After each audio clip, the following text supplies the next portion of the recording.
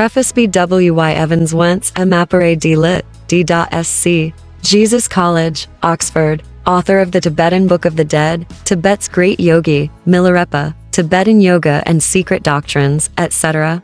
The value of Yogananda's autobiography is greatly enhanced by the fact that it is one of the few books in English about the wise men of India which has been written, not by a journalist or foreigner, but by one of their own race and training. In short, a book about yogis by a yogi. As an eyewitness recountal of the extraordinary lives and powers of modern Hindu saints, the book has importance both timely and timeless. To its illustrious author, whom I have had the pleasure of knowing both in India and America, may every reader render due appreciation and gratitude. His unusual life document is certainly one of the most revealing of the depths of the Hindu mind and heart, and of the spiritual wealth of India, ever to be published in the West.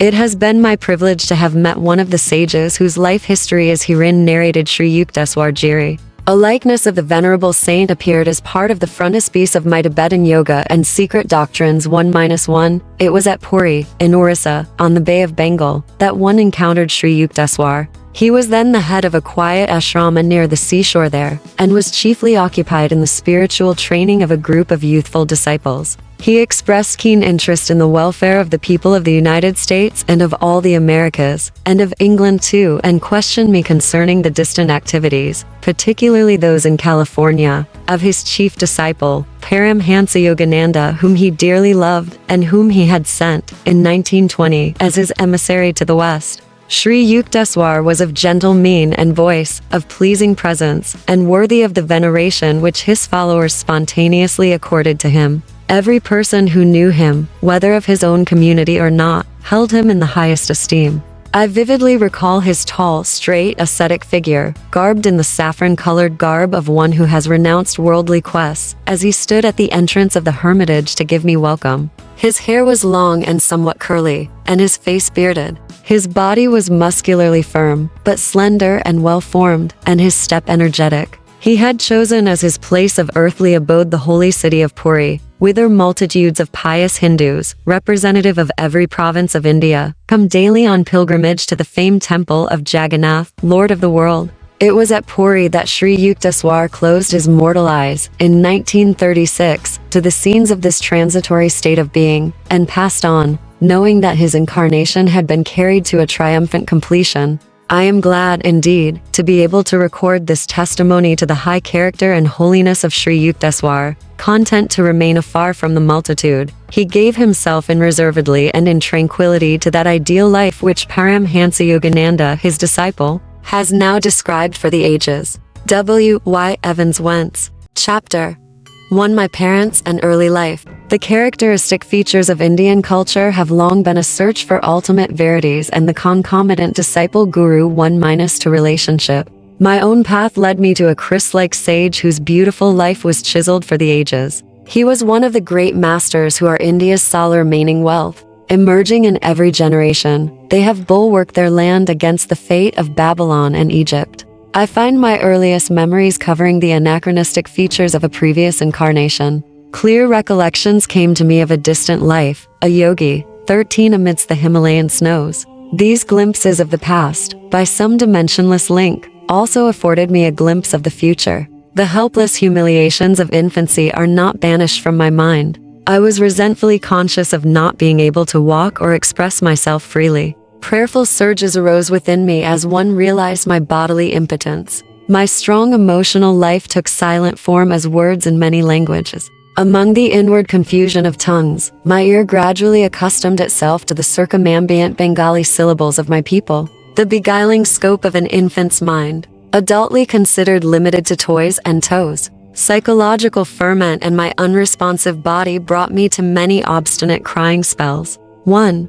Recall the general family bewilderment at my distress. Happier memories too crowd in on me, my mother's caresses, and my first attempts at lisping phrase and toddling step. These early triumphs, usually forgotten quickly, are yet a natural basis of self-confidence. My far-reaching memories are not unique. Many yogis are known to have retained their self-consciousness without interruption by the dramatic transition to and from life and death. If man be solely a body, its loss indeed places the final period to identity. But if prophets down the millennium spake with truth, man is essentially of incorporeal nature. The persistent core of human egoity is only temporarily allied with sense perception. Although odd, clear memories of infancy are not extremely rare. During travels in numerous lands, I have listened to early recollections from the lips of veracious men and women. I was born in the last decade of the 19th century, and passed my first 8 years at Gorakhpur. This was my birthplace in the United Provinces of northeastern India. We were 8 children, for boys and for girls. 1. Mukundalal Ghosh 1-4 was the second son and the 4th child. Father and mother were Bengalis, of the Kshatriya caste. 1-5. Both were blessed with saintly nature. Their mutual love, tranquil and dignified, never expressed itself frivolously. A perfect parental harmony was the calm center for the revolving tumult of 8 young lives. Father, Bhagabati Sharan Ghosh, was kind, grave, at times stern. Loving him dearly, we children yet observed a certain reverential distance. An outstanding mathematician and logician, he was guided principally by his intellect. But mother was a queen of hearts, and taught us only through love. After her death, father displayed more of his inner tenderness. I noticed then that his gaze often metamorphosed into my mother's. In mother's presence we tasted our earliest bittersweet acquaintance with the scriptures. Tales from the Mahabharata and Ramayana 1-6 were resourcefully summoned to meet the exigencies of discipline. Instruction and chastisement went hand in hand. A daily gesture of respect to father was given by mother's dressing us carefully in the afternoons to welcome him home from the office. His position was similar to that of a vice president in the Bengal Nagpur Railway, one of India's large companies. His work involved traveling, and our family lived in several cities during my childhood. Mother held an open hand toward the needy. Father was also kindly disposed, but his respect for law and order extended to the budget. One fortnight mother spent in feeding the poor, more than father's monthly income. All I ask, please, is to keep your charities within a reasonable limit. Even a gentle rebuke from her husband was grievous to mother. She ordered a hackney carriage, not hinting to the children at any disagreement. Goodbye. I am going away to my mother's home. Ancient ultimatum. We broke into astounded lamentations. Our maternal uncle arrived opportunely. He whispered to father some sage counsel, garnered, no doubt, from the ages. After father had made a few conciliatory remarks, mother happily dismissed the cab. Thus ended the only trouble I ever noticed between my parents. But I recall a characteristic discussion. Please give me 10 rupees for a hapless woman who has just arrived at the house. Mother's smile had its own persuasion. Why 10 rupees? 1 is enough. Father added a justification. When my father and grandparents died suddenly, I had my first taste of poverty. My only breakfast, before walking miles to my school, was a small banana. Later, at the university, I was in such need that I applied to a wealthy judge for aid of 1 rupee per month. He declined, remarking that even a rupee is important. How bitterly you recall the denial of that rupee. Mother's heart had an instant logic. Do you want this woman also to remember painfully your refusal of 10 rupees, which she needs urgently? You win. With the immemorial gesture of vanquished husbands, he opened his wallet. Here is a 10 rupee note.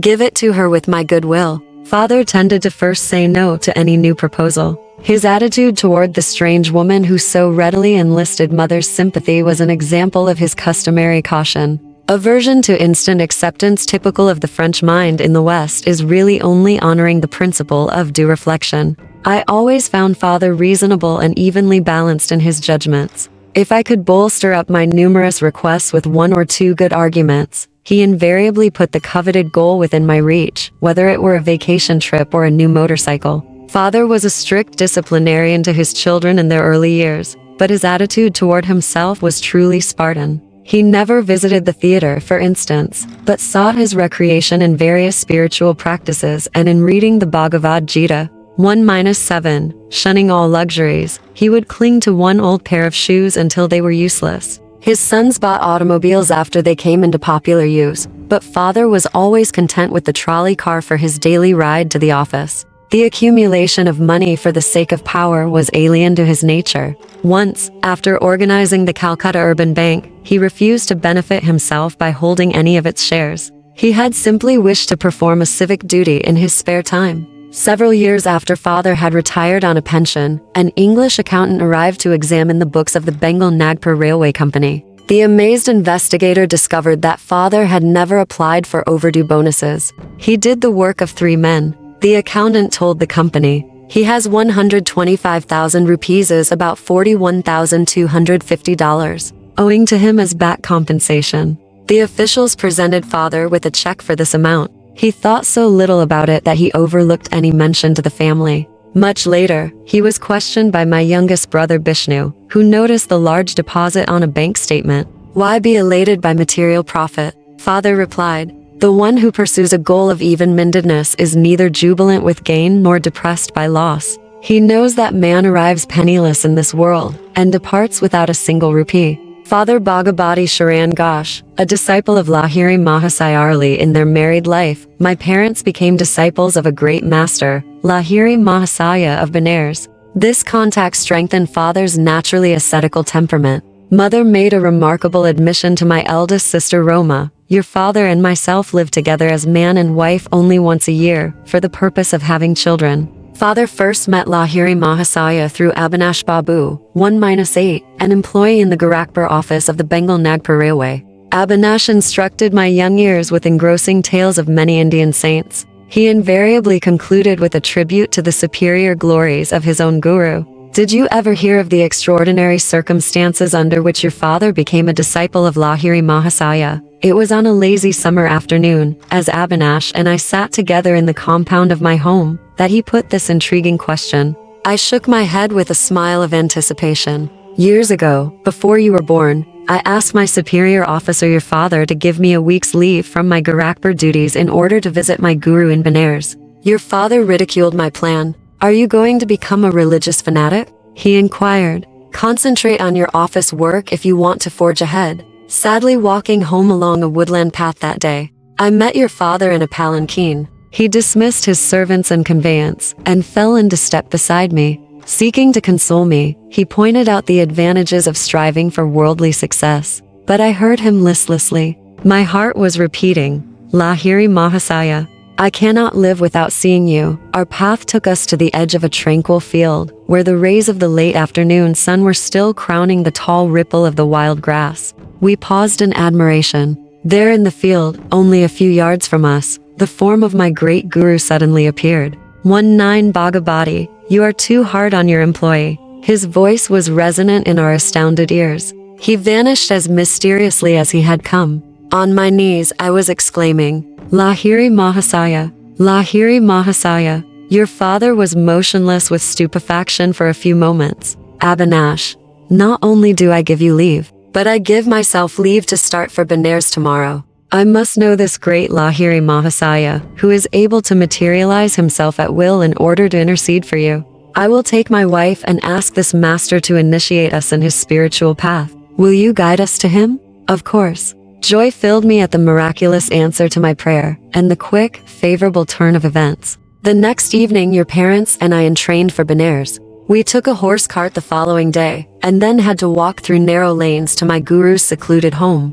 Entering his little parlor, we bowed before the master, and locked in his habitual lotus posture. He blinked his piercing eyes and leveled them on your father. Bhagavati, you are too hard on your employee. His words were the same as those he had used 2 days before in the Gorakhpur field. He added, I am glad that you have allowed Abhinash to visit me, and that you and your wife have accompanied him. To their joy, he initiated your parents in the spiritual practice of Kriya Yoga. 1-10 Your father and I, as brother disciples, have been close friends since the memorable day of the vision. Lahiri Mahasaya took a definite interest in your own birth. Your life shall surely be linked with his own. The master's blessing never fails. Lahiri Mahasaya left this world shortly after I had entered it. His picture, in an ornate frame, always graced our family altar in the various cities to which father was transferred by his office. Many a morning and evening found mother and me meditating before an improvised shrine, offering flowers dipped in fragrant sandalwood paste. With frankincense and myrrh, as well as our united devotions, we honored the divinity which had found full expression in Lahiri Mahasaya. His picture had a surpassing influence over my life. As I grew, the thought of the master grew with me. In meditation, I would often see his photographic image emerge from its small frame and, taking a living form, sit before me. When I attempted to touch the feet of his luminous body, it would change and again become the picture. As childhood slipped into boyhood, I found Lahiri Mahasaya transformed in my mind from a little image, cribbed in a frame, to a living, enlightening presence. I frequently prayed to him in moments of trial or confusion, finding within me his solacing direction. At first, one grieved because he was no longer physically living. As I began to discover his secret omnipresence, I lamented no more. He had often written to those of his disciples who were over-anxious to see him, "Why come to view my bones and flesh, when I am ever within range of your kutas, the spiritual sight?" I was blessed about the age of 8 with a wonderful healing through the photograph of Lahiri Mahasaya. This experience gave intensification to my love. While at our family estate in Ashapur, Bengal, I was stricken with Asiatic cholera. My life was despaired of. The doctors could do nothing. At my bedside, Mother frantically motioned me to look at Lahiri Mahasaya's picture on the wall above my head. Bow to him mentally. She knew I was too feeble even to lift my hands in salutation. If you really show your devotion and inwardly kneel before him, your life will be spared. I gazed at his photograph and saw there a blinding light, enveloping my body and the entire room. My nausea and other uncontrollable symptoms disappeared. I was well. At once I felt strong enough to bend over and touch Mother's feet in appreciation of her immeasurable faith in her guru. Mother pressed her head repeatedly against the little picture. "O omnipresent Master, I thank thee that thy light hath healed my son." I realized that she too had witnessed the luminous blaze through which I had instantly recovered from a usually fatal disease. One of my most precious possessions is that same photograph. Given to Father by Lahiri Mahasaya himself, it carries a holy vibration. The picture had a miraculous origin. I heard the story from Father's brother disciple, Kali Kumar Roy. It appears that the master had an aversion to being photographed. Over his protest, a group picture was once taken of him and a cluster of devotees, including Kali Kumar Roy. It was an amazed photographer who discovered that the plate, which had clear images of all the disciples, revealed nothing more than a blank space in the center where he had reasonably expected to find the outlines of Lahiri Mahasaya. The phenomenon was widely discussed. A certain student and expert photographer, Gangadhar Babu, boasted that the fugitive figure would not escape him. The next morning, as the guru sat in lotus posture on a wooden bench with a screen behind him, Gangadhar Babu arrived with his equipment. Taking every precaution for success, he greedily exposed 12 plates. On each one he soon found the imprint of the wooden bench and screen, but once again the master's form was missing. With tears and shattered pride, Gangadhar Babu sought out his guru. It was many hours before Lahiri Mahasaya broke his silence with a pregnant comment. "I am spirit. Can your camera reflect the omnipresent invisible? I see it cannot. But holy sir, I lovingly desire a picture of the bodily temple, where alone, to my narrow vision, that spirit appears fully to dwell. Come then. Tomorrow morning, I will pose for you." Again the photographer focused his camera.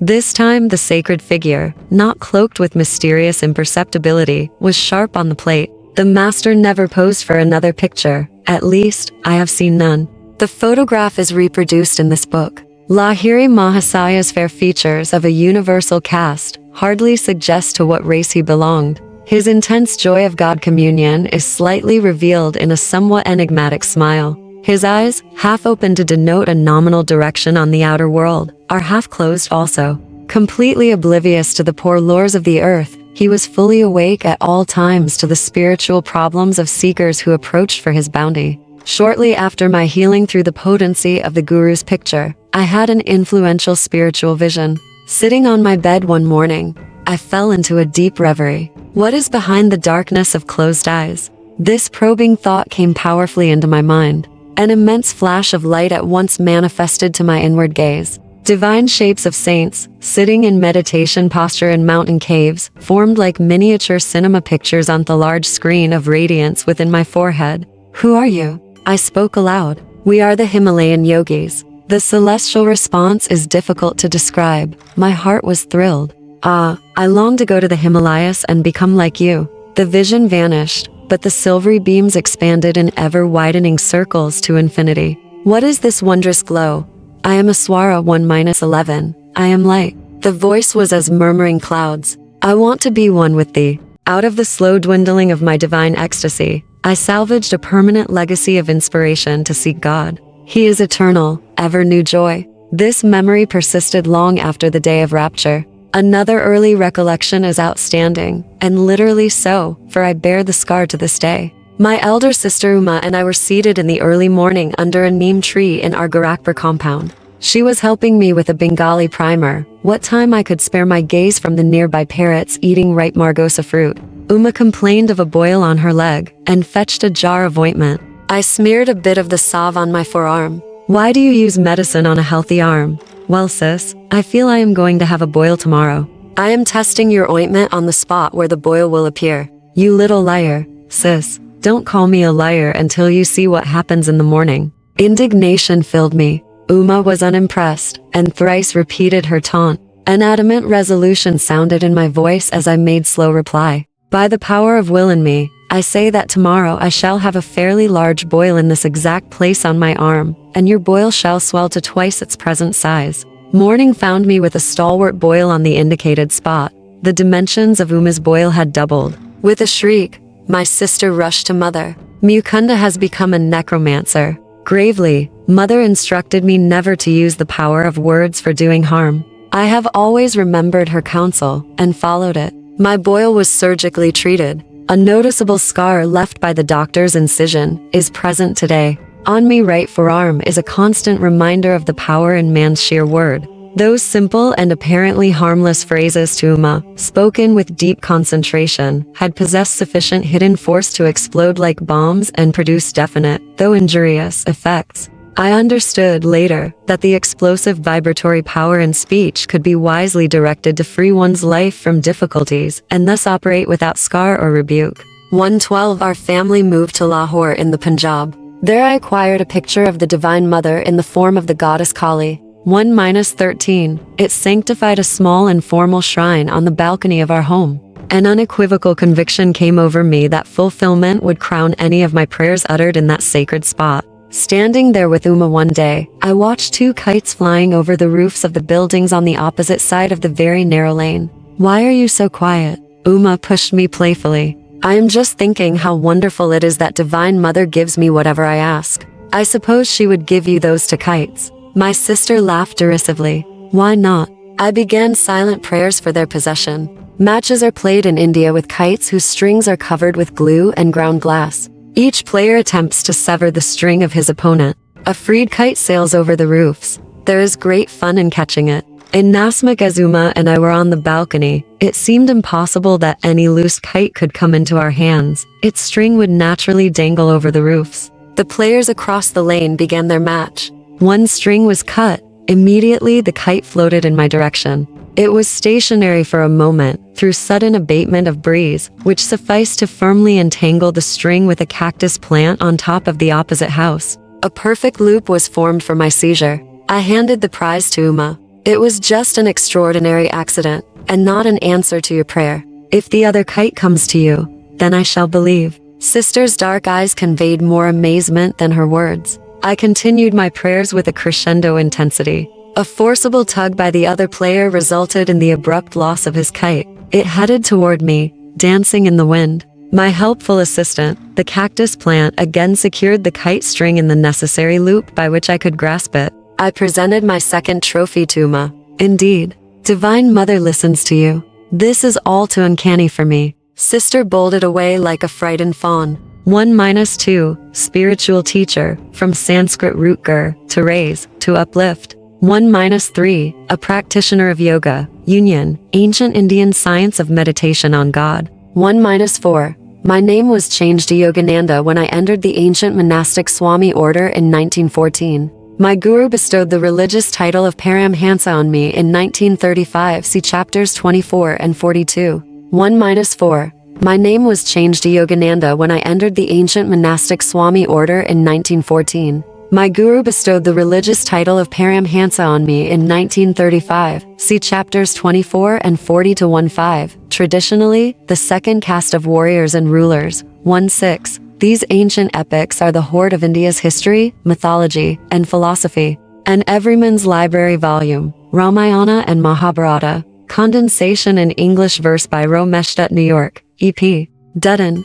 1-7. This noble Sanskrit poem, which occurs as part of the Mahabharata epic, is the Hindu Bible. The most poetical English translation is Edwina Mould's The Song Celestial Philadelphia, David Mackay, 75 cents. One of the best translations with detailed commentary is Sri Aurobindo's Message of the Gita, Jupiter Press, 16 Semyadas DT, Madras, India, 3, 51-8. Babu Mr. is placed in Bengali names at the end. 1-9. The phenomenal powers possessed by great masters are explained in Chapter 30. The Law of Miracles. 110. A yogic technique whereby the sensory tumult is stilled, permitting man to achieve an ever-increasing identity with cosmic consciousness. See Chapter 26. 111. A Sanskrit name for God as ruler of the universe, from the root is to rule. There are 108 names for God in the Hindu scriptures, each one carrying a different shade of philosophical meaning. 112. The infinite potentium of sound derived from the creative word, the cosmic vibratory power behind all atomic energies. Any word spoken with clear realization and deep concentration has a materializing value. Loud or silent repetition of inspiring words has been found effective in Kuism and similar systems of psychotherapy. The secret lies in the stepping up of the mind's vibratory rate. The poet Tennyson has left us, in his memoirs, an account of his repetitious device for passing beyond the conscious mind into superconsciousness, a kind of waking trance. This, for lack of a better word, one have frequently had, quite up from boyhood, when I have been alone. Tennyson wrote, "This has come upon me through repeating my own name to myself silently, till all at once, as it were, out of the intensity of the consciousness of individuality, individuality itself seemed to dissolve and fade away into boundless being, and this not a confused state, but the clearest, the surest of the surest, utterly beyond words, where death was an almost laughable impossibility, the loss of personality, if so it were, seeming no extinction, but the only true life." He wrote further, "It is no nebulous ecstasy, but a state of transcendent wonder, associated with absolute clearness of mind." 113. Kali is a symbol of God in the aspect of hetero Mother Nature. Chapter. To my mother's death, and the mystic amulet. My mother's greatest desire was the marriage of my elder brother. Ah, when I behold the face of Ananda's wife, I shall find heaven on this earth. I frequently heard mother express in these words her strong Indian sentiment for family continuity. I was about 11 years old at the time of Ananda's betrothal. Mother was in Calcutta, joyously supervising the wedding preparations. Father and I alone remained at our home in Bareilly in northern India, whence father had been transferred after 2 years at Lahore. I had previously witnessed the splendor of nuptial rites for my 2 elder sisters, Roma and Uma, but for Ananta, as the eldest son, plans were truly elaborate. Mother was welcoming numerous relatives, daily arriving in Calcutta from distant homes. She lodged them comfortably in a large, newly acquired house at 50 Amherst Street. Everything was in readiness: the banquet, delicacies, the gay throne on which brother was to be carried to the home of the bride-to-be, the rows of colorful lights, the mammoth cardboard elephants and camels, the English, Scottish, and Indian orchestras, the professional entertainers, the priests for the ancient rituals. Father and I, in gala spirits, were planning to join the family in time for the ceremony. Shortly before the great day, however, I had an ominous vision. It was in Bareilly on a midnight. As I slept beside father on the piazza of our bungalow, I was awakened by a peculiar flutter of the mosquito netting over the bed. The flimsy curtains parted, and I saw the beloved form of my mother. "Awaken your father." Her voice was only a whisper. "Take the first available train, at 4 o'clock this morning. Rush to Calcutta if you would see me." The wraith-like figure vanished. "Father, father, mother is dying." The terror in my tone aroused him instantly. I sobbed out the fatal tidings. "Never mind that hallucination of yours." Father gave his characteristic negation to a new situation. "Your mother is in excellent health. If we get any bad news, we shall leave tomorrow. You shall never forgive yourself for not starting now. Anguish caused me to add bitterly, nor shall I ever forgive you." The melancholy morning came with explicit words. "Mother dangerously ill, marriage postponed, come at once." Father and I left distractedly. One of my uncles met us en route at a transfer point. A train thundered toward us, looming with telescopic increase. From my inner tumult, an abrupt determination arose to hurl myself on the railroad tracks. Already bereft, I felt, of my mother. I could not endure a world suddenly barren to the bone. I loved Mother as my dearest friend on earth. Her solacing black eyes had been my surest refuge in the trifling tragedies of childhood. Does she yet live? I stopped for one last question to my uncle. Of course she is alive. He was not slow to interpret the desperation in my face, but I scarcely believed him. When we reached our Calcutta home, it was only to confront the stunning mystery of death. I collapsed into an almost lifeless state. Years passed before any reconciliation entered my heart. Storming the very gates of heaven, my cries at last summoned the Divine Mother. Her words brought final healing to my suppurating wounds. It is I who have watched over thee, life after life, in the tenderness of many mothers. See in my gaze the two black eyes, the lost beautiful eyes thou seekest. Father and I returned to Barely soon after the crematory rites for the well-beloved. Early every morning I made a pathetic memorial pilgrimage to a large shioli tree which shaded the smooth, green gold lawn before our bungalow. In poetical moments, I thought that the white shioli flowers were strewing themselves with a willing devotion over the grassy altar. Mingling tears with the dew, I often observed a strange, otherworldly light emerging from the dawn. Intense pangs of longing for God assailed me. I felt powerfully drawn to the Himalayas. One of my cousins, fresh from a period of travel in the holy hills, visited us in Barely. I listened eagerly to his tales about the high mountain abode of yogis and swamis. 2-1 let us run away to the Himalayas. My suggestion one day to Dwarka Prasad, the young son of our landlord in Barely, fell on unsympathetic ears. He revealed my plan to my elder brother, who had just arrived to see father. Instead of laughing lightly over this impractical scheme of a small boy, Ananda made it a definite point to ridicule me. Where is your orange robe? You can't be a Swami without that. But I was inexplicably thrilled by his words. They brought a clear picture of myself roaming about India as a monk. Perhaps they awakened memories of a past life. In any case, I began to see with what natural ease I would wear the garb of that anciently founded monastic order.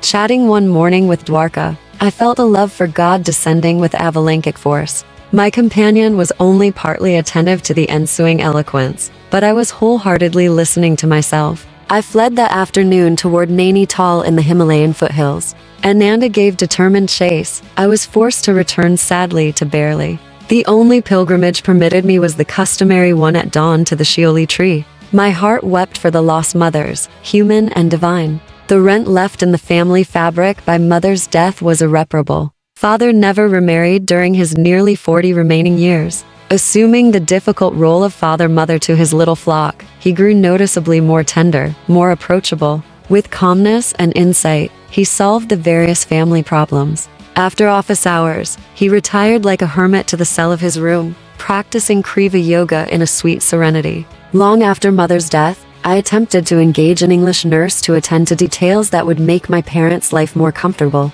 But father shook his head.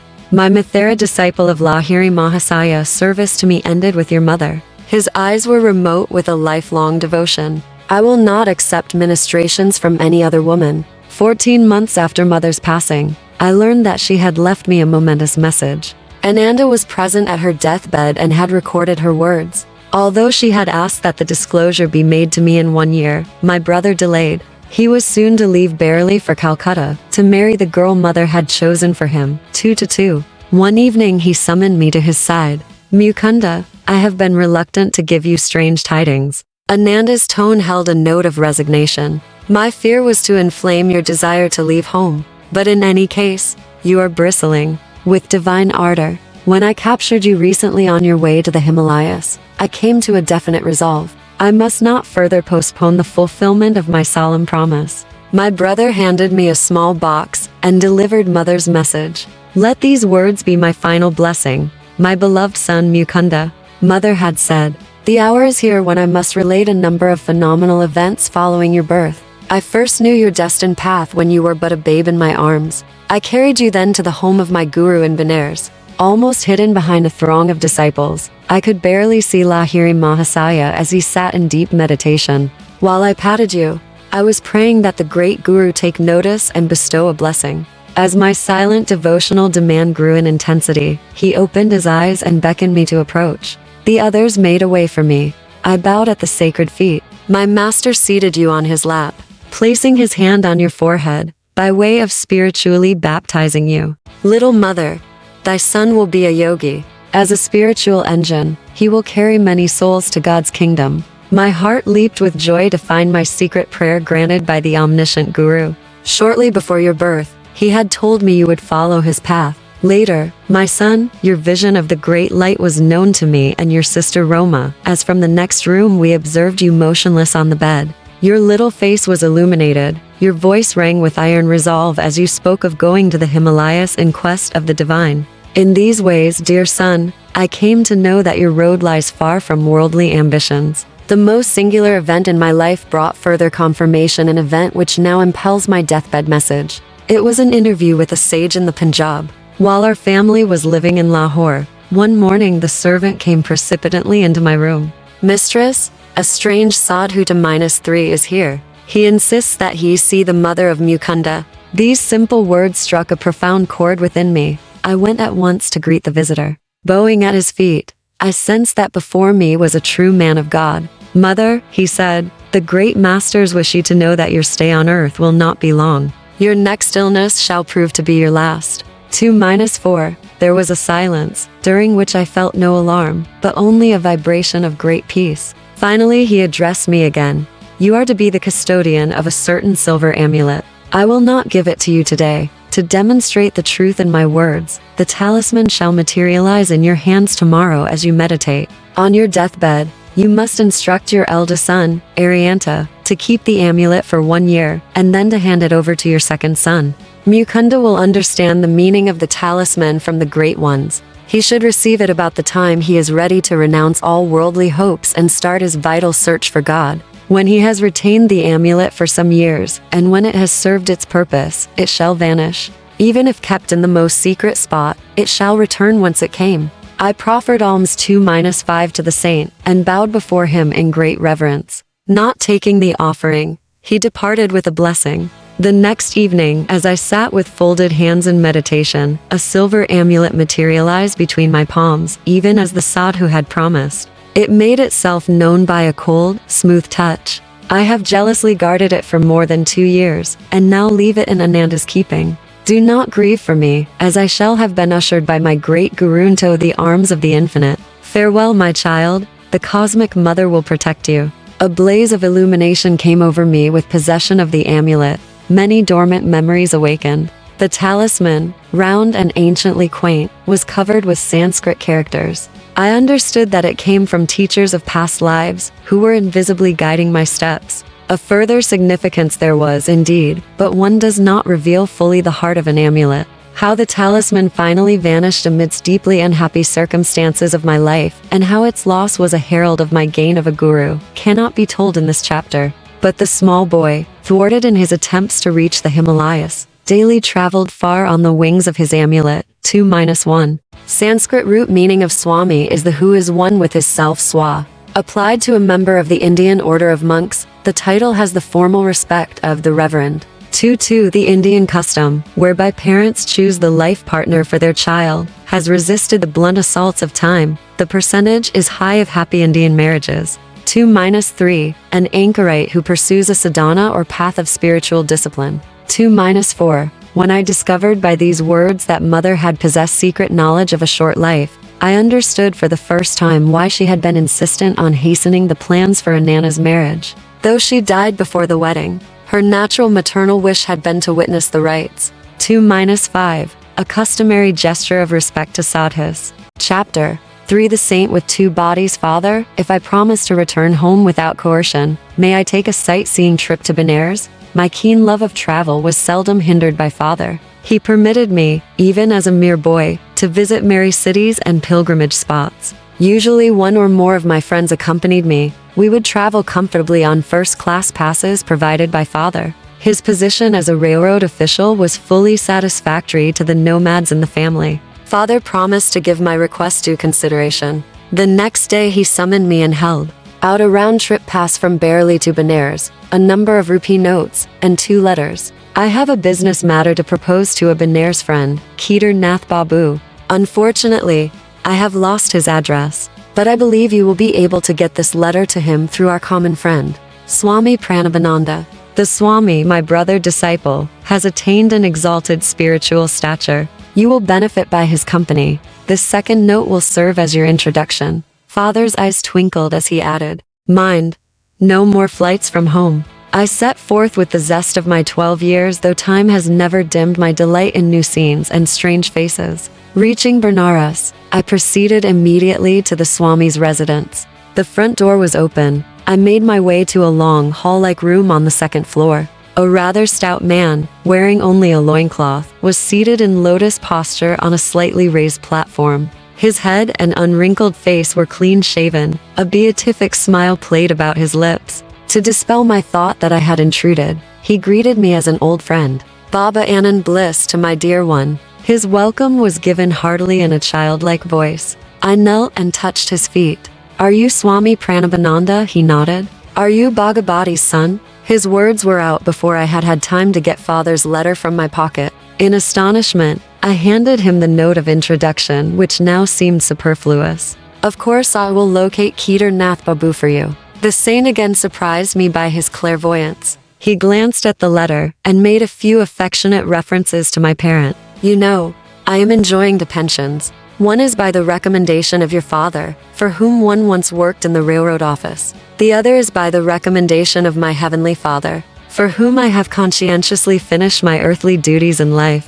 I found this remark very obscure. What kind of pension, sir, do you receive from the heavenly Father? Does he drop money in your lap? He laughed. I mean a pension of fathomless peace, a reward for many years of deep meditation. I never crave money now. My few material needs are amply provided for. Later you will understand the significance of a second pension. Abruptly terminating our conversation, the saint became gravely motionless. A sphinx-like air enveloped him. At first his eyes sparkled, as if observing something of interest, then grew dull. I felt abashed at his soliloquy. He had not yet told me how I could meet father's friend. A trifle restlessly, I looked about me in the bare room, empty except for us two. My idle gaze took in his wooden sandals, lying under the platform seat. Little sir, 3-1, don't get worried. The man you wish to see will be with you in half an hour. The yogi was reading my mind, a feat not too difficult at the moment. Again he fell into inscrutable silence. My watch informed me that 30 minutes had elapsed. The Swami aroused himself. I think Kedar Nath Babu is nearing the door. I heard somebody coming up the stairs. An amazed incomprehension arose suddenly. My thoughts raced in confusion. How is it possible that father's friend has been summoned to this place without the help of a messenger? The Swami has spoken to no one but myself since my arrival. Abruptly, I quitted the room and descended the steps. Halfway down I met a thin, fair-skinned man of medium height. He appeared to be in a hurry. Are you Kedar Nath Babu? Excitement colored my voice. Yes. Are you not Bhagavati's son who has been waiting here to meet me? He smiled in friendly fashion. Sir, how do you happen to come here? I felt baffled resentment over his inexplicable presence. Everything is mysterious today. Less than an hour ago I had just finished my bath in the Ganges when Swami Pranabananda approached me. I have no idea how he knew I was there at that time. Bhagavati's son is waiting for you in my apartment, he said. Will you come with me? I gladly agreed. As we proceeded hand in hand, the Swami in his wooden sandals was strangely able to outpace me, though I wore these stout walking shoes. How long will it take you to reach my place? Pranabananda suddenly halted to ask me this question. About half an hour. I have something else to do at present. He gave me an enigmatical glance. I must leave you behind. You can join me in my house, where Bhagavati's son and I will be awaiting you. Before I could remonstrate, he dashed swiftly past me and disappeared in the crowd. I walked here as fast as possible. This explanation only increased my bewilderment. I inquired how long he had known the Swami. We met a few times last year, but not recently. I was very glad to see him again today at the bathing ghat. I cannot believe my ears. Am I losing my mind? Did you meet him in a vision, or did you actually see him, touch his hand, and hear the sound of his feet? I don't know what you're driving at. He flushed angrily. I am not lying to you. Can't you understand that only through the Swami could I have known you were waiting at this place for me? Why? That man, Swami Pranabananda, has not left my sight a moment since one first came about an hour ago.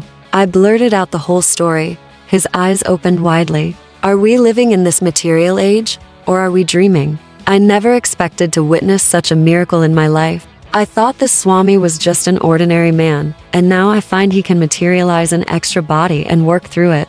Together we entered the saint's room. Look, those are the very sandals he was wearing at the ghat, Kedar Nath Babu whispered. He was clad only in a loincloth, just as I see him now. As the visitor bowed before him, the saint turned to me with a quizzical smile. Why are you stupefied at all this? The subtle unity of the phenomenal world is not hidden from true yogis. I instantly see and converse with my disciples in distant Calcutta. They can similarly transcend at will every obstacle of gross matter. It was probably in an effort to stir spiritual ardor in my young breast that the Swami had condescended to tell me of his powers of astral radio and television. 3-2. But instead of enthusiasm, I experienced only an awe-stricken fear. Inasmuch as I was destined to undertake my divine search through one particular guru, Sri Yukteswar, whom I had not yet met, I felt no inclination to accept Pranabananda as my teacher. I glanced at him doubtfully, wondering if it were he or his counterpart before me. Swami Pranabananda, the saint with two bodies and exalted disciple of Lahiri Mahasaya, the master, sought to banish my disquietude by bestowing a soul-awakening gaze, and by some inspiring words about his guru. Lahiri Mahasaya was the greatest yogi I ever knew. He was divinity itself in the form of flesh. If a disciple, I reflected, could materialize an extra fleshly form at will, what miracles indeed could be barred to his master? I will tell you how priceless is a guru's help. I used to meditate with another disciple for 8 hours every night. We had to work at the railroad office during the day. Finding difficulty in carrying on my clerical duties, I desired to devote my whole time to God. For 8 years I persevered, meditating half the night. I had wonderful results. Tremendous spiritual perceptions illumined my mind. But a little veil always remained between me and the infinite. Even with superhuman earnestness, I found the final, irrevocable union to be denied me. One evening I paid a visit to Lahiri Mahasaya and pleaded for his divine intercession. My importunities continued during the entire night. Angelic Guru, my spiritual anguish is such that I can no longer bear my life without meeting the great beloved face to face. What can I do? You must meditate more profoundly. I am appealing to thee, O God, my master. I see thee materialize before me in a physical body. Bless me, that I may perceive thee in thine infinite form. Lahiri Mahasaya extended his hand in a benign gesture. You may go now and meditate. I have interceded for you with Brahma. 3 Immeasurably uplifted, I returned to my home. In meditation that night, the burning goal of my life was achieved. Now I ceaselessly enjoy the spiritual pension. Never from that day has the blissful Creator remained hidden from my eyes behind any screen of delusion. Pranabananda's face was suffused with divine light. The peace of another world entered my heart. All fear had fled. The saint made a further confidence. Some months later I returned to Lahiri Mahasaya and tried to thank him for his bestowal of the infinite gift. Then I mentioned another matter. Divine Guru, I can no longer work in the office. Please release me. Brahma keeps me continuously intoxicated. Apply for a pension from your company. What reason shall I give, so early in my service? Say what you feel. The next day I made my application. The doctor inquired the grounds for my premature request. At work, I find an overpowering sensation rising in my spine. 3-4 It permeates my whole body, unfitting me for the performance of my duties. Without further questioning, the physician recommended me highly for a pension, which I soon received. I know the divine will of Lahiri Mahasaya worked through the doctor and the railroad officials, including your father. Automatically they obeyed the great Guru's spiritual direction, and freed me for a life of unbroken communion with the beloved. 3-5 After this extraordinary revelation, Swami Pranabananda retired into one of his long silences. As I was taking leave, touching his feet reverently, he gave me his blessing. Your life belongs to the path of renunciation and yoga. I shall see you again, with your father, later on. The years brought fulfillment to both these predictions. 3-6 Kedar Nath Babu walked by my side in the gathering darkness. I delivered father's letter. which my companion read under a street lamp. Your father suggests that I take a position in the Calcutta office of his railroad company. How pleasant to look forward to at least one of the pensions that Swami Pranabananda enjoys. But it is impossible. I cannot leave Benares. Alas, 2 bodies are not yet for me. 3:1. Choto Mahasaya is the term by which a number of Indian saints address me. It translates, little sir. 3-2. In its own way, physical science is affirming the validity of laws discovered by yogis through mental science. For example, a demonstration that man has televisional powers was given on November 26, 1934 at the Royal University of Rome. Dr. Giuseppe Caligaris, professor of neuropsychology, pressed certain points of a subject's body, and the subject responded with minute descriptions of other persons and objects on the opposite side of a wall. Dr. Caligaris told the other professors that if certain areas on the are agitated, the subject is given supersensorial impressions, enabling him to see objects that he could not otherwise perceive. To enable his subject to discern things on the other side of a wall, Professor Caligaris pressed on a spot to the right of the thorax for 15 minutes. Dr. Caligaris said that if other spots of the body were agitated, the subjects could see objects at any distance, regardless of whether they had ever before seen those objects. 3:3. God in his aspect of creator, from Sanskrit root bri, to expand. When Emerson's poem Brahma appeared in the Atlantic Monthly in 1857, most the readers were bewildered. Emerson chuckled. Tell them, he said, to say Jehovah instead of Brahma, and they will not feel any perplexity. 3:4. In deep meditation, the first experience of spirit is on the altar of the spine, and then in the brain. The torrential bliss is overwhelming, but the yogi learns to control its outward manifestations. 3-5. After his retirement, Pranabananda wrote one of the most profound commentaries on the Bhagavad Gita, available in Bengali and Hindi. Chapter: For my interrupted flight toward the Himalayas, leave your classroom on some trifling pretext, and engage a hackney carriage. Stop in the lane where no one in my house can see you. These were my final instructions to Amar Mitter, a high school friend who planned to accompany me to the Himalayas. We had chosen the following day for our flight. Precautions were necessary. As Ananda exercised a vigilant eye, he was determined to foil the plans of escape, which he suspected were uppermost in my mind. The amulet, like a spiritual yeast, was silently at work within me. Amidst the Himalayan snows, I hoped to find the master, whose face often appeared to me in visions. The family was living now in Calcutta, where father had been permanently transferred. Following the patriarchal Indian custom, Ananda had brought his bride to live in our Horn, now at 4 Gurpar Road. There, in a small attic room, I engaged in daily meditations and prepared my mind for the divine search. The memorable morning arrived with an auspicious rain. Hearing the wheels of Amar's carriage in the road, I hastily tied together a blanket, a pair of sandals, Lahiri Mahasaya's picture, a copy of the Bhagavad Gita, a string of prayer beads, and 2 loincloths. This bundle I threw from my 3rd-story window. I ran down the steps and passed my uncle, buying fish at the door. What is the excitement? His gaze roved suspiciously over my person. I gave him a non-committal smile and walked to the lane. Retrieving my bundle, I joined Amar with conspiratorial caution. We drove to Chandni Chowk, a merchandise center. For months we had been saving our tiffin money to buy English clothes. Knowing that my clever brother could easily play the part of a detective, we thought to outwit him by European garb. On the way to the station, we stopped for my cousin, Jotin Ghosh, whom I called Jatinda. He was a new convert, longing for a guru in the Himalayas. He donned the new suit we had in readiness. Well camouflaged, we hoped.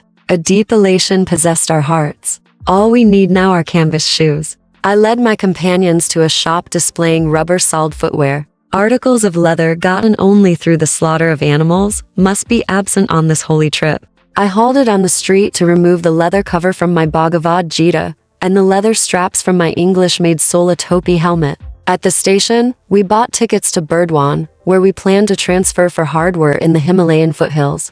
As soon as the train, like ourselves, was in flight, I gave utterance to a few of my glorious anticipations. Just imagine, I ejaculated, we shall be initiated by the masters and experience the trance of cosmic consciousness. Our flesh will be charged with such magnetism that wild animals of the Himalayas will come tamely near us. Tigers will be no more than meek house cats awaiting our caresses. This remark, picturing a prospect I considered entrancing, both metaphorically and literally, brought an enthusiastic smile from Amar. But Jatinder averted his gaze, directing it through the window at the scampering landscape. Let the money be divided in 3 portions. Jatinder broke a long silence with this suggestion. Each of us should buy his own ticket at Burdwan. Thus no one at the station will surmise that we are running away together. I unsuspectingly agreed. At dusk our train stopped at Burdwan. Jatinder entered the ticket office. Amar and I sat on the platform. We waited 15 minutes, then made unavailing inquiries. Searching in all directions, we shouted Jatinder's name with the urgency of fright. But he had faded into the dark unknown surrounding the little station. I was completely unnerved, shocked to a peculiar numbness. That God would countenance this depressing episode. The romantic occasion of my first carefully planned flight after him was cruelly marred. Amar, we must return home. I was weeping like a child. Jatinder's callous departure is an ill omen. This trip is doomed to failure. Is this your love for the Lord? Can't you stand the little test of a treacherous companion? Through Amar's suggestion of a divine test, my heart steadied itself. We refreshed ourselves with famous Burdwan sweetmeats, Siddhabhag food for the goddess, and motichur nuggets of sweet pearl. In a few hours, we entrained for Hardwar, via Barely, changing trains at Mughal Sarai. We discussed a vital matter as we waited on the platform. Amar, we may soon be closely questioned by railroad officials. I am not underrating my brother's ingenuity. No matter what the outcome, I will not speak untruth. All I ask of you, Mukunda, is to keep still.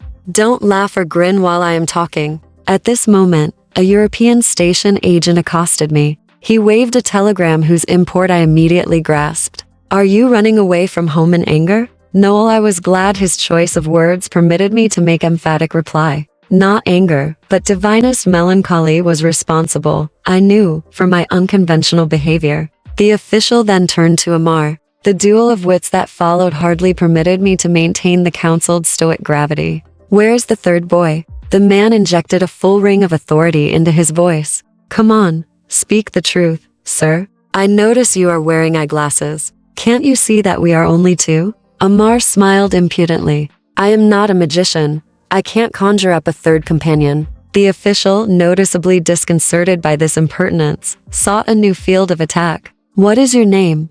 I am called Thomas. I am the son of an English mother and a converted Christian Indian father. What is your friend's name?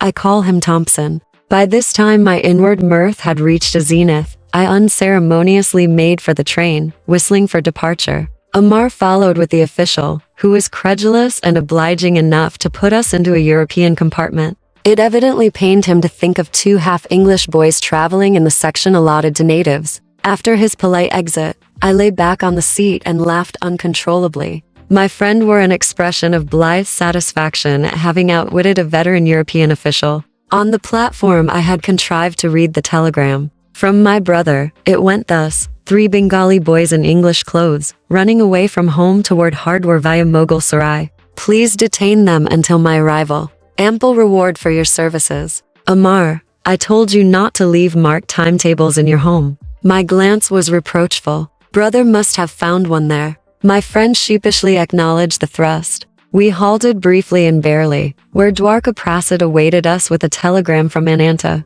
My old friend tried valiantly to detain us. I convinced him that our flight had not been undertaken lightly. As on a previous occasion, Dwarka refused my invitation to set forth to the Himalayas. While our train stood in a station that night, and I was half asleep, Amar was awakened by another questioning official. He too fell a victim to the hybrid charms of Thomas and Thompson. The train bore us triumphantly into a dawn arrival at Hardwar. The majestic mountains loomed invitingly in the distance. We dashed through the station and entered the freedom of city crowds. Our first act was to change into native costume, as Ananda had somehow penetrated our European disguise. A premonition of capture weighed on my mind. Deeming it advisable to leave Hardwar at once, we bought tickets to proceed north to Rishikesh, a soil long hallowed by feet of many masters. I had already boarded the train, while Amar lagged on the platform. He was brought to an abrupt halt by a shout from a policeman. Our unwelcome guardian escorted us to a station bungalow and took charge of our money.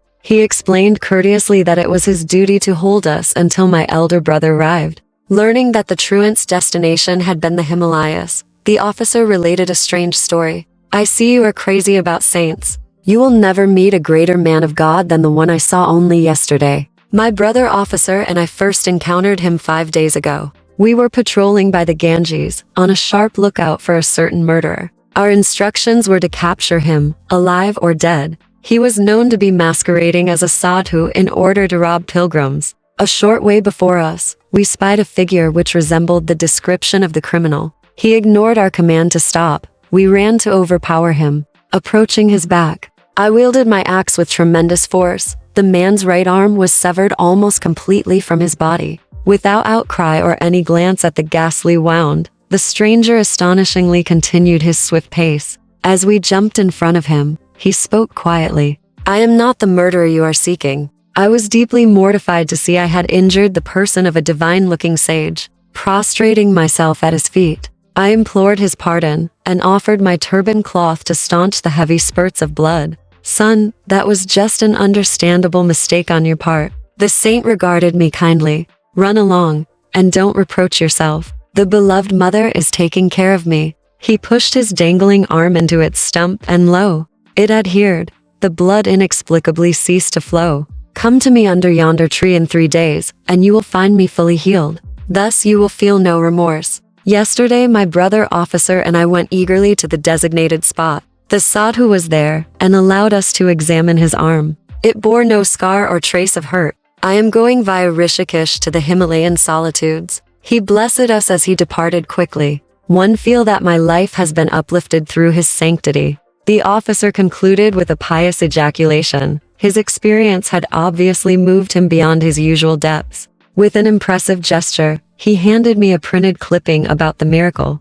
In the usual garbled manner of the sensational type of newspaper not missing, alas, even in India, the reporter's version was slightly exaggerated. It indicated that the sadhu had been almost decapitated. Amar and I lamented that we had missed the great yogi who could forgive his persecutor in such a Christ-like way. India, materially poor for the last 2 centuries, yet has an inexhaustible fund of divine wealth. Spiritual skyscrapers may occasionally be encountered by the wayside, even by worldly men like this policeman. We thank the officer for relieving our tedium with his marvelous story. He was probably intimating that he was more fortunate than we. He had met an illumined saint without effort. Our earnest search had ended, not at the feet of a master, but in a coarse police station. So near the Himalayas, and yet, in our captivity, so far, I told Amar, I felt doubly impelled to seek freedom. Let us slip away when opportunity offers. We can go on foot to holy Rishikesh.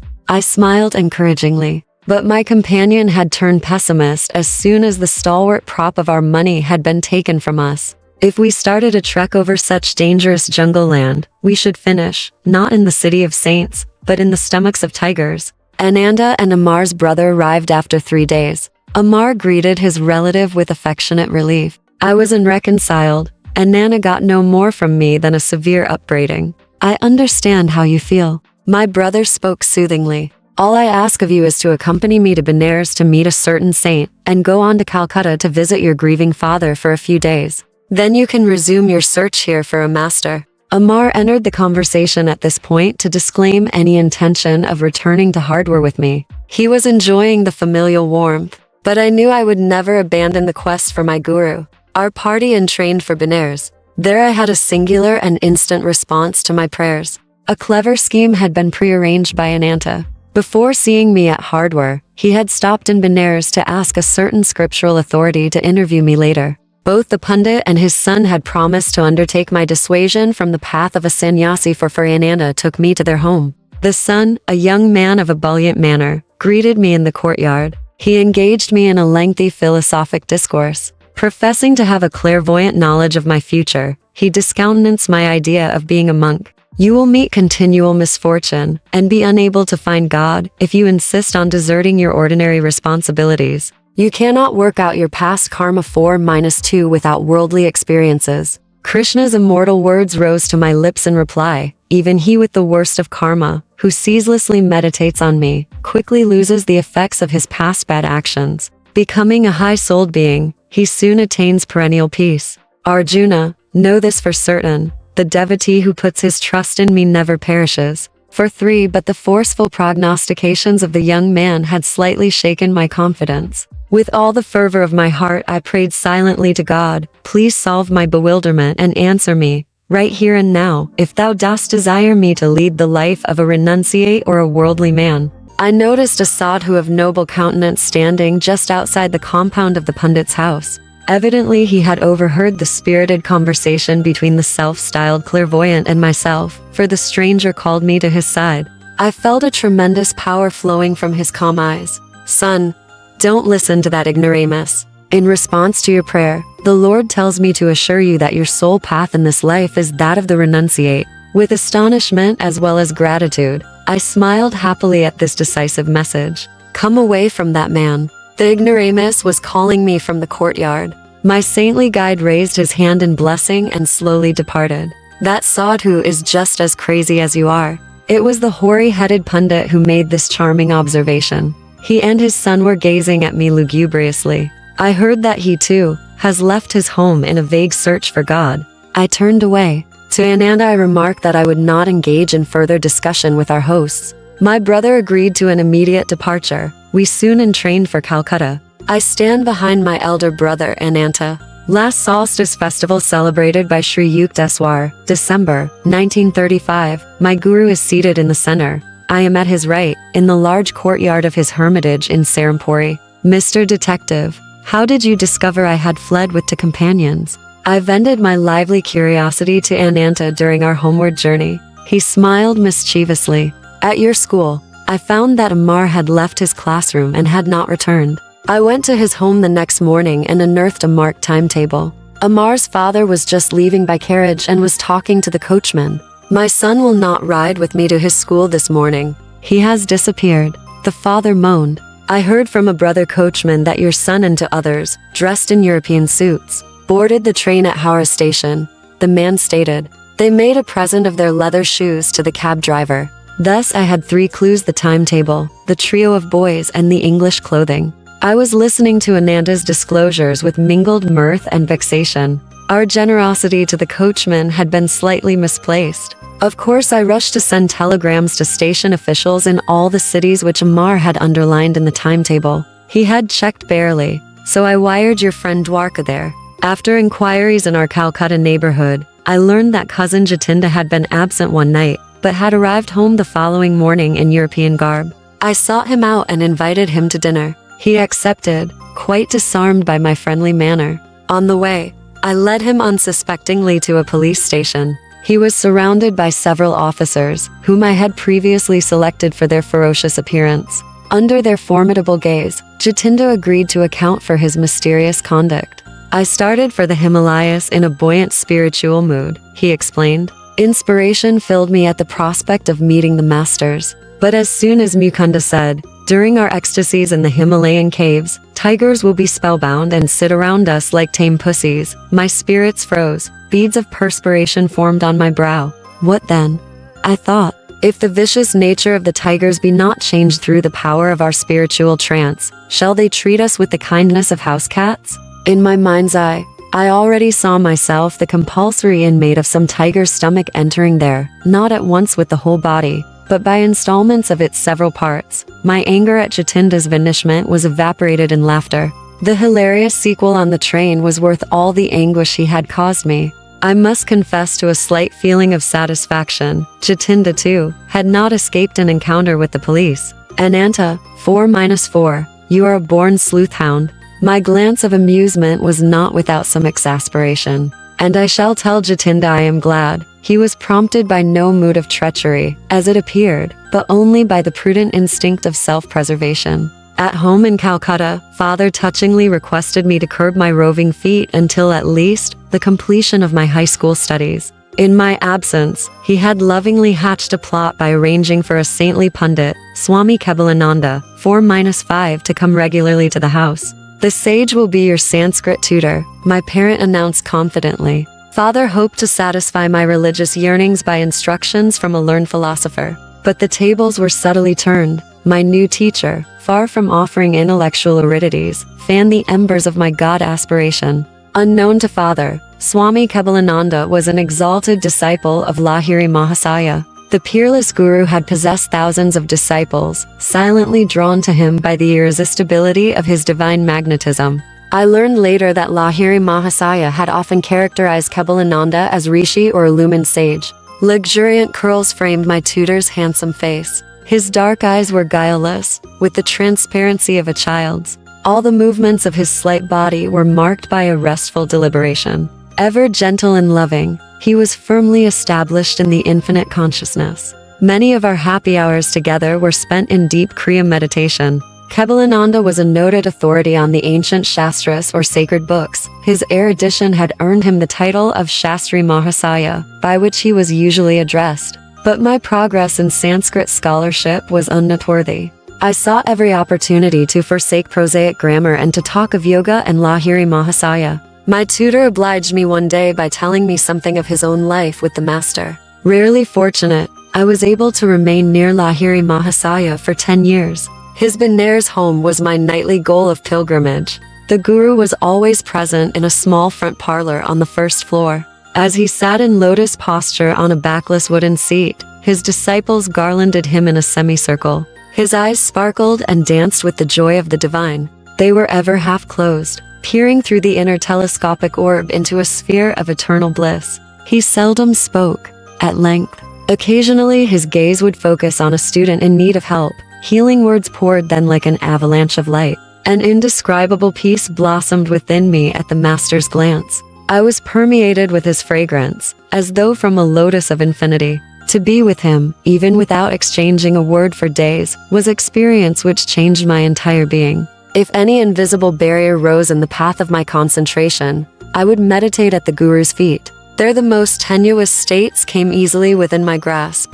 Such perceptions eluded me in the presence of lesser teachers. The master was a living temple of God whose secret doors were open to all disciples through devotion. Lahiri Mahasaya was no bookish interpreter of the scriptures. Effortlessly he dipped into the divine library. Foam of words and spray of thoughts gushed from the fountain of his omniscience. He had the wondrous clavis which unlocked the profound philosophical science embedded ages ago in the Vedas. 4-9. If asked to explain the different planes of consciousness mentioned in the ancient texts, he would smilingly assent. I will undergo those states, and presently tell you what I perceive. He was thus diametrically unlike the teachers who commit scripture to memory and then give forth unrealized abstractions. Please expound the holy stanzas as the meaning occurs to you. The taciturn guru often gave this instruction to a nearby disciple.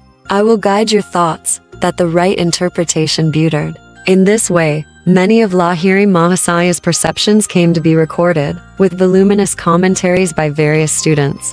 The master never counseled slavish belief. Words are only shells, he said. Win conviction of God's presence through your own joyous contact in meditation. No matter what the disciple's problem, the guru advised Kriya Yoga for its solution. The yogic key will not lose its efficiency when I am no longer present in the body to guide you. This technique cannot be bound, filed, and forgotten in the manner of theoretical inspirations. Continue ceaselessly on your path to liberation through Kriya, whose power lies in practice. I myself consider Kriya the most effective device of salvation through self-effort ever to be evolved in man's search for the infinite. Kebalananda concluded with this earnest testimony. Through its use, the omnipotent God, hidden in all men, became visibly incarnated in the flesh of Lahiri Mahasaya and a number of his disciples. A Christ-like miracle by Lahiri Mahasaya took place in Kebalananda's presence. My saintly tutor recounted the story one day, his eyes remote from the Sanskrit texts before us. A blind disciple, Ramu, aroused my active pity. Should he have no light in his eyes when he faithfully served our master, in whom the divine was fully blazing?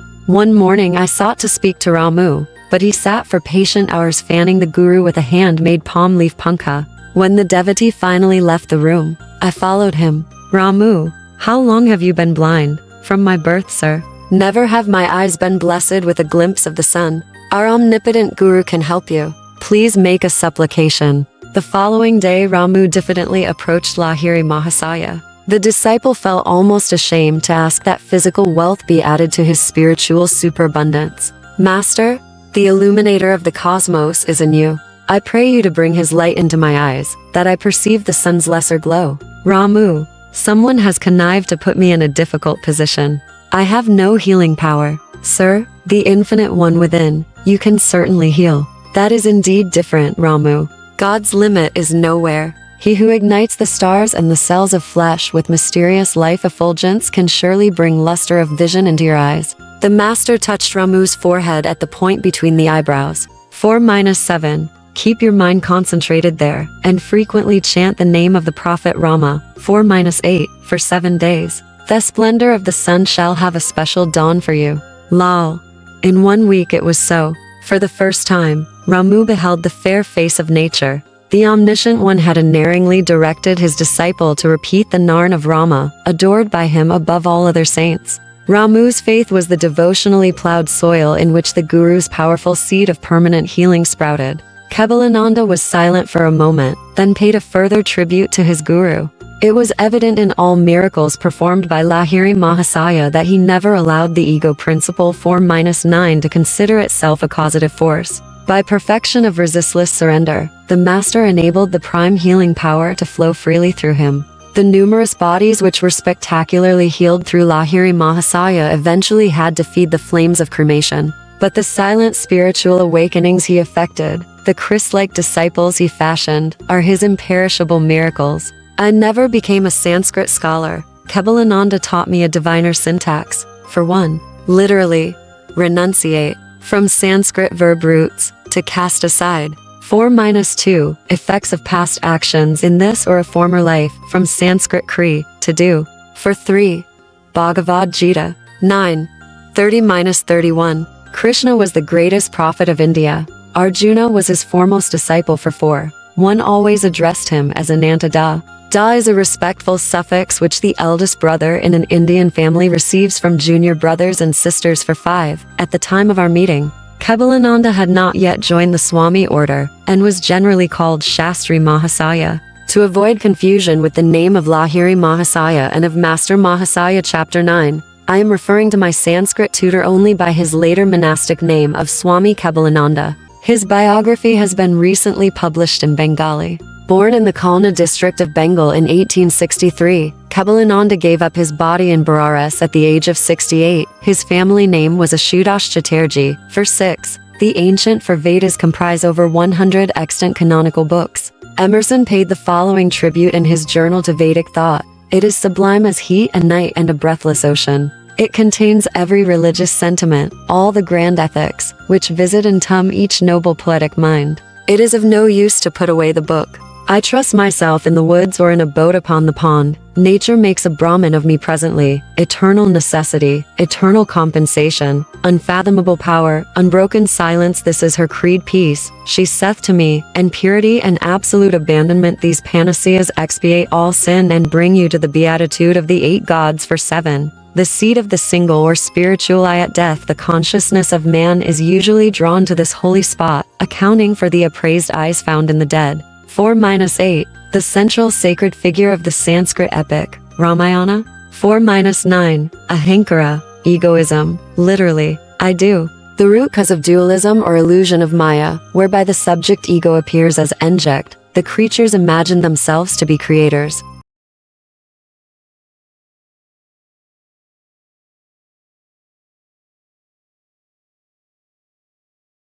Chapter 5. A perfume saint displays his wonders to everything. There is a season, and a time to every purpose under the heaven. I did not have this wisdom of Solomon to comfort me. I gazed searchingly about me, on any excursion from home, for the face of my destined guru. But my path did not cross his own until after the completion of my high school studies. 2 years elapsed between my flight with Amar toward the Himalayas, and the great day of Sri Yukteswar's arrival into my life. During that interim I met a number of sages, the perfume saint, the tiger Swami, Nagendra Nath Bhaduri, Master Mahasaya, and the famous Bengali scientist, Jagdish Chandra Bose. My encounter with the perfume saint had 2 preambles, one harmonious and the other humorous. God is simple. Everything else is complex. Do not seek absolute values in the relative world of nature. These philosophical finalities gently entered my ear as I stood silently before a temple image of Kali. Turning, I confronted a tall man whose garb, or lack of it, revealed him a wandering sadhu. You have indeed penetrated the bewilderment of my thoughts.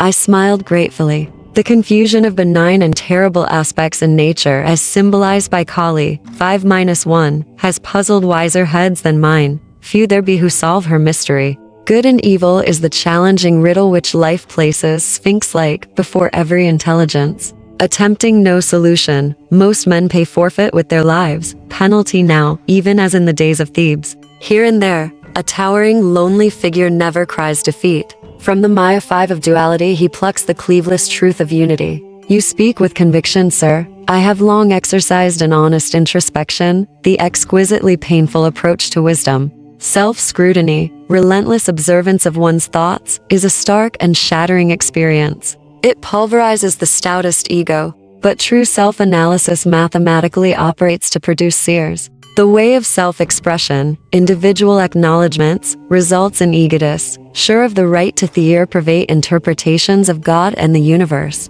Truth humbly retires, no doubt, before such arrogant originality. I was enjoying the discussion. Man can understand no eternal verity until he has freed himself from pretensions. The human mind, bared to a centuried slime, is teeming with repulsive life of countless world delusions. Struggles of the battlefields pale into insignificance here, when man first contends with inward enemies. No mortal foes these, to be overcome by harrowing ray of might, omnipresent, unresting, pursuing man even in sleep, subtly equipped with a miasmic weapon. These soldiers of ignorant lust seek to slay us all. Thoughtless is the man who buries his ideals, surrendering to the common fate. Can he seem other than impotent, wooden, ignominious? Respected sir, have you no sympathy for the bewildered masses? The sage was silent for a moment, then answered obliquely. To love both the invisible God, repository of all virtues, and visible man, apparently possessed of none, is often baffling.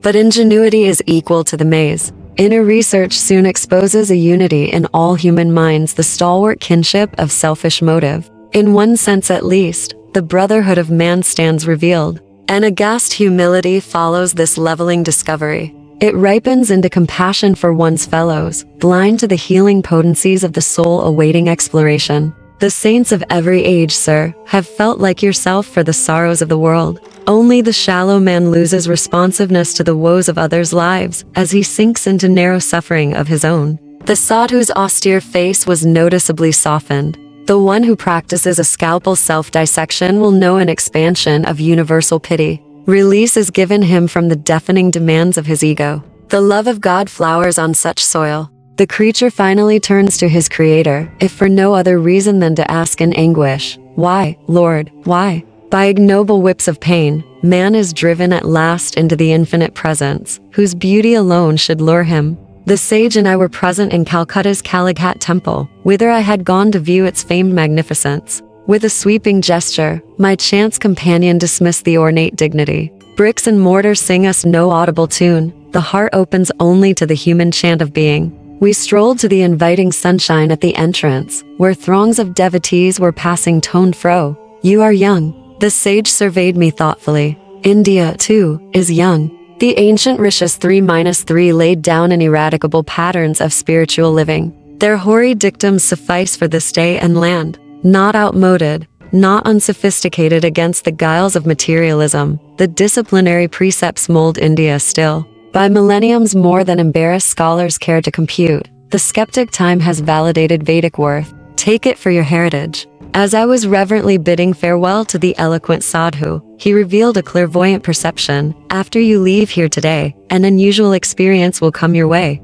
I quitted the temple precincts and wandered along aimlessly. Turning a corner, I ran into an old acquaintance, one of those long-winded fellows whose conversational powers ignore time and embrace eternity. I will let you go in a very short while, if you will tell me all that has happened during the 6 years of our separation. What a paradox. I must leave you now. But he held me by the hand, forcing out tidbits of information. He was like a ravenous wolf, I thought in amusement. The longer I spoke, the more hungrily he sniffed for news. Inwardly, I petitioned the goddess Kali to devise a graceful means of escape. My companion left me abruptly. I sighed with relief and doubled my pace, dreading any relapse into the garrulous fever. hearing rapid footsteps behind me. I quickened my speed. I dared not look back. But with a bound, the youth rejoined me, jovially clasping my shoulder. I forgot to tell you of Gonda Baba Perfume Saint, who is gracing yonder house. He pointed to a dwelling a few yards distant. Do meet him. He is interesting. You may have an unusual experience. Goodbye. And he actually left me. The similarly worded prediction of the sadhu at Kalighat temple flashed to my mind. Definitilintridge. I entered the house and was ushered into a commodious parlor. A crowd of people were sitting, Orient-wise, here and there on a thick orange-colored carpet. An odd whisper reached my ear. Behold Gonda Baba, on the leopard skin. He can give the natural perfume of any flower to a scentless one, or revive a wilted blossom, or make a person's skin exude delightful fragrance. I looked directly at the saint. His quick gaze rested on mine. He was plump and bearded, with dark skin and large, gleaming eaves. Son, I am glad to see you. Say what you want. Would you like some perfume?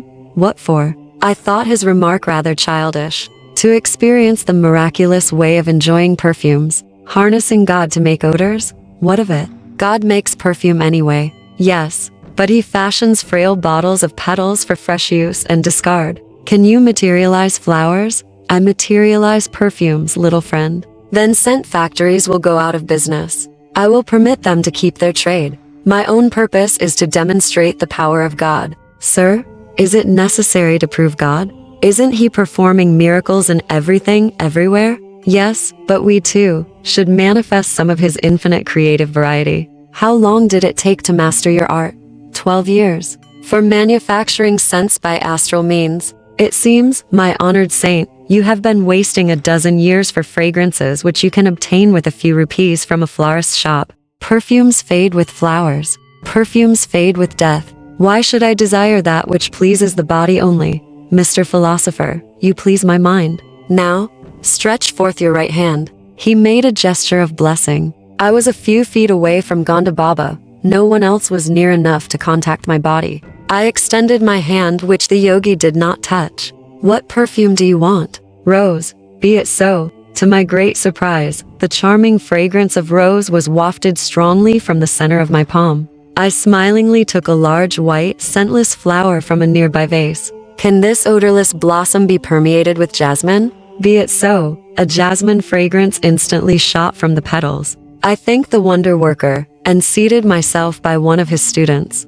He informed me that Gonda Baba, whose proper name was Vishuddhananda, had learned many astonishing yoga secrets from a master in Tibet. The Tibetanyaji, I was assured, had attained the age of over 1,000 years. His disciple Gonda Baba does not always perform his perfume feats in the simple verbal manner you have just witnessed. The student spoke with obvious pride in his master. His procedure differs widely, to accord with diversity in temperaments. He is marvelous. Many members of the Calcutta intelligentsia are among his followers. I inwardly resolved not to add myself to their number. A guru to literally marvelous was not to my liking. With polite thanks to Gonda Baba, I departed. Sauntering home, I reflected on the 3 varied encounters the day had brought forth. My sister Uma met me as I entered our Gurpar road door. You are getting quite stylish, using perfumes. Without a word, I motioned her to smell my hand. What an attractive rose fragrance. It is unusually strong.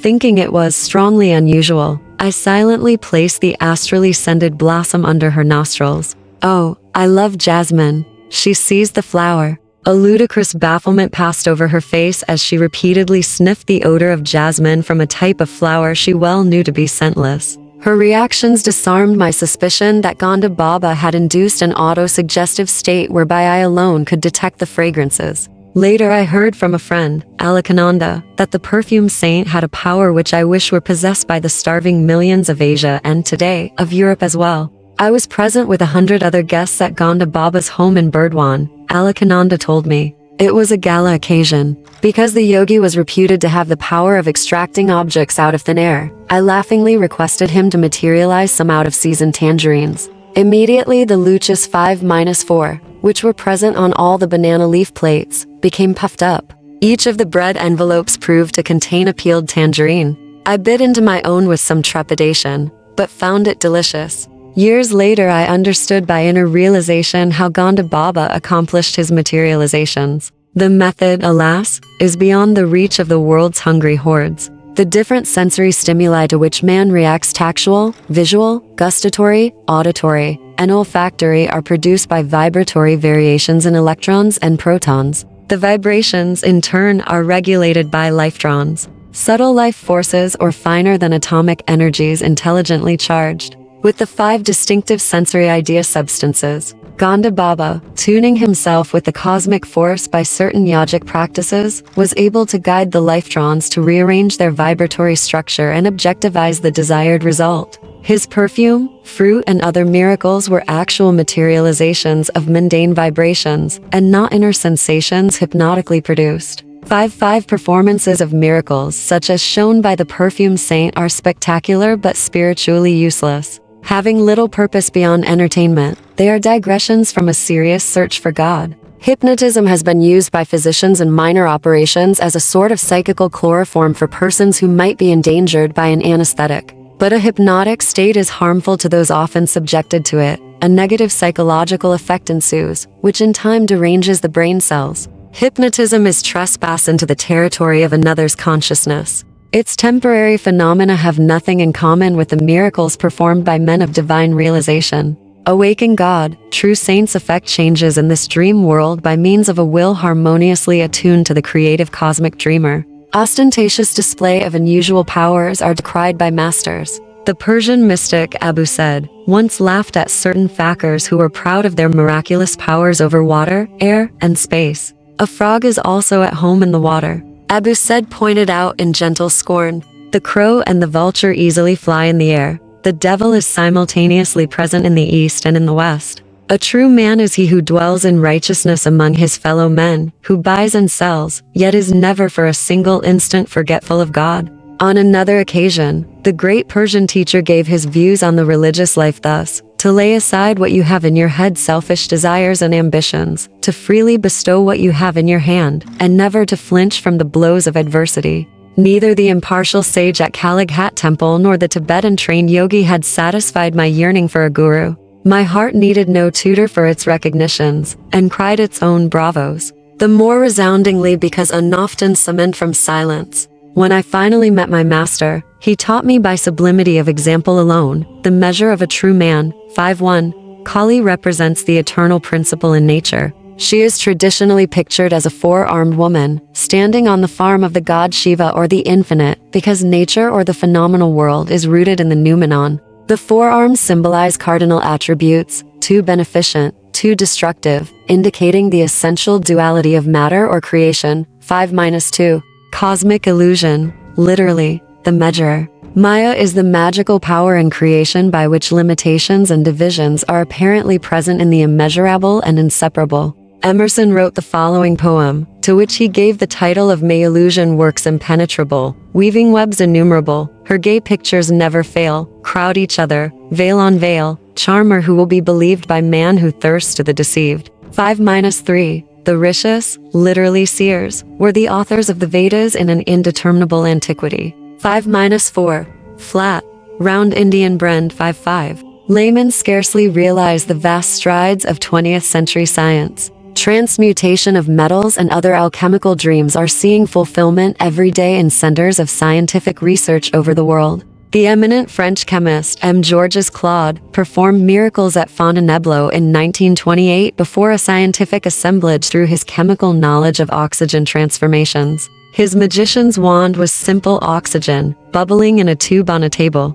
The scientist turned a handful of sand into precious stones, iron into a state resembling melted chocolate and, after depriving flowers of their tints, tuned them into the consistency of glass. M. Claude explained how they could be turned by oxygen transformations into many millions of pounds of horsepower, how water which boils is not necessarily burning, how little mounds of sand, by a single whiff of the oxygen blowpipe, could be changed into sapphires, rubies, and topazes, and he predicted the time when it will be possible for men to walk the bottom of the ocean minus the diver's equipment. Finally, the scientist amazed his onlookers by turning their faces black by taking the red out of the sun's rays. This noted French scientist has produced liquid air by an expansion method in which he has been able to separate the various gases of the air, and has discovered various means of mechanical utilization of differences of temperature in seawater.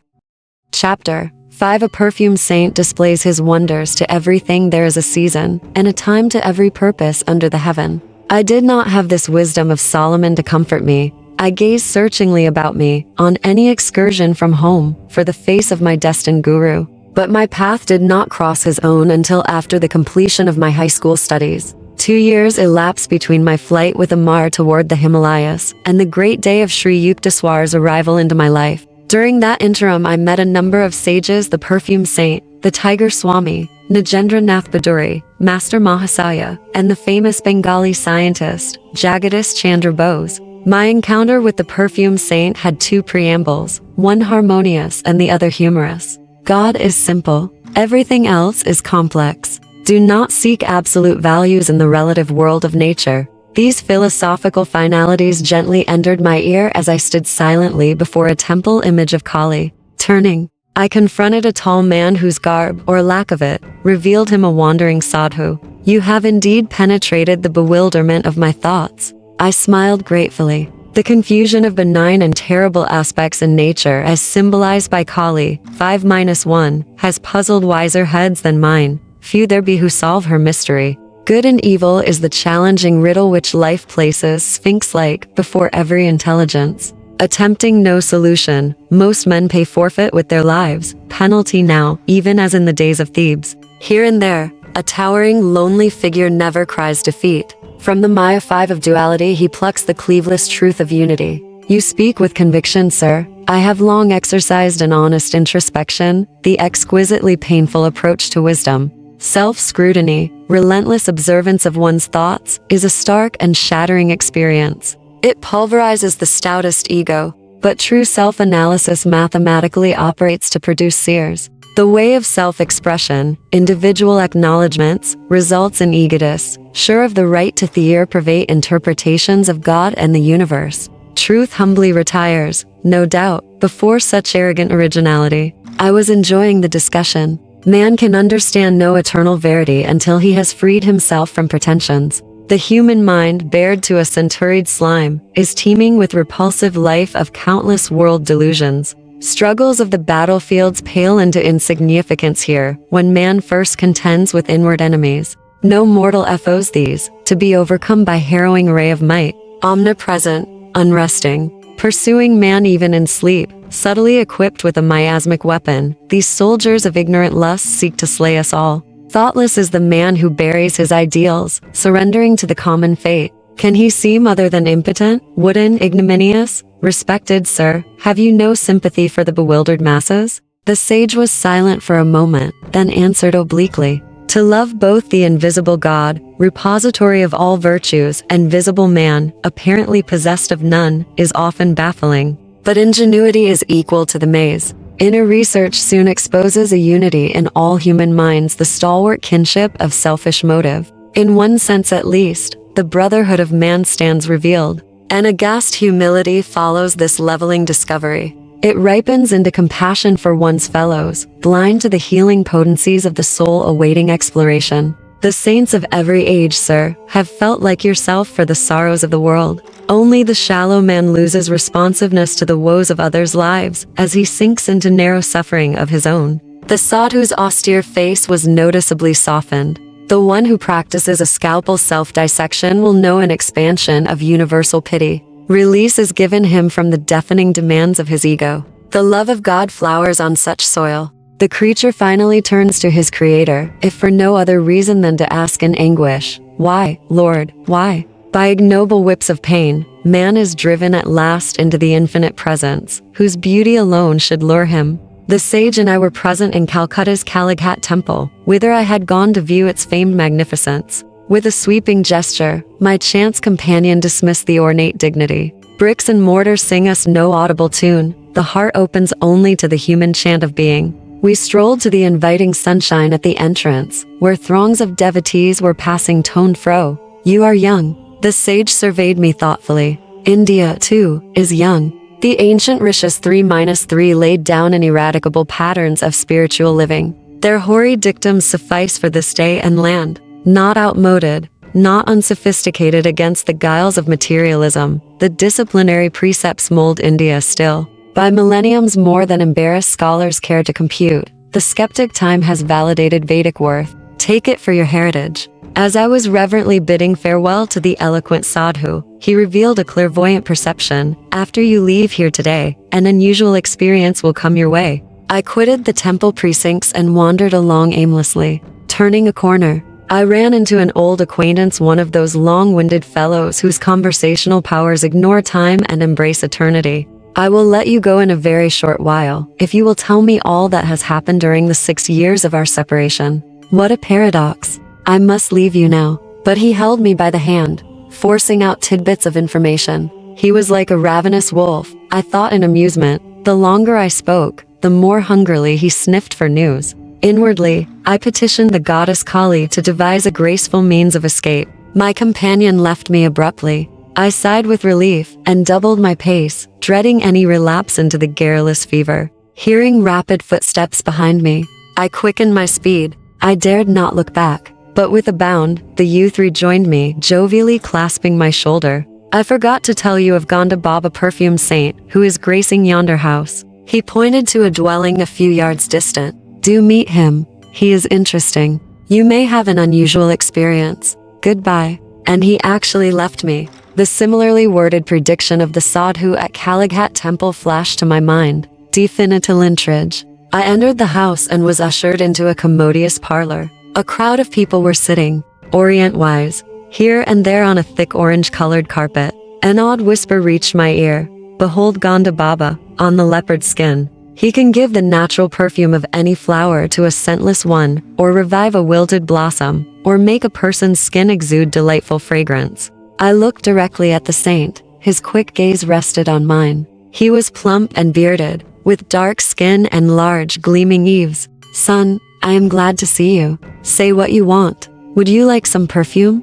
What for? I thought his remark rather childish. To experience the miraculous way of enjoying perfumes. Harnessing God to make odors? What of it? God makes perfume anyway. Yes, but he fashions frail bottles of petals for fresh use and discard. Can you materialize flowers? I materialize perfumes, little friend. Then scent factories will go out of business. I will permit them to keep their trade. My own purpose is to demonstrate the power of God. Sir, is it necessary to prove God?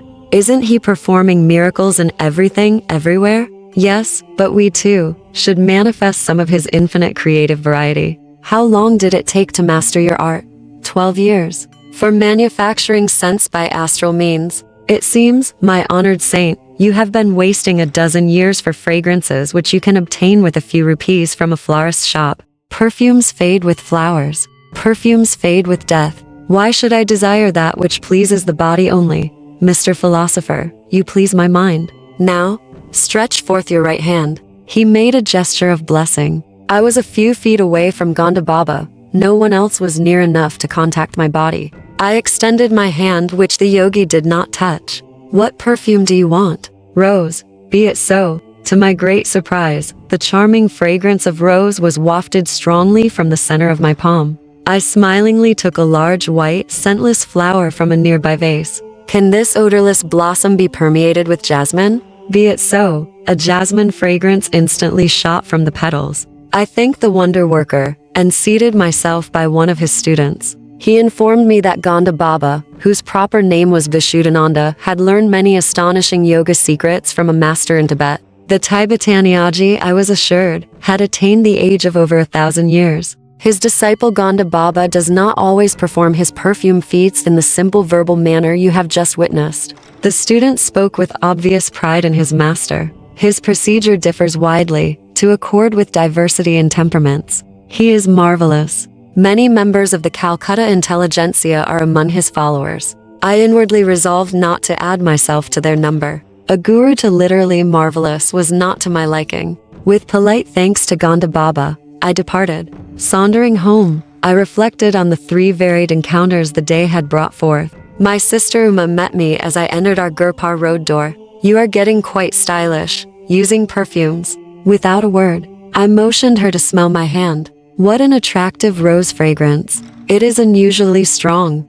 Thinking it was strongly unusual, I silently placed the astrally scented blossom under her nostrils. Oh, I love jasmine. She seized the flower. A ludicrous bafflement passed over her face as she repeatedly sniffed the odor of jasmine from a type of flower she well knew to be scentless. Her reactions disarmed my suspicion that Gonda Baba had induced an auto-suggestive state whereby I alone could detect the fragrances. Later I heard from a friend, Alaknanda, that the perfume saint had a power which I wish were possessed by the starving millions of Asia and today, of Europe as well. I was present with 100 other guests at Gonda Baba's home in Burdwan, Alaknanda told me. It was a gala occasion. Because the yogi was reputed to have the power of extracting objects out of thin air, I laughingly requested him to materialize some out-of-season tangerines. Immediately the luchas 5-4, which were present on all the banana leaf plates, became puffed up. Each of the bread envelopes proved to contain a peeled tangerine. I bit into my own with some trepidation,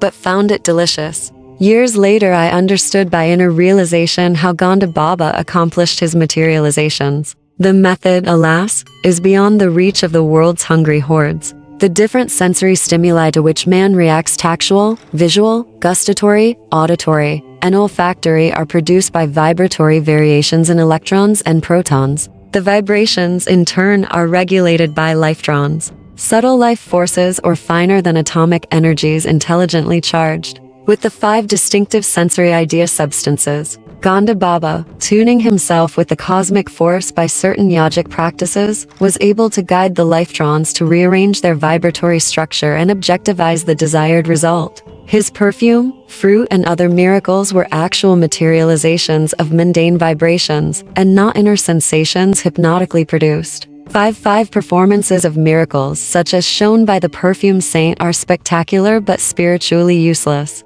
Having little purpose beyond entertainment, they are digressions from a serious search for God. Hypnotism has been used by physicians in minor operations as a sort of psychical chloroform for persons who might be endangered by an anesthetic. But a hypnotic state is harmful to those often subjected to it. A negative psychological effect ensues, which in time deranges the brain cells. Hypnotism is trespass into the territory of another's consciousness. Its temporary phenomena have nothing in common with the miracles performed by men of divine realization.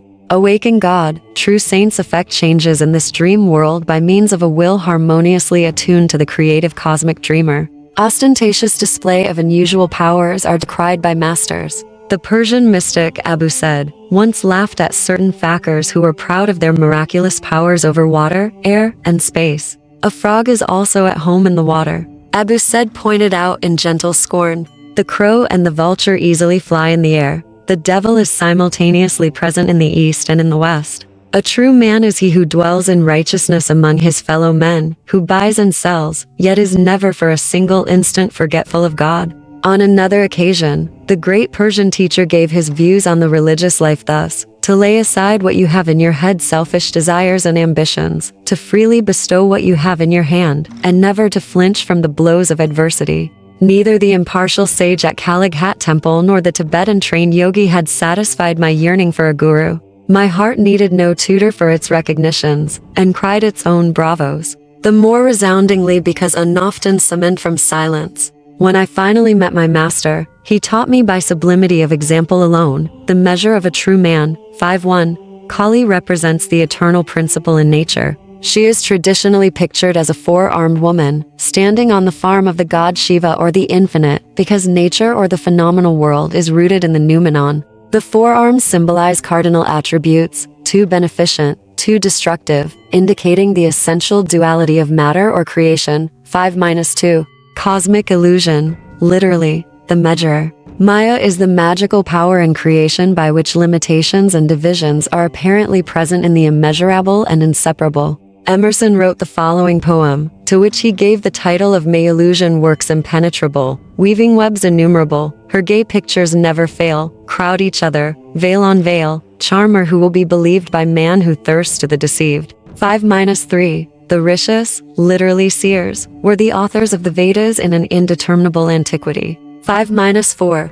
Flat, round Indian brand. 5-5. Laymen scarcely realize the vast strides of 20th century science. Transmutation of metals and other alchemical dreams are seeing fulfillment every day in centers of scientific research over the world. The eminent French chemist M. Georges Claude performed miracles at Fontainebleau in 1928 before a scientific assemblage through his chemical knowledge of oxygen transformations. His magician's wand was simple oxygen, bubbling in a tube on a table.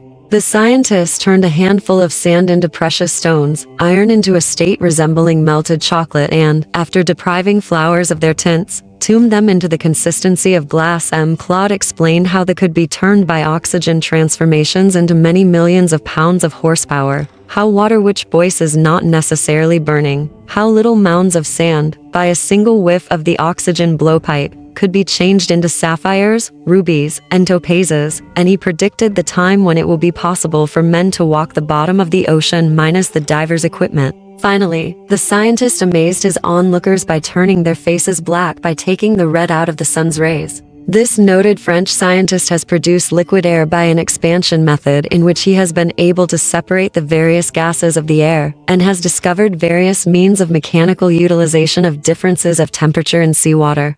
Chapter 6. The Tiger Swami. I have discovered the Tiger Swami's address. Let us visit him tomorrow. This welcome suggestion came from Chandy, one of my high school friends. I was eager to meet the saint who, in his pre-monastic life, had caught and fought tigers with his naked hands.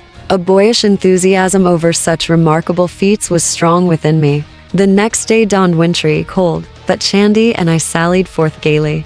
After much vain hunting in Bhawanapur outside Calcutta, we arrived at the right house. The door held 2 iron rings, which I sounded piercingly. Notwithstanding the clamor, a servant approached with leisurely gait. His ironical smile implied that visitors, despite their noise, were powerless to disturb the calmness of a saint's home. Feeling the silent rebuke, my companion and one were thankful to be invited into the parlor. Our long wait there caused uncomfortable misgivings. India's unwritten law for the truth seeker is patience. A master may purposely make a test of one's eagerness to meet him.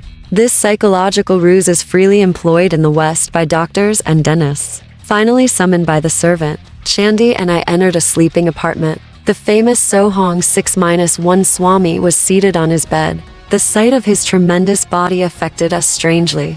With bulging eyes, we stood speechless. We had never before seen such a chest or such football-like biceps. On an immense neck, the Swami's fierce yet calm face was adorned with flowing locks, beard, and mustache. A hint of dove-like and tiger-like qualities shone in his dark eyes. He was unclothed, save for a tiger skin about his muscular waist. Finding our voices, my friend and I greeted the monk, expressing our admiration for his prowess in the extraordinary feline arena. Will you not tell us, please, how it is possible to subdue with bare fists the most ferocious of jungle beasts, the royal Bengals? My sons, it is nothing to me to fight tigers. I could do it today if necessary. He gave a childlike laugh. You look upon tigers as tigers.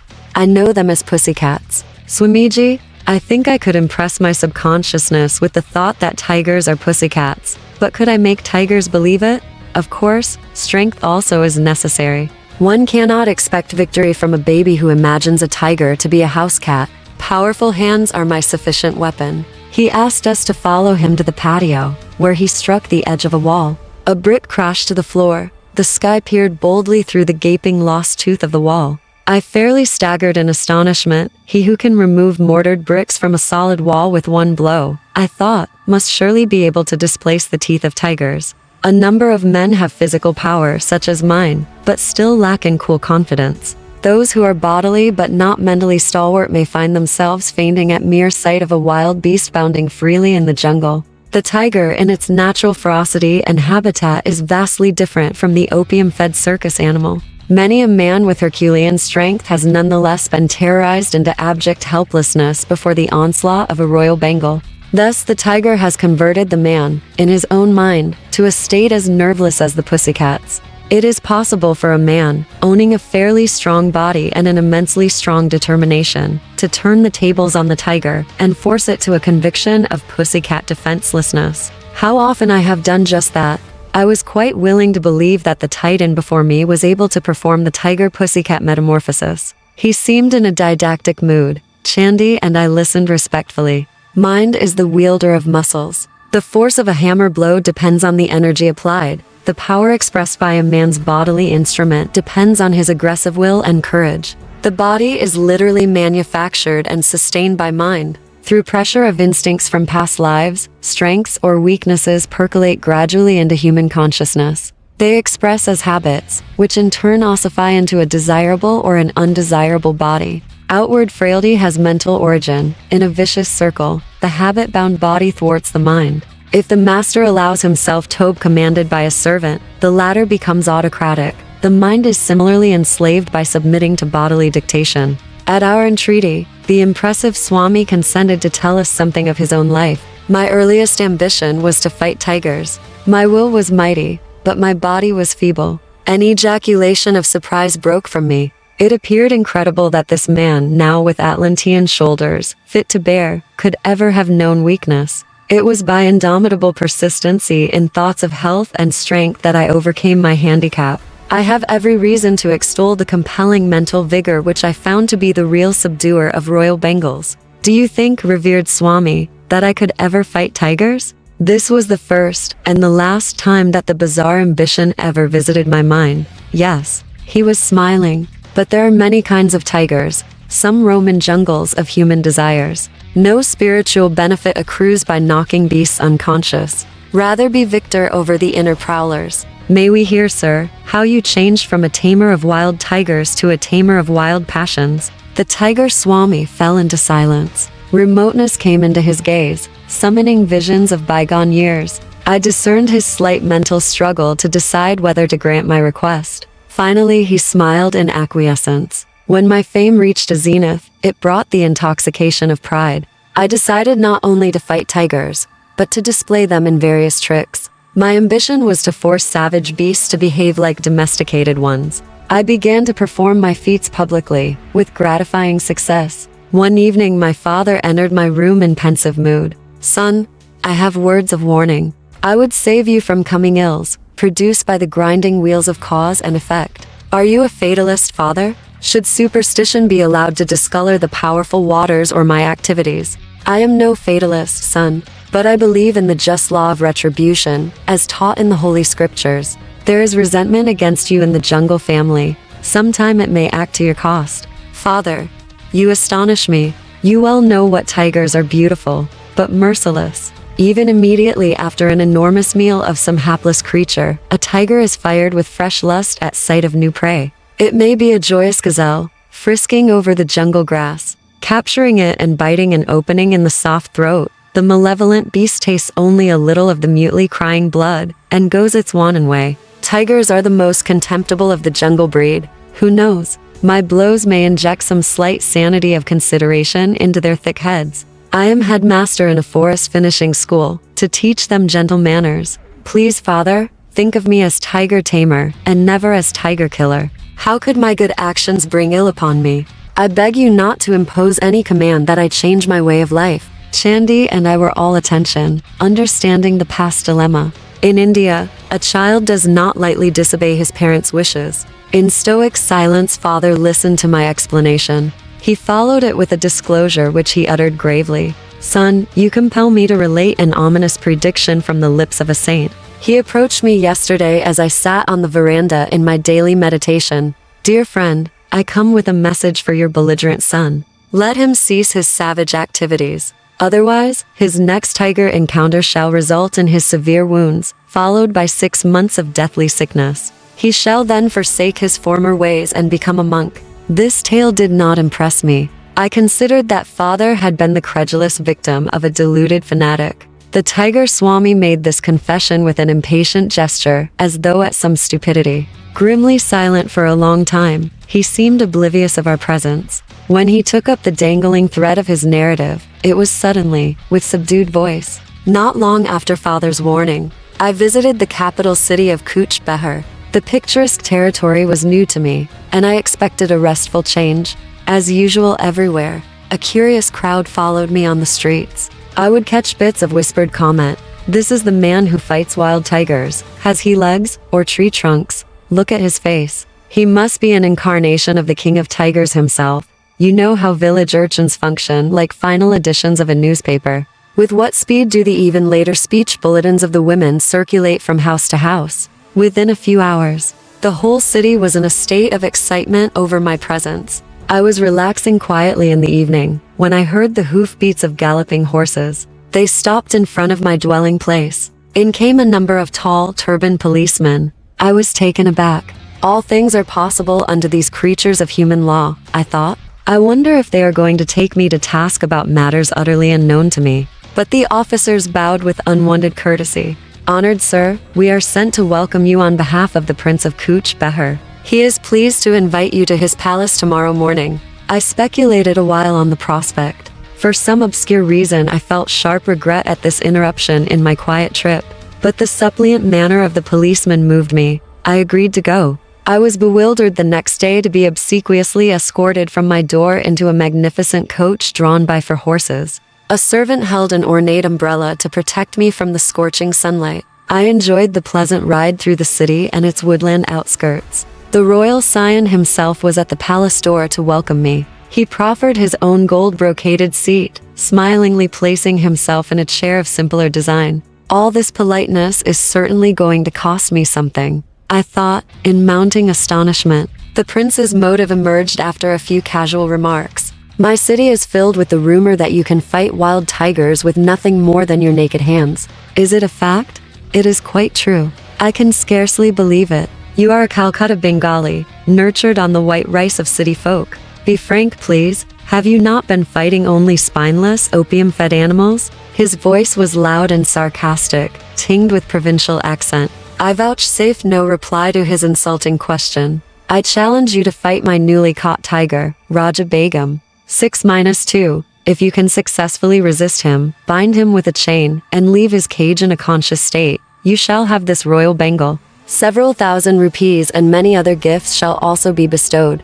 If you refuse to meet him in combat, I shall blazon your name throughout the state as an impostor. His insolent words struck me like a volley of bullets. I shot an angry acceptance. Half risen from the chair in his excitement, the prince sank back with a sadistic smile.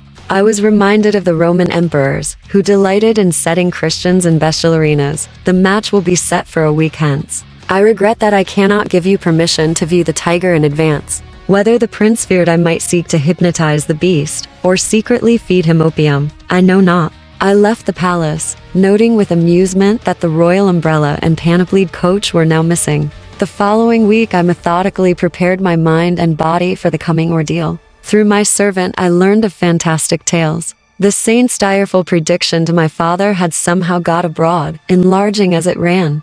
Many simple villagers believed that an evil spirit, cursed by the gods, had reincarnated as a tiger, which took various demoniac forms at night, but remained a striped animal during the day. This demon tiger was supposed to be the one sent to humble me. Another imaginative version was that animal prayers to Tiger Heaven had achieved a response in the shape of Raja Begum. He was to be the instrument to punish me, the audacious biped, so insulting to the entire tiger species.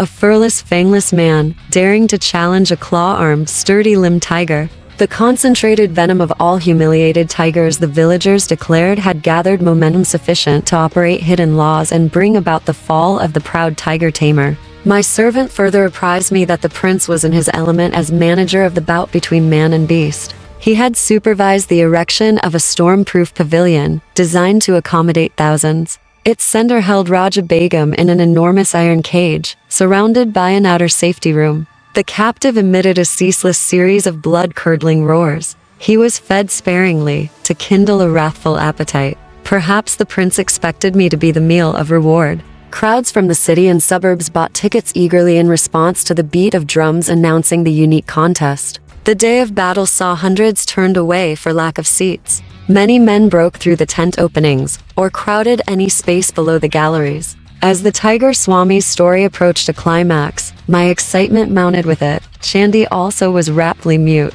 Amidst piercing sound explosions from Raja Begum, and the hubbub of the somewhat terrified crowd, I quietly made my appearance. Scantily clad around the waist, I was otherwise unprotected by clothing. I opened the bolt on the door of the safety room and calmly locked it behind me. The tiger sensed blood. Leaping with a thunderous crash on his bars, he sent forth a fearsome welcome. The audience was hushed with pitiful fear. I seemed a meek lamb before the raging beast. In a trice I was within the cage, but as I slammed the door, Raja Begum was headlong upon me. My right hand was desperately torn. Human blood, the greatest treat a tiger can know, fell in appalling streams. The prophecy of the saint seemed about to be fulfilled. I rallied instantly from the shock of the first serious injury I had ever received. Banishing the sight of my gory fingers by thrusting them beneath my waistcloth, I swung my left arm in a bone-cracking blow. The beast reeled back, swirled around the rear of the cage, and sprang forward convulsively. My famous fistic punishment rained on his head, but Raja Begum's taste of blood had acted like the maddening first sip of wine to a dipsomaniac long deprived. Punctuated by deafening roar, the brute's assaults grew in fury. My inadequate defense of only one hand left me vulnerable before claws and fangs, but I dealt out dazing retribution. Mutually ensanguined, we struggled as to the death. The cage was pandemonium, as blood splashed in all directions, and blasts of pain and lethal lust came from the bestial throat. "Shoot him! Kill the tiger!" Shrieks arose from the audience. So fast did man and beast move, that a guard's bullet went amiss. I mustered all my will force, bellowed fiercely, and landed a final concussive blow. The tiger collapsed and lay quietly. Like a pussycat, I interjected. The Swami laughed in hearty appreciation, then continued the engrossing tale. Raja Begum was vanquished at last. His royal pride was further humbled. With my lacerated hands, I audaciously forced open his jaws. For a dramatic moment, I held my head within the yawning death trap. I looked around for a chain. Pulling one from a pile on the floor, I bound the tiger by his neck to the cage bars. In triumph, I moved toward the door. But that fiend incarnate, Raja Begum, had stamina worthy of his supposed demoniac origin. With an incredible lunge, he snapped the chain and leaped on my back. My shoulder fast in his jaws, I fell violently, but in a trice I had him pinned beneath me. Under merciless blows, the treacherous animal sank into semi-consciousness. This time I secured him more carefully. Slowly I left the cage. I found myself in a new uproar, this time one of delight. The crowd's cheer broke as though from a single gigantic throat. Disastrously mauled, I had yet fulfilled the three conditions of the fight: stunning the tiger, binding him with a chain, and leaving him without requiring assistance for myself. In addition, I had so drastically injured and frightened the aggressive beast that he had been content to overlook the opportune prize of my head in his mouth. After my wounds were treated, I was honored and garlanded. Hundreds of gold pieces showered at my feet. The whole city entered a holiday period. Endless discussions were heard on all sides about my victory over one of the largest and most savage tigers ever seen. Raja Begum was presented to me, as promised, but I felt no elation. A spiritual change had entered my heart. It seemed that with my final exit from the cage, I had also closed the door on my worldly ambitions. A woeful period followed. For 6 months I lay near death from blood poisoning. As soon as I was well enough to leave Kuch Behar, I returned to my native town. I know now that my teacher is the holy man who gave the wise warning. I humbly made this confession to my father. Oh, if one could only find him. My longing was sincere, for one day the saint arrived and heralded. Enough of tiger taming. He spoke with calm assurance. Come with me. I will teach you to subdue the beasts of ignorance roaming in jungles of the human mind. You are used to an audience. Let it be a galaxy of angels, entertained by your thrilling mastery of yoga. I was initiated into the spiritual path by my saintly guru. He opened my soul doors, rusty and resistant with long disuse. Hand in hand, we soon set out for my training in the Himalayas. Chandi and I bowed at the Swami's feet, grateful for his vivid outline of a life truly cyclonic. I felt amply repaid for the long probationary wait in the cold parlor. 6-1. Sohong was his monastic name. He was popularly known as the Tiger Swami. 6-2. Princess, so named to indicate that this beast possessed the combined ferocity of tiger and tigress. Chapter 7. The Levitating Saint. I saw a yogi remain in the air, several feet above the ground, last night at a group meeting. My friend, Upendra Mohan Chowdhury, spoke impressively. I gave him an enthusiastic smile. Perhaps I can guess his name. Was it Bhaduri Mahasaya of Upper Circular Road? Upendra nodded, a little crestfallen not to be a newsbearer. My inquisitiveness about saints was well known among my friends. They delighted in setting me on a fresh track. The yogi lives so close to my home that I often visit him. My words brought keen interest to Upendra's face, and I made a further confidence. I have seen him in remarkable feats. He has expertly mastered the various pranayamas 1-1 of the ancient eightfold yoga outlined by Patanjali. 7-2 Once Bhaduri Mahasaya performed the Bhastrika pranayama before me with such amazing force that it seemed an actual storm had arisen in the room. Then he extinguished the thundering breath and remained motionless in a high state of superconsciousness. 7-3 The aura of peace after the storm was vivid beyond forgetting. I heard that the saint never leaves his home. Upendra's tone was a trifle incredulous. Indeed, it is true. He has lived indoors for the past 20 years. He slightly relaxes his self-imposed rule at the times of our holy festivals, when he goes as far as his front sidewalk. The beggars gather there, because Saint Bhaduri is known for his tender heart. How does he remain in the air, defying the law of gravitation? A yogi's body loses its grossness after use of certain pranayamas. Then it will levitate or hop about like a leaping frog. Even saints who do not practice a formal yoga 7-4 have been known to levitate during a state of intense devotion to God. I would like to know more of this sage. Do you attend his evening meetings? Upendra's eyes were sparkling with curiosity. Yes, I go often. I am vastly entertained by the wit and his wisdom. Occasionally my prolonged laughter mars the solemnity of his gatherings. The saint is not displeased, but his disciples look daggers. On my way home from school that afternoon, I passed Bhaduri Mahasaya's cloister and decided on a visit. The yogi was inaccessible to the general public. A lone disciple, occupying the ground floor, guarded his master's privacy. The student was something of a martinet. He now inquired formally if I had an engagement. His guru put in an appearance just in time to save me from summary ejection. Let Mukunda corn when he will. The sage's eyes twinkled. My rule of seclusion is not for my own comfort, but for that of others. Worldly people do not like the candor which shatters their delusions. Saints are not only rare, but disconcerting. Even in scripture, they are often found embarrassing. I followed Bhaduri Mahasaya to his austere quarters on the top floor, from which he seldom stirred. Masters often ignore the panorama of the world's ado, out of focus till centered in the ages. The contemporaries of a sage are not alone those of the narrow present. Maharishi 7-5 You are the first yogi I have known who always stays indoors. God plants his saints sometimes in unexpected soil, lest we think we may reduce him to a rule. The sage locked his vibrant body in the lotus posture.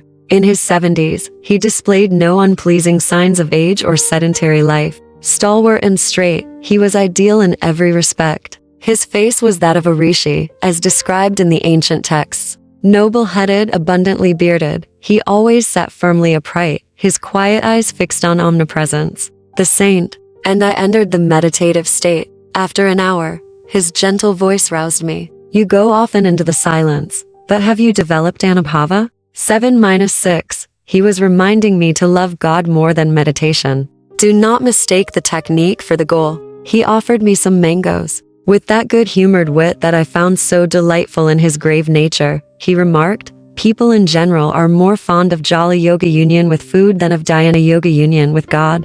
His yogic pun affected me uproariously. What a laugh you have. An affectionate gleam came into his gaze. His own face was always serious, yet touched with an ecstatic smile. His large lotus eyes held a hidden divine laughter.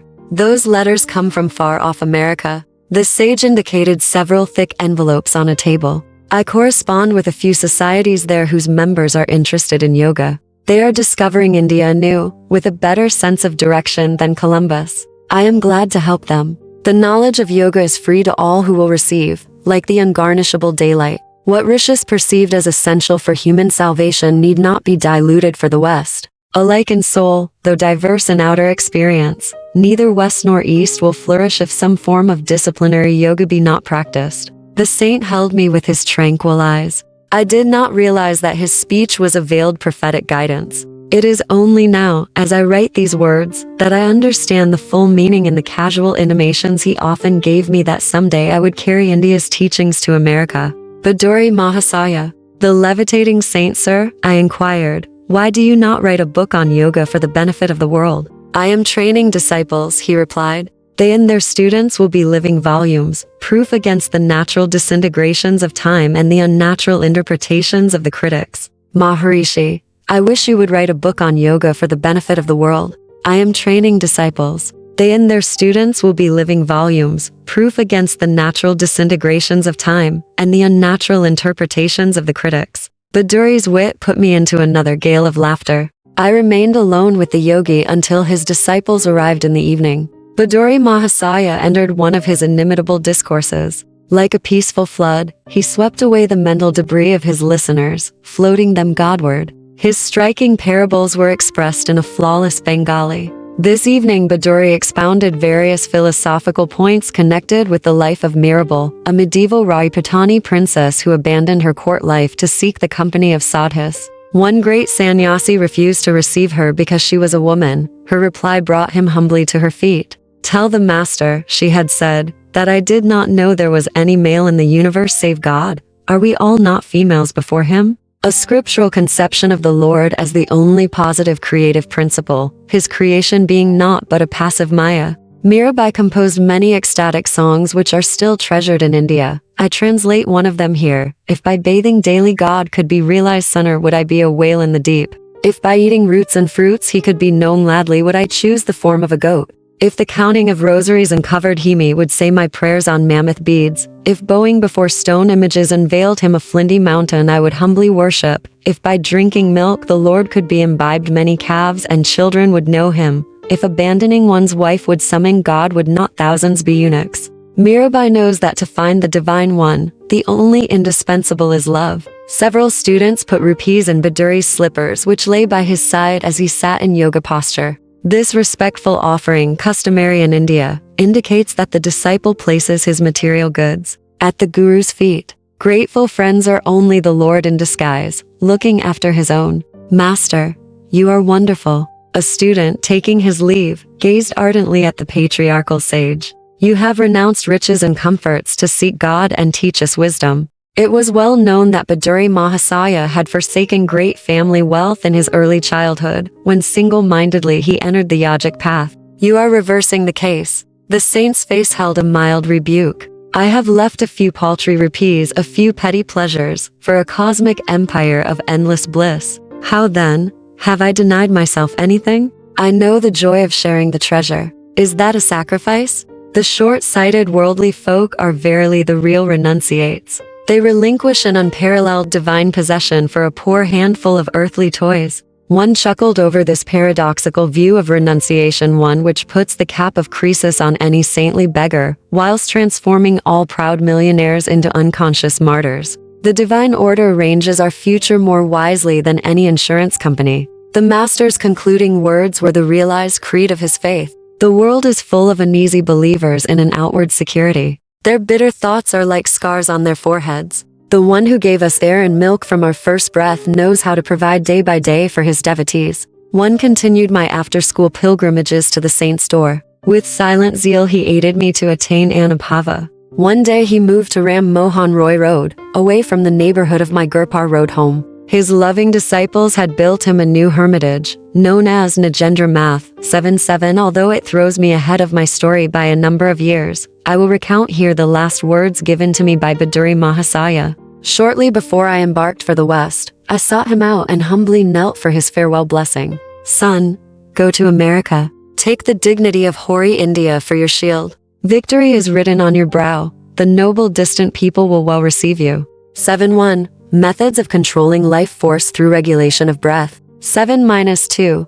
The foremost ancient exponent of yoga. 7-3. French professors were the first in the West to be willing to scientifically investigate the possibilities of the supercourageous mind. Professor Jules Bors, member of the L'École de Psychologie of the Sorbonne, lectured in America in 1928. He told his audiences that French scientists have accorded recognition to the superconsciousness, which is the exact opposite of Freud's subconscious mind and is the faculty which makes man really man and not just a super animal. Jules Bors explained that the awakening of the higher consciousness was not to be confused with Kuiism or hypnotism. The existence of a superconscious mind has long been recognized philosophically, being in reality the oversoul spoken of by Emerson, but only recently has it been recognized scientifically. The French scientist pointed out that from the superconsciousness, inspiration, genius, moral values. Belief in this is not mysticism, though it recognized and valued the qualities which mystics preached. 7.4. St. Teresa of Avila and other Christian saints were often observed in a state of levitation. 7.5. Great Sage. 7.6. Actual perception of God. 7.7. The saint's full name was Nagendranath Bhaduri. Math means hermitage or ashram. Chapter 8. India's great scientist, J.C. Bose. Jagdish Chandra Bose's wireless inventions antedated those of Marconi. Overhearing this provocative remark, I walked closer to a sidewalk group of professors engaged in scientific discussion. If my motive in joining them was racial pride, I regret it. I cannot deny my keen interest in evidence that India can play a leading part in physics, and not metaphysics alone. What do you mean, sir? The professor obligingly explained. Bose was the first one to invent a wireless coherer and an instrument for indicating the refraction of electric waves. But the Indian scientist did not exploit his inventions commercially. He soon turned his attention from the inorganic to the organic world. His revolutionary discoveries as a plant physiologist are outpacing even his radical achievements as a physicist. I politely thanked my mentor. He added, "The great scientist is one of my brother professors at Presidency College." I paid a visit the next day to the sage at his home, which was close to mine on Gurpar Road. I had long admired him from a respectful distance. The grave and retiring botanist greeted me graciously. He was a handsome, robust man in his 50s, with thick hair, broad forehead, and the abstracted eyes of a dreamer. The precision in his tones revealed the lifelong scientific habit. I have recently returned from an expedition to scientific societies of the West. Their members exhibited intense interest in delicate instruments of my invention, which demonstrate the indivisible unity of all life. 8-1. The Bose cruskograph has the enormity of 10 million magnifications. The microscope enlarges only a few thousand times, yet it brought vital impetus to biological science. The cruskograph opens incalculable vistas. You have done much, sir, to hasten the embrace of East and West in the impersonal arms of science. I was educated at Cambridge. How admirable is the Western method of submitting all theory to scrupulous experimental verification. That empirical procedure has gone hand in hand with the gift for introspection, which is my Eastern heritage. Together they have enabled me to sunder the silences of natural realms, long uncommunicative. The telltale charts of my cruskograph 8-2 are evidence for the most skeptical, that plants have a sensitive nervous system and a varied emotional life. Love, hate, joy, fear, pleasure, pain, excitability, stupor, and countless appropriate responses to stimuli are as universal in plants as in animals. The unique throb of life in all creation could seem only poetic imagery before your advent, Professor. A saint I once knew would never pluck flowers. Shall I rob the rosebush of its pride and beauty? Shall I cruelly affront its dignity by my rude divestment? His sympathetic words are verified literally through your discoveries. The poet is intimate with truth, while the scientist approaches awkwardly. Come someday to my laboratory and see the unequivocal testimony of the cruskograph. Gratefully I accepted the invitation, and took my departure. I heard later that the botanist had left Presidency College, and was planning a research center in Calcutta. When the Bose Institute was opened, I attended the dedicatory services. Enthusiastic hundreds strolled over the premises. I was charmed with the artistry and spiritual symbolism of the new home of science. Its front gate, I noted, was a centuried relic from a distant shrine. Behind the lotus and fountain, a sculptured female figure with a torch conveyed the Indian respect for woman as the immortal light-bearer. The garden held a small temple consecrated to the noumenon beyond phenomena.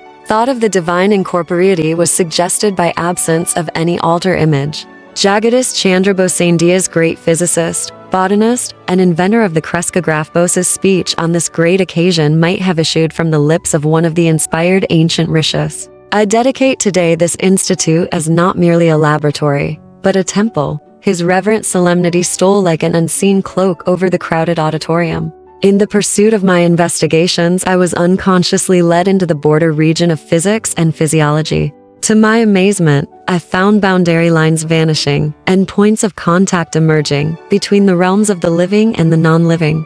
Inorganic matter was perceived as anything but inert. It was a thrill under the action of multitudinous forces. A universal reaction seemed to bring metal, plant, and animal under a common law. They all exhibited essentially the same phenomena of fatigue and depression, with possibilities of recovery and of exaltation, as well as the permanent irresponsiveness associated with death. Filled with this stupendous generalization, it was with great hope that I announced my results before the Royal Society, results demonstrated by experiments. But the physiologists present advised me to confine myself to physical investigations, in which my success had been assured, rather than encroach on their preserves. I had unwittingly strayed into the domain of an unfamiliar caste system, and so offended its etiquette. An unconscious theological bias was also present, which confounds ignorance with faith. It is often forgotten that he who surrounded us with this ever-evolving mystery of creation has also implanted in us the desire to question and understand.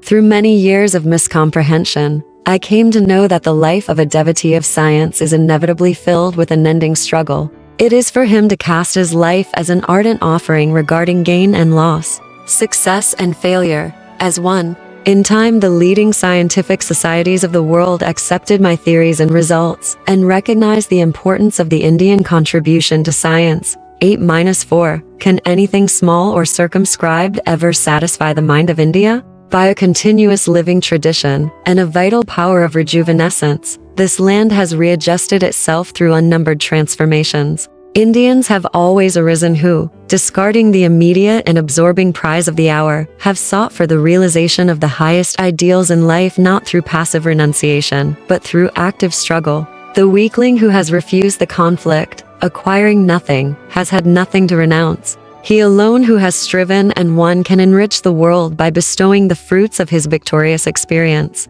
The work already carried out in the Bose laboratory on the response of matter, and the unexpected revelations in plant life, have opened out very extended regions of inquiry in physics, in physiology, in medicine, in agriculture, and even in psychology. Problems hitherto regarded as insoluble have now been brought within the sphere of experimental investigation. But high success is not to be obtained without rigid exactitude. Hence the long battery of super-sensitive instruments and apparatus of my design, which stand before you today in their cases in the entrance hall. They tell you of the protracted efforts to get behind the deceptive seeming into the reality that remains unseen, of the continuous toil and persistence and resourcefulness called forth to overcome human limitations. All creative scientists know that the true laboratory is the mind, where behind illusions, they uncover the laws of truth. The lectures given here will not be mere repetitions of second-hand knowledge. They will announce new discoveries, demonstrated for the first time in these halls.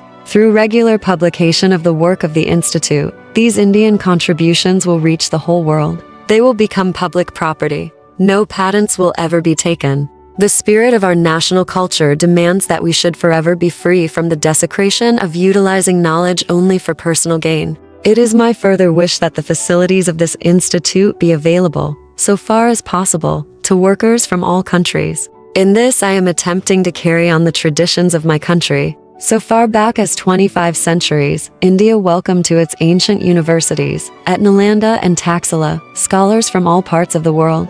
Although science is neither of the East nor of the West, but rather international in its universality, yet India is specially fitted to make great contributions. 8-5. The burning Indian imagination, which can extort new order out of a mass of apparently contradictory facts, is held in check by the habit of concentration. This restraint confers the power to hold the mind to the pursuit of truth with an infinite patience. Tears stood in my eyes at the scientist's concluding words. Is patience not indeed a synonym of India, confounding time and the historians alike? I visited the research center again, soon after the day of opening.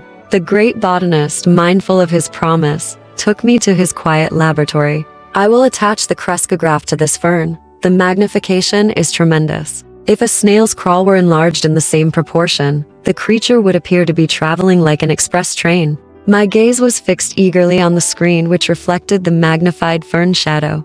Minute life movements were now clearly perceptible. The plant was growing very slowly before my fascinated eyes. The scientist touched the tip of the fern with a small metal bar. The developing pantomime came to an abrupt halt, resuming the eloquent rhythms as soon as the rod was withdrawn. You saw how any slight outside interference is detrimental to the sensitive tissues, Bose remarked. Watch. I will now administer chloroform, and then give an antidote. The effect of the chloroform discontinued all growth. The antidote was revivifying. The evolutionary gestures on the screen held me more raptly than a movie plot. My companion here in the role of villain thrust a sharp instrument through a part of the fern. Pain was indicated by spasmodic flutters. When he passed a razor partially through the stem, the shadow was violently agitated, then stilled itself with the final punctuation of death. By first chloroforming a huge tree, I achieved a successful transplantation. Usually, such monarchs of the forest die very quickly after being moved. Jagdish smiled happily as he recounted the life-saving maneuver. Graphs of my delicate apparatus have proved that trees possess a circulatory system. Their sap movements correspond to the blood pressure of animal bodies. The ascent of sap is not explicable on the mechanical grounds ordinarily advanced, such as capillary attraction. The phenomenon has been solved through the crescograph as the activity of living cells. Peristaltic waves issue from a cylindrical tube which extends down a tree and serves as an actual heart. The more deeply we perceive, the more striking becomes the evidence that a uniform plan links every form in manifold nature. The great scientist pointed to another Bose instrument. I will show you experiments on a piece of tin. The life force in metals responds adversely or beneficially to stimuli. Ink markings will register the various reactions. Deeply engrossed, I watched the graph which recorded the characteristic waves of atomic structure. When the professor applied chloroform to the tin, the vibratory writings stopped. They recommenced as the metal slowly regained its normal state. My companion dispensed a poisonous chemical. Simultaneous with the quivering end of the tin, the needle dramatically wrote on the chart a death notice. Bose instruments have demonstrated that metals such as the steel used in scissors and machinery are subject to fatigue and regain efficiency by periodic rest. The life pulse in metals is seriously harmed or even extinguished through the application of electric currents or heavy pressure. I looked around the room at the numerous inventions, eloquent testimony of a tireless ingenuity. Sir, it is lamentable that mass agricultural development is not speeded by fuller use of your marvelous mechanisms. Would it not be easily possible to employ some of them in quick laboratory experiments to indicate the influence of various types of fertilizers on plant growth? You are right. Countless uses of Bose instruments will be made by future generations. The scientist seldom knows contemporaneous reward. It is enough to possess the joy of creative service. With expressions of unreserved gratitude to the indefatigable sage, one took my leave. Can the astonishing fertility of his genius ever be exhausted? I thought. No diminution came with the years. Inventing an intricate instrument, the resonant cardiograph, Bose then pursued extensive researches on innumerable Indian plants. An enormous unsuspected pharmacopoeia of useful drugs was revealed. The cardiograph is constructed with an unerring accuracy, by which a 100th part of a second is indicated on a graph. Resonant records measure infinitesimal pulsations in plant, animal, and human structure. The great botanist predicted that use of his cardiograph will lead to vivisection on plants instead of animals. Side-by-side recordings of the effects of a medicine given simultaneously to a plant and an animal have shown astounding unanimity in result. He pointed out, everything in man has been foreshadowed in the plant. Experimentation on vegetation will contribute to lessening of human suffering. Years later, Bose's pioneer plant findings were substantiated by other scientists. Work done in 1938 at Columbia University was reported by the New York Times as follows. It has been determined within the past few years that when the nerves transmit messages between the brain and other parts of the body, tiny electrical impulses are being generated. These impulses have been measured by delicate galvanometers and magnified millions of times by modern amplifying apparatus. Until now, no satisfactory method had been found to study the passages of the impulses along the nerve fibers in living animals or man because of the great speed with which these impulses travel. Drs. K.S. Cole and H.J. Curtis reported having discovered that the long single cells of the freshwater plant Nutella, used frequently in goldfish bowls, are virtually identical with those of single nerve fibers. Furthermore, they found that Nutella fibers, on being excited, propagate electrical waves that are similar in every way, except velocity, to those of the nerve fibers in animals and man. The electrical nerve impulses in the plant were found to be much slower than those in animals. This discovery was therefore seized upon by the Columbia workers as a means for taking slow-motion pictures of the passage of the electrical impulses in nerves. The Nutella plant thus may become a sort of Rosetta Stone for deciphering the closely guarded secrets close to the very borderland of mind and matter. The poet Rabindranath Tagore was a stalwart friend of India's idealistic scientist. To him, the sweet Bengali singer addressed the following lines: 860 Hermit, call thou in the authentic words of that old Hyan called Sama, rise awake. Call to the man who boasts his shastric lore from vain pedantic wranglings, profitless. Call to that foolish braggart to come forth out on the face of nature, this broad earth. Send forth this call unto thy scholar hand. Together round thy sacrifice of fire let them all gather. So may our India, our ancient land unto herself return, once again return to steadfast work, to duty and devotion, to her trance of earnest meditation. Let her sit once more, unruffled, greedless, strifeless, pure, zero once again upon her lofty seat and platform, teacher of all lands. 8.1. All science is transcendental, or else passes away. Botany is now acquiring the right theory. The avatars of Brahma will presently be the textbooks of natural history. Emerson. B2. From the Latin root, crescer, to increase. For his crescograph and other inventions, Bose was knighted in August 3, 1917. The lotus flower is an ancient divine symbol in India. Its unfolding petals suggest the expansion of the soul. The growth of its pure beauty from the mud of its origin holds a benign spiritual promise. 6.4. At present, only the sheerest accident brings India into the purview of the American college student. 8 universities: Harvard, Yale, Columbia, Princeton, Johns Hopkins, Pennsylvania, Chicago, and California have chairs of Indology or Sanskrit, but India is virtually unrepresented in departments of history, philosophy, fine political science, sociology. Great contributions of the other departments of intellectual experience in which, as we have seen, India has made, we believe consequently, that no department of study, particularly in the humanities, in any major university, can be fully equipped without a properly trained specialist in the Indic phases of its discipline. We believe, too, that every college which aims to prepare its graduates for intelligent work in the world which is to be theirs to live in, must have on its staff a scholar competent in the civilization of India. Extracts from an article by Professor W. Norman Braun of the University of Pennsylvania, which appeared in the May 1939 issue of the Bulletin of the American Council of Learned Societies, 907 15th dd., Washington, D.C. 25 Cons. Copy. This issue 28 contains over 100 pages of a basic bibliography for Indic studies. B5. The atomic structure of matter, well known to the ancient Hindus. One of the 6 systems of Indian philosophy is Vaiseska, from the Sanskrit root visesis, atomic individuality. One of the foremost Vaiseska expounders was Alukya, also called Kannada, the atom eater, born about 2,800 years ago.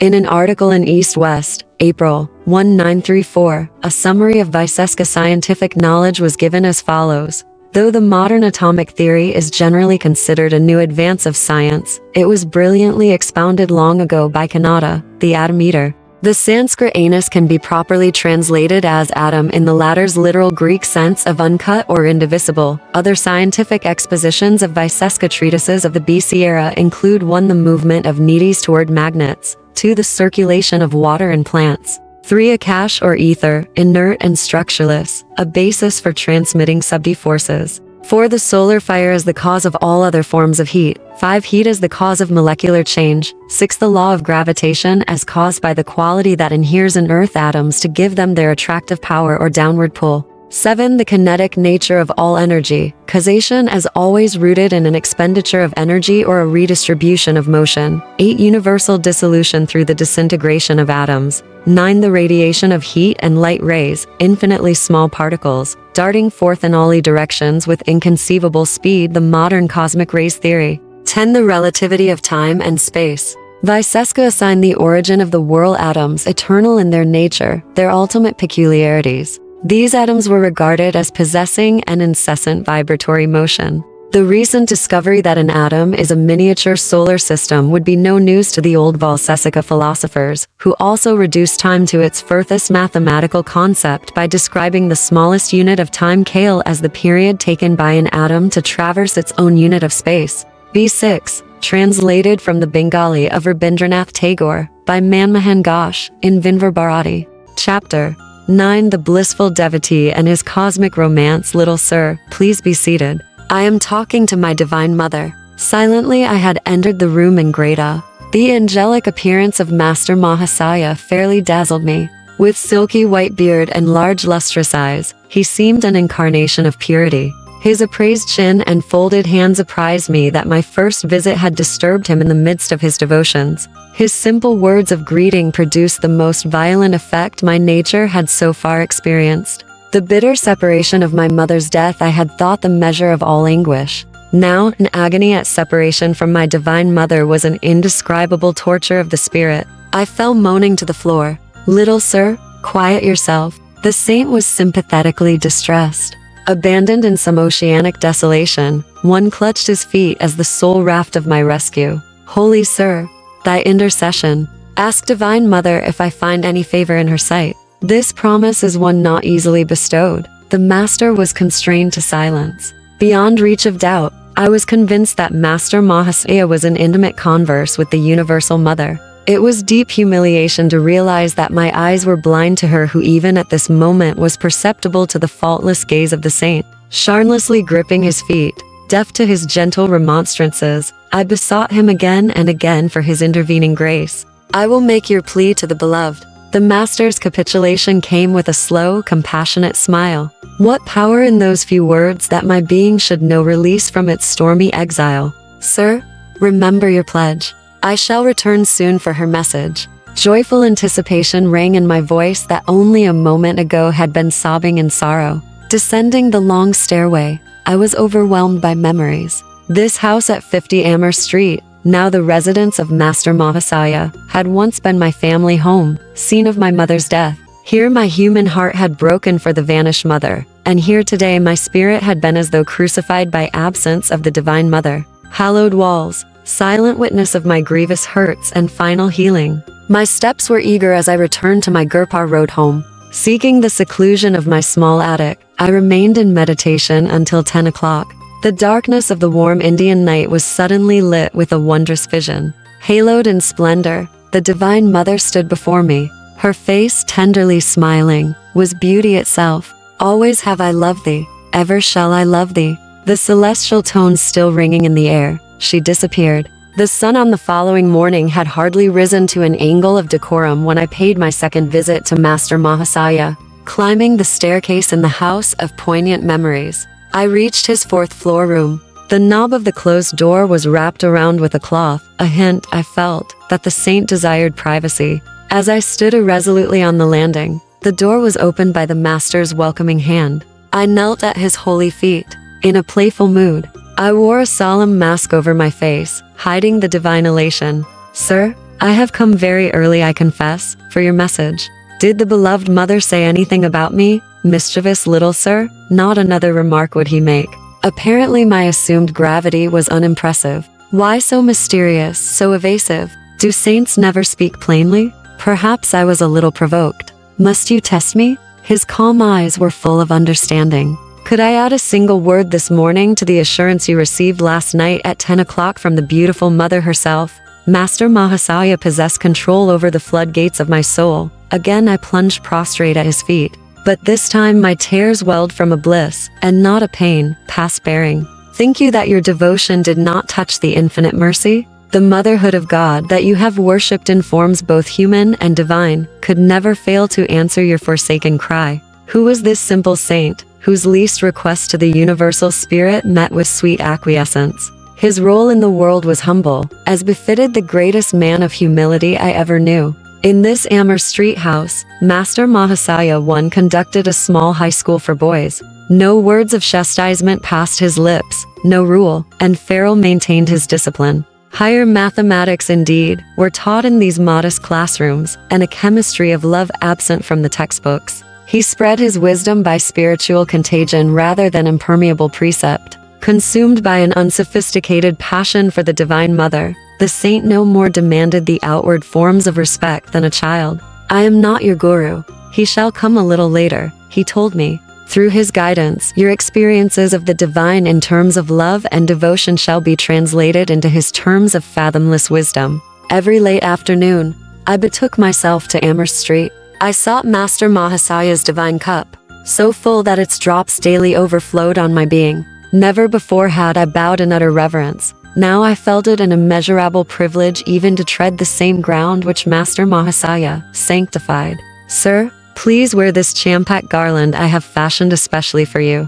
I arrived one evening, holding my chain of flowers, but shyly he drew away, repeatedly refusing the honor. Perceiving my hurt, he finally smiled. Consent. Since we are both devotees of the Mother, you may put the garland on this bodily temple, as offering to her who dwells within. His vast nature lacks space in which any egotistical consideration could gain foothold. 2 brothers of Therese Newman. I stand with them in Connersreuth, Bavaria. Master Mahasaya were engrossed in his blissful cosmic romance. Let us go tomorrow to the Dakshineswar temple, forever hallowed by my guru. Master Mahasaya was a disciple of a Christ-like master, Sri Ramakrishna Paramahansa. The 4-mile journey on the following morning was taken by boat on the Ganges. We entered the 9-dome temple of Kali, where the figures of the Divine Mother and Shiva rest on a burnished silver lotus, its 1,000 petals meticulously chiseled.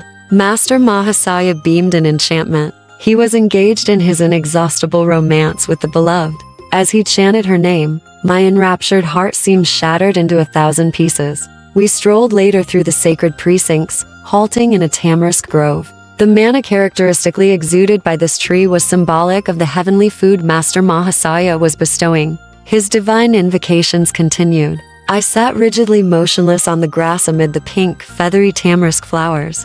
Temporarily absent from the body, I soared in a supernal visit. This was the first of many pilgrimages to Dakshineswar with the holy teacher. From him I learned the sweetness of God in the aspect of mother, or divine mercy. The childlike saint found little appeal in the father aspect, or divine justice. Stern, exacting, mathematical judgment was alien to his gentle nature. He can serve as an earthly prototype for the very angels of heaven. I thought fondly, watching him one day at his prayers.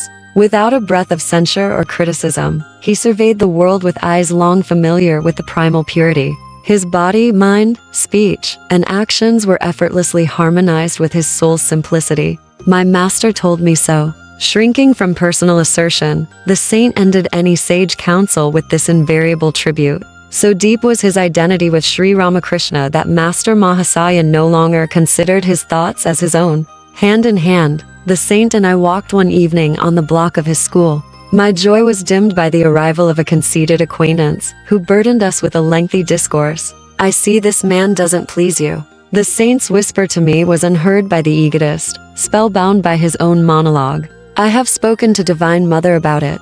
She realizes our sad predicament. As soon as we get to yonder red house, she has promised to remind him of more urgent business. My eyes were glued to the sight of salvation. Reaching its red gate, the man unaccountably turned and departed, neither finishing his sentence nor saying goodbye. The assaulted air was comforted with peace. Another day found me walking alone near the Howrah railway station. I stood for a moment by a temple, silently criticizing a small group of men with drum and cymbals, who were violently reciting a chant. How undevotionally they use the Lord's divine name in mechanical repetition, I reflected. My gaze was astonished by the rapid approach of Master Mahasaya. Sir, how come you here? The saint, ignoring my question, answered my thought. Isn't it true, little sir, that the beloved's name sounds sweet from all lips, ignorant or wise? He passed his arm around me affectionately. I found myself carried on his magic carpet to the merciful presence.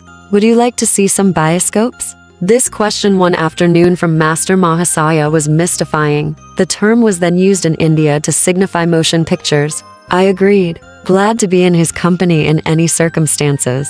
A brisk walk brought us to the garden fronting Calcutta University.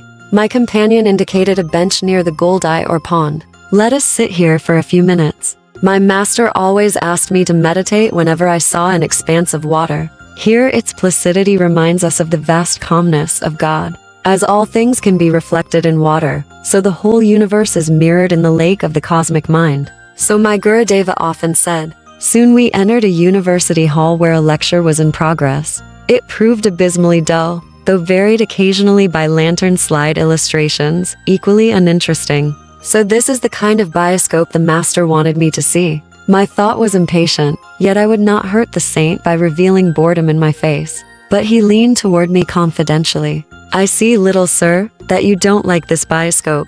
I have mentioned it to Divine Mother. She is in full sympathy with us both. She tells me that the electric lights will now go out, and won't be relit until we have a chance to leave the room. As his whisper ended, the hall was plunged into darkness. The professor's strident voice was stilled in astonishment, then remarked, "The electrical system of this hall appears to be defective." By this time, Master Mahasaya and I were safely across the threshold. Glancing back from the corridor, I saw that the scene of our martyrdom had again become illuminated. "Little sir, you were disappointed in that bioscope too. But I think you will like a different one." The saint and I were standing on the sidewalk in front of the university building. He gently slapped my chest over the heart. A transforming silence ensued. Just as the modern talkies become inaudible motion pictures when the sound apparatus goes out of order, so the divine hand, by some strange miracle, stifled the earthly bustle. The pedestrians, as well as the passing trolley cars, automobiles, bullock carts, and iron-wheeled hackney carriages were all in noiseless transit. As though possessing an omnipresent eye, I beheld the scenes which were behind me, and each side, as easily as those in front. The whole spectacle of activity in that small section of Calcutta passed before me without a sound. Like a glow of fire, dimly seen beneath a thin coat of ashes, a mellow luminescence permeated the panoramic view. My own body seemed nothing more than one of the many shadows, though it was motionless, while the others flitted mutely to and fro. Several boys, friends of mine, approached and passed on. Though they had looked directly at me, it was without recognition. The unique pantomime brought me an inexpressible ecstasy. I drank deep from some blissful fount. Suddenly my chest received another soft blow from Master Mahasaya. The pandemonium of the world burst upon my unwilling ears. I staggered, as though harshly awakened from a gossamer dream. The transcendental wine removed beyond my reach. "Little sir, I see you found the second bioscope to your liking." The saint was smiling. I started to drop in gratitude on the ground before him. "You can't do that to me now. You know God is in your temple also. I won't let Divine Mother touch my feet through your hands." If anyone observed the unpretentious master and myself, as we walked away from the crowded pavement, the onlooker surely suspected us of intoxication. I felt that the falling shades of evening were sympathetically drunk with God. When darkness recovered from its nightly swoon, I faced the new morning bereft of my ecstatic mood. But ever enshrined in memory is the seraphic Son of Divine Mother, Master Mahasaya, altering with poor words to do justice to his benignity. I wonder if Master Mahasaya and others among the deep vision saints whose paths cross mine knew that years later, in a Western land, I would be writing about their lives as divine devotees. Their foreknowledge would not surprise me, nor, I hope, my readers, who have come thus far with me. 9-1.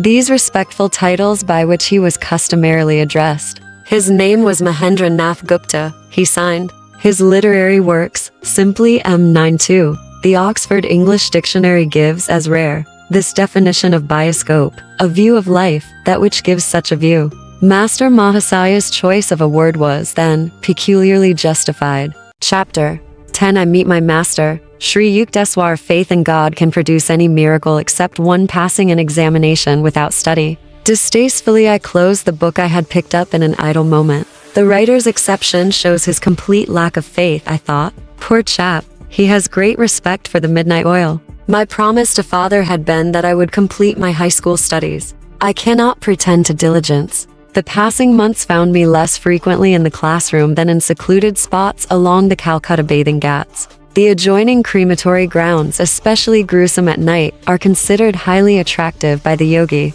He who would find the deathless essence must not be dismayed by a few unadorned skulls. Human inadequacy becomes clear in the gloomy abode of miscellaneous bones. My midnight vigils were thus of a different nature from the scholars. The week of final examinations at the Hindu high school was fast approaching. This interrogatory period, like the sepulchral haunts, inspires a well-known terror. My mind was nevertheless at peace. Braving the ghouls, I was exhuming a knowledge not found in lecture halls, but it lacked the art of Swami Pranabananda, who easily appeared in two places at one time. My educational dilemma was plainly a matter for the infinite ingenuity. This was my reasoning, though to many it seems illogic. The devotee's irrationality springs from 1,000 inexplicable demonstrations of God's instancy in trouble. Hello, Mukundal. I catch hardly a glimpse of you these days. A classmate accosted me one afternoon on Gurpar Road. Hello, Nantu. My invisibility at school has actually placed me there in a decidedly awkward position. I unburdened myself under his friendly gaze. Nantu, who was a brilliant student, laughed heartily. My predicament was not without a comic aspect. You are utterly unprepared for the finals. I suppose it is up to me to help you. The simple words conveyed divine promise to my ears. With alacrity, I visited my friend's home. He kindly outlined the solutions to various problems he considered likely to be set by the instructors. These questions are the bait which will catch many trusting boys in the examination trap. Remember my answers, and you will escape without injury. The night was far gone when I departed. Bursting with unseasoned erudition, I devoutly prayed it would remain for the next few critical days. Nanda had coached me in my various subjects, but under press of time, had forgotten my course in Sanskrit. Fervently I reminded God of the oversight. I set out on a short walk the next morning, assimilating my new knowledge to the rhythm of swinging footsteps. As I took a shortcut through the weeds of a corner lot, my eye fell on a few loose printed sheets. A triumphant pounce proved them to be Sanskrit verse. I sought out a pundit for aid in my stumbling interpretation. His rich voice filled the air with the edgeless, honeyed beauty of the ancient tongue. 10-1 These exceptional stanzas cannot possibly be of aid in your Sanskrit test. The scholar dismissed them skeptically, but familiarity with that particular poem enabled me on the following day to pass the Sanskrit examination. Through the discerning help Nanta had given, I also attained the minimum grade for success in all my other subjects. Father was pleased that I had kept my word and concluded my secondary school course. My gratitude sped to the Lord, whose sole guidance I perceived in my visit to Nantu and my walk by the unhabitual route of the debris-filled lot. Playfully he had given a dual expression to his timely design for my rescue. I came across the discarded book whose author had denied God precedence in the examination halls. I could not restrain a chuckle at my own silent comment. It would only add to this fellow's confusion if I were to tell him that divine meditation among the cadavers is a shortcut to a high school diploma. In my new dignity, I was now openly planning to leave home. Together with a young friend, Jitendra Mazumdar, 10-21 decided to join a Mahamandal hermitage in Benares and receive its spiritual discipline. A desolation fell over me one morning at thought of separation from my family. Since mother's death, my affection had grown especially tender for my two younger brothers, Sananda and Bishnu. I rushed to my retreat, the little attic which had witnessed so many scenes in my turbulent sadhana. 10-3 After a 2-hour flood of tears, I felt singularly transformed, as by some alchemical cleanser. All attachment 10-4 disappeared. My resolution to seek God as the friend of friends set like granite within me. I quickly completed my travel preparations. I make one last plea. Father was distressed as I stood before him for final blessing. Do not forsake me and your grieving brothers and sisters. Revered Father, how can I tell my love for you? But even greater is my love for the Heavenly Father, who has given me the gift of a perfect Father on earth. Let me go, that I someday return with a more divine understanding. With reluctant parental consent, one set out to join Jitendra, already in Benares at the hermitage. On my arrival, the young head Swami Dayananda greeted me cordially. Tall and thin, of thoughtful mien, he impressed me favorably. His fair face had a Buddha-like composure. I was pleased that my new home possessed an attic, where I managed to spend the dawn and morning hours. The ashram members, knowing little of meditation practices, thought I should employ my whole time in organizational duties. They gave me praise for my afternoon work in their office. Don't try to catch God so soon. This ridicule from a fellow resident accompanied one of my early departures toward the attic. I went to Dayananda, busy in his small sanctum overlooking the Ganges. Swamiji, 10-5. I don't understand what is required of me here. I am seeking direct perception of God. Without him, I cannot be satisfied with affiliation or creed or performance of good works. The orange-robed ecclesiastic gave me an affectionate pat. Staging a mock rebuke, he admonished a few nearby disciples. Don't bother, Mukunda. He will learn our ways. I politely concealed my doubt. The students left the room, not overly bent with their chastisement. Dayananda had further words for me. Makurta, I see your father is regularly sending you money. Please return it to him. You require none here. A second injunction for your discipline concerns food. Even when you feel hunger, don't mention it. Whether famishment gleamed in my eye, I knew not. That I was hungry, I knew only too well. The invariable hour for the first hermitage meal was 12 noon. I had been accustomed in my own home to a large breakfast at 9 o'clock. The 3-hour gap became daily more interminable. Gone were the Calcutta years when I could rebuke the cook for a 10-minute delay. Now I tried to control my appetite. One day I undertook a 24-hour fast. With double zest, I awaited the following midday. Dayanandi's train is late. We are not going to eat until he arrives. Jitendra brought me this devastating news. As gesture of welcome to the Swami, who had been absent for 2 weeks, many delicacies were in readiness. An appetizing aroma filled the air. Nothing else offering. What else could be swallowed except pride over yesterday's achievement of a fast? Lord, hasten the train. The heavenly provider, I thought, was hardly included in the interdiction with which Dayananda had silenced me. Divine attention was elsewhere, however. The plodding clock covered the hours. Darkness was descending as our leader entered the door. My greeting was one of unfeigned joy. Dayanandaji will bathe and meditate before we can serve food. Jitendra approached me again as a bird of ill omen. I was in near collapse. My young stomach, new to deprividiori, protested with gnawing vigor. Pictures I had seen of famine victims passed wraith-like before me. The next Benair's death from starvation is due at once in this hermitage, I thought. Impending doom averted at 9 o'clock. Ambrosial summons. In memory, that meal is vivid as one of life's perfect hours. Intense absorption yet permitted me to observe that Dayananda ate absent-mindedly. He was apparently above my gross pleasures. Swamiji, weren't you hungry? Happily surfeited. I was alone with the leader in his study. Oh yes. I have spent the last 4 days without food or drink. I never eat on trains, filled with the heterogeneous vibrations of worldly people. Strictly I observe the Shastric 10-6 rules for monks of my particular order. Certain problems of our organizational work lie on my mind. Tonight at home I neglected my dinner. What's the hurry? Tomorrow I'll make it a point to have a proper meal. He laughed merrily. Shame spread within me like a suffocation. But the past day of my torture was not easily forgotten. I ventured a further remark. Swamiji, I am puzzled. Following your instruction, suppose I never ask for food, and nobody gives me any. I should starve to death. Die then. This alarming counsel split the air. Die if you must. Mukunda. Never admit that you live by the power of food and not by the power of God. He who has created every form of nourishment, he who has bestowed appetite, will certainly see that his devotee is sustained. Do not imagine that rice maintains you, or that money or men support you. Could they aid if the Lord withdraws your life breath? They are his indirect instruments, merely. Is it by any skill of yours that food digests in your stomach? Use the sword of your discrimination, Mukunda. Cut through the chains of agency, and perceive the single cause. I found his incisive words entering some deep marrow. Gone was an age-old delusion by which bodily imperatives outwit the soul. There and then I tasted the Spirit's all-sufficiency. In how many strange cities, in my later life of ceaseless travel, did occasion arise to prove the serviceability of this lesson in a Benares hermitage.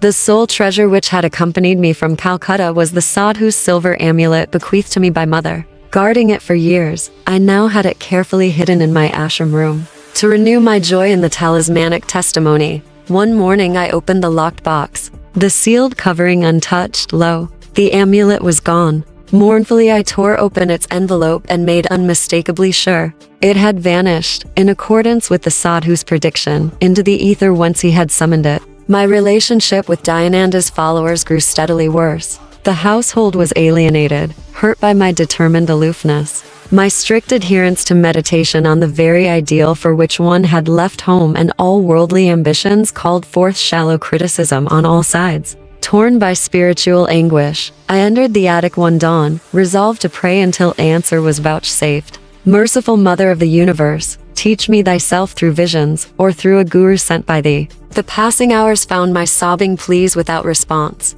Suddenly I felt lifted as though bodily to a sphere uncircumscribed. Thy master cometh today. A divine, womanly voice came from everywhere and nowhere. This supernal experience was pierced by a shout from a definite locale. A young priest nicknamed Habu was calling me from the downstairs kitchen. Mukunda, enough of meditation. You are needed for an errand. Another day I might have replied impatiently. Now I wiped my tear-swollen face and meekly obeyed the summons. Together, Habu and I set out for a distant marketplace in the Bengali section of Benares. The ungentle Indian sun was not yet at zenith as we made our purchases in the bazaars. We pushed our way through the colorful medley of housewives, guides, priests, simply clad widows, dignified Brahmins, and the ubiquitous holy bulls. Passing an inconspicuous lane, I turned my head and surveyed the narrow length. A Christ-like man in the ochre robes of a Swami stood motionless at the end of the road. Instantly and anciently familiar he seemed. My gaze fed hungrily for a trace.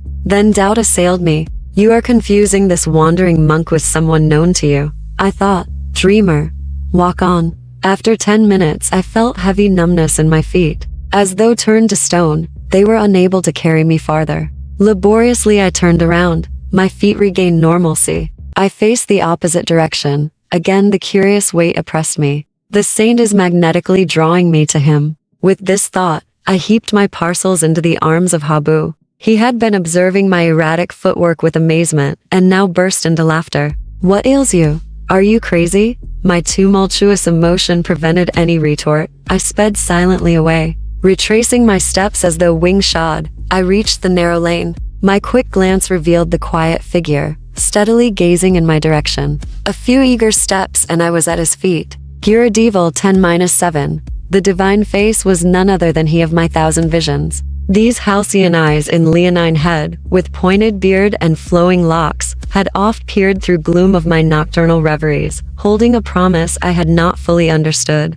Oh my own, you have come to me. My guru uttered the words again and again in Bengali, his voice tremulous with joy. How many years I have waited for you. We entered a oneness of silence. Words seemed the rankest superfluities. Eloquence flowed in soundless chant from heart of master to disciple. With an antenna of irrefragable insight, I sensed that my guru knew God and would lead me to him. The obscuration of this life disappeared in a fragile dawn of prenatal memories. Dramatic time, past, present, and future are its cycling scenes. This was not the first sun to find me at these holy feet. My hand in his, my guru led me to his temporary residence in the Rana Mahal section of the city. His athletic figure moved with firm tread. Tall, erect, about 55 at this time, he was active and vigorous as a young man. His dark eyes were large, beautiful with plumbless wisdom. Slightly curly hair softened a face of striking power. Strength mingled subtly with gentleness. As we made our way to the stone balcony of a house overlooking the Ganges, he said affectionately, I will give you my hermitages and all I possess, sir. I come for wisdom and God contact. Those are your treasure troves I am after. The swift Indian twilight had dropped its half curtain before my master spoke again. His eyes held unfathomable tenderness. I give you my unconditional love. Precious words. A quarter century elapsed before I had another auricular proof of his love. His lips were strange to ardor. Silence became his oceanic heart. Will you give me the same unconditional love? He gazed at me with childlike trust. I will love you eternally, Gurudeva. Ordinary love is selfish, darkly rooted in desires and satisfactions. Divine love is without condition, without boundary, without change. The flux of the human heart is gone forever at the transfixing touch of pure love. He added humbly, if ever you find me falling from a state of God realization, please promise to put my head on your lap and help to bring me back to the cosmic beloved we both worship. He rose then in the gathering darkness and guided me to an inner room. As we ate mangoes and almond sweetmeats, he unobtrusively wove into his conversation an intimate knowledge of my nature. I was awestruck at the grandeur of his wisdom, exquisitely blended with an innate humility. Do not grieve for your amulet. It has served its purpose. Like a divine mirror, my guru apparently had caught a reflection of my whole life. The living reality of your presence, master, is joy beyond any symbol. It is time for a change, inasmuch as you are unhappily situated in the hermitage. I had made no references to my life. They now seemed superfluous. By his natural, unemphatic manner, I understood that he wished no astonished ejaculations at his clairvoyance. You should go back to Calcutta. Why exclude relatives from your love of humanity? His suggestion dismayed me. My family was predicting my return. though I had been unresponsive to many pleas by letter. "Let the young bird fly in the metaphysical skies," Ananda had remarked. "His wings will tire in the heavy atmosphere. We shall yet see him swoop toward home, fold his pinions, and humbly rest in our family nest." This discouraging simile fresh in my mind, I was determined to do no swooping in the direction of Calcutta. "Sir, I am not returning home, but I will follow you anywhere. Please give me your address, and your name." Swami Sri Yukteswar Giri, my chief hermitage is in Serampore on Rai Ghat Lane. I am visiting my mother here for only a few days. I wondered at God's intricate play with his devotees. Serampore is but 12 miles from Calcutta, yet in those regions I had never caught a glimpse of my guru. We had to travel for our meeting to the ancient city of Kasi Benares, hallowed by memories of Lahiri Mahasaya. Here too, the feet of Buddha, Shankaracharya and other Yogi-Christs had blessed the soil. "You will come to me in for weeks." For the first time, Sri Yukteswar's voice was stern. "Now I have told my eternal affection, and have shown my happiness at finding you. That is why you disregard my request. The next time we meet, you will have to reawaken my interest. I won't accept you as a disciple easily. There must be complete surrender by obedience to my strict training." I remained obstinately silent. My guru easily penetrated my difficulty. "Do you think your relatives will laugh at you? I will not return. You will return in 30 days. Never." Bowing reverently at his feet, I departed without lightening the controversial tension. As I made my way in the midnight darkness, I wondered why the miraculous meeting had ended on an inharmonious note. The dual scales of Maya, that balance every joy with a grief. My young heart was not yet malleable to the transforming fingers of my guru. The next morning I noticed increased hostility in the attitude of the hermitage members. My days became spiked with invariable rudeness. In 3 weeks, Dayananda left the ashram to attend a conference in Bombay. Pandemonium broke over my hapless head. Mukunda is a parasite, accepting hermitage hospitality without making proper return.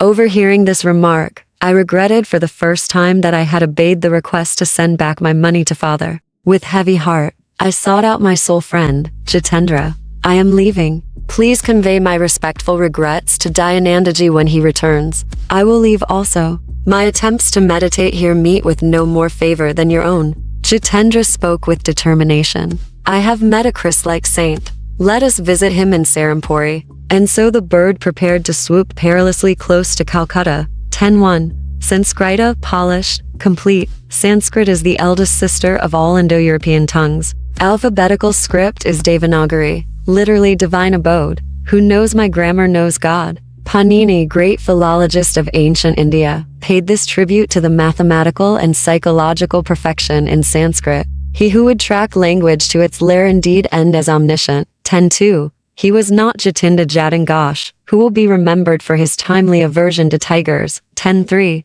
Path or Preliminary Road to God. Chapter 11.2. Penniless boys in Brindaban. It would serve you right if father disinherited you. Mukunda. How foolishly you are throwing away your life. An elder brother's sermon was assaulting my ears. Jitendra and one, fresh from the train of figure of speech merely, we were covered with dust, had just arrived at the home of Ananta, recently transferred from Calcutta to the ancient city of Agra. Brother was a supervising accountant for the Bengal Nagpur Railway. You well know, Ananta, I seek my inheritance from the Heavenly Father. Money first.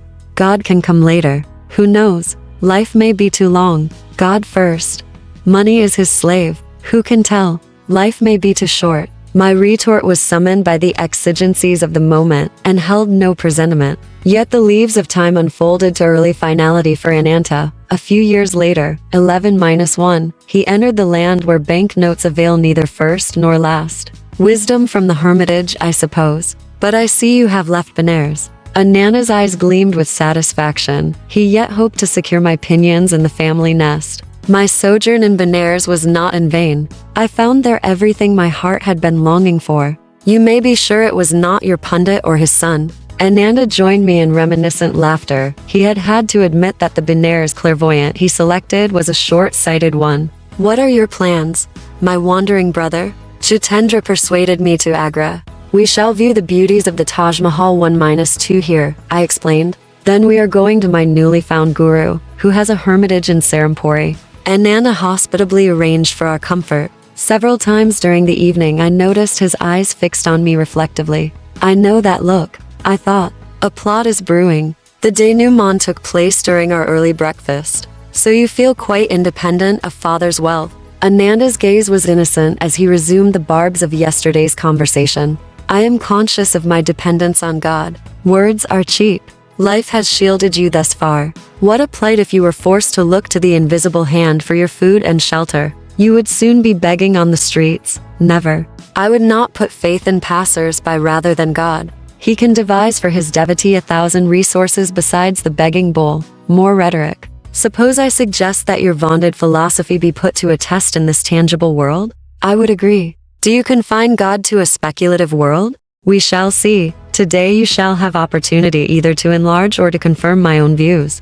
Ananda paused for a dramatic moment, then spoke slowly and seriously. I propose that I send you and your fellow disciple Jitendra this morning to the nearby city of Brindaban. You must not take a single rupee. You must not beg, either for food or money. You must not reveal your predicament to anyone. You must not go without your meals, and you must not be stranded in Brindaban. If you return to my bungalow here before 12 o'clock tonight, without having broken any rule of the test, I shall be the most astonished man in Agra. I accept the challenge. No hesitation was in my words or in my heart. Grateful memories flashed of the instant beneficence, my healing of deadly cholera through appeal to Lahira Masaya's picture, the playful gift of the 2 kites on the Lahore roof with Uma, the opportune amulet amidst my discouragement, the decisive message through the unknown Benares Sadhu outside the compound of the pundit's home, the vision of Divine Mother and her majestic words of love, her swift heed through Master Mahasaya to my trifling embarrassments, the last-minute guidance which materialized my high school diploma, and the ultimate boon, my living master from the mist. Never could I admit my philosophy unequal to any tussle on the world's harsh proving ground. Your willingness does you credit. I'll escort you to the train at once. Ananda turned to the open-mouthed Jitendra. You must go along as a witness, and very likely, a fellow victim. A half hour later, Jitendra and I were in possession of one-way tickets for our impromptu trip. We submitted, in a secluded corner of the station, to a search of our persons. Ananda was quickly satisfied that we were carrying no hidden hoard. Our simple Dotus 11-3 concealed nothing more than was necessary. As faith invaded the serious realms of finance, my friend spoke protestingly. Ananta, give me 1 or 2 rupees as a safeguard. Then I can telegraph you in case of misfortune. Jitendra.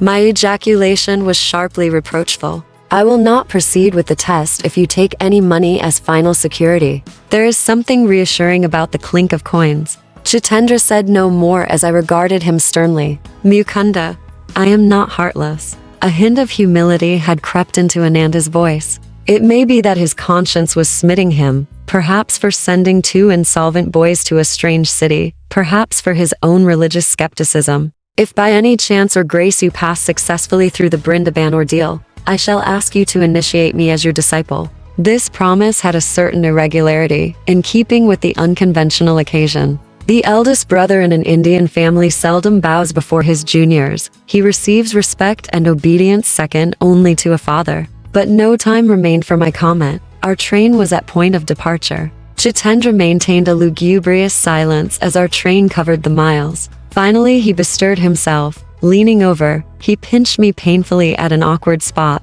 I see no sign that God is going to supply our next meal. Be quiet, doubting Thomas. The Lord is working with us. Can you also arrange that he hurry? Already I am famished merely at the prospect before us. I left Benares to view the Taj's mausoleum, not to enter my own. Cheer up, Jitendra. Are we not to have our first glimpse of the sacred wonders of Brindaban? I am in deep joy at thought of treading the ground hallowed by feet of Lord Krishna. The door of our compartment opened. 2 men seated themselves. The next train stop would be the last. Young lads, do you have friends in Brindaban? The stranger opposite me was taking a surprising interest. None of your business. Rudely I averted my gaze. You are probably flying away from your families under the enchantment of the Stealer of Hearts. 11-5.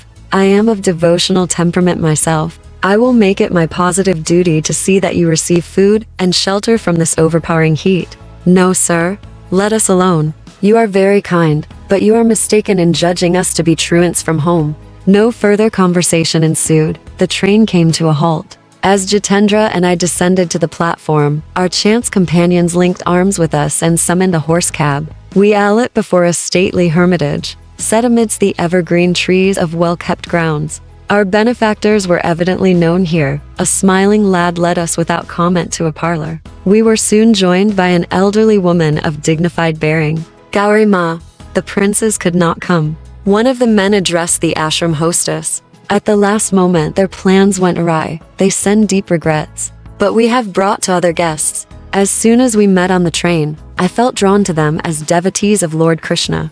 Ananda Moyi Maith Bengali joy-permeated mother. One of the caves occupied by Babaji in the Drongiri Mountains near Ranikhet in the Himalayas. A grandson of Lahiri Mahasaya, Ananda Mohan Lahiri second from right, in white, and 3 other devotees are visiting the sacred spot. Goodbye, young friends. Our 2 acquaintances walked to the door. We shall meet again, if God be willing. You are welcome here. Gauri Ma smiled in motherly fashion on her 2 unexpected charges. You could not have come on a better day. I was expecting 2 royal patrons of this hermitage. What a shame if my cooking had found none to appreciate it. These appetizing words had disastrous effect on Jitendra. He burst into tears. The prospect he had feared in Brindaban was turning out as royal entertainment. His sudden mental adjustment proved too much for him.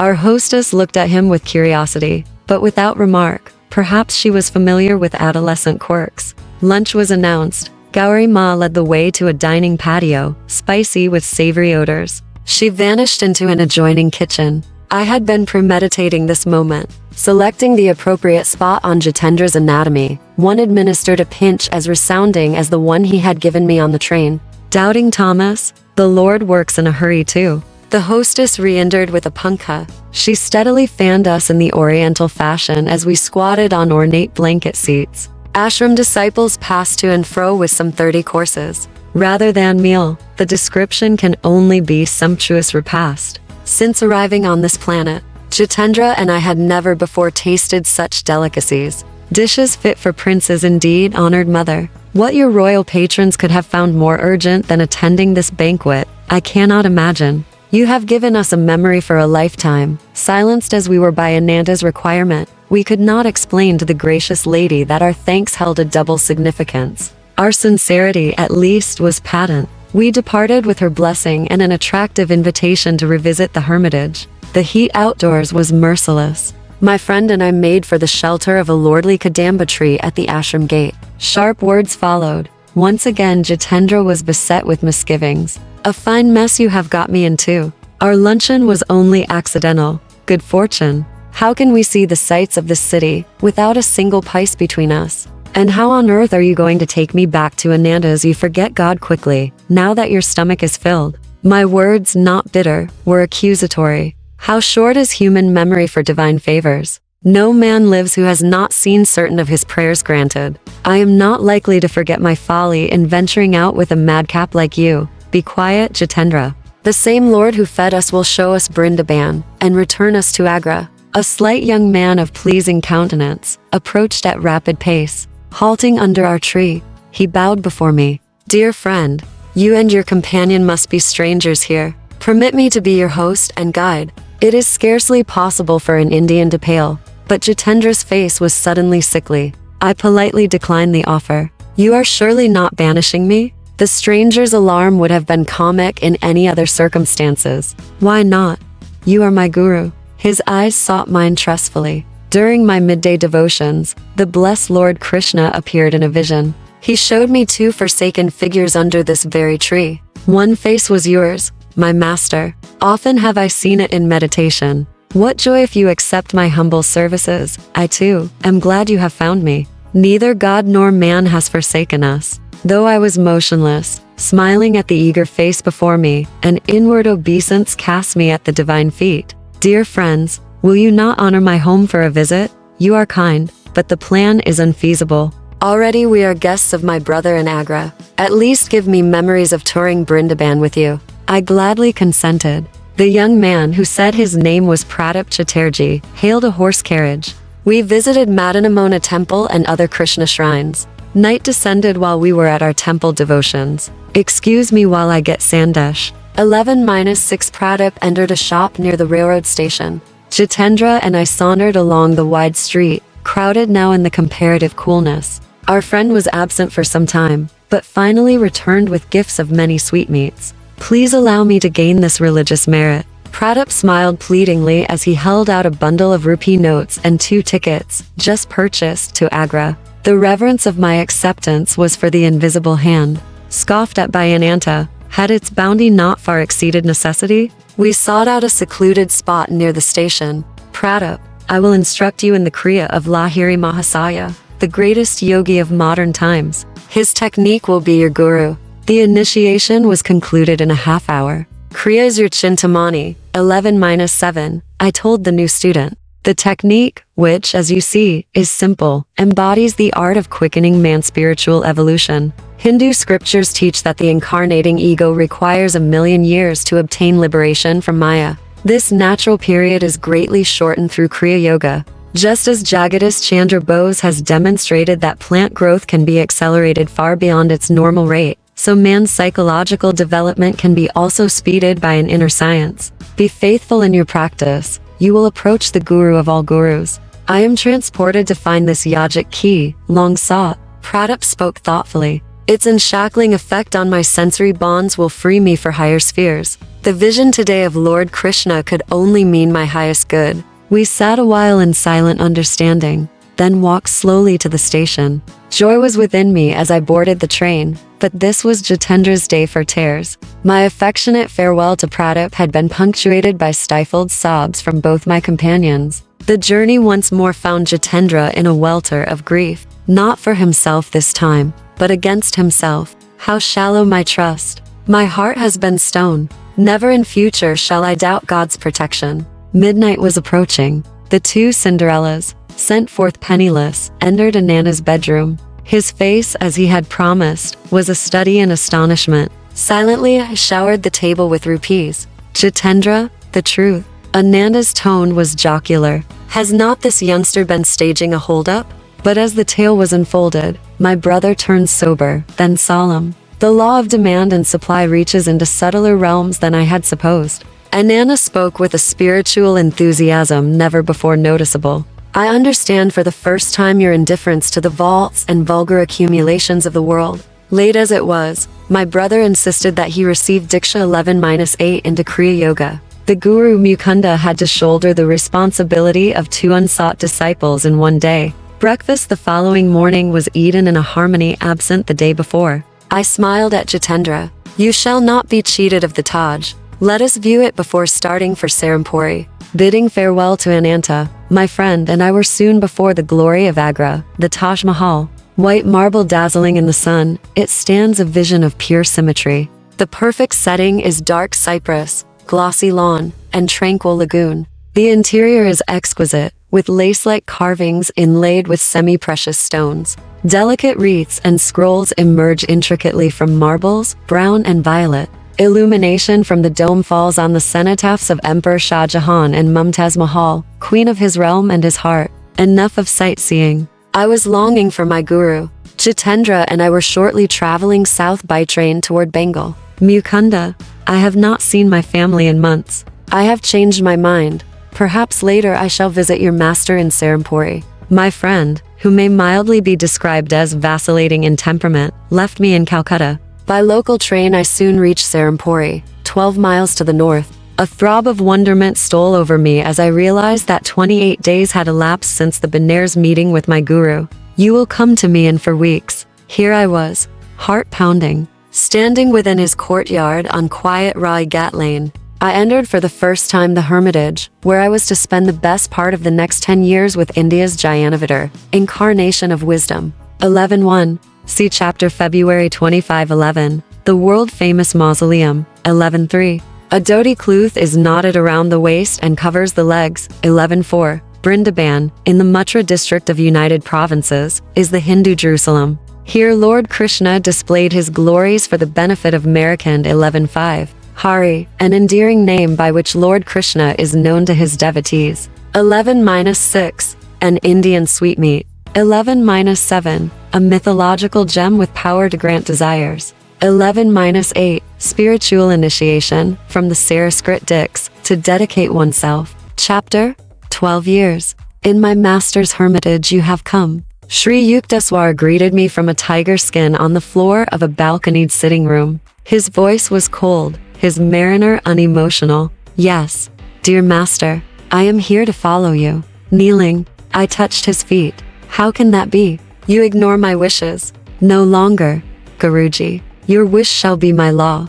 That is better. Now I can assume responsibility for your life. I willingly transfer the burden, master. My first request, then, is that you return home to your family. I want you to enter college in Calcutta. Your education should be continued. Very well, sir. I hid my consternation. Would importunate books pursue me down the years? First father, now Sri Yukteswar. Someday you will go to the West. Its people will lend ears more receptive to India's ancient wisdom if the strange Hindu teacher has a university degree. You know best, Guruji. My gloom departed. The reference to the West I found puzzling, remote, but my opportunity to please Master by obedience was vitally immediate. You will be near in Calcutta. Come here whenever you find time. Every day if possible, Master. Gratefully, I accept your authority in every detail of my life on one condition. Yes, that you promise to reveal God to me. An hour long verbal tussle ensued. A master's word cannot be falsified. It is not lightly given. The implications in the pledge open out vast metaphysical vistas. A guru must be on intimate terms indeed with the Creator before he can obligate him to appear. I sensed Sri Yukteswar's divine unity and was determined, as his disciple, to press my advantage. You are of exacting disposition. Then Master's consent rang out with compassionate finality. Let your wish be my wish. Lifelong shadow lifted from my heart. The vague search, hither and yon, was over. I had found eternal shelter in a true guru. Come, I will show you the hermitage. Master rose from his tiger mat. I glanced about me. My gaze fell with astonishment on a wall picture, garlanded with a spray of jasmine. Lahiri Mahasaya.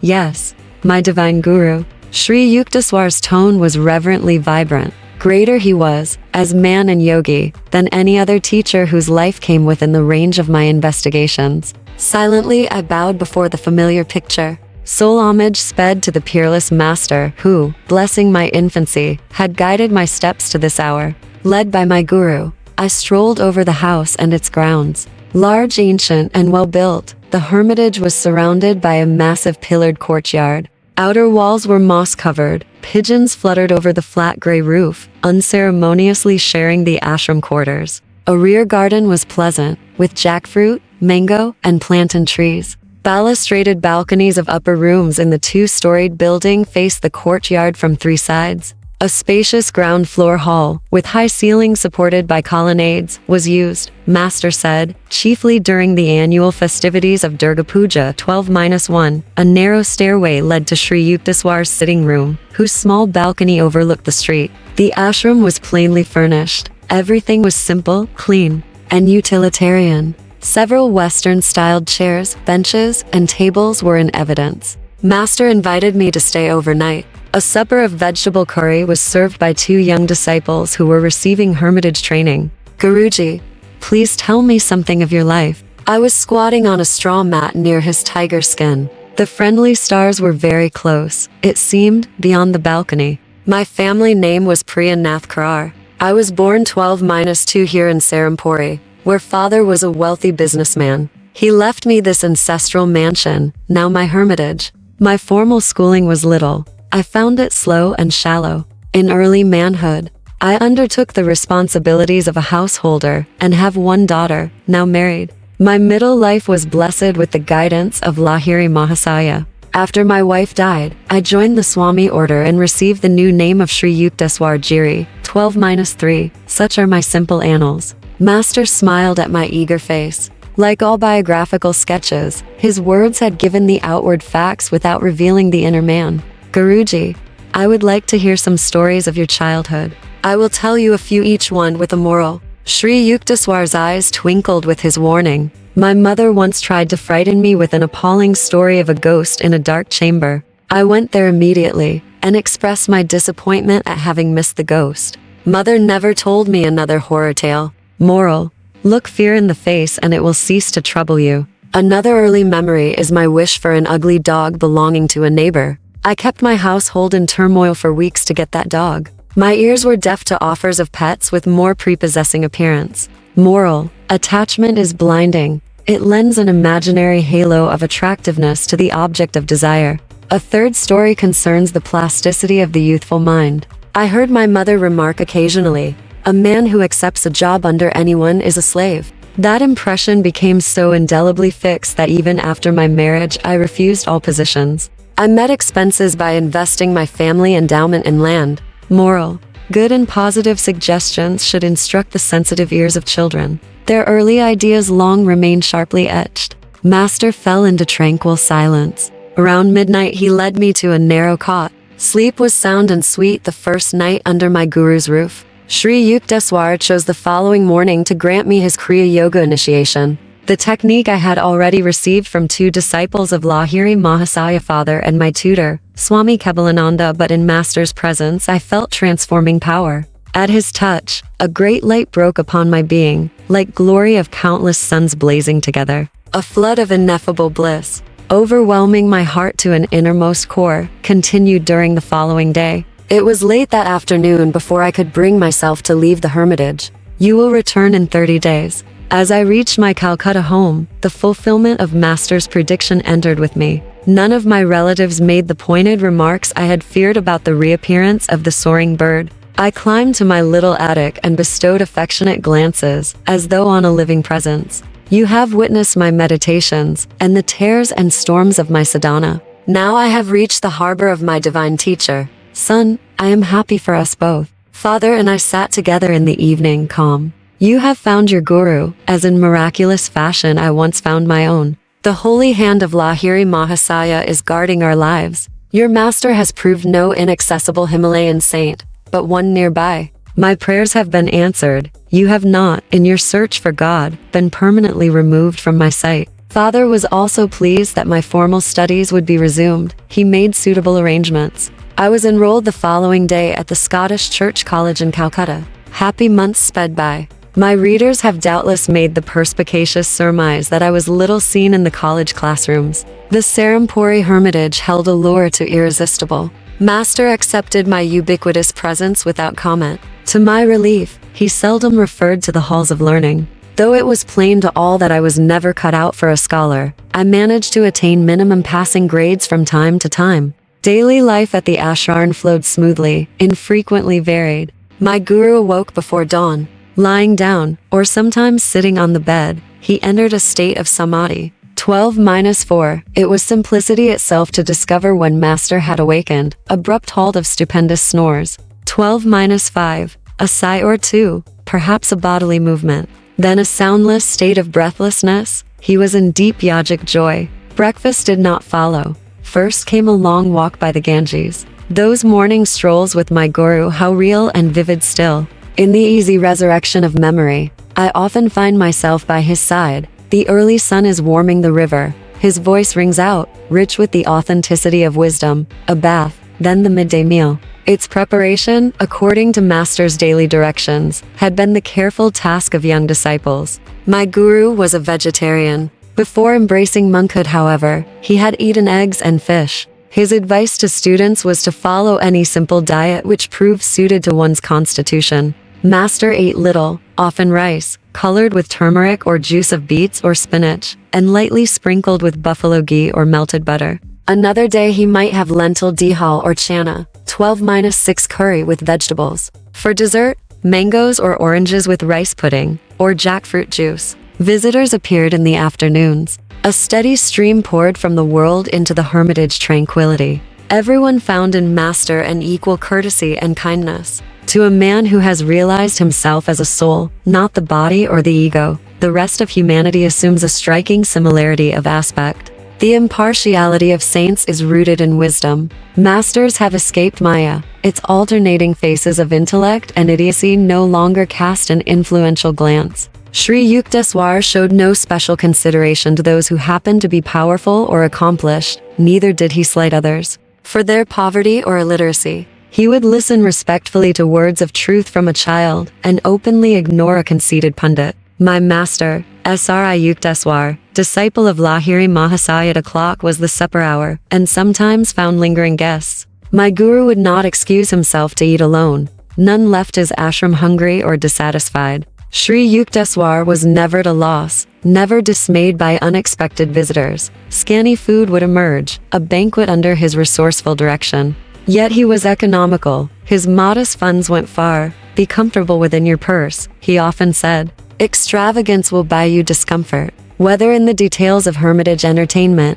or his building and repair work, or other practical concerns, Master manifested the originality of a creative spirit. Quiet evening hours often brought one of my guru's discourses, treasures against time. His every utterance was measured and chiseled by wisdom. A sublime self-assurance marked his mode of expression. It was unique. He spoke as none other, in my experience, ever spoke. His thoughts were weighed in a delicate balance of discrimination before he permitted them in outward garb. The essence of truth, all-pervasive, with even a physiological aspect, came from him like a fragrant exudation of the soul. I was conscious always that I was in the presence of a living manifestation of God. The weight of his divinity automatically bowed my head before him. If late guests detected that Sri Yukteswar was becoming engrossed with the infinite, he quickly engaged them in conversation. He was incapable of striking a pose, or of flaunting his inner withdrawal. Always one with the Lord, he needed no separate time for communion. A self-realized master has already left behind the stepping stone of meditation. The flower falls when the fruit appears. But saints often cling to spiritual forms for the encouragement of disciples. As midnight approached, my guru might fall into a doze with the naturalness of a child. There was no fuss about bedding. He often lay down, without even a pillow, on a narrow davenport, which was the background for his customary tiger skin seat. A night-long philosophical discussion was not rare. Any disciple could summon it by intensity of interest. I felt no tiredness then, no desire for sleep. Master's living words were sufficient. Oh, it is dawn. Let us walk by the Ganges. So ended many of my periods of nocturnal edification. My early months with Sri Yukteswar culminated in a useful lesson how to outwit a mosquito. At home, my family always used protective curtains at night. I was dismayed to discover that in the Serampore hermitage this prudent custom was honored in the breach. Yet the insects were in full residency. I was bitten from head to foot. My guru took pity on me. Buy yourself a curtain, and also one for me. He laughed and added, if you buy only one for yourself, all mosquitoes will concentrate on me. I was more than thankful to comply. Every night that I spent in Serampore, my guru would ask me to arrange the bedtime curtains. The mosquitoes one evening were especially virulent, but Master failed to issue his usual instructions. I listened nervously to the anticipatory hum of the insects. Getting into bed, one threw a propitiatory prayer in their general direction. A half hour later, I coughed pretentiously to attract my guru's attention. I thought I would go mad with the bites and especially the singing drone as the mosquitoes celebrated bloodthirsty rites. No responsive stir from Master. I approached him cautiously. He was not breathing. This was my first observation of him in the yogic trance. It filled me with fright. His heart must have failed. I placed a mirror under his nose. No breath vapor appeared. To make doubly certain, for minutes I closed his mouth and nostrils with my fingers. His body was cold and motionless. In a daze, I turned toward the door to summon help. So, a budding experimentalist. My poor nose. Master's voice was shaky with laughter. Why don't you go to bed? Is the whole world going to change for you? Change yourself. Be rid of the mosquito consciousness. Meekly I returned to my bed. Not one insect ventured near. I realized that my guru had previously agreed to the curtains only to please me. He had no fear of mosquitoes. His yogic power was such that he either could will them not to bite, or could escape to an inner invulnerability. He was giving me a demonstration, I thought. That is the yogic state I must strive to attain. A yogi must be able to pass into, and continue in, the super-consciousness, regardless of multitudinous distractions, never absent from this earth. Whether in the buzz of insects or the pervasive glare of daylight,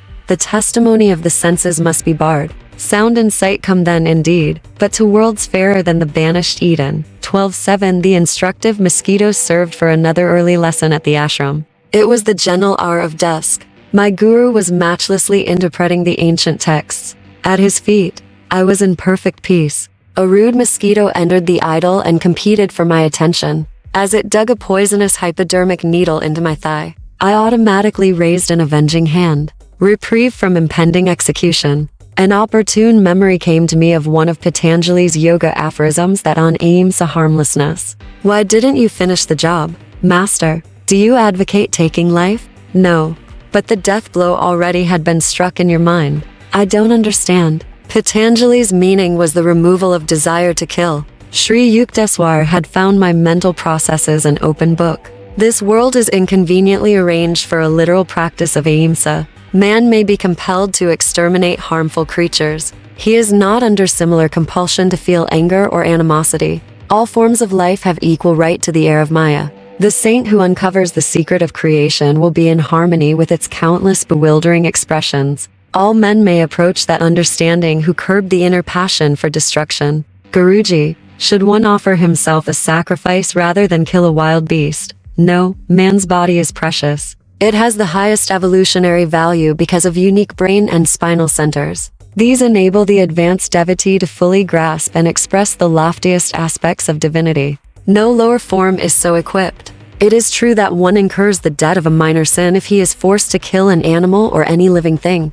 But the Vedas teach that wanton loss of a human body is a serious transgression against the karmic law. I sighed in relief. Scriptural reinforcement of one's natural instincts is not always forthcoming. It so happened that I never saw Master at close quarters with a leopard or a tiger, but a deadly cobra once confronted him, only to be conquered by my guru's love. This variety of snake is much feared in India, where it causes more than 5,000 deaths annually. The dangerous encounter took place at Puri, where Sri Yukteswar had a second hermitage, charmingly situated near the Bay of Bengal. Prafulla, a young disciple of later years, was with Master on this occasion. We were seated outdoors near the ashram. Prafulla told me. A cobra appeared nearby, a 4-foot length of sheer terror. Its hood was angrily expanded as it raced toward us. My guru gave a welcoming chuckle, as though to a child. I was beside myself with consternation to see Master engage in a rhythmical clapping of hands. 12-8. He was entertaining the dread visitor. I remained absolutely quiet, inwardly ejaculating what fervent prayers I could muster. The serpent, very close to my guru, was now motionless, seemingly magnetized by his caressing attitude. The frightful hood gradually contracted. The snake slithered between Master's feet and disappeared into the bushes. Why my guru would move his hands, and why the cobra would not strike them, were inexplicable to me then, Prafulla concluded. I have since come to realize that my divine Master is beyond fear of hurt from any living creature. One afternoon during my early months at the ashram, found Sri Yukteswar's eyes fixed on me piercingly. You are too thin, Mukunda. His rooms that commentating scholars busy themselves over for generations, he remarked. Endless literary controversy is for sluggard minds. What more liberating thought than God is, nay, God. But man does not easily return to simplicity. It is seldom God for him, but rather learned pomposities. His ego is pleased that he can grasp such erudition.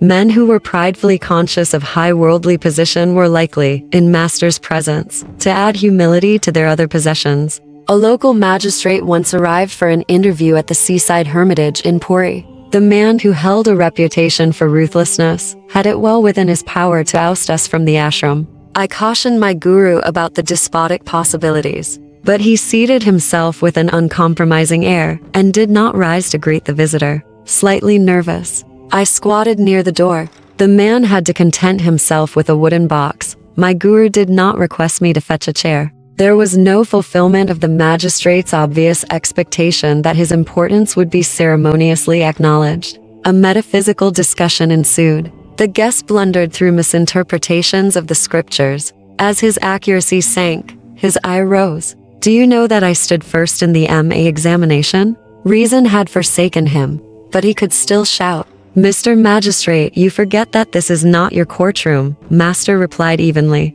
From your childish remarks, I would have surmised that your college career was unremarkable. A university degree, in any case, is not remotely related to Vedic realization. Saints are not produced in batches every semester like accountants. After a stunned silence, the visitor laughed heartily. This is my first encounter with a heavenly magistrate, he said. Later, he made a formal request, couched in the legal terms which were evidently part and parcel of his being, to be accepted as a probationary disciple. My guru personally attended to the details connected with the management of his property. Unscrupulous persons on various occasions attempted to secure possession of master's ancestral 12-12. Give not that which is holy unto the dogs, neither cast ye your pearls before swine, lest they trample them under their feet, and turn again and rend you. Matthew 7:6, 12-13. Disciples, from Sanskrit verb root, to serve. 12-14. He was once ill in Kashmir, when I was attendant from him. See chapter 23 12-15, a courageous medical man, Charles Robert Richet, awarded the Nobel Prize in Physiology, wrote as follows: "Metaphysics is not yet officially a science, recognized as such, but it is going to be at Edinburgh. I was able to affirm before 100 physiologists that our five senses are not our only means of knowledge, and that a fragment of reality sometimes reaches the intelligence in other ways. Because a fact is rare is no reason that it does not exist. Because a study is difficult, is that a reason for not understanding it? Those who have ratted at metaphysics science will be ashamed of themselves as those who rallied at chemistry on the ground that pursuit of the philosopher's stone illusory, occult. In the matter of principles there are only those of Lavoisier, Claude Bernard, and Pasteur the experimental, everywhere and always. Greetings then, to the new science which is going to change the orientation of human thought. 12-16. Samadhi, perfect union of the individualized soul with the infinite spirit. 12-17. The subconsciously guided rationalizations of the mind are utterly different from the infallible guidance of truth which issues from the superconsciousness. Led by French scientists of the Sorbonne, Western thinkers, investigate the possibility of divine perception in man. Beginning to for the past 20 years, students of psychology, influenced by Freud, gave all their time to searching the subconscious realms. Rabbi Israel H. Leventhal pointed out in 1929. It is true that the subconscious reveals much of the mystery that can explain human actions, but not all of our actions. It can explain the abnormal, but not deeds that are above the normal. The latest psychology, sponsored by the French schools, has discovered a new region in man, which it terms the superconscious. In contrast to the subconscious, which represents the submerged currents of our nature, it reveals the heights to which our nature can reach. Man represents a triple, not a double personality. Our conscious and subconscious being is crowned by a superconsciousness. Many years ago, the English psychologist F.W.H. Myers suggested that hidden in the deep of our being is a rubbish heap as well as a treasure house. In contrast to the psychology that counters all its researches on the subconscious and man's nature, this new psychology of the superconscious focuses its attention upon the treasure house, the region that alone can explain the great, unselfish, heroic deeds of men. 12-18, Jarda, wisdom, and bhakti, devotion, two of the main paths to God. 12-19. Man in his waking state puts forth innumerable efforts for experiencing sensual pleasures. When the entire group of sensory organs is fatigued, he forgets even the pleasure on hand, and goes to sleep in order to enjoy rest in the soul, his own nature. Shankara, the Grot Vedantist, has written, ultra-sensual bliss is thus extremely easy of attainment, and is far superior to sense delights, which always end in disgust. 12-20, Mark 2:27, 12-21, the Upanishads or Vedanta literally, end of the Vedas, occur in certain parts of the Vedas as essential summaries. The Upanishads furnish the doctrinal basis of the Hindu religion. They receive the following tribute from Schopenhauer: how entirely does the Upanishad breathe throughout the Holy Spirit, tea of the Vedas? How is everyone who has become familiar with that incomparable book, starred by that spirit to the very depths of this soul? From every sentence deep, original, and sublime thoughts arise, and the whole is pervaded by a high and holy and earnest spirit. The access to the Vedas by means of the Upanishads is, in my eyes, the greatest privilege this century may claim before all previous centuries. 12-22, commentaries. Shankara peerlessly expounded the Upanishads.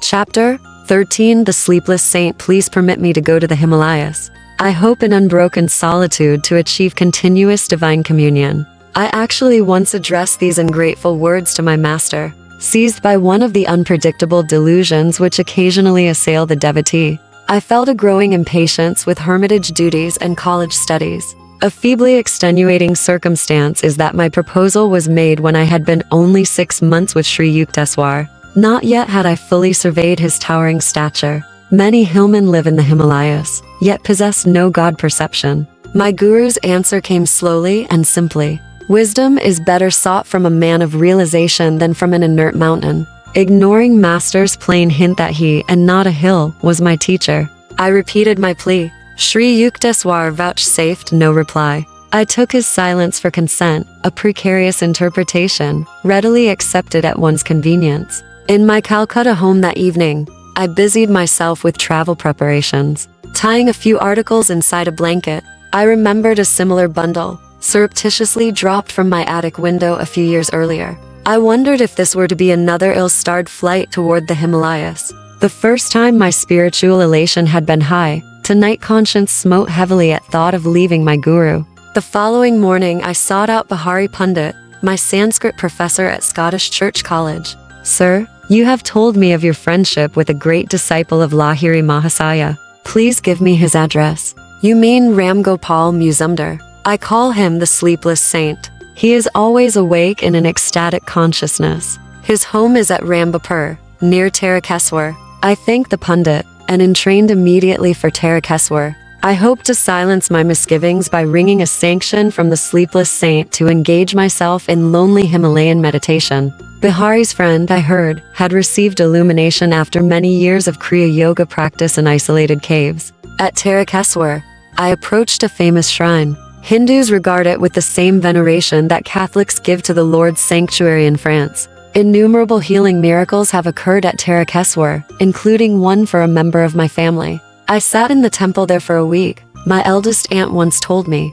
observing a complete fast. I prayed for the recovery of your uncle Sarada from a chronic malady. On the 7th day I found a herb materialized in my hand. I made a brew from the leaves, and gave it to your uncle. His disease vanished at once, and has never reappeared. I entered the sacred Tarakeswar shrine. The altar contains nothing but a round stone. Its circumference, beginningless and endless, makes it aptly significant of the infinite. Cosmic abstractions are not alien even to the humblest Indian peasant. He has been accused by Westerners, in fact, of living on abstractions. My own mood at the moment was so austere that I felt disinclined to bow before the stone symbol. God should be sought, I reflected, only within the soul. I left the temple without genuflection and walked briskly toward the outlying village of Rambapur. My appeal to a passer-by for guidance caused him to sink into long cogitation. When you come to a crossroad, turn right and keep going, he finally pronounced oracularly. Obeying the directions, I wended my way alongside the banks of a canal. Darkness fell. The outskirts of the jungle village were alive with winking fireflies and the howls of nearby jackals. The moonlight was too faint to supply any reassurance. I stumbled on for 2 hours. Welcome. Clang of a cowbell. My repeated shouts eventually brought a peasant to my side. I am looking for Ram Gopal Babu. No such person lives in our village. The man's tone was surly. You are probably a lying detective. Hoping to allay suspicion in his politically troubled mind, I touchingly explained my predicament. He took me to his home and offered a hospitable welcome. Rambapur is far from here, he remarked. At the crossroad, you should have turned left, not right. My earlier informant, I thought sadly, was a distinct menace to travelers. After a relishable meal of coarse rice, lentil dihal, and curry of potatoes with raw bananas, I retired to a small hut adjoining the courtyard. In the distance, villagers were singing to the loud accompaniment of Mridangas 13-1 and cymbals. Sleep was inconsiderable that night. I prayed deeply to be directed to the secret yogi, Ram Gopal. As the first streaks of dawn penetrated the fissures of my dark room, I set out for Rambapur. Crossing rough paddy fields, one trudged over sickled stumps of the prickly plant and mounds of dried clay. An occasionally met peasant would inform me invariably that my destination was only a crochet to miles. In 6 hours the sun traveled victoriously from horizon to meridian, but I began to feel that I would ever be distant from Rambapur by 1 crochet. At mid-afternoon, my world was still an endless paddy field. Heat pouring from the avoidless sky was bringing me to near collapse. As a man approached at leisurely pace, I hardly dared utter my usual question, lest it summon the monotonous, just a crochet. The stranger halted beside me. Short and slight, he was physically unimpressive, save for an extraordinary pair of piercing dark eyes. I was planning to leave Rambapur, but your purpose was good, so I awaited you. He shook his finger in my astounded face. Aren't you clever to think that unannounced you could pounce on me? That Professor Bihari had no right to give you my address. Considering that introduction of myself would be mere verbosity in the presence of this master, I stood speechless, somewhat hurt, at my reception. His next remark was abruptly put. Tell me, where do you think God is? Why? He is within me and everywhere. I doubtless looked as bewildered as I felt. All-pervading, eh? The saint chuckled. Then why, young sir, did you fail to bow before the infinite in the stone symbol at the Yukteswar temple yesterday? 13-2, your pride caused you the punishment of being misdirected by the passerby, who is not bothered by fine distinctions of left and right. Today too, you have had a fairly uncomfortable time of it. I agreed wholeheartedly, wonder-struck that an omniscient I hid within the unremarkable body before me. Healing strength emanated from the yogi. I was instantly refreshed in the scorching field. The devotee inclines to think his path to God is the only way, he said. Yoga, through which divinity is found within, is doubtless the highest road, so Lahiri Mahasaya has told us. But discovering the Lord within, we soon perceive him without. Holy shrines at Yukteswar and elsewhere are rightly venerated as nuclear centers of spiritual power. The saint's censorious attitude vanished. His eyes became compassionately soft. He patted my shoulder. Young yogi, I see you are running away from your master. He has everything you need. You must return to him. Mountains cannot be your guru. Ram Gopal was repeating the same thought which Sri Yukteswar had expressed at our last meeting. Masters are under no cosmic compulsion to limit their residence. My companion glanced at me quizzically. The Himalayas and India and Tibet have no monopoly on saints. What one does not trouble to find within will not be discovered by transporting the body hither and yon. As soon as the devotee is willing to go even to the ends of the earth for spiritual enlightenment, his guru appears nearby. I silently agreed, recalling my prayer in the Benares hermitage, followed by the meeting with Sri Yukteswar in a crowded lane. Are you able to have a little room where you can close the door and be alone? Yes. I reflected that this saint descended from the general to the particular with disconcerting speed. That is your cave. The yogi bestowed on me a gaze of illumination which I have never forgotten. That is your sacred mountain. That is where you will find the kingdom of God. His simple words instantaneously banished my lifelong obsession for the Himalayas. In a burning paddy field, I awoke from the monticulous dreams of eternal snows. Young sir, your divine thirst is laudable. I feel great love for you. Ram Gopal took my hand and led me to a quaint hamlet. The adobe houses were covered with coconut leaves and adorned with rustic entrances. The saint seated me on the umbrageous bamboo platform of his small cottage. After giving me sweetened lime juice and a piece of rock candy, he entered his patio and assumed the lotus posture. In about 4 hours I opened my meditative eyes and saw that the moonlit figure of the yogi was still motionless. As I was sternly reminding my stomach that man does not live by bread alone, Ram Gopal approached me. I see you are famished. Food will be ready soon. A fire was kindled under a clay oven on the patio. Rice and dihal were quickly served on large banana leaves. My host courteously refused my aid in all cooking chores. The guest is God, a Hindu proverb, has commanded devout observance from time immemorial.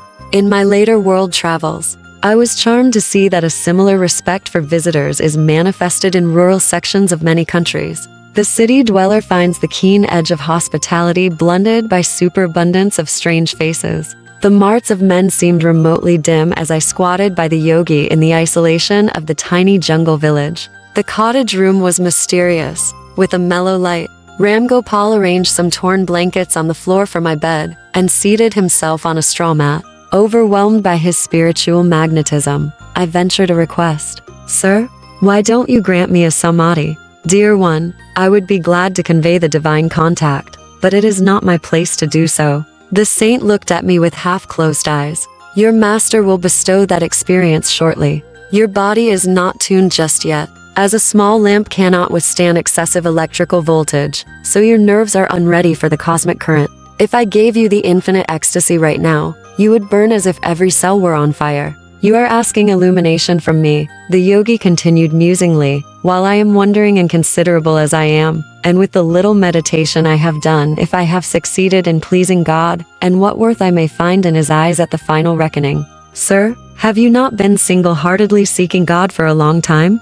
I have not done much. Bihari must have told you something of my life. For 20 years I occupied a secret grotto, meditating 18 hours a day. Then I moved to a more inaccessible cave and remained there for 25 years, entering the yoga union for 20 hours daily. I did not need sleep, for I was ever with God. My body was more rested in the complete calmness of the superconsciousness than it could be by the partial peace of the ordinary subconscious state. The muscles relax during sleep, but the heart, lungs, and circulatory system are constantly at work. They get no rest. In superconsciousness, the internal organs remain in a state of suspended animation, electrified by the cosmic energy. By such means I have found it unnecessary to sleep for years. The time will come when you too will dispense with sleep.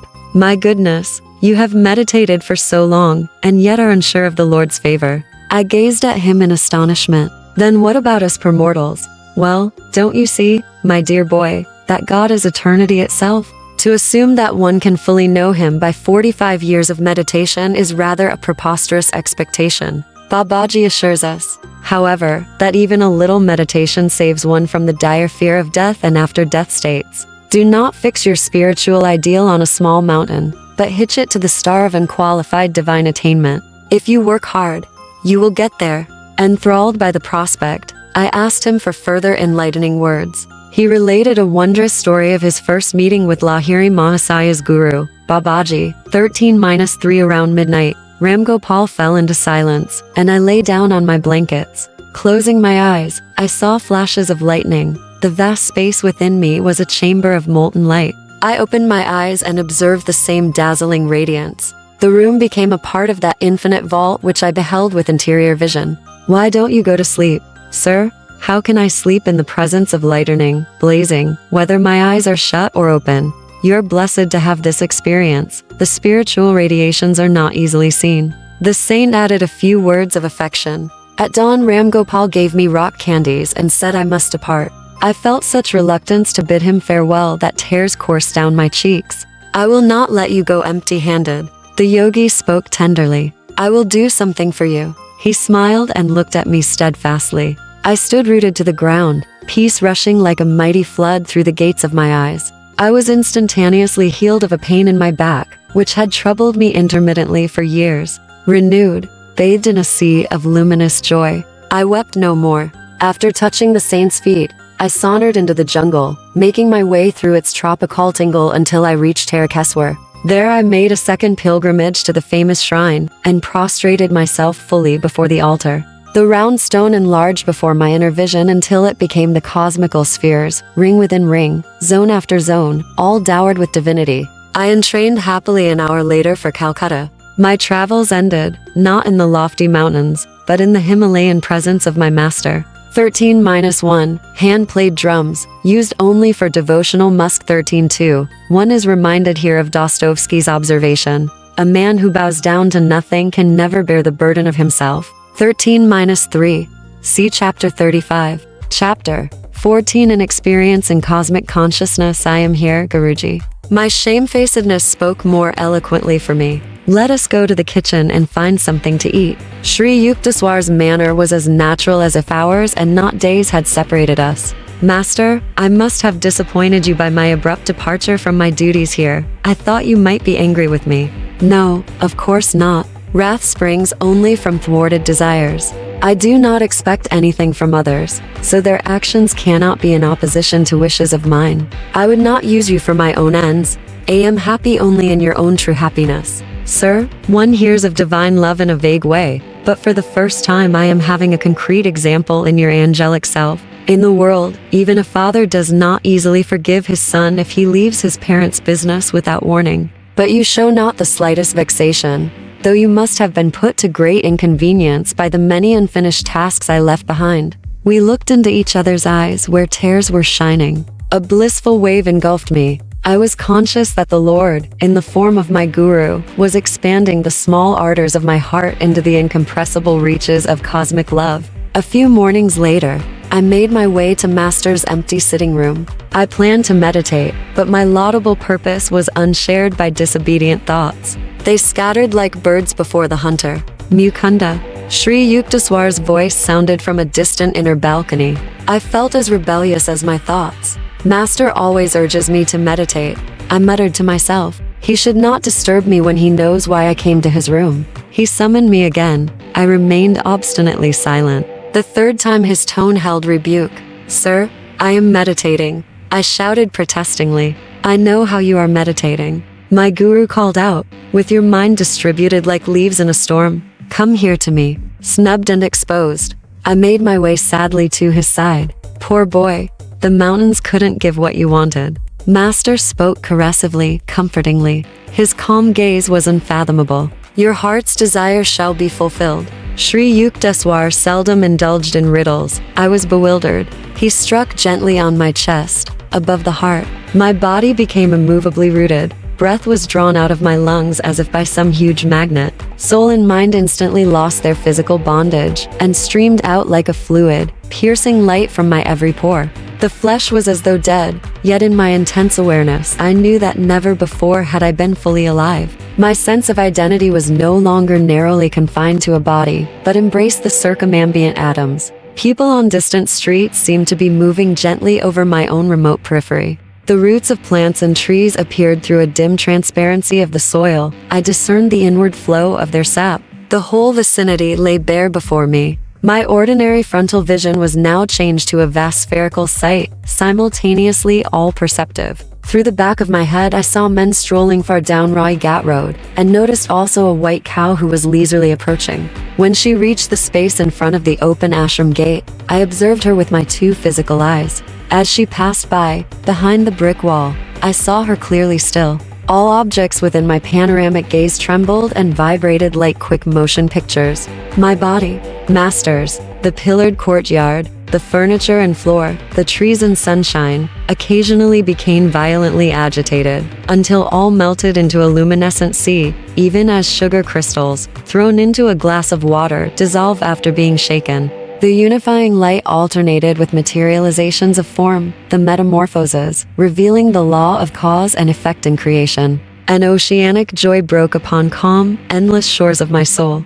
The Spirit of God, I realized, is exhaustless bliss. His body is countless tissues of light. A swelling glory within me began to envelop towns, continents, the earth, solar and stellar systems, tenuous nebulae, and floating universes. The entire cosmos, gently luminous, like a city seen afar at night, glimmered within the infinitude of my being.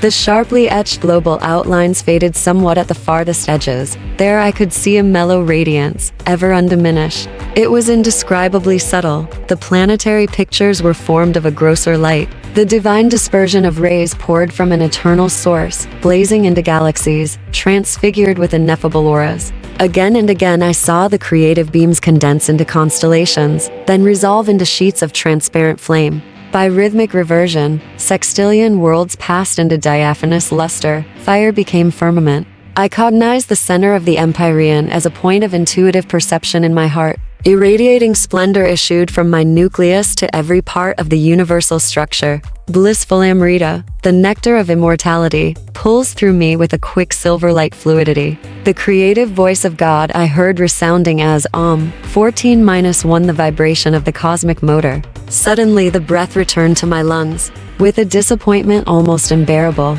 I realized that my infinite immensity was lost. Once more I was limited to the humiliating cage of a body, not easily accommodative to the spirit. Like a prodigal child, I had run away from my macrocosmic home and imprisoned myself in a narrow microcosm. My guru was standing motionless before me. I started to drop at his holy feet in gratitude for the experience in cosmic consciousness which I had long passionately sought. He held me upright and spoke calmly, unpretentiously. You must not get overdrunk with ecstasy. Much work yet remains for you in the world. Come, let us sweep the balcony floor, then we shall walk by the Ganges. I fetched a broom. Master, I knew, was teaching me the secret of balanced living. The soul must stretch over the cosmogonic abysses, while the body performs its daily duties. When we set out later for a stroll, I was still entranced in unspeakable rapture. I saw our bodies as two astral pictures, moving over a road by the river, whose essence was sheer light. It is the Spirit of God that actively sustains every form and force in the universe, yet he is transcendental and aloof in the blissful, uncreated void beyond the worlds of vibratory phenomena. 14-2 Master explained. Saints who realize their divinity even while in the flesh know a similar twofold existence. Conscientiously engaging in earthly work, they yet remain immersed in an inward beatitude. The Lord has created all men from the limitless joy of his being.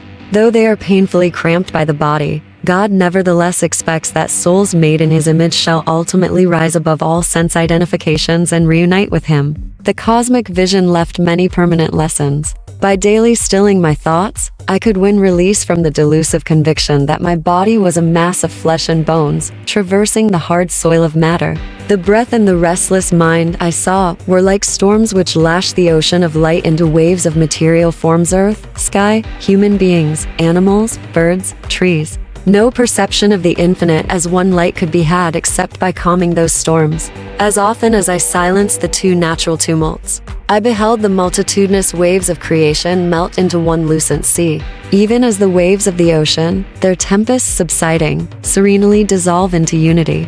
A master bestows the divine experience of cosmic consciousness when his disciple, by meditation, has strengthened his mind to a degree where the vast vistas would not overwhelm him.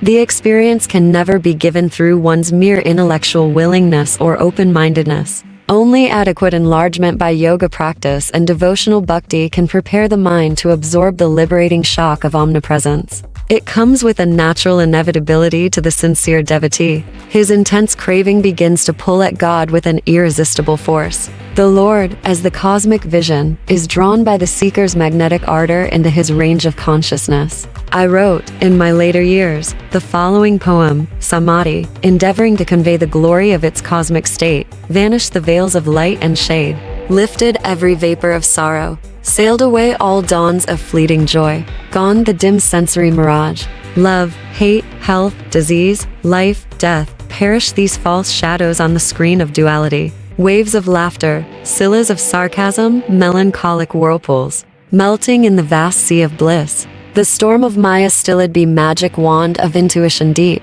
The universe, forgotten dream, subconsciously lurks, ready to invade my newly wakened memory divine. I live without the cosmic shadow, but it is not bereft of me. As the sea exists without the waves, but they breathe not without the sea. Dreams, wakings, states of deep turiya sleep, present, past, future, no more for me, but ever present, all flowing I everywhere. Planets, stars, stardust, earth, volcanic bursts of doomsday cataclysms, creation's molding furnace, glaciers of silent X-rays, burning electron floods, thoughts of all men, past, present, to come. Every blade of grass, myself, mankind. Each particle of universal dust. Anger, greed, good, bad, salvation, lust, I swallowed, transmuted into a vast ocean of blood of my own one being. Smoldering joy, oft puffed by meditation blinding my tearful eyes, burst into immortal flames of bliss, consumed my tears, my frame, my all.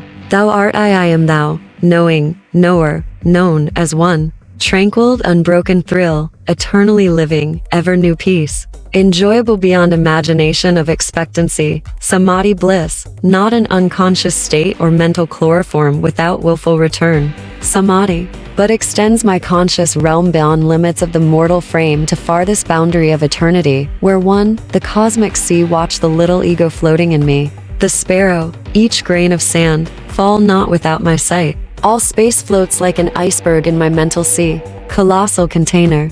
I, of all things made, by deeper, longer, thirsty, guru-given meditation, comes this celestial samadhi. Mobile murmurs of atoms are heard. The dark earth, mountains, veils, lull molten liquid. Flowing seas change into vapors of nebulae. Om blows upon vapors, opening wondrously their veils. Oceans stand revealed, shining electrons, till, at last sound of the cosmic drum, vanish the grosser lights into eternal race-off all-pervading bliss. From joy I came, for joy won live, in sacred joy I melt. Ocean of mind, I drink all creation's waves. 4 veils of solid, liquid, vapor, light, lift aright. Myself in everything, enters the great myself. Gone forever, fitful, flickering shadows of mortal memory. Spotless is my mental sky, below, ahead, and high above, eternity and one united ray. A tiny bubble of laughter, I am become the sea of mirth itself. Sri Yukteswar taught me how to summon the blessed experience at will, and also how to transmit it to others if their intuitive channels were developed. For months I entered the ecstatic union, comprehending why the Upanishads say God is rasa, the most relishable. One day, however, I took a problem to master. I want to know, sir, when shall I find God? You have found him. Oh no, sir, I don't think so. My guru was smiling. I am sure you aren't expecting a venerable personage, adorning a throne in some antiseptic corner of the cosmos.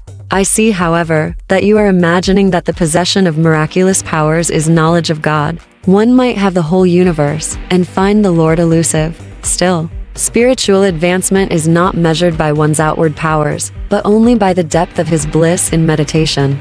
Ever new joy is God. He is inexhaustible. As you continue your meditations during the years, he will beguile you with an infinite ingenuity. Devotees like yourself, who have found the way to God, never dream of exchanging him for any other happiness. He is seductive beyond thought of competition. How quickly we weary of earthly pleasures. Desire for material things is endless. Man is never satisfied completely and pursues one goal after another. The something else he seeks is the Lord, who alone can grant lasting joy. Outward longings drive us from the Eden within. They offer false pleasures which only impersonate soul happiness. The lost paradise is quickly regained through divine meditation. As God is unanticipatory ever newness, we never tire of him. Can we be surfeited with bliss, delightfully varied throughout eternity? I understand now, sir, why saints call the Lord unfathomable. Even everlasting life could not suffice to appraise him. That is true. But he is also near and dear. After the mind has been cleared by Kriya Yoga of sensory obstacles, meditation furnishes a twofold proof of God. Ever new joy is evidence of his existence, convincing to our very atoms. Also, in meditation, one finds his instant guidance, his adequate response to every difficulty. I see, Guruji, you have solved my problem. I smiled gratefully. I do realize now that I have found God, for whenever the joy of meditation has returned subconsciously during my active hours, I have been subtly directed to adopt the right course in everything, even details. Human life is beset with sorrow until we know how to tune in with the divine will, whose right course is often baffling to the egoistic intelligence. God bears the burden of the cosmos. He alone can give unerring counsel. 14:1 In the beginning was the Word, and the Word was with God, and the Word was God. John 1:1. 14-2 For the Father judgeth no man, but hath committed all judgment unto the Son. John 5:22. No man hath seen God at any time. The only begotten Son, which is in the bosom of the Father, he hath declared him. John 1:18. Verily, verily, I say unto you, he that believeth on me, the works that I do shall he do also, and greater works than these shall he do, because I go unto my Father. John 14:12 But the Comforter, which is the Holy Ghost, whom the Father will send in my name, he shall teach you all things, and bring all things to your remembrance, whatsoever I have said to you. John 14:20 These biblical words refer to the threefold nature of God as Father, Son, Holy Ghost. Sat, Tat, Om in the Hindu scriptures. God the Father is the absolute unmanifested, existing beyond vibratory creation. God the Son is the Christ consciousness Brahma or Katastha Chaitanya existing within vibratory creation. This Christ consciousness is the only begotten or sole reflection of the uncreated infinite. Its outward manifestation or witness is Om or Holy Ghost, the divine, creative, invisible power which structures all creation through vibration. The blissful comforter, is heard in meditation and reveals to the devotee the ultimate truth. Chapter 15 The Cauliflower Robbery Master, a gift for you. These 6 huge cauliflowers were planted with my hands. I have watched over their growth with the tender care of a mother nursing her child. I presented the basket of vegetables with a ceremonial flourish. Thank you. Sri Yukteswar's smile was warm with appreciation. Please keep them in your room. I shall need them tomorrow for a special dinner.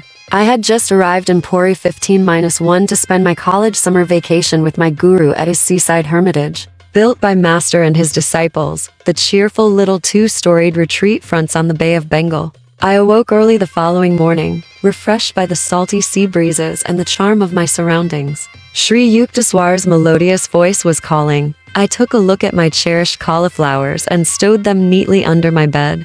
Come, let us go to the beach. Master led the way. Several young disciples and myself followed in a scattered group. Our guru surveyed us in mild criticism. When our Western brothers walk, they usually take pride in unison. Now, please march into rows, keep rhythmic step with one another. Sri Yukteswar watched as we obeyed. He began to sing, "Boys go to and fro, in a pretty little row." I could not but admire the ease with which Master was able to match the brisk pace of his young students. Halt! My guru's eyes sought mine. Did you remember to lock the back door of the hermitage? My guru's seaside hermitage at Puri, a steady stream of visitors poured from the world into the hermitage, tranquility. A number of learned men came with the expectation of meeting an orthodox religionist. A supercilious smile or a glance of amused tolerance occasionally betrayed that the newcomers anticipated nothing more than a few pious platitudes. Yet their reluctant departure would bring an expressed conviction that Sri Yukteswar had shown precise insight into their specialized fields of knowledge. My guru always had young resident disciples in his hermitage. He directed their minds and lives with that careful discipline in which the word disciple is etymologically rooted. I think so, sir. Sri Yukteswar was silent for a few minutes, a half-suppressed smile on his lips. No, you forgot, he said finally. Divine contemplation must not be made an excuse for material carelessness. You have neglected your duty in safeguarding the ashram. You must be punished. I thought he was obscurely joking when he added, your 6 cauliflowers will soon be only 5. We turned around at Master's orders and marched back until we were close to the hermitage. Rest a while. Mukunda, look across the compound on our left. Observe the road beyond. A certain man will arrive there presently. He will be the means of your chastisement. I concealed my vexation at these incomprehensible remarks. A peasant soon appeared on the road. He was dancing grotesquely and flinging his arms about with meaningless gestures. Almost paralyzed with curiosity, I glued my eyes on the hilarious spectacle. As the man reached a point in the road where he would vanish from our view, Sri Yukteswar said, "Now, he will return." The peasant at once changed his direction and made for the rear of the ashram. Crossing a sandy tract, he entered the building by the back door. I had left it unlocked, even as my guru had said. The man emerged shortly, holding one of my prized cauliflowers. He now strode along respectably, invested with the dignity of possession. The unfolding farce, in which my role appeared to be that of bewildered victim, was not so disconcerting that I failed in indignant pursuit. I was halfway to the road when Master recalled me. He was shaking from head to foot with laughter. That poor crazy man has been longing for a cauliflower, he explained between outbursts of mirth.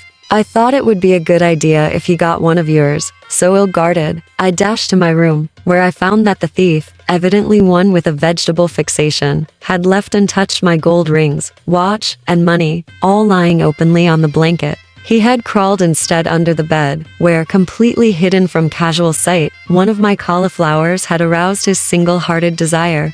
I asked Sri Yukteswar that evening to explain the incident, which had, I thought, a few baffling features. My guru shook his head slowly. You will understand it someday. Science will soon discover a few of these hidden laws. When the wonders of radio burst some years later on an astounded world, I remembered Master's prediction. Age-old concepts of time and space were annihilated. No peasant's home so narrow that London or Calcutta could not enter. The dullest intelligence enlarged before indisputable proof of one aspect of man's omnipresence. The plot of the cauliflower comedy can be best understood by a radio analogy. Sri Yukteswar was a perfect human radio. Thoughts are no more than very gentle vibrations moving in the ether. Just as a sensitized radio picks up a desired musical number out of thousands of other programs from every direction, so my guru had been able to catch the thought of the half-witted man who hankered for a cauliflower out of the countless thoughts of broadcasting human wills in the world. 15-2 By his powerful will, Master was also a human broadcasting station, and had successfully directed the peasant to reverse his steps and go to a certain room for a single cauliflower. Intuition 15-3 is soul guidance, appearing naturally in man during those instants when his mind is calm. Nearly everyone has had the experience of an inexplicably correct hunch, or has transferred his thoughts effectively to another person. The human mind, free from the static of restlessness, can perform through its antenna of intuition all the functions of complicated radio mechanisms, sending and receiving thoughts and tuning out undesirable ones. As the power of a radio depends on the amount of electrical current it can utilize, so the human radio is energized according to the power of will possessed by each individual. All thoughts vibrate eternally in the cosmos. By deep concentration, a master is able to detect the thoughts of any mind, living or dead. Thoughts are universally and not individually rooted. A truth cannot be created, but only perceived. The erroneous thoughts of man result from imperfections in his discernment. The goal of yoga science is to calm the mind, that without distortion it may mirror the divine vision in the universe. Radio and television have brought the instantaneous sound and sight of remote persons to the firesides of millions, the first faint scientific intimations that man is an all-pervading spirit. Not a body confined to a point in space, but the vast soul, which the ego in most barbaric modes conspires in vain to cramp. Very strange, very wonderful, seemingly very improbable phenomena may yet appear, which, when once established, will not astonish us more than we are now astonished at all that science has taught us during the last century. Charles Robert Richet, Nobel Prizeman in Physiology, has declared, "It is assumed that the phenomena which we now accept without surprise do not excite our astonishment because they are understood. But this is not the case. If they do not surprise us, it is not because they are understood,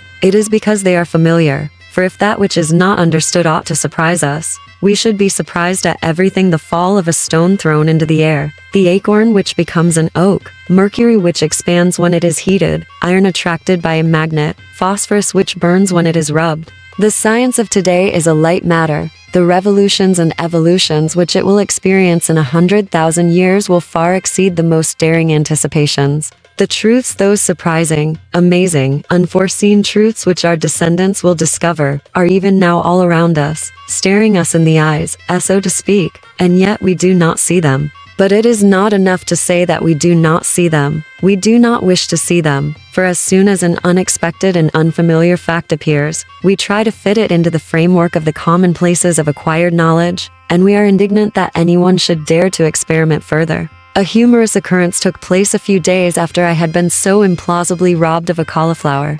A certain kerosene lamp could not be found. Having so lately witnessed my guru's omniscient insight, I thought he would demonstrate that it was child's play to locate the lamp. Master perceived my expectation. With exaggerated gravity, he questioned all ashram residents. A young disciple confessed that he had used the lamp to go to the well in the backyard. Sri Yukteswar gave the solemn counsel, "Seek the lamp near the well." I rushed there. No lamp. Crestfallen, I returned to my guru. He was now laughing heartily, without compunction for my disillusionment. "Too bad I couldn't direct you to the vanished lamp. I am not a fortune teller." With twinkling eyes, he added, "I am not even a satisfactory Sherlock Holmes." I realized that Master would never display his powers when challenged, or for a triviality. Delightful weeks sped by. Sri Yukteswar was planning a religious procession. He asked me to lead the disciples over the town and beach of Puri. The festive day dawned as one of the hottest of the summer. "Guruji, how can I take the barefooted students over the fiery sands?" I spoke despairingly. "I will tell you a secret," Master responded. "The Lord will send an umbrella of clouds. You all shall walk in comfort." I happily organized the procession. Our group started from the ashram with a Sat Sangha banner. 15-4 designed by Sri Yukteswar. It bore the symbol of the single 15-5 eye, the telescopic gaze of intuition. No sooner had we left the hermitage than the part of the sky which was overhead became filled with clouds as though by magic, to the accompaniment of astonished ejaculations from all sides. A very light shower fell, cooling the city streets and the burning seashore. The soothing drops descended during the 2 hours of the parade. The exact instant at which our group returned to the ashram, the clouds and rain passed away tracelessly. "You see how God feels for us," Master replied, after I had expressed my gratitude. "The Lord responds to all and works for all. Just as he sent rain at my plea, so he fulfills any sincere desire of the devotee." Seldom do men realize how often God heeds their prayers. He is not partial to a few, but listens to everyone who approaches him trustingly. His children should ever have implicit faith in the loving kindness of their omnipresent Father. 15/6 Sri Yukteswar sponsored 4 yearly festivals, at the equinoxes and solstices, when his students gathered from far and near. The winter solstice celebration was held in Serampuri. The first one attended left me with a permanent blessing. The festivities started in the morning with a barefoot procession along the streets. The voices of 100 students rang out with sweet religious songs. A few musicians played the flute and kolkardal drums and cymbals. Enthusiastic townspeople strewed the path with flowers, glad to be summoned from prosaic tasks by our resounding praise of the Lord's blessed name. The long tour ended in the courtyard of the hermitage. There we encircled our guru, while students on upper balconies showered us with marigold blossoms. Many guests went upstairs to receive a pudding of karina and oranges. I made my way to a group of brother disciples who were serving today as cooks. Food for such large gatherings had to be cooked outdoors in huge cauldrons. The improvised wood-burning brick stoves were smoky and tear-provoking, but we laughed merrily at our work. Religious festivals in India are never considered troublesome. Each one does his part, supplying money, rice, vegetables, or his personal services. Master was soon in our midst, supervising the details of the feast. Busy every moment, he kept pace with the most energetic young student. A Sankirtan group chanting, accompanied by the harmonium and hand-played Indian drums, was in progress on the second floor. Sri Yukteswar listened appreciatively. His musical sense was acutely perfect. They are off-key. Master left the cooks and joined the artists. The melody was heard again, this time correctly rendered. In India, music as well as painting and the drama is considered a divine art. Brahma, Vishnu, and Shiva, the eternal trinity, were the first musicians. The divine dancer Shiva is scripturally represented as having worked out the infinite modes of rhythm in his cosmic dance of universal creation, preservation, and dissolution, while Brahma accentuated the time beat with the clanging cymbals, and Vishnu sounded the holy mridanga or drum. Krishna, an incarnation of Vishnu, is always shown in Hindu art with a flute, on which he plays the enrapturing song that recalls to their true home the human souls wandering in Maya delusion. Saraswati, goddess of wisdom, is symbolized as performing on the veena, mother of all stringed instruments. The Samaveda of India contains the world's earliest writings on musical science. The foundation stone of Hindu music, and the goat, Fa with yellowish-white, and the heron, Sa with black, and the nightingale, La with yellow, and the horse, Si with a combination of all colors, and the elephant. 3 scales: major, harmonic minor, melodic minor are the only ones which Occidental music employs, but Indian music outlines 72 thetis or scales. The musician has a creative scope for endless improvisation around the fixed traditional melody or raga. He concentrates on the sentiment or definitive mood of the structural theme and then embroiders it to the limits of his own originality. The Hindu musician does not read set notes. He clothes anew at each playing the bare skeleton of the raga, often confining himself to a single melodic sequence, stressing by repetition all its subtle microtonal and rhythmic variations. Bach, among Western composers, had an understanding of the charm and power of repetitious sound, slightly differentiated in 100 complex ways. Ancient Sandra, he who sings. Chapter 16, Outwitting the Stars. Mukunda, why don't you get an astrological armlet? Should I, master? I don't believe in astrology. It is never a question of belief. The only scientific attitude one can take on any subject is whether it is true. The law of gravitation worked as efficiently before Newton as after him. The cosmos would be fairly chaotic if its laws could not operate without the sanction of human belief. Charlatans have brought the stellar science to its present state of disrepute. Astrology is too vast, both mathematically 10-1 and philosophically, to be rightly grasped except by men of profound understanding. If ignoramuses misread the heavens, and see there a scrawl instead of a script, that is to be expected in this imperfect world. One should not dismiss the wisdom with the wise. All parts of creation are linked together and interchange their influences. The balanced rhythm of the universe is rooted in reciprocity, my guru continued. Man, in his human aspect, has to combat 2 sets of forces first, the tumults within his being, caused by the admixture of earth, water, fire, air, and ethereal elements. Second, the outer disintegrating powers of nature. So long as man struggles with his mortality, he is affected by the myriad mutations of heaven and earth. Astrology is the study of man's response to planetary stimuli. The stars have no conscious benevolence or animosity. They merely send forth positive and negative radiations. Of themselves, these do not help or harm humanity, but offer a lawful channel for the outward operation of cause-effect equilibriums which each man has set into motion in the past. A child is born on that day and at that hour, when the celestial rays are in mathematical harmony with his individual karma. His horoscope is a challenging portrait, revealing his unalterable past and its probable future results. But the natal chart can be rightly interpreted only by men of intuitive wisdom. These are few. The message boldly blazoned across the heavens at the moment of birth is not meant to emphasize fate, the result of past good and evil, but to arouse man's will to escape from his universal thraldom. What he has done, he can undo. None other than himself was the instigator of the causes of whatever effects are now prevalent in his life. He can overcome any limitation, because he created it by his own actions in the first place, and because he has spiritual resources which are not subject to planetary pressure. Superstitious of astrology makes one an automaton, slavishly dependent on mechanical guidance. The wise man defeats his planets, which is to say, his past, by transferring his allegiance from the creation to the creator. The more he realizes his unity with spirit, the less he can be dominated by matter. The soul is ever free. It is deathless because birthless. It cannot be regimented by stars. Man is a soul, and has a body. When he properly places his sense of identity, he leaves behind all compulsive patterns. So long as he remains confused in his ordinary state of spiritual amnesia, he will know the subtle fetters of environmental law. God is harmony. The devotee who attunes himself will never perform any action amiss. His activities will be correctly and naturally timed to accord with astrological law.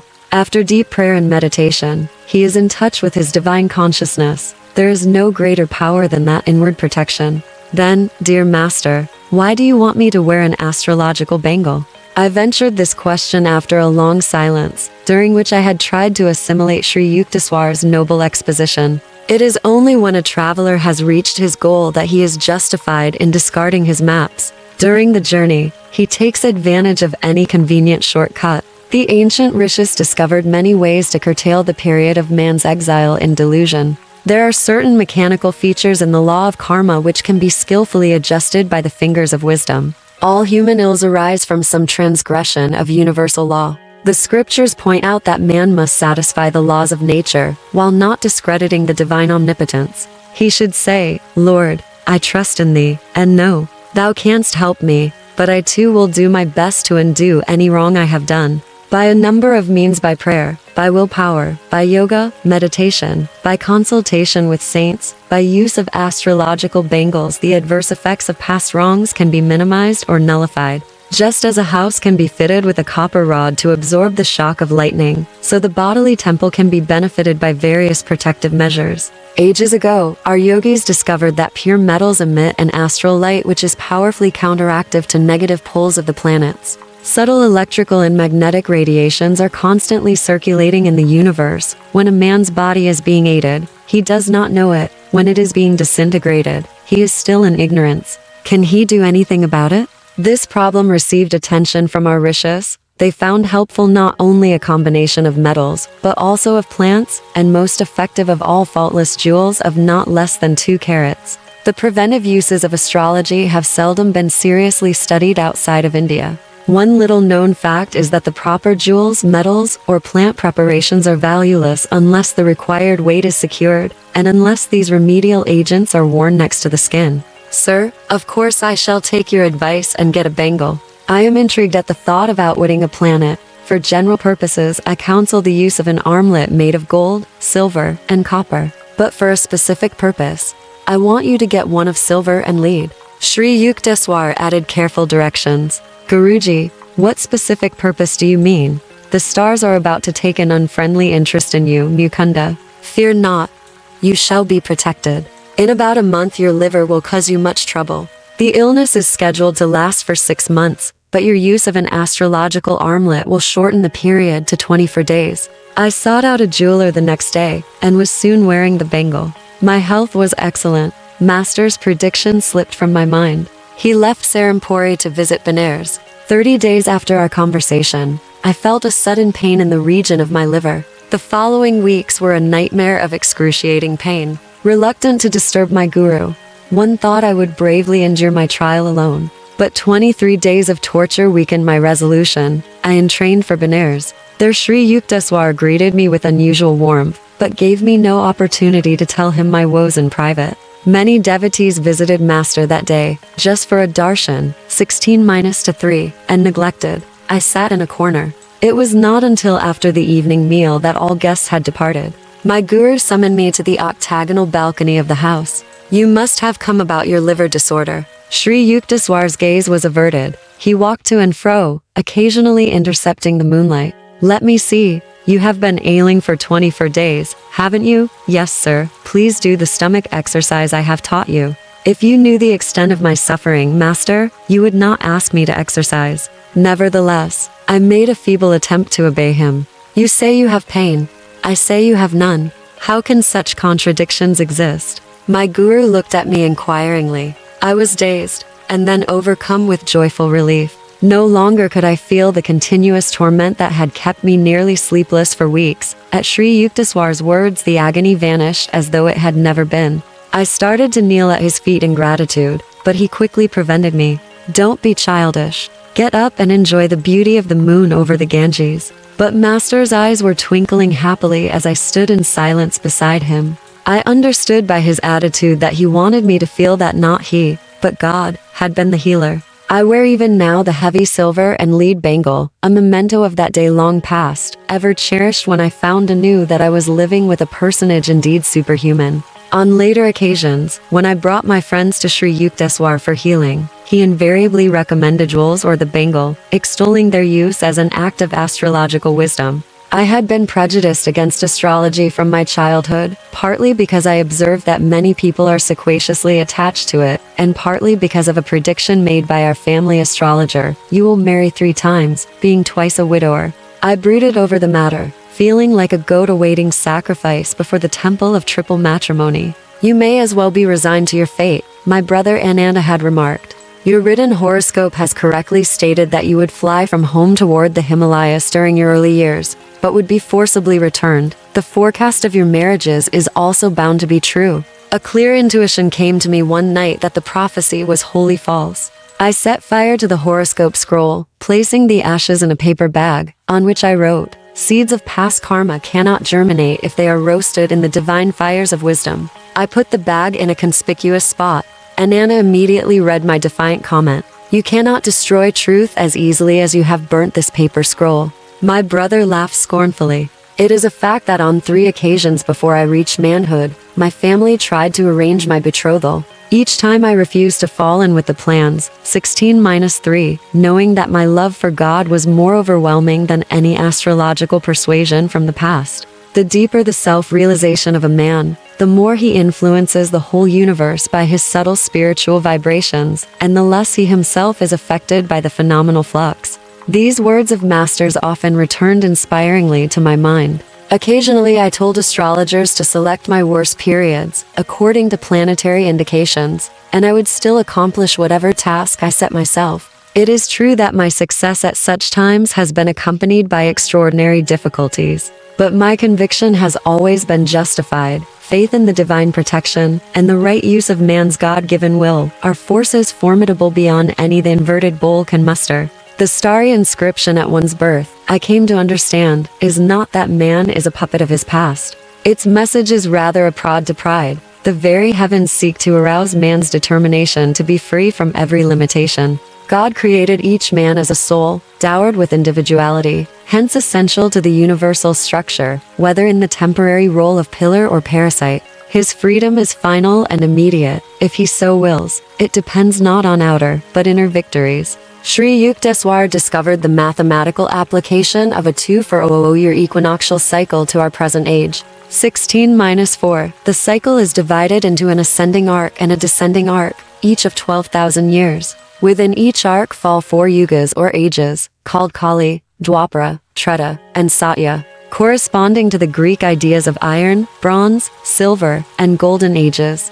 My guru determined by various calculations that the last Kali Yuga or Iron Age of the ascending arc started about AD 500. The Iron Age, 1,200 years in duration, is a span of materialism. It ended about AD 1,700. That year ushered in Dwapar Yuga, a 2,400-year period of electrical and atonic energy developments, the age of telegraph, radio, airplanes, and other space annihilators. The 3,600-year period of Treta Yuga will start in AD 4,100. Its age will be marked by common knowledge of telepathic communications and other time annihilators. During the 4,800 years of Satya Yuga, final age in an ascending arc, the intelligence of a man will be completely developed. He will work in harmony with the divine plan. A descending arc of 12.0 years, starting with a descending golden age of 4,800 years, then begins 16-5 for the world. Man gradually sinks into ignorance. These cycles are the eternal rounds of Maya, the contrasts and relativities of the phenomenal universe. 16-6, man, one by one, escapes from creation's prison of duality as he awakens to consciousness of his inseverable divine unity with the Creator. Master enlarged my understanding not only of astrology, but of the world's scriptures, placing the holy texts on the spotless table of his mind. He was able to dissect them with the scalpel of intuitive reasoning, and to separate errors and interpolations of scholars from the truths as originally expressed by the prophets. Fix one's vision on the end of the nose. This inaccurate interpretation of a Bhagavad Gita stanza, 16-7, widely accepted by Eastern pundits and Western translators, used to arouse Master's droll criticism. The path of a yogi is singular enough as it is, he remarked. Why counsel him that he must also make himself cross-eyed? The true meaning of Nasikagram is origin of the nose, not end of the nose. The nose begins at the point between the two eyebrows, the seat of spiritual vision. 16-8 because of one Sankhya, 16-9 aphorism, Iswara Shidha, a lord of creation cannot be deduced or God is not proved. 16-10 many scholars call the whole The verse is not nihilistic. Sri Yukteswar explained.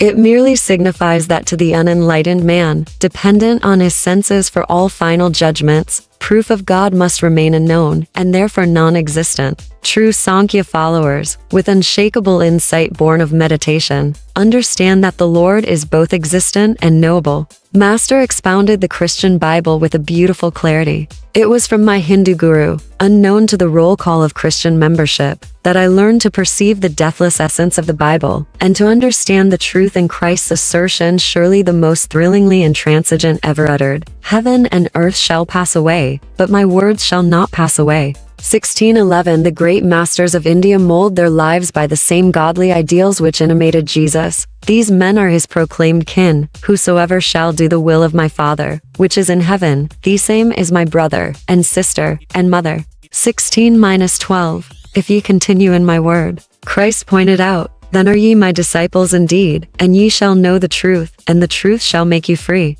16-13 Freemen, all, lords of themselves, the Yogi-Christs of India are part of the immortal fraternity, those who have attained a liberating knowledge of the One Father. The Adam and Eve story is incomprehensible to me. I observed with considerable heat one day in my early struggles with the allegory. Why did God punish not only the guilty pair, but also the innocent unborn generations? Master was more amused by my vehemence than my ignorance. Genesis is deeply symbolic, and cannot be grasped by a literal interpretation, he explained. Its tree of life is the human body. The spinal cord is like an upturned tree, with man's hair as its roots, and afferent and efferent nerves as branches. The tree of the nervous system bears many enjoyable fruits or sensations of sight, sound, smell, taste, and touch. In these, man may rightfully indulge, but he was forbidden the experience of sex, the apple at the center of the bodily garden. 1614 The serpent represents the coiled-up spinal energy which stimulates the sex nerves.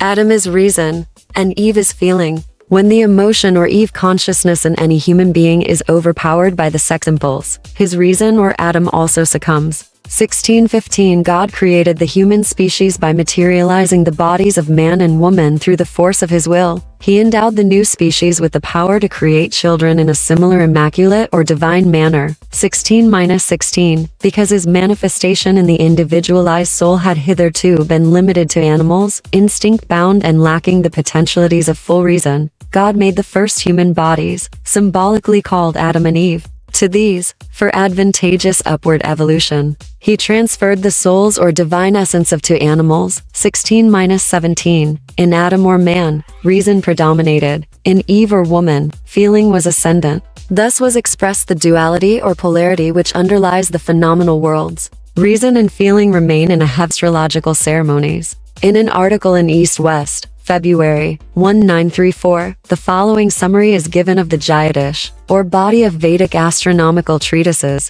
It contains the scientific lore which kept India at the forefront of all ancient nations and made her the Mecca of seekers after knowledge. The very ancient Brahmagupta, one of the Jagdish works, is an astronomical treatise dealing with such matters as the heliocentric motion of the planetary bodies in our solar system, the obliquity of the ecliptic, the Earth's spherical form, the reflected light of the moon, the Earth's daily axial revolution, the presence of fixed stars in the Milky Way, the law of gravitation, and other scientific facts which did not dawn in the Western world until the time of Copernicus and Newton. It is now well known that so-called Arabic numerals, without whose symbols advanced mathematics is difficult, came to Europe in the 9th century, via the Arabis, from India, where that system of notation had been anciently formulated. Further light on India's vast scientific heritage will be found in Dr. P.C. Ray's History of Hindu Chemistry, and in Dr. B.N. Seal's Positive Sciences of the Ancient Hindus. 16-2 The blessing which flows from the mere sight of a saint. 16-3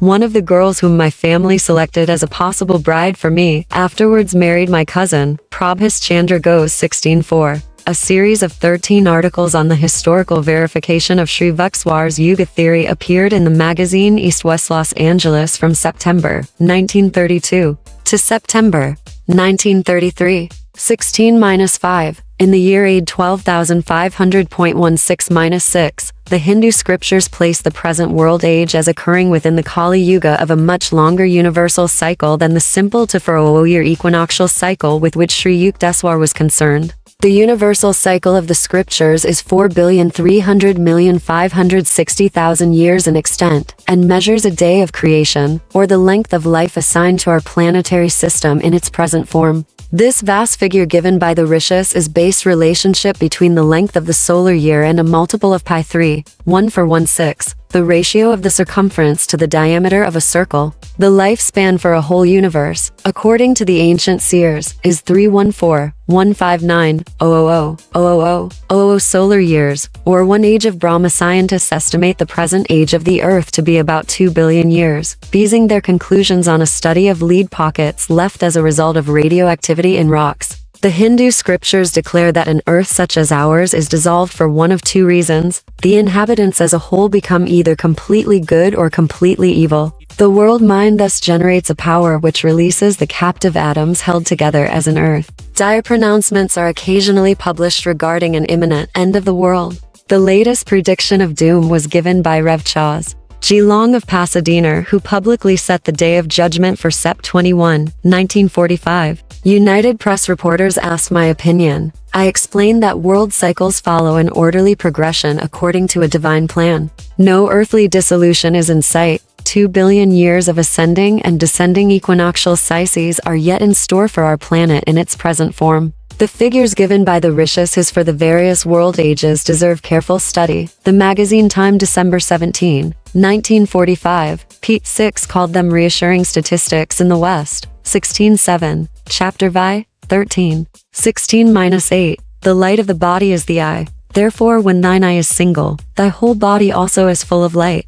But when thine eye is evil, thy body also is full of darkness. Take heed therefore, that the light which is in thee be not darkness. Luke 11, 34-35, 16-9, one of the 6 systems of Hindu philosophy. Sankhya teaches final emancipation through knowledge of 25 principles, starting with Prakriti or nature and ending with Purusha or soul. 1610. Sankhya aphorisms, 192.16-11. Matthew 24:35, 16:12, Matthew 12:501-613, John 8:31-32. Steady John testified, "But as many as received him, to them gave he power to become the sons of God, even to them that believe on his name, even to them who are established in the Christ consciousness." John 1:1-1-6-14. We may eat of the fruit of the trees of the garden, but of the fruit of the tree which is in the midst of the garden, God hath said, "Ye shall not eat of it, neither shall ye touch it, lest ye die." Genesis 3:3,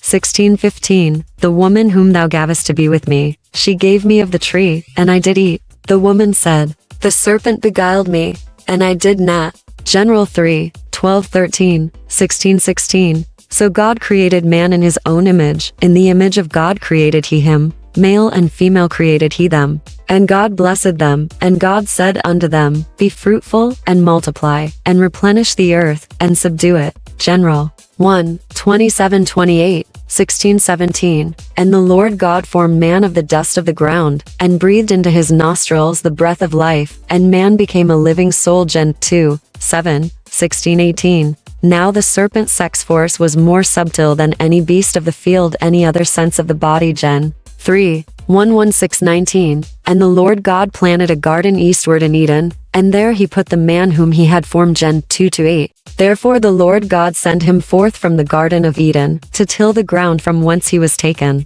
General 3:23. The divine man, first made by God, had his consciousness centered in the omnipotent single eye in the forehead eastward. The all-creative powers of his will, focused at that spot, were lost to man when he began to till the ground of his physical nature. Chapter 17. Sasi and the Three Sapphires. Because you and my son think so highly of Swami Sri Yukteswar, I will take a look at him. The tone of voice used by Dr. Narayan Chandra Roy implied that he was humoring the whim of half-wits. I concealed my indignation, in the best traditions of the proselyter. My companion, a veterinary surgeon, was a confirmed agnostic. His young son Santosh had implored me to take an interest in his father. So far my invaluable aid had been a bit on the invisible side. Dr. Roy accompanied me the following day to the Serampuri hermitage. After Master had granted him a brief interview, marked for the most part by stoic silence on both sides, the visitor brusquely departed. Why bring a dead man to the ashram? Sri Yukteswar looked at me inquiringly as soon as the door had closed on the Calcutta skeptic. Sir, the doctor is very much alive, but in a short time he will be dead. I was shocked. Sir, this will be a terrible blow to his son. Santosh yet hopes for time to change his father's materialistic views. I beseech you, Master, to help the man. Very well, for your sake. My guru's face was impassive. The proud horse doctor is far gone in diabetes, although he does not know it. In 15 days he will take to his bed. The physicians will give him up for lost. His natural time to leave this earth is 6 weeks from today. Due to your intercession, however, on that date, he will recover. But there is one condition. You must get him to wear an astrological bangle. He will doubtless object as violently as one of his horses before an operation. Master chuckled. After a silence, during which I wondered how Santosh and I could best employ the arts of cajolery on the recalcitrant doctor, Sri Yukteswar made further disclosures. As soon as the man gets well, advise him not to eat meat. He will not heed this counsel, however, and in 6 months, just as he is feeling at his best, he will drop dead. Even that 6-month extension of life is granted him only because of your plea. The following day I suggested to Santosh that he order an armlet at the jeweler's. It was ready in a week, but Dr. Roy refused to put it on. I am in the best of health. You will never impress me with these astrological superstitions. The doctor glanced at me belligerently. I recalled with amusement that Master had justifiably compared the man to a balky horse. Another 7 days passed. The doctor, suddenly ill, meekly consented to wear the bangle. 2 weeks later, the physician in attendance told me that his patient's case was hopeless. He supplied harrowing details of the ravages inflicted by diabetes. I shook my head. My guru has said that, after a sickness lasting 1 month, Dr. Roy will be well. The physician stared at me incredulously, but he sought me out a fortnight later, with an apologetic air. Dr. Roy has made a complete recovery, he exclaimed. It is the most amazing case in my experience. Never before have I seen a dying man show such an inexplicable comeback. Your guru must indeed be a healing prophet. After one interview with Dr. Roy, during which I repeated Sri Yukteswar's advice about a meatless diet, I did not see the man again for 6 months. He stopped for a chat one evening as I sat on the piazza of my family home on Gurpar Road. Tell your teacher that by eating meat frequently, I have wholly regained my strength. His unscientific ideas on diet have not influenced me. It was true that Dr. Roy looked a picture of health, but the next day Santosh came running to me from his home on the next block. This morning father dropped dead. This case was one of my strangest experiences with Master. He healed the rebellious veterinary surgeon in spite of his disbelief and extended the man's natural term on earth by 6 months, just because of my earnest supplication. Sri Yukteswar was boundless in his kindness when confronted by the urgent prayer of a devotee. It was my proudest privilege to bring college friends to meet my guru. Many of them would lay aside, at least in the ashram, their fashionable academic cloak of religious skepticism. One of my friends, Sasi, spent a number of happy weekends in Serampore. Master became immensely fond of the boy and lamented that his private life was wild and disorderly. Sasi, unless you reform, 1 year hence you will be dangerously ill. Sri Yukteswar gazed at my friend with affectionate exasperation. Mukunda is the witness. Don't say later that I didn't warn you. Sasi laughed. Master, I will leave it to you to interest a sweet charity of cosmos in my own sad case. My spirit is willing, but my will is weak. You are my only savior on earth. I believe in nothing else. At least you should wear a 2-carat blue sapphire. It will help you. I can't afford one. Anyhow, dear Guruji, if trouble comes, I fully believe you will protect me. In a year you will bring 3 sapphires. Sri Yukteswar replied cryptically. They will be of no use then. Variations on this conversation took place regularly. I can't reform, Sasi would say in comical despair, and my trust in you, Master, is more precious to me than any stone. A year later I was visiting my guru at the Calcutta home of his disciple, Naran Babu. About 10 o'clock in the morning, as Sri Yukteswar and I were sitting quietly in the second-floor parlor, one heard the front door open. Master straightened stiffly. It is that Sasi, he remarked gravely. The year is now up.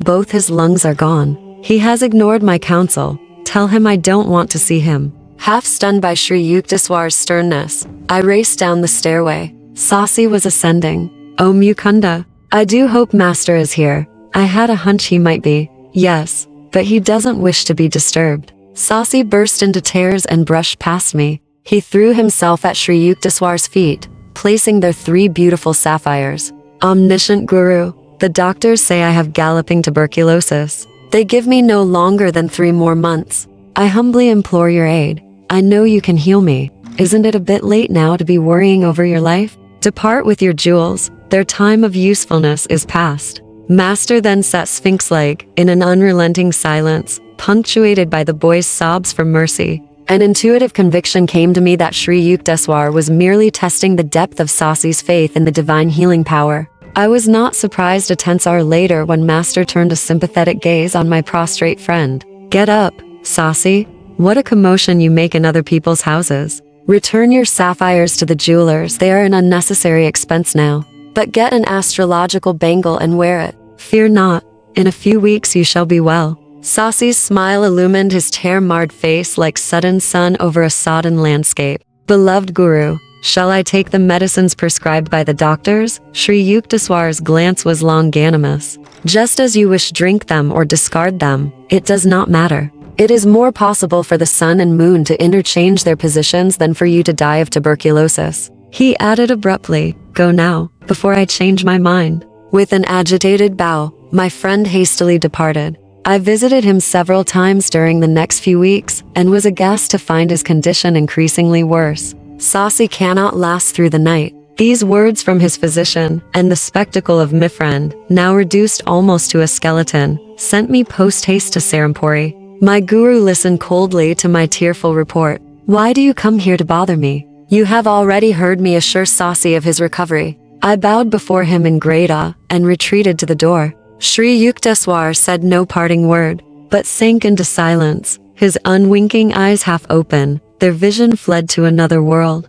I returned at once to Sasi's home in Calcutta. With astonishment, I found my friend sitting up, drinking milk. Oh Mukunda, what a miracle. 4 hours ago I felt Master's presence in the room. My terrible symptoms immediately disappeared. I feel that through his grace I am entirely well. In a few weeks Sasi was stouter and in better health than ever before. 17-1, but his singular reaction to his healing had an ungrateful tinge. He seldom visited Sri Yukteswar again. My friend told me one day that he so deeply regretted his previous mode of life that he was ashamed to face Master. I could only conclude that Sasi's illness had had the contrasting effect of stiffening his will and impairing his manners. The first 2 years of my course at Scottish Church College were drawing to a close. My classroom attendance had been very spasmodic. What little studying I did was only to keep peace with my family.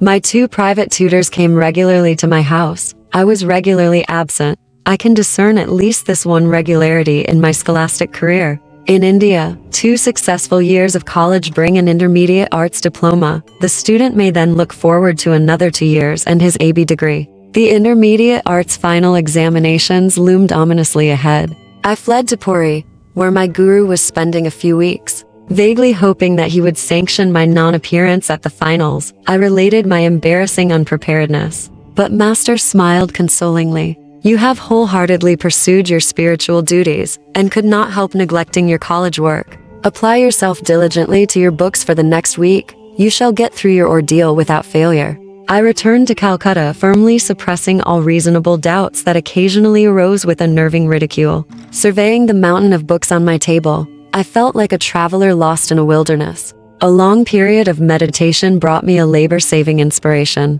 Opening each book at random, I studied only those pages which lay thus exposed. Pursuing this course during 18 hours a day for a week, I considered myself entitled to advise all succeeding generations on the art of cramming. The following days in the examination halls were a justification of my seemingly haphazard procedure. I passed all the tests, though, by a hairbreadth. The congratulations of my friends and family were ludicrously mixed with ejaculations betraying their astonishment. On his return from Puri, Sri Yukteswar gave me a pleasant surprise. Your Calcutta studies are now over. I will see that you pursue your last 2 years of university work right here in Serampore. I was puzzled. Sir, there is no Bachelor of Arts course in this town. Serampore College, the sole institution of higher learning, offered only a 2-year course in intermediate arts. Master smiled mischievously. I am too old to go about collecting donations to establish an AB college for you. I guess I shall have to arrange the matter through someone else. 2 months later, Professor Howells, president of Serampore College, publicly announced that he had succeeded in raising sufficient funds to offer a 4-year course. Serampore College became a branch affiliation of the University of Calcutta. I was one of the first students to enroll in Serampore as an AB candidate. Guruji, how kind you are to me. I have been longing to leave Calcutta and be near you every day in Serampore. Professor Howells does not dream how much he owes to your silent help. Sri Yukteswar gazed at me with mock severity. Now you won't have to spend so many hours on trains. What a lot of free time for your studies. Perhaps you will become less of a last-minute crammer and more of a scholar. But somehow his tone lacked conviction. 17-1. In 1936 I heard from a friend that Sasi was still in excellent health. Chapter 18. A Mohammedan wonder worker. Years ago, right in this very room you now occupy, a Mohammedan wonder worker performed 4 miracles before me. Sri Yukteswar made this surprising statement during his first visit to my new quarters. Immediately after entering Serampore College, I had taken a room in a nearby boarding house, called Panthi. It was an old-fashioned brick mansion, fronting the Ganges. Master, what a coincidence. Are these newly decorated walls really ancient with memories? One looked around my simply furnished room with awakened interest. It is a long story. My guru smiled reminiscently. The name of the Fakir 18-1 was Afzal-Khan. He had acquired his extraordinary powers through a chance encounter with a Hindu yogi. Son, I am thirsty. Fetch me some water. A dust-covered sannyas made this request of Afzal one day during his early boyhood in a small village of eastern Bengal. Master, I am a Mohammedan. How could you, a Hindu, accept a drink from my hands? Your truthfulness pleases me, my child. I do not observe the ostracizing rules of ungodly sectarianism. Go, bring me water quickly. Afzal's reverent obedience was rewarded by a loving glance from the yogi. You possess good karma from former lives, he observed solemnly. I am going to teach you a certain yoga method which will give you command over one of the invisible realms. The great powers that will be yours should be exercised for worthy ends. Never employ them selfishly. I perceive, alas, that you have brought over from the past some seeds of destructive tendencies. Do not allow them to sprout by watering them with fresh evil actions. The complexity of your previous karma is such that you must use this life to reconcile your yogic accomplishments with the highest humanitarian goals. After instructing the amazed boy in a complicated technique, the master vanished. Afzal faithfully followed his yoga exercise for 20 years. His miraculous feats began to attract widespread attention. It seems that he was always accompanied by a disembodied spirit, whom he called Hazrat. This invisible entity was able to fulfill the fakir's slightest wish. Ignoring his master's warning, Afzal began to misuse his powers. Whatever object he touched and then replaced would soon disappear without a trace. This disconcerting eventuality usually made the Mohammedan an objectionable guest. He visited large jewelry stores in Calcutta from time to time, representing himself as a possible purchaser. Any jewel he handled would vanish shortly after he had left the shop. Afzal was often surrounded by several hundred students, attracted by the hope of learning his secrets. The fakir occasionally invited them to travel with him. At the railway station, he would manage to touch a roll of tickets. These he would return to the clerk, remarking, I have changed my mind and won't buy them now.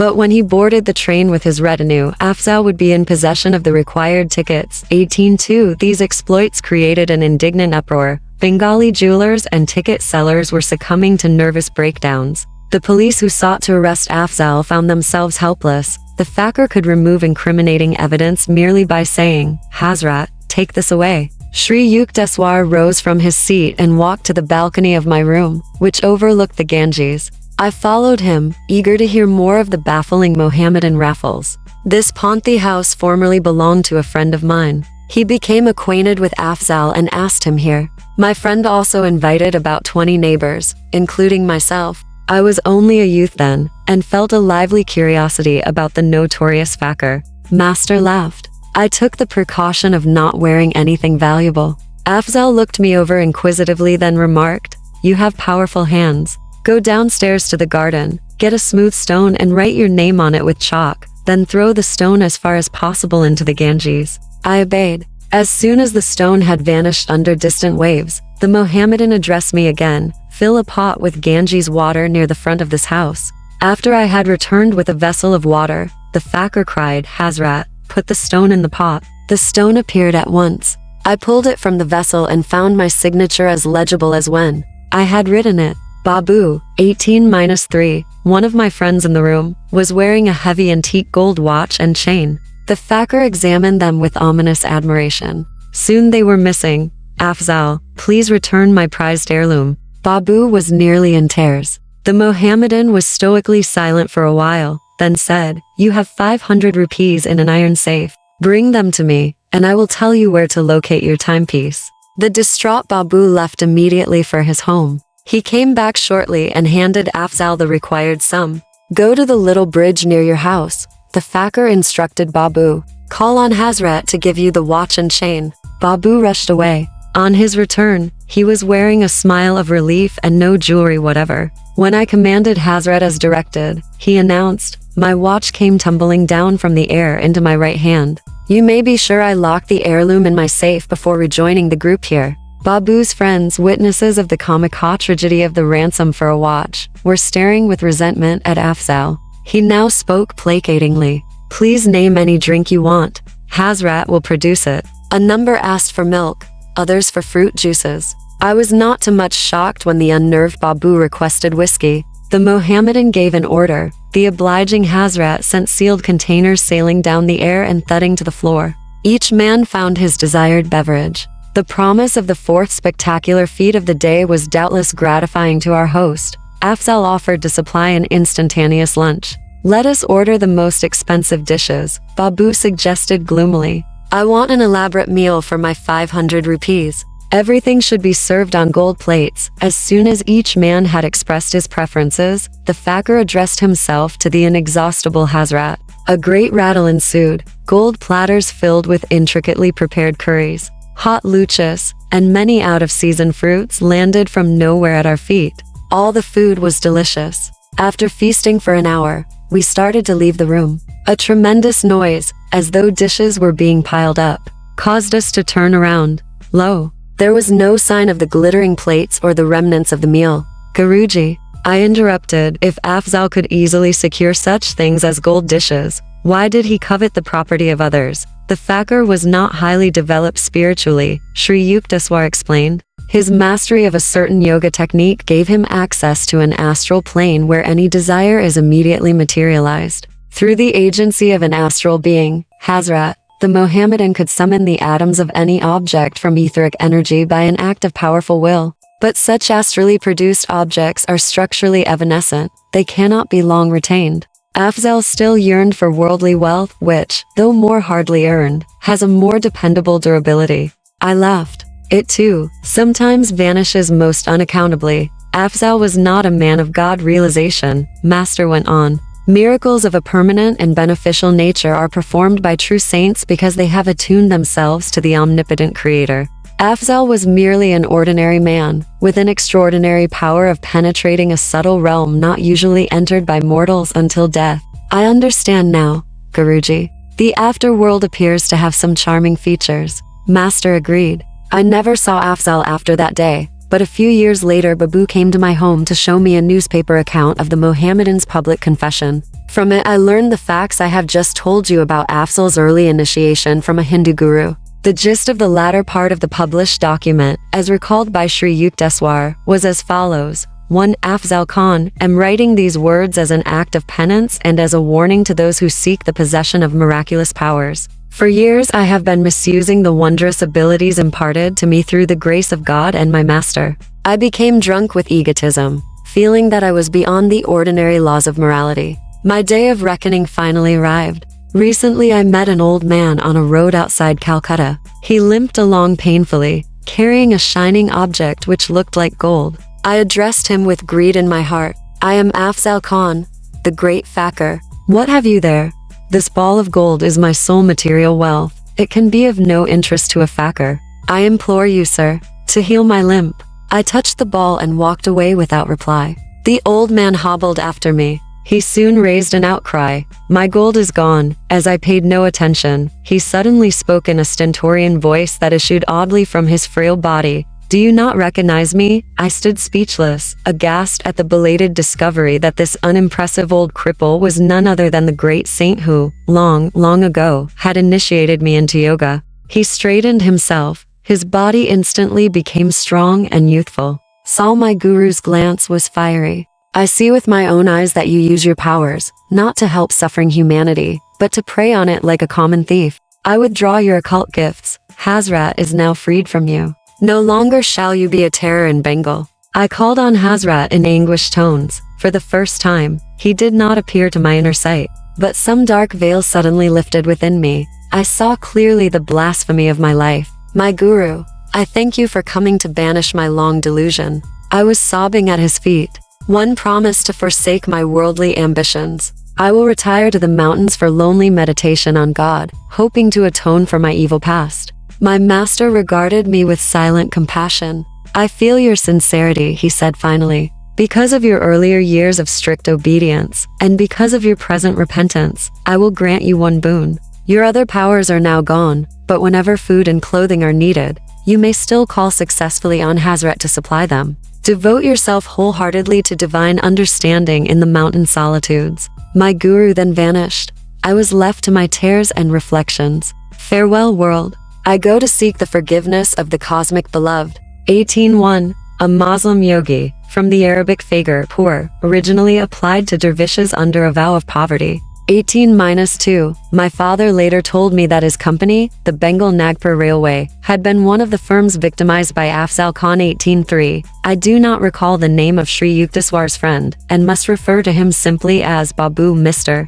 Chapter 19. My master in Calcutta appears in Serampore. I am often beset by atheistic doubts. Yet a torturing surmise sometimes haunts me. May not untapped soul possibilities exist? Is man not missing his real destiny if he fails to explore them? These remarks of Daijan Babu, my roommate at the Panthi boarding house, were called forth by my invitation that he meet my guru. Sri Yukteswarji will initiate you into Kriya Yoga, I replied. It calms the dualistic turmoil by a divine inner certainty. That evening Daijan accompanied me to the hermitage. In Master's presence my friend received such spiritual peace that he was soon a constant visitor. The trivial preoccupations of daily life are not enough for man. Wisdom, too, is a native hunger. In Sri Yukteswar's words, Daijan found an incentive to those attempts first painful, then effortlessly liberating to locate a realer self within his bosom than the humiliating ego of a temporary birth, seldom ample enough for the spirit. As Daijan and I were both pursuing the AB course at Serampore College, we got into the habit of walking together to the ashram as soon as classes were over. We would often see Sri Yukteswar standing on his second-floor balcony, welcoming our approach with a smile. One afternoon, Kanai, a young hermitage resident, met Daijan and me at the door with disappointing news. Master is not here. He was summoned to Calcutta by an urgent note.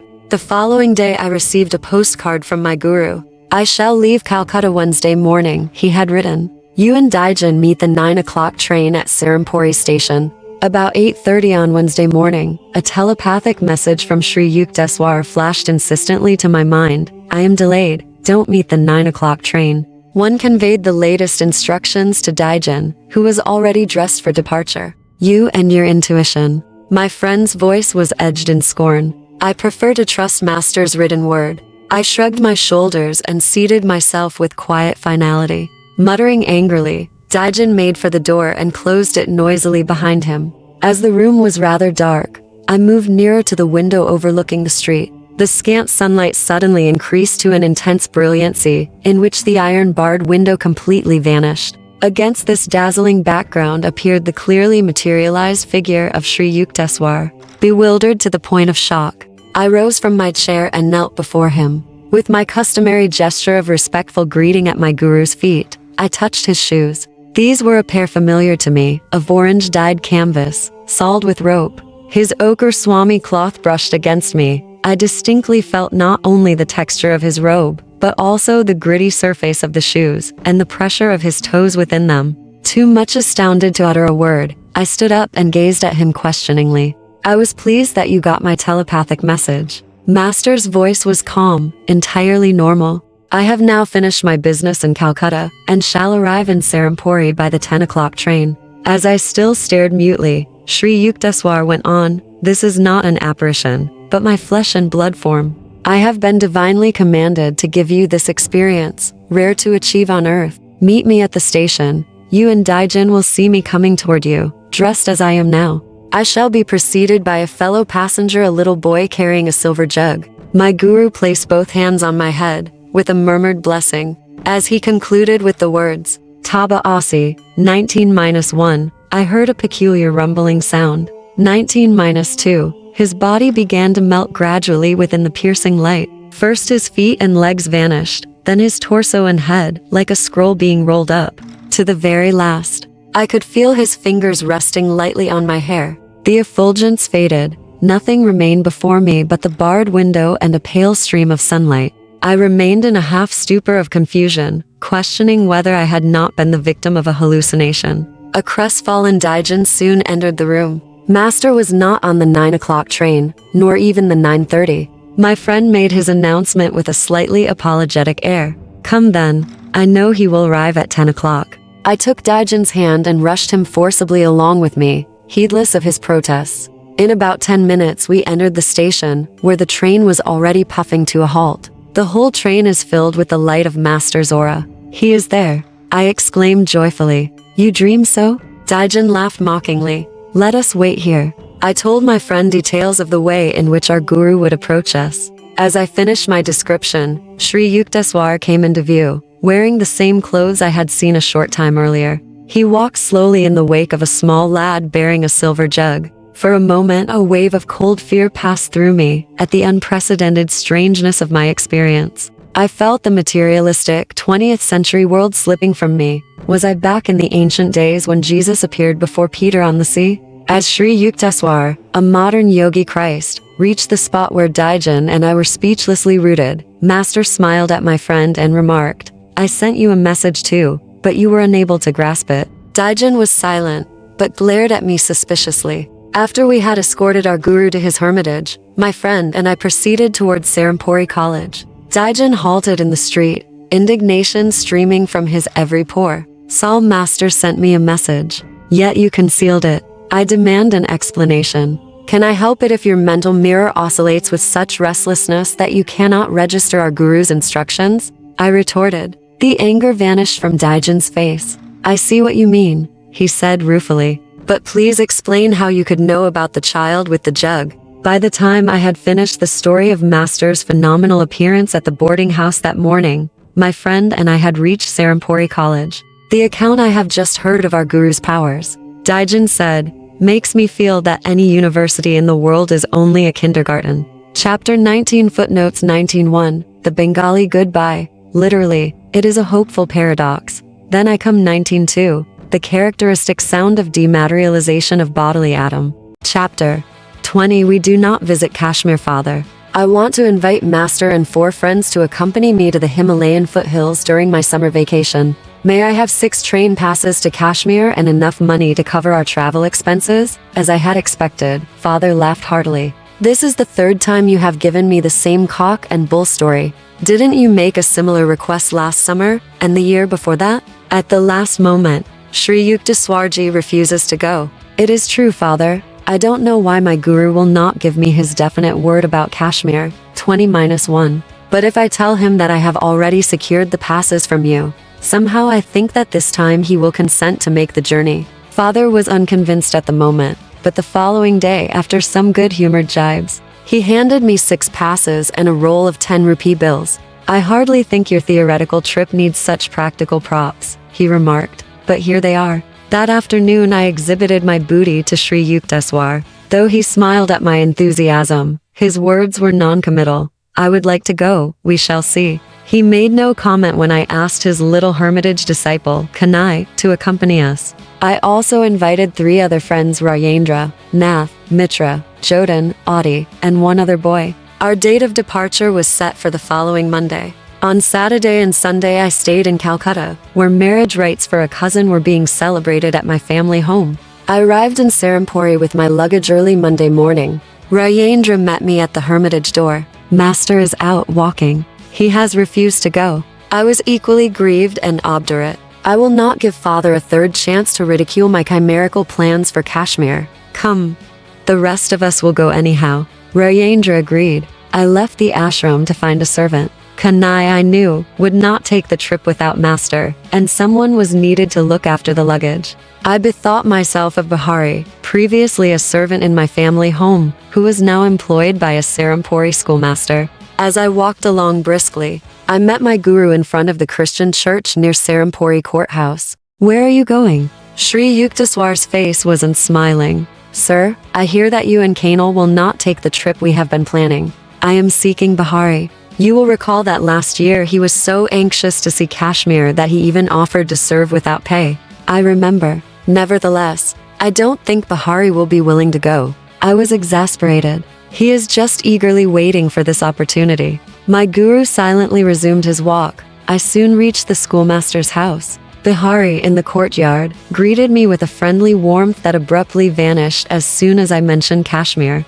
With a murmured word of apology, the servant left me and entered his employer's house. I waited half an hour, nervously assuring myself that Bhaduri's delay was being caused by preparations for his trip. Finally, I knocked at the front door. "Bhaduri left by the back stairs about 30 minutes ago," a man informed me. A slight smile hovered about his lips. I departed sadly, wondering whether my invitation had been too coercive, or whether Master's unseen influence were at work. Passing the Christian church again, I saw my guru walking slowly toward me. Without waiting to hear my report, he exclaimed, "So Bhaduri would not go?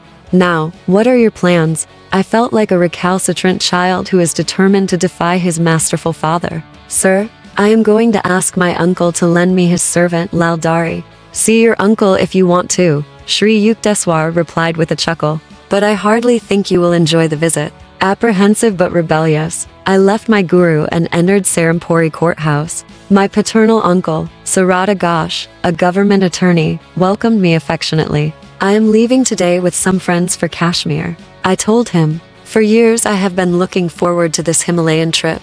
I am happy for you, Mukunda. Is there anything I can do to make your journey more comfortable? These kind words gave me a lift of encouragement. Dear uncle, I said, could you possibly spare me your servant Lal Dari? My simple request had the effect of an earthquake. Uncle jumped so violently that his chair overturned, the papers on the desk flew in every direction, and his pipe, a long coconut-stemmed hubble-bubble, fell to the floor with a great clatter. You selfish young man, he shouted, quivering with wrath. What a preposterous idea. Who will look after me if you take my servant on one of your pleasure jaunts? I concealed my surprise, reflecting that my amiable uncle's sudden change of front was only one more enigma in a day fully devoted to incomprehensibility. My retreat from the courthouse office was more alacritous than dignified. I returned to the hermitage, where my friends were expectantly gathered. Conviction was growing on me that some sufficient, if exceedingly recondite, motive was behind Master's attitude. Remorse seized me that I had been trying to thwart my guru's will. Mukunda, wouldn't you like to stay a while longer with me? Sri Yukteswar inquired. Rajendra and the others can go ahead now, and wait for you at Calcutta. There will be plenty of time to catch the last evening train leaving Calcutta for Kashmir. Sir, I don't care to go without you, I said mournfully. My friends paid not the slightest attention to my remark. They summoned a hackney carriage and departed with all the luggage. Kanal and I sat quietly at our guru's feet. After a half hour of complete silence, Master rose and walked toward the second-floor dining patio. Kanai, please serve Mukunda's food. His train leaves soon. Getting up from my blanket seat, I staggered suddenly with nausea and a ghastly churning sensation in my stomach.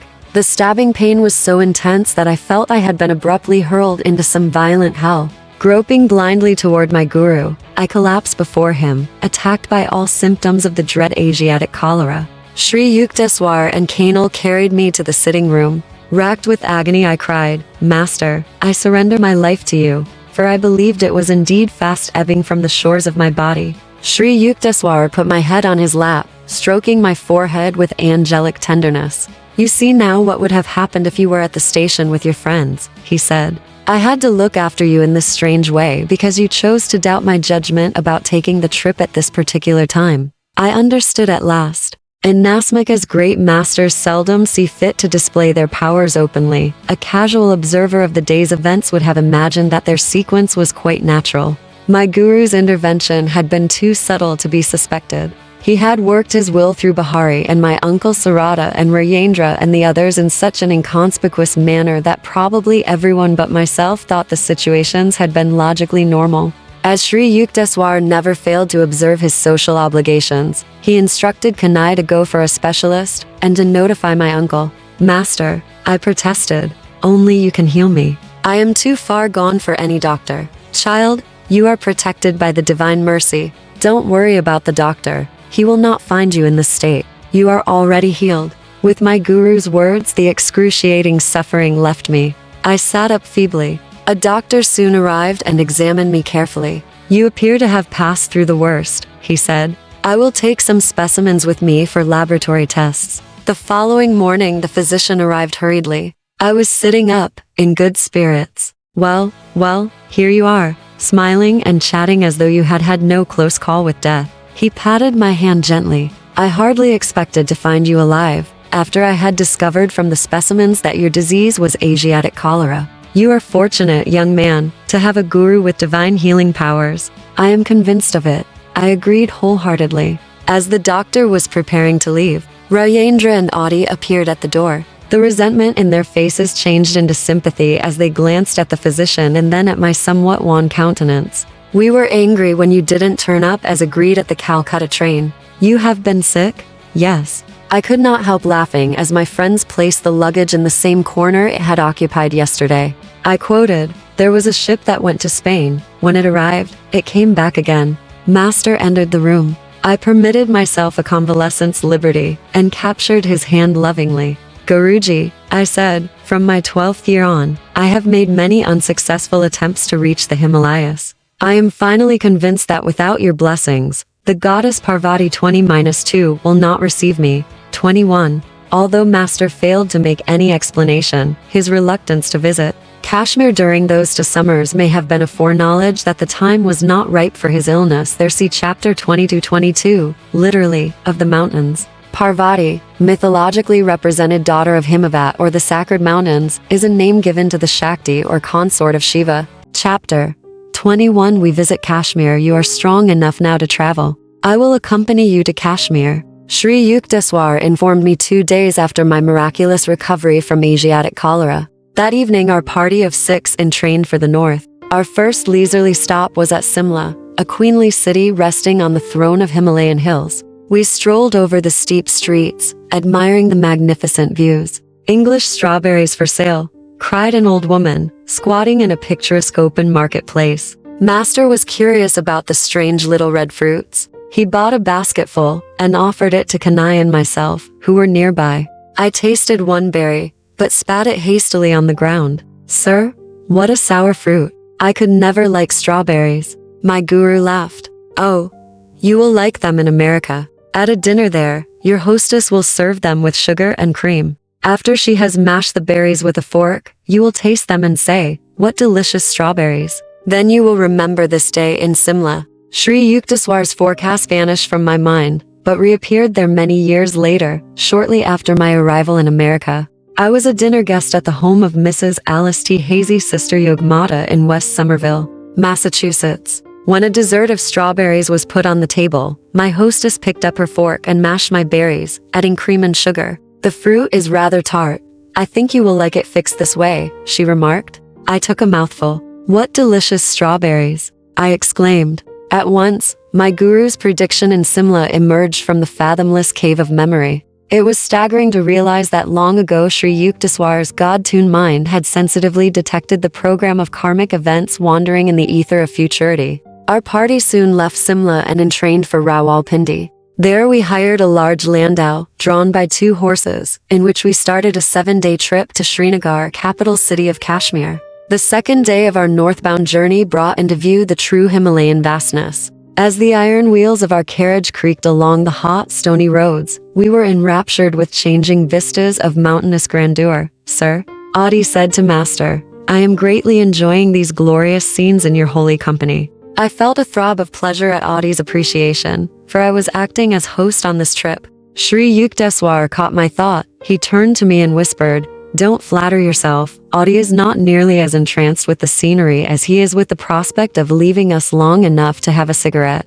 I was shocked. Sir, I said in an undertone, please do not break our harmony by these unpleasant words. I can hardly believe that Adi is hankering for a smoke. 21-1 I looked apprehensively at my usually irrepressible guru. Very well. I won't say anything to Adi. Master chuckled. But you will soon see, when the landau halts, that Adi is quick to seize his opportunity. The carriage arrived at a small caravanserai. As our horses were led to be watered, Adi inquired, Sir, do you mind if I ride a while with the driver? I would like to get a little outside air. Sri Yukteswar gave permission, but remarked to me, he wants fresh smoke and not fresh air. The landau resumed its noisy progress over the dusty roads. Master's eyes were twinkling. He instructed me, crane up your neck through the carriage door and see what Adi is doing with the air. I obeyed and was astounded to observe Adi in the act of exhaling rings of cigarette smoke. My glance toward Sri Yukteswar was apologetic. You are right as always, sir. Adi is enjoying a puff along with a panorama. I surmised that my friend had received a gift from the cab driver. I knew Adi had not carried any cigarettes from Calcutta. We continued on the labyrinthine way, adorned by views of rivers, valleys, precipitous crags, and multitudinous mountain tiers. Every night we stopped at rustic inns and prepared our own food. Sri Yukteswar took special care of my diet, insisting that I have lime juice at all meals. I was still weak, but daily improving, though the rattling carriage was strictly designed for discomfort. Joyous anticipations filled our hearts as we neared central Kashmir, paradise, land of lotus lakes, floating gardens, gaily canopied houseboats, the many-bridged Jhelum River, and flower-strewn pastures, all ringed round by the Himalayan majesty. Our approach to Srinagar was through an avenue of tall, welcoming trees. We engaged rooms at a double-storied inn overlooking the noble hills. No running water was available. We drew our supply from a nearby well. The summer weather was ideal, with warm days and slightly cold nights. We made a pilgrimage to the ancient Srinagar temple of Swami Shankara. As I gazed upon the mountain peak hermitage, standing bold against the sky, I fell into an ecstatic trance. A vision appeared of a hilltop mansion in a distant land. The lofty Shankara ashram before me was transformed into the structure where, years later, I established the Self-Realization Fellowship headquarters in America. When I first visited Los Angeles and saw the large building on the crest of Mount Washington, I recognized it at once from my long-past visions in Kashmir and elsewhere. A few days at Srinagar, then on to Gulmarg, mountain paths of flowers, elevated by 6,000 feet. There I had my first ride on a large horse. Nagendra mounted a small trotter, whose heart was fired with ambition for speed. We ventured onto the very steep Gulmarg. The path led through a dense forest, abounding in tree mushrooms, where the mist-shrouded trails were often precarious. But Nagendra's little animal never permitted my oversized steed a moment's rest, even at the most perilous turns. On, untiringly came Nagendra's horse, oblivious to all but the joy of competition. Our strenuous race was rewarded by a breathtaking view. For the first time in this life, I gazed in all directions at sublime snow-capped Himalayas, lying tier upon tier like silhouettes of huge polar bears. My eyes feasted exultingly on endless reaches of icy mountains against sunny blue skies. I rolled merrily with my young companions, all wearing overcoats, on the sparkling white slopes. On our downward trip we saw afar a vast carpet of yellow flowers, wholly transfiguring the bleak hills. Our next excursions were to the famous royal pleasure gardens of the Emperor Jahangir, at Shalimar and Nishat Bagh. The ancient palace at Nishat Bagh is built directly over a natural waterfall. Rushing down from the mountains, the torrent has been regulated through ingenious contrivances to flow over colorful terraces and to gush into fountains amidst the dazzling flower beds. The stream also enters several of the palace rooms, ultimately dropping fairy-like into the lake below. The Immerse gardens are riotous with color roses of a dozen hues, snapdragons, lavender, pansies, poppies. An emerald enclosing outline is given by symmetrical rows of chiners, 21- to cypresses, cherry trees. Beyond them tower the white austerities of the Himalayas. Kashmir grapes are considered a rare delicacy in Calcutta. Nagendra, who had been promising himself a veritable feast on reaching Kashmir, was disappointed to find there no large vineyards. Now and then I chaffed him jocosely over his baseless anticipation. "Oh, I have become so much gorged with grapes I can't walk," I would say. "The invisible grapes are brewing within me." Later I heard that sweet grapes grow abundantly in Kabul, west of Kashmir. We consoled ourselves with ice cream made of rabri, a heavily condensed milk, and flavored with whole pistachio nuts. We took several trips in the shikaras, or houseboats, shaded by red embroidered canopies, coursing along the intricate channels of Dal Lake, a network of canals like a watery spider web. Here the numerous floating gardens, crudely improvised with logs and earth, strike one with amazement, so incongruous is the first sight of vegetables and melons growing in the midst of vast waters. Occasionally one sees a peasant, disdaining to be rooted to the soil, towing his square plot of land to a new location in the many-fingered lake. In this storied vale one finds an epitome of all the earth's beauties. The Lady of Kashmir is mountain-crowned, lake-garlanded, and flower-shod. In later years, after I had toured many distant lands, I understood why Kashmir is often called the world's most scenic spot. It possesses some of the charms of the Swiss Alps, and of Loch Lomond in Scotland, and of the exquisite English lakes. An American traveler in Kashmir finds much to remind him of the rugged grandeur of Alaska and of Pikes Peak near Denver. As entries in a scenic beauty contest, one offer for first prize either the gorgeous view of Xochimilco in Mexico, where mountains, skies, and poplars reflect themselves in myriad lanes of water amidst the playful fish, or the jewel-like lakes of Kashmir, guarded like beautiful maidens by the stern surveillance of the Himalayas. These two places stand out in my memory as the loveliest spots on earth. Yet I was awed also when I first beheld the wonders of Yellowstone National Park, and of the Grand Canyon, of the Colorado, and of Alaska. Yellowstone Park is perhaps the only region where one can see innumerable geysers shooting high into the air, performing year after year with clockwork regularity. Its opal and sapphire pools and hot sulfurous springs, its bears and wild creatures, remind one that here nature left a specimen of her earliest creation. Motoring along the roads of Wyoming to the Devil's Paint pot of hot bubbling mud, with gurgling springs, vaporous fountains and spouting geysers in all directions, I was disposed to say that Yellowstone deserves a special prize for uniqueness. The ancient, majestic redwoods of Yosemite, stretching their huge columns far into the unfathomable sky, are green natural cathedrals designed with skill divine. Though there are wonderful falls in the Orient, none match the torrential beauty of Niagara near the Canadian border. The Mammoth Caves of Kentucky and the Carlsbad Caverns in New Mexico, with colorful Icicle-like formations, are stunning fairylands. Their long needles of stalactite spires, hanging from cave ceilings and mirrored in underground waters, present a glimpse of other worlds as fancied by man. Most of the Hindus of Kashmir, world-famed for their beauty, are as white as Europeans and have similar features and bone structure. Many have blue eyes and blonde hair. Dressed in Western clothes, they look like Americans. The cold Himalayas protect the Kashmiris from the sultry sun and preserve their light complexions. As one travels to the southern and tropical latitudes of India, he finds progressively that the people become darker and darker. After spending happy weeks in Kashmir, I was forced to return to Bengal for the fall term of Serampore College. Sri Yukteswar remained in Srinagar with Kanai and Adi. Before I departed, Master hinted that his body would be subject to suffering in Kashmir. "Sir, you look a picture of health," I protested. "There is a chance that I may even leave this earth." "Guruji," I fell at his feet with an imploring gesture. "Please promise that you won't leave your body now. I am utterly unprepared to carry on without you." Sri Yukteswar was silent, but smiled at me so compassionately that I felt reassured.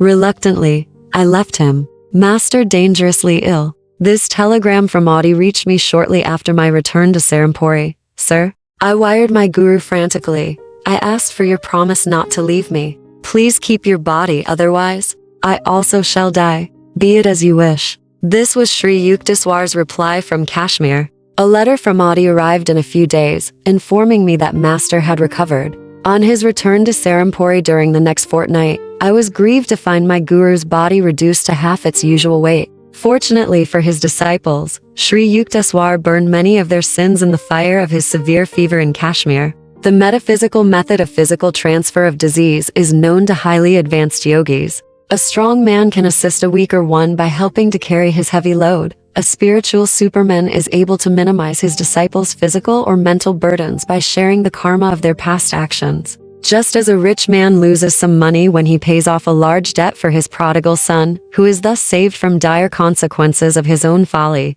so a master willingly sacrifices a portion of his bodily wealth to lighten the misery of disciples. 21.3 By a secret method, the yogi unites his mind and astral vehicle with those of a suffering individual. The disease is conveyed, wholly or in part, to the saint's body. Having harvested God on the physical field, a master no longer cares what happens to that material form. Though he may allow it to register a certain disease in order to relieve others, his mind is never affected. He considers himself fortunate in being able to render such aid.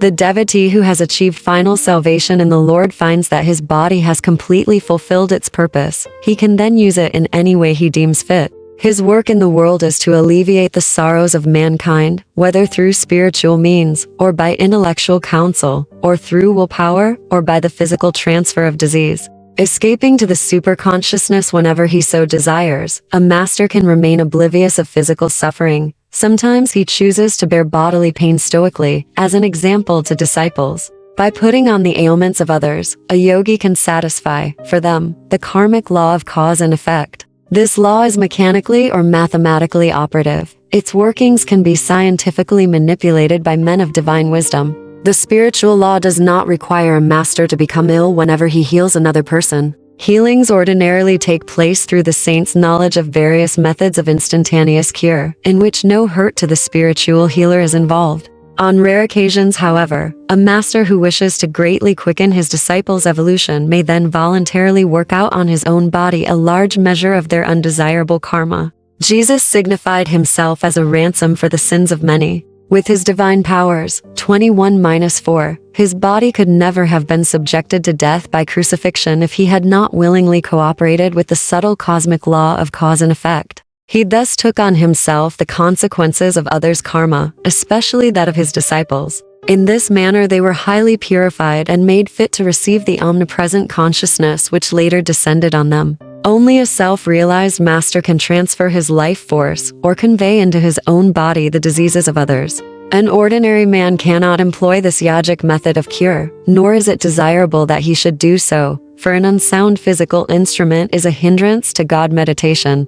The Hindu scriptures teach that the first duty of man is to keep his body in good condition, otherwise his mind is unable to remain fixed in devotional concentration. A very strong mind, however, can transcend all physical difficulties and attain to God realization. Many saints have ignored illness and succeeded in their divine quest. St. Francis of Assisi, severely afflicted with ailments, healed others and even raised the dead. I knew an Indian saint, half of whose body was once festering with sores. His diabetic condition was so acute that under ordinary conditions he could not sit still at one time for more than 15 minutes. But his spiritual aspiration was undeterrable. Lord, he prayed, wilt thou come into my broken temple? With ceaseless command of will, the saint gradually became able to sit daily in the lotus posture for 18 continuous hours, engrossed in the ecstatic trance. And he told me, at the end of 3 years, I found the infinite light blazing within my shattered form.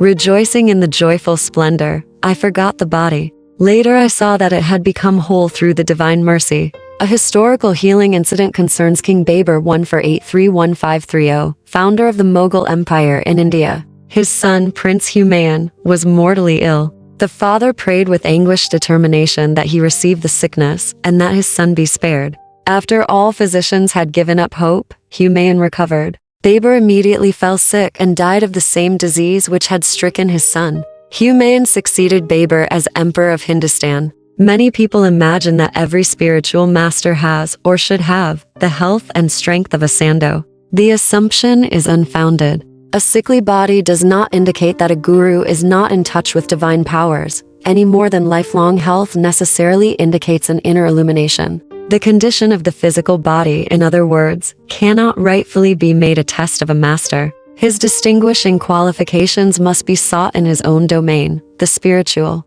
Numerous bewildered seekers in the West erroneously think that an eloquent speaker or writer on metaphysics must be a master. The Rishis, however, have pointed out that the acid test of a master is a man's ability to enter at will the breathless state, and to maintain the unbroken samadhi of nirvikalpa. 21. Only by these achievements can a human being prove that he has mastered Maya, or the dualistic cosmic delusion. He alone can say from the depths of realization, Ekam Sat, only one exists. The Vedas declare that the ignorant man who rests content with making the slightest distinction between the individual soul and the Supreme Self is exposed to danger. Shankara, the great monist, has written, where there is duality by virtue of ignorance, one sees all things as distinct from the self. When everything is seen as the self, then there is not even an atom other than the self. As soon as the knowledge of the reality has sprung up, there can be no fruits of past actions to be experienced, owing to the unreality of the body, in the same way as there can be no dream after waking.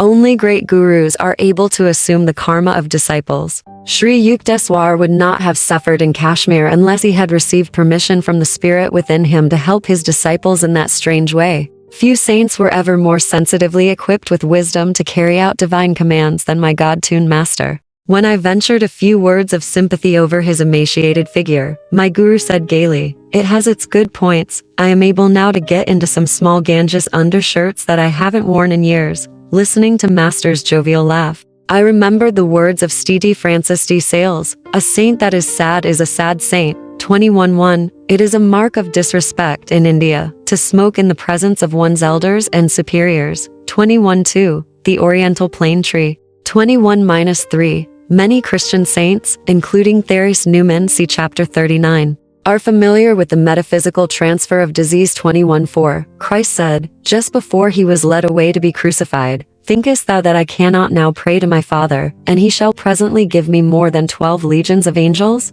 But how then shall the scriptures be fulfilled, that thus it must be?" Matthew 26.53-54.1-5. See chapters 26. Chapter 22. The heart of a stone image as a loyal Hindu wife. I do not wish to complain of my husband. but I yearn to see him turn from his materialistic views. He delights in ridiculing the pictures of saints in my meditation room. Dear brother, I have deep faith that you can help him. Will you? My eldest sister Roma gazed beseechingly at me. I was paying a short visit at her Calcutta home on Girish Vijayaratna Lane. Her plea touched me, for she had exercised a profound spiritual influence over my early life, and had lovingly tried to fill the void left in the family circle by mother's death. Beloved sister, of course I will do anything I can. I smiled, eager to lift the gloom plainly visible on her face, in contrast to her usual calm and cheerful expression. Roma and I sat a while in silent prayer for guidance. A year earlier, my sister had asked me to initiate her into Kriya Yoga, in which she was making notable progress. An inspiration seized me. Tomorrow, I said, I am going to the Dakshinswar temple. Please come with me, and persuade your husband to accompany us. I feel that in the vibrations of that holy place, Divine Mother will touch his heart. But don't disclose our object in wanting him to go. Sister agreed hopefully. Very early the next morning, I was pleased to find that Roma and her husband were in readiness for the trip. As our hackney carriage rattled along Upper Circular Road toward Dakshinswar, my brother-in-law, Satish Chandra Bose, amused himself by deriding spiritual gurus of the past, present, and future. I noticed that Roma was quietly weeping. Self-Realization Church of All Religions, San Diego, California. I stand with my two sisters, Roma at left and Nalini. Sister, cheer up. I whispered. Don't give your husband the satisfaction of believing that we take his mockery seriously. Mukunda, how can you admire worthless humbugs? Satish was saying. A sadhu's very appearance is repulsive. He is either as thin as a skeleton, or as unhollowly fat as an elephant, I shouted with laughter. My good-natured reaction was annoying to Satish. He retired into sullen silence. As our cab entered the Dakshinswar grounds, he grinned sarcastically. This excursion, I suppose, is a scheme to reform me? As I turned away without reply, he caught my arm. Young Mr. Monk, he said, don't forget to make proper arrangements with the temple authorities to provide for our noon meal. I am going to meditate now. Do not worry about your lunch. I replied sharply. Divine Mother will look after it. I don't trust Divine Mother to do a single thing for me, but I do hold you responsible for my food. Satish's tones were threatening. I proceeded alone to the colonnaded hall which fronts the large temple of Kali or Mother Nature.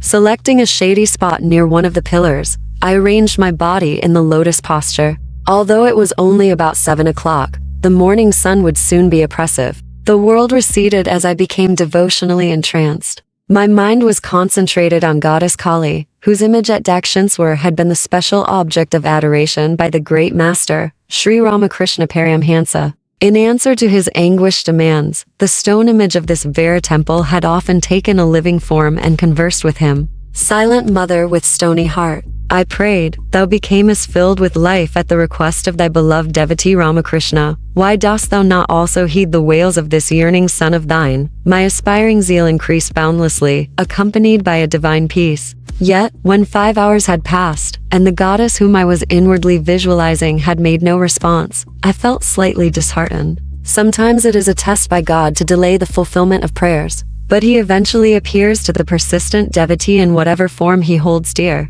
A devout Christian sees Jesus, a Hindu beholds Krishna, or the goddess Kali, or an expanding light, if his worship takes an impersonal turn. Reluctantly I opened my eyes, and saw that the temple doors were being locked by a priest, in conformance with a Nunar custom. I rose from my secluded seat under the open, roofed hall, and stepped into the courtyard. Its stone floor was scorching under the midday sun, my bare feet were painfully burned. Divine Mother, I silently remonstrated, thou didst not come to me in vision, and now thou art hidden in the temple behind closed doors. I wanted to offer a special prayer to thee today on behalf of my brother-in-law. My inward petition was instantly acknowledged. First, a delightful cold wave descended over my back and under my feet, banishing all discomfort. Then, to my amazement, the temple became greatly magnified. Its large door slowly opened, revealing the stone figure of Goddess Kali. Gradually it changed into a living form, smilingly nodding in greeting,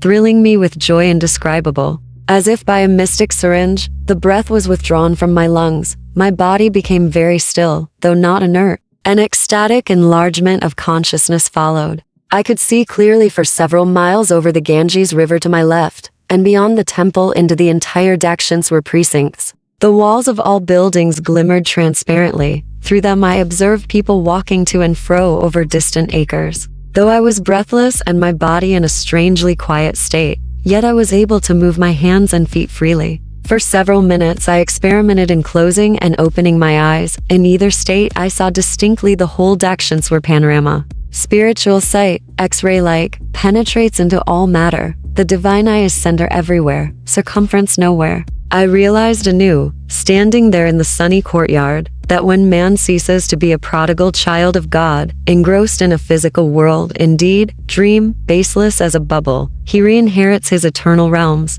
If escapism be a need of man, cramped in his narrow personality, can any escape compare with the majesty of omnipresence? In my sacred experience at Dakshineswar, the only extraordinarily enlarged objects were the temple and the form of the goddess. Everything else appeared in its normal dimensions, although each was enclosed in a halo of mellow light white, blue, and pastel rainbow hues. My body seemed to be of ethereal substance, ready to levitate, fully conscious of my material surroundings. I was looking about me and taking a few steps without disturbing the continuity of the blissful vision. Behind the temple walls I suddenly glimpsed my brother-in-law as he sat under the thorny branches of a sacred bel tree. I could effortlessly discern the course of his thoughts. Somewhat uplifted under the holy influence of Dakshineswar, his mind yet held unkind reflections about me. I turned directly to the gracious form of the goddess. Divine Mother, I prayed, wilt thou not spiritually change my sister's husband?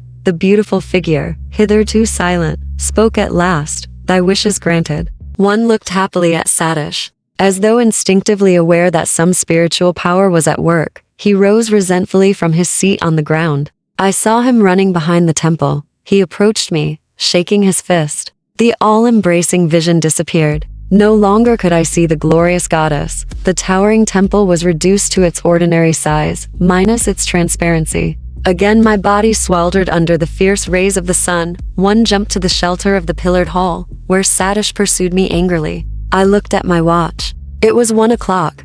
The divine vision had lasted an hour. You little fool, my brother-in-law blurted out, you have been sitting there cross-legged and cross-eyed for 6 hours. I have gone back and forth watching you. Where's my food? Now the temple is closed. You failed to notify the authorities. We are left without lunch. The exaltation I had felt at the goddess' presence was still vibrant within my heart. I was emboldened to exclaim, Divine Mother will feed us. Satish was beside himself with rage. Once and for all, he shouted, I would like to see your Divine Mother giving us food here without prior arrangements. His words were hardly uttered when a temple priest crossed the courtyard and joined us. Son, he addressed me, I have been observing your face serenely glowing during hours of meditation. I saw the arrival of your party this morning, and felt a desire to put aside ample food for your lunch. It is against the temple rules to feed those who do not make a request beforehand, but I have made an exception for you. I thanked him, and gazed straight into Satish's eyes.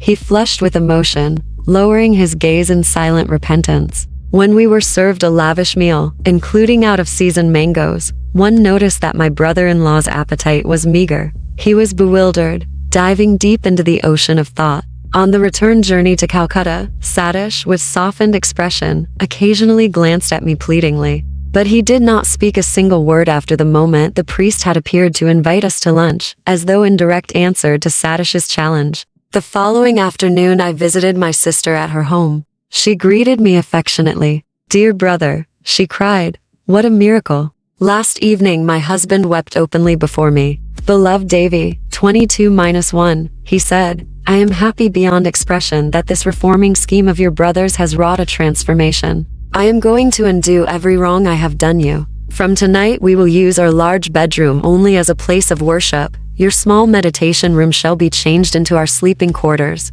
I am sincerely sorry that I have ridiculed your brother. For the shameful way I have been acting, I will punish myself by not talking to Mukunda until I have progressed in the spiritual path. Deeply will seek the Divine Mother from now on. Someday I must surely find her. Years later, I visited my brother-in-law in Delhi. I was overjoyed to perceive that he had developed highly in self-realization and had been blessed by the vision of Divine Mother. During my stay with him, I noticed that Satish secretly spent the greater part of every night in divine meditation, though he was suffering from a serious ailment and was engaged during the day at his office. The thought came to me that my brother-in-law's lifespan would not be a long one. Roma must have read my mind. "Dear brother," she said, "I am well, and my husband is sick. Nevertheless, I want you to know that, as a devoted Hindu wife, I am going to be the first one to die. 22-2. It won't be long now before I pass on." Taken aback at her ominous words, I yet realized their sting of truth. I was in America when my sister died about a year after her prediction. My youngest brother Bishnu later gave me the details. Roma and Satish were in Calcutta at the time of her death, Bishnu told me. That morning she dressed herself in her bridal finery. "Why this special costume?" Satish inquired. "This is my last day of service to you on earth," Roma replied. A short time later, she had a heart attack. As her son was rushing out for aid, she said, "Son, do not leave me. It is no use. I shall be gone before a doctor could arrive." 10 minutes later, holding the feet of her husband in reverence, Roma consciously left her body, happily and without suffering. Satish became very reclusive after his wife's death, Bishnu continued. "One day he and I were looking at a large smiling photograph of Roma. 'Why do you smile?' Satish suddenly exclaimed, as though his wife were present. 'You think you were clever in arranging to go before me. I shall prove that you cannot long remain away from me. Soon I shall join you.'" Although at this time Satish had fully recovered from his sickness and was enjoying excellent health, he died without apparent cause shortly after his strange remark before the photograph. Thus prophetically passed my dearly beloved eldest sister Roma and her husband Satish, he who changed at Dakshinswar from an ordinary worldly man to a silent saint. 22-1 Goddess 20-2. The Hindu wife believes it is a sign of spiritual advancement if she dies before her husband, as a proof of her loyal service to him, or dying in harness. Chapter 23. I received my university degree. You ignore your textbook assignments in philosophy. No doubt you are depending on an unlaborious intuition to get you through the examinations. But unless you apply yourself in a more scholarly manner, I shall see to it that you don't pass this course. Professor D.C. Ghoshal of Serampore College was addressing me sternly. If I failed to pass his final written classroom test, I would be ineligible to take the conclusive examinations.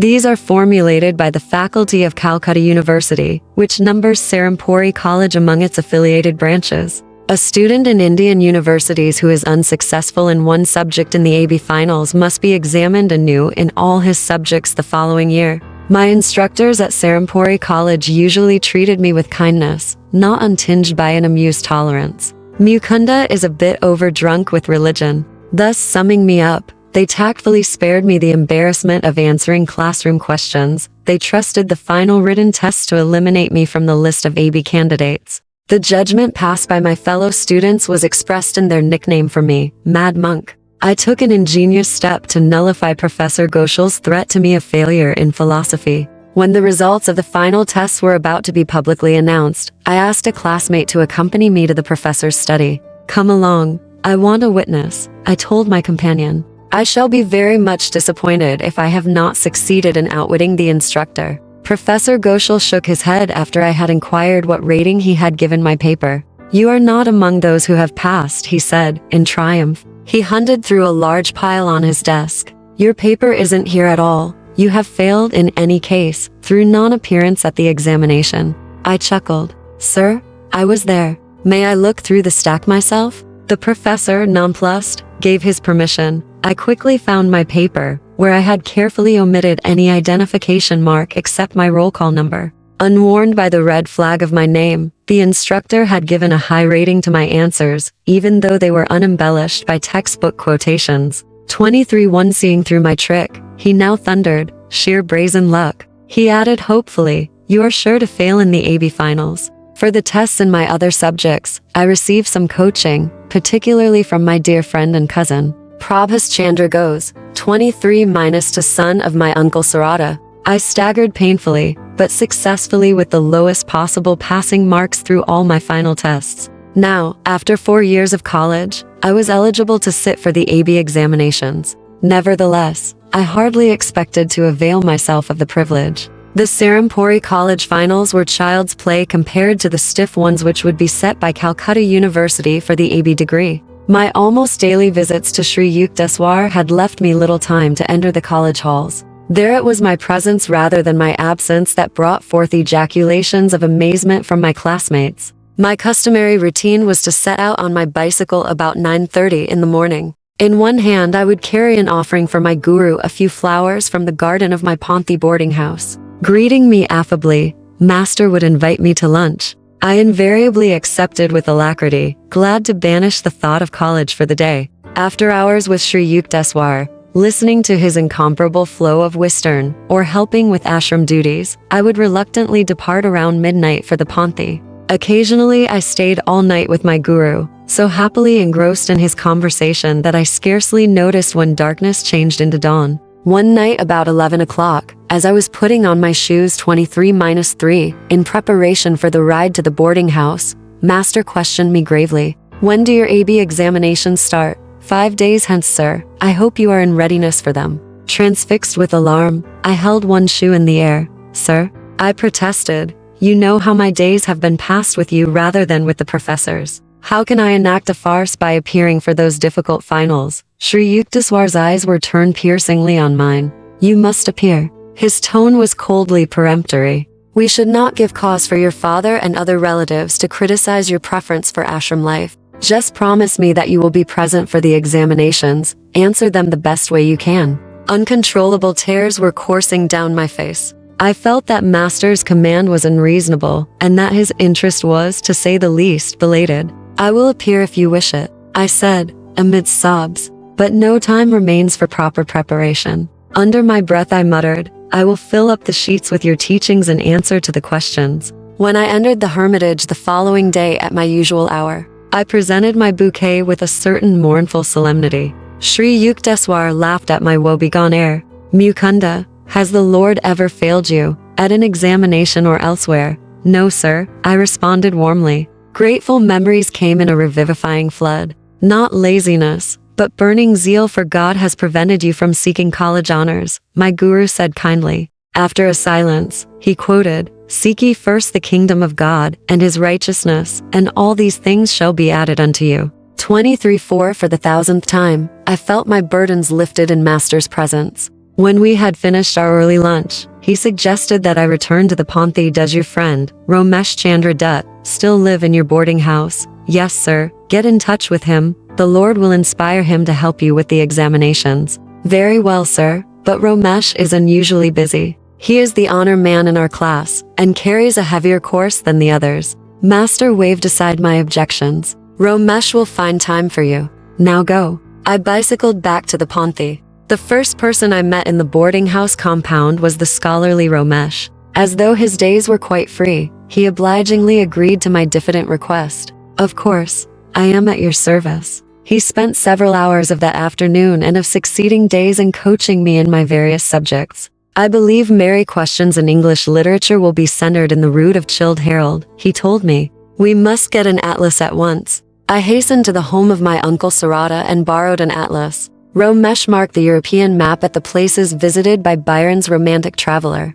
A few classmates had gathered around to listen to the tutoring. "Romesh is advising you wrongly," one of them commented to me at the end of a session. "Usually only 50% of the questions are about the books, the other half will involve the author's lives." When I sat for the examination in English literature the following day, my first glance at the questions caused tears of gratitude to pour forth, wetting my paper. The classroom monitor came to my desk and made a sympathetic inquiry. "My guru foretold that Romesh would help me," I explained. "Look, the very questions dictated to me by Romesh are here on the examination sheet." Fortunately for me, there are very few questions this year on English authors, whose lives are wrapped in deep mystery, so far as I am concerned. My boarding house was in an uproar when I returned. The boys who had been ridiculing Romesh's method of coaching looked at me in awe, almost deafening me with congratulations. During the week of the examinations, I spent many hours with Romesh, who formulated questions that he thought were likely to be set by the professors.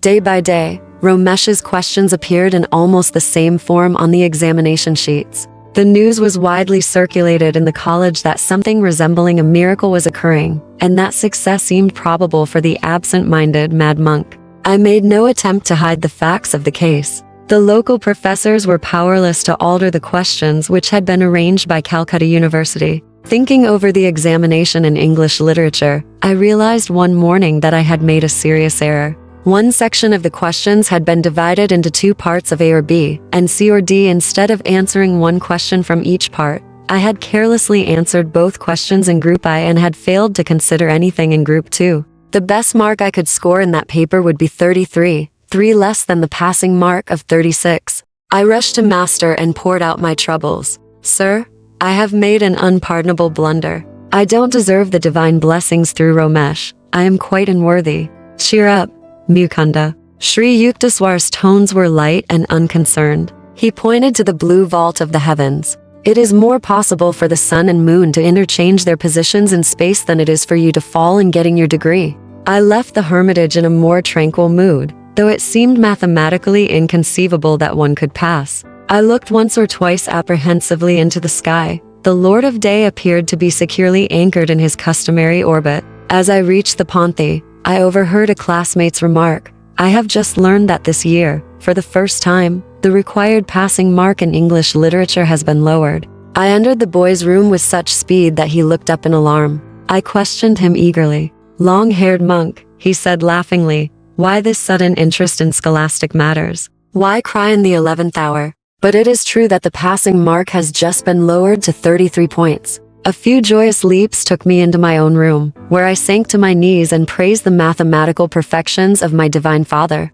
Every day I thrilled with the consciousness of a spiritual presence that I clearly felt to be guiding me through Ramesh. A significant incident occurred in connection with the examination in Bengali. Ramesh, who had touched little on that subject, called me back one morning as I was leaving the boarding house on my way to the examination hall. "There is Ramesh shouting for you," a classmate said to me impatiently. "Don't return, we shall be late at the hall." Ignoring the advice, I ran back to the house. "The Bengali examination is usually easily passed by our Bengali boys," Ramesh told me. "But I have just had a hunch that this year the professors have planned to massacre the students by asking questions from our ancient literature." My friend then briefly outlined two stories from the life of Vidyasagar, a renowned philanthropist. One thanked Ramesh and quickly bicycled to the college hall. The examination sheet in Bengali proved to contain the parts. The first instruction was, write 2 instances of the charities of Vidyasagar.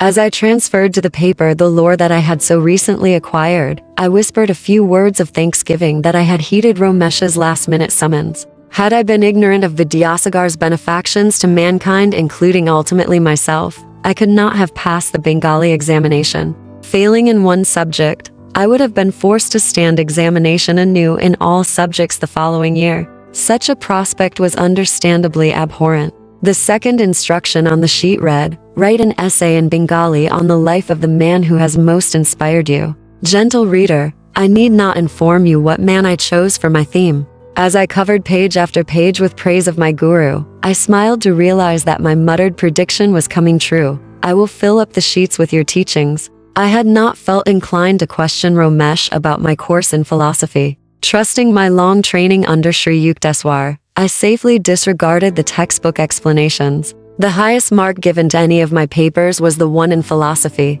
My score in all other subjects was just barely within the passing mark. It is a pleasure to record that my unselfish friend Ramesh received his own degree cum laude. Father was wreathed in smiles at my graduation. I hardly thought you would pass, Mukunda, he confessed. You spend so much time with your guru. Master had indeed correctly detected the unspoken criticism of my father. For years I had been uncertain that I would ever see the day when an AB would follow my name. I seldom used the title without reflecting that it was a divine gift, conferred on me for reasons somewhat obscure. Occasionally I hear college men remark that very little of their cram knowledge remained with them after graduation.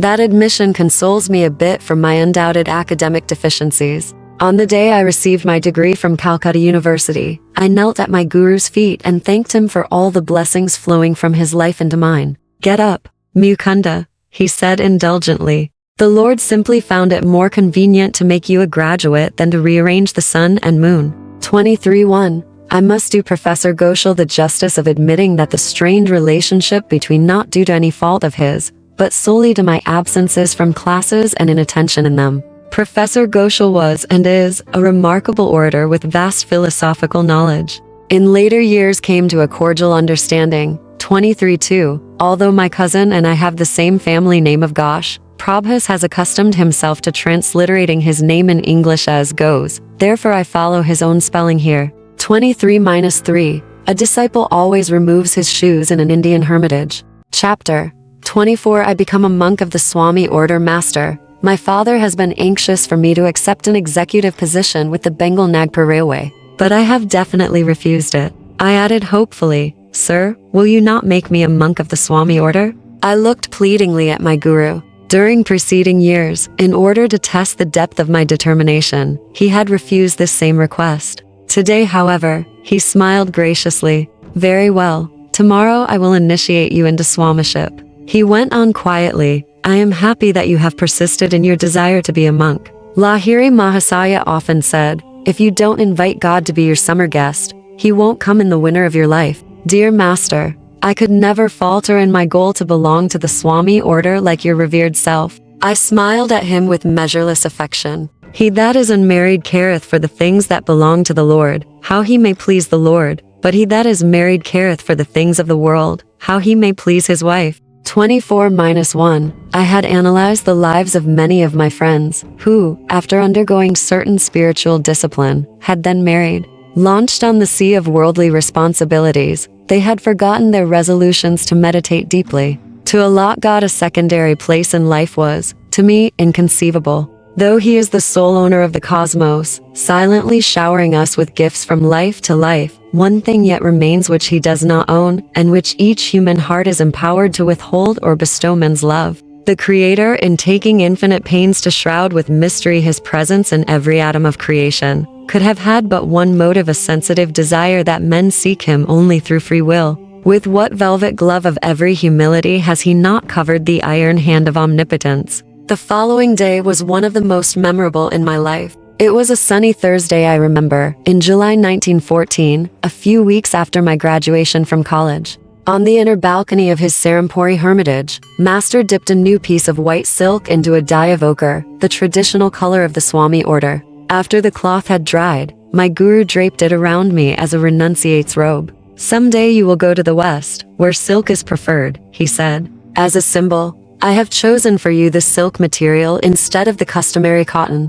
In India, where monks embrace the ideal of poverty, a silk-clad Swami is an unusual sight. Many yogis, however, wear garments of silk, which preserves certain subtle bodily currents better than cotton. I am averse to ceremonies. Sri Yukteswar remarked, I will make you a Swami in the Bidwat non-ceremonious manner. The Bibadisa, or elaborate initiation into Swamiship, includes a fire ceremony during which symbolical funeral rites are performed. The physical body of the disciple is represented as dead, cremated in the flame of wisdom. The newly made Swami is then given a chant, such as, this Atma is Brahma 24-2, or thou art that, or I am he. Sri Yukteswar, however, with his love of simplicity, dispensed with all formal rites and merely asked me to select a new name. I will give you the privilege of choosing it yourself, he said, smiling. Yogananda, I replied, after a moment's thought. The name literally means bliss ananda through divine union yoga. Be it so. Forsaking your family name of Mukundalal Ghosh, henceforth you shall be called Yogananda of the Giri branch of the Swami order. As I knelt before Sri Yukteswar, and for the first time heard him pronounce my new name, my heart overflowed with gratitude. How lovingly and tirelessly had he labored, that the boy Mukunda be someday transformed into the monk Yogananda. I joyfully sang a few verses from the long Sanskrit chant of Lord Shankara: mind, nor intellect, nor ego, feeling, sky nor earth, nor metals am I am he. I am he, blessed spirit. I am hell, no birth, no death, no caste have one, father, mother, have I none. I am he. I am he, blessed spirit. I am hell beyond the flights of fancy, formless and permeating the limbs of all life. Bondage 1, do not fear. I am free, ever free. I am he, blessed spirit. I am he. Every Swami belongs to the ancient monastic order, which was organized in its present form by Shankara, 24-3, because it is a formal order. with an unbroken line of saintly representatives serving as active leaders, no man can give himself the title of Swami. He rightfully receives it only from another Swami. All monks thus trace their spiritual lineage to one common guru, Lord Shankara. By vows of poverty, chastity, and obedience to the spiritual teacher, many Catholic Christian monastic orders resemble the order of Swamis. In addition to his new name, usually ending in Ananda, the Swami takes a title which indicates his formal connection with one of the 10 subdivisions of the Swami order. These Dasanamas or agnomens include the Giri mountain, to which Sri Yukteswar, and hence myself, belong. Among the other branches are the Sagar Sea, Bharati land, Ranya forest, Puri tract, Tur the place of pilgrimage, and Saraswati wisdom of nature. The new name received by a Swarni thus has a twofold significance, and represents the attainment of supreme bliss Ananda through some divine quality or state love, wisdom, devotion, service, yoga and through a harmony with nature, as expressed in her infinite vastness of oceans, mountains, skies. The ideal of selfless service to all mankind, and of renunciation of personal TIs and ambitions, leads the majority of Swamis to engage actively in humanitarian and educational work in India, or occasionally in foreign lands. Ignoring all prejudices of caste, creed, class, color, sex, or race, a Swami follows the precepts of human brotherhood. His goal is absolute unity with spirit, imbuing his waking and sleeping consciousness with the thought, I am he. He roams contentedly in the world, but not of it. Thus only may he justify his title of Swami, one who seeks to achieve union with the Swa, or self. It is needless to add that not all formally titled Swamis are equally successful in reaching their high goal. Sri Yukteswar was both a Swami and a yogi. A Swami, formally a monk by virtue of his connection with the ancient order, is not always a yogi. Anyone who practices a scientific technique of God contact is a yogi. He may be either married or unmarried, either a worldly man or one of formal religious TIs. A Swami may conceivably follow only the path of dry reasoning, of cold renunciation, but a yogi engages himself in a definite, step-by-step procedure by which the body and mind are disciplined and the soul liberated. Taking nothing for granted on emotional grounds, or by faith, a yogi practices a thoroughly tested series of exercises which were first mapped out by the early rishis. Yoga has produced, in every age of India, men who became truly free, truly Yogi-Christs. Like any other science, yoga is applicable to people of every clime and time. The theory advanced by certain ignorant writers that yoga is unsuitable for Westerners is wholly false, and has lamentably prevented many sincere students from seeking its manifold blessings. Yoga is a method for restraining the natural turbulence of thoughts, which otherwise impartially prevent all men, of all lands, from glimpsing their true nature of spirit. Yoga cannot know a barrier of east and west any more than does the healing and equitable light of the sun. So long as man possesses a mind with its restless thoughts, so long will there be a universal need for yoga or control. By B.K. Mitra in Kalyana Kalpatur, the Lord in his aspect as Shiva, not a historical personage like Krishna. Shiva is the name given to God in the last aspect of his threefold nature: creator, preserver, destroyer. Shiva, the annihilator of Maya or delusion, is symbolically represented in the scriptures as the Lord of renunciates, the king of yogis. In Hindu art, he is always shown with the new moon in his hair, and wearing a garland of hooded snakes, ancient emblem of evil overcome and perfect wisdom. The single eye of omniscience is open on his forehead. The ancient Rishi Patanjali defines yoga as control of the fluctuations of the mind stuff.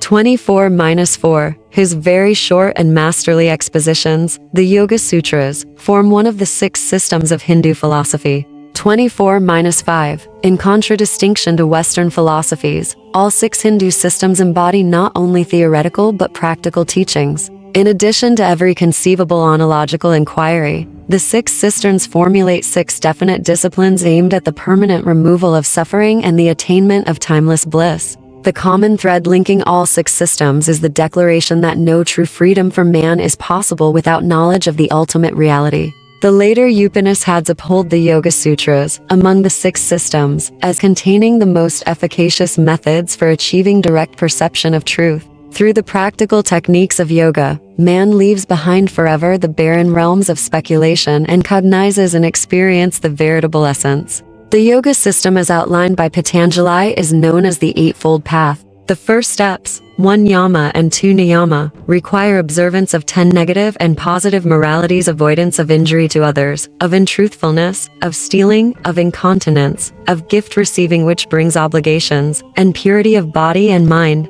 contentment, self-discipline, study, and devotion to God. The next steps are 3. Asana, right posture. The spinal column must be held straight, and the body firm in a comfortable position for meditation. 4. Pranayama, control of prana, subtle life currents. And 5. Pratyahara, withdrawal of the senses from external objects. The last steps are forms of yoga proper. 6. Dharana, concentration, holding the mind to one thought. 7. Dhyana, meditation. And 8. Samadhi, superconscious perception. This is the eightfold path of Yoga 24-6, which leads one to the final goal of Kaivalya, absoluteness, a term which might be more comprehensibly put as realization of the truth beyond all intellectual apprehension. Which is greater, one may ask, a Swami or a yogi? If and when final oneness with God is achieved, the distinctions of the various paths disappear. The Bhagavad Gita, however, points out that the methods of yoga are all embracive. Its techniques are not meant only for certain types and temperaments, such as those few who incline toward the monastic life. Yoga requires no formal allegiance.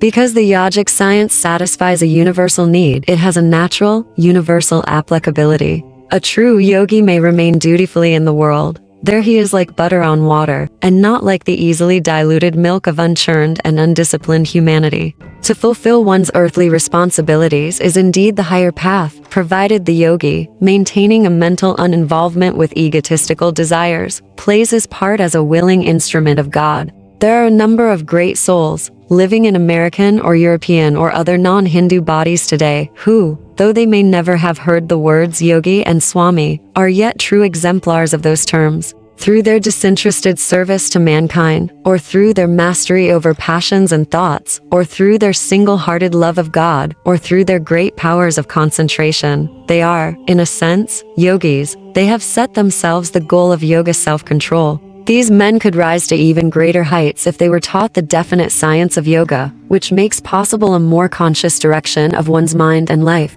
Yoga has been superficially misunderstood by certain Western writers, but its critics have never been its practitioners. Among many thoughtful tributes to yoga may be mentioned one by Dr. C.G. Jung, the famous Swiss psychologist. When a religious method recommends itself as scientific, it can be certain of its public in the West. Yoga fulfills this expectation, Dr. Jung writes, 24-7, quite apart from the charm of the new and the fascination of the half-understood. There is good cause for yoga to have many adherents. It offers the possibility of controllable experience, and thus satisfies the scientific need of facts, and besides this, by reason of its breadth and depth, its venerable age, its doctrine and method, which include every phase of life, it promises and dreamed of possibilities. Every religious or philosophical practice means a psychological discipline, that is, a method of mental hygiene. The manifold, purely bodily procedures of Yoga 24-8 also mean a physiological hygiene which is superior to ordinary gymnastics and breathing exercises, anasmic as it is not merely mechanistic and scientific, but also philosophical. In its training of the parts of the body, it unites them with the whole of the spirit, as is quite clear, for instance, in the pranayama exercises where prana is both the breath and the universal dynamics of the cosmos.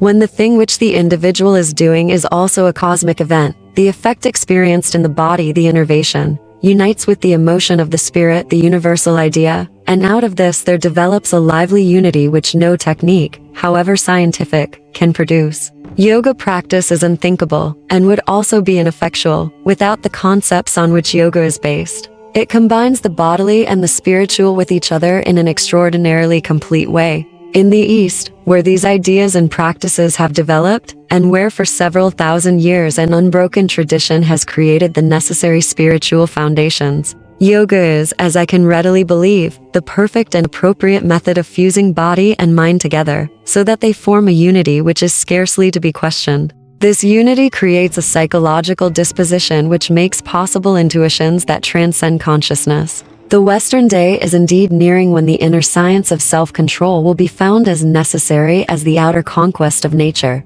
This new atomic age will see men's minds sobered and broadened by the now scientifically indisputable truth that matter is in reality a concentrate of energy. Finer forces of the human mind can and must liberate energies greater than those within stones and metals, lest the material atomic giant, newly unleashed, turn on the world in mindless destruction. 24-924-1, 1 Corinthians 7, 30-33, 20-2. Literally, this soul is spirit. The supreme spirit, the uncreated, is wholly unconditioned neti. Neti, not this, not that, but is often referred to in Vedanta as Sat-Chit Ananda, that is, being intelligence bliss. 24-3, sometimes called Shankaracharya. Acharya means religious teacher. Shankara's date is a center of the usual scholastic dispute. A few records indicate that the peerless Manas lived from 510 to 478 BC. Western historians assign him to the late 8th century. Aid readers who are interested in Shankara's famous exposition of the Brahma Sutras will find a careful English translation in Dr. Paul Doyson's System of the Vedanta, Chicago, Open Court Publishing Company, 1912. Short extracts from his writings will be found in selected works of Sri Shankaracharya Natsan and Co. Madras. 24-4, Chittavritti Naroda Yoga Sutra 1-2. Patanjali's date is unknown, though a number of scholars place him in the 2nd century BC. The rishis gave forth treatises on ale subjects with such insight ages have been powerless to outmode them, yet, to the subsequent consternation of historians, the sages made no effort to attach their own dates and personalities to their literary works. They knew their lives were only temporarily important as flashes of the great infinite life, and that truth is timeless, impossible to trademark, and no private possession of their own. 24-5. The 6 orthodox systems Sadarsana are Sankhya, Yoga, Vedanta, Manamsa, Nyaya, and Vaisesika. Readers of a scholarly bent will delight in the subtleties and broad scope of these ancient formulations as summarized, in English, in History of Indian Philosophy, Vol 1, by Prof. Surendranath Das Gupta, Cambridge University Press, 1922. 24-6, not to be confused with the Noble Eightfold Path of Buddhism, a guide to man's conduct of life, as follows: 1. Right ideals, 2. Right motive, 3. Right speech, 4. Right action, 5. Right means of livelihood, 6. Right effort, 7. Right remembrance of the self, 8. Right realization, samadhi. 24-7. Dr. Young attended the Indian Science Congress in 1937 and received an honorary degree from the University of Calcutta. 24-8. Dr. Jurg is here referring to Hatha Yoga, a specialized branch of bodily postures and techniques for health and longevity. Hatha is useful and produces spectacular physical results, but this branch of yoga is little used by yogs bent on spiritual liberation. 24-9, in Plato's Timaeus story of Atlantis, he tells of the inhabitants' advanced state of scientific knowledge. The lost continent is believed to have vanished about 9,500 BC through a cataclysm of nature. Certain metaphysical writers, however, state that the Atlanteans were destroyed as a result of their misuse of atomic power. 2 Freric writers have recently compiled a bibliography of Atlantis, listing over 1,700 historical and other references. Chapter 25. Brother Ananta and Sister Nalini Ananta cannot live. The sands of his karma for this life have run out. These inexorable words reached my inner consciousness as I sat one morning in deep meditation. Shortly after I had entered the Swami order, I paid a visit to my birthplace, Gorakhpur, as a guest of my elder brother Ananta.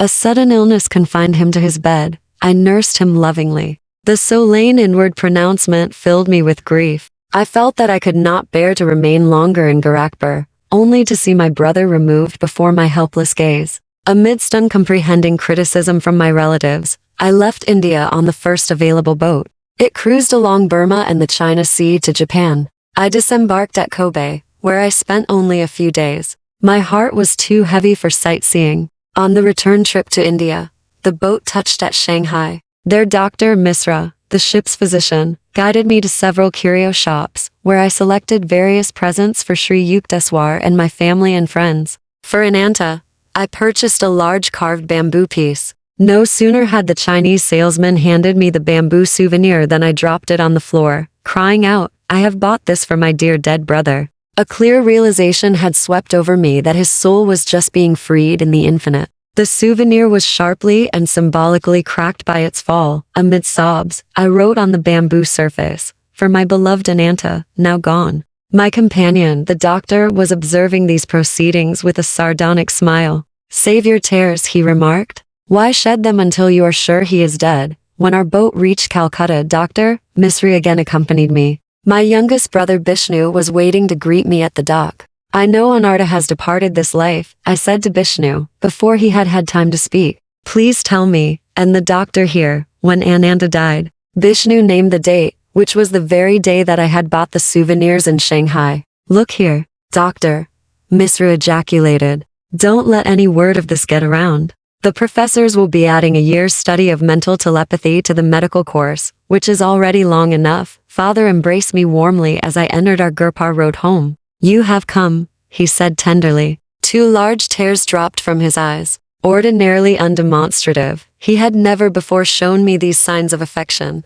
Outwardly the grave father, inwardly he possessed the melting heart of a mother. In all his dealings with the family, his dual parental role was distinctly manifest. Soon after Ananda's passing, my younger sister Nalini was brought back from death's door by a divine healing. Before relating the story, I will refer to a few phases of her earlier life. The childhood relationship between Nalini and myself had not been of the happiest nature. I was very thin, she was thinner still. Through an unconscious motive, or complex which psychiatrists will have no difficulty in identifying, I often used to tease my sister about her cadaverous appearance. Her retorts were equally permeated with the callous frankness of extreme youth. Sometimes mother intervened, ending the childish quarrels temporarily, by a gentle box on my ear, as the elder ear. Time passed. Nalini was betrothed to a young Calcutta physician, Penshannon Bose. He received a generous dowry from father, presumably, as I remarked to sister, to compensate the bridegroom to be for his fate in allying himself with a human being pole. Elaborate marriage rites were celebrated in due time. On the wedding night, I joined the large and jovial group of relatives in the living room of our Calcutta home. The bridegroom was leaning on an immense gold-brocaded pillow, with Nalini at his side. A gorgeous purple silk sari, 25-1 could not, alas, wholly hide her angularity. One sheltered myself behind the pillow of my new brother-in-law and grinned at him in friendly fashion. He had never seen Nalini until the day of the nuptial ceremony, when he finally learned what he was getting in the matrimonial lottery. Feeling my sympathy, Dr. Bose pointed unobtrusively to Nalini and whispered in my ear, "Say, what's this?" "Why, doctor," I replied, "it is a skeleton for your observation." Convulsed with mirth, my brother-in-law and I were hard put to it to maintain the proper decorum before our assembled relatives. As the years went on, Dr. Bose endeared himself to our family, who called on him whenever illness arose. He and I became fast friends, often joking together, usually with Nalini as our target. "It is a medical curiosity," my brother-in-law remarked to me one day. "I have tried everything on your lean sister: cod, liver oil, butter, malt, honey, fish, meat, eggs, tonics. Still she fails to bulge even 1/100th of an inch." We both chuckled. A few days later I visited the Bose home. My errand there took only a few minutes. I was leaving, unnoticed, I thought, by Nalini. As I reached the front door, I heard her voice, cordial but commanding. "Brother, come here. You are not going to give me the slip this time. I want to talk to you." I mounted the stairs to her room. To my surprise, she was in tears. "Dear brother," she said, "let us bury the old hatchet. I see that your feet are now firmly set on the spiritual path. I want to become like you in every way." She added hopefully, "You are now robust in appearance. Can you help me? My husband does not come near me, and I love him so dearly. But still more, I want to progress in God realization, even if I must remain thin, 25-2 and unattractive." My heart was deeply touched at her plea. Our new friendship steadily progressed. One day she asked to become my disciple. "Train me in any way you like." I put my trust in God instead of tonics. She gathered together an armful of medicines and poured them down the roof drain. As a test of her faith, I asked her to omit from her diet all fish, meat, and eggs. After several months, during which Nalini had strictly followed the various rules I had outlined, and had adhered to her vegetarian diet in spite of numerous difficulties, I paid her a visit. "Sis, you have been conscientiously observing the spiritual injunctions. Your reward is near." I smiled mischievously. "How plump do you want to be? As fat as our aunt, who hasn't seen her feet in years?" "No, but I long to be as stout as you are." I replied solemnly. By the grace of God, as I have spoken truth always, I speak truly now. 25-3, through the divine blessings, your body shall verily change from today. In 1 month it shall have the same weight as mine. These words from my heart found fulfillment. In 30 days, Nalini's weight equaled mine. The new roundness gave her beauty. Her husband fell deeply in love. Their marriage, begun so inauspiciously, turned out to be ideally happy. On my return from Japan, I learned that during my absence Nalini had been stricken with typhoid fever.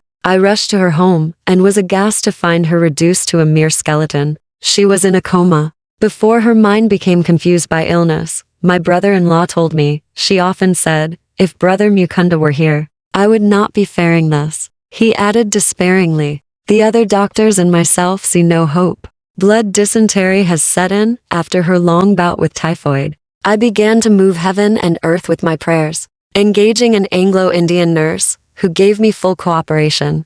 I applied to my sister various yoga techniques of healing. The blood dysentery disappeared, but Dr. Bose shook his head mournfully. She simply has no more blood left to shed. She will recover, I replied stoutly. In 7 days her fever will be gone. A week later one was thrilled to see Nalini open her eyes and gaze at me with loving recognition. From that day her recovery was swift. Although she regained her usual weight, she bore one said scar of her nearly fatal illness. Her legs were paralyzed. Indian and English specialists pronounced her a hopeless cripple. The incessant war for her life, which one had waged by prayer, had exhausted me. I went to Serampore to ask Sri Yukteswar's help. His eyes expressed deep sympathy as I told him of Nalini's plight. Your sister's legs will be normal at the end of 1 month. He added, let her wear, next to her skin, a band with an unperforated 2-carat pearl, held on by a clasp. I prostrated myself at his feet with joyful relief.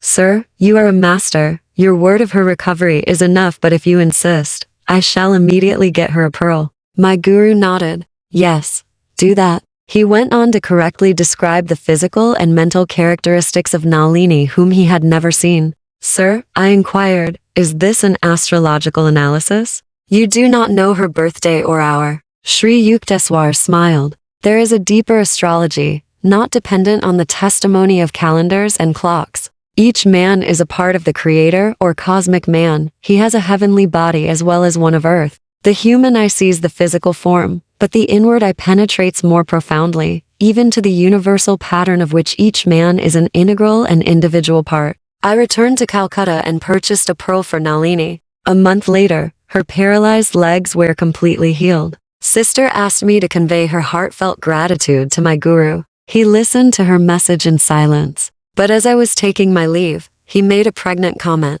Your sister has been told by many doctors that she can never bear children. Assure her that in a few years she will give birth to 2 daughters. Some years later, to Nalini's joy, she bore a girl, followed in a few years by another daughter. Your master has blessed our home, our entire family, my sister said. The presence of such a man is a sanctification on the whole of India. Dear brother, please tell Sri Yukteswarji that, through you, I humbly count myself as one of his Kriya Yoga disciples. 25-1, the gracefully draped dress of Indian women. 25-2, because most persons in India are thin, reasonable plumpness is considered very desirable. 25-3, the Hindu scriptures declare that those who habitually speak the truth will develop the power of what commands they utter from the heart will come true in life. Chapter 26, the science of Kriya Yoga. The science of Kriya Yoga, mentioned so often in these pages, became widely known in modern India through the instrumentality of Lahiri Mahasaya, my guru's guru.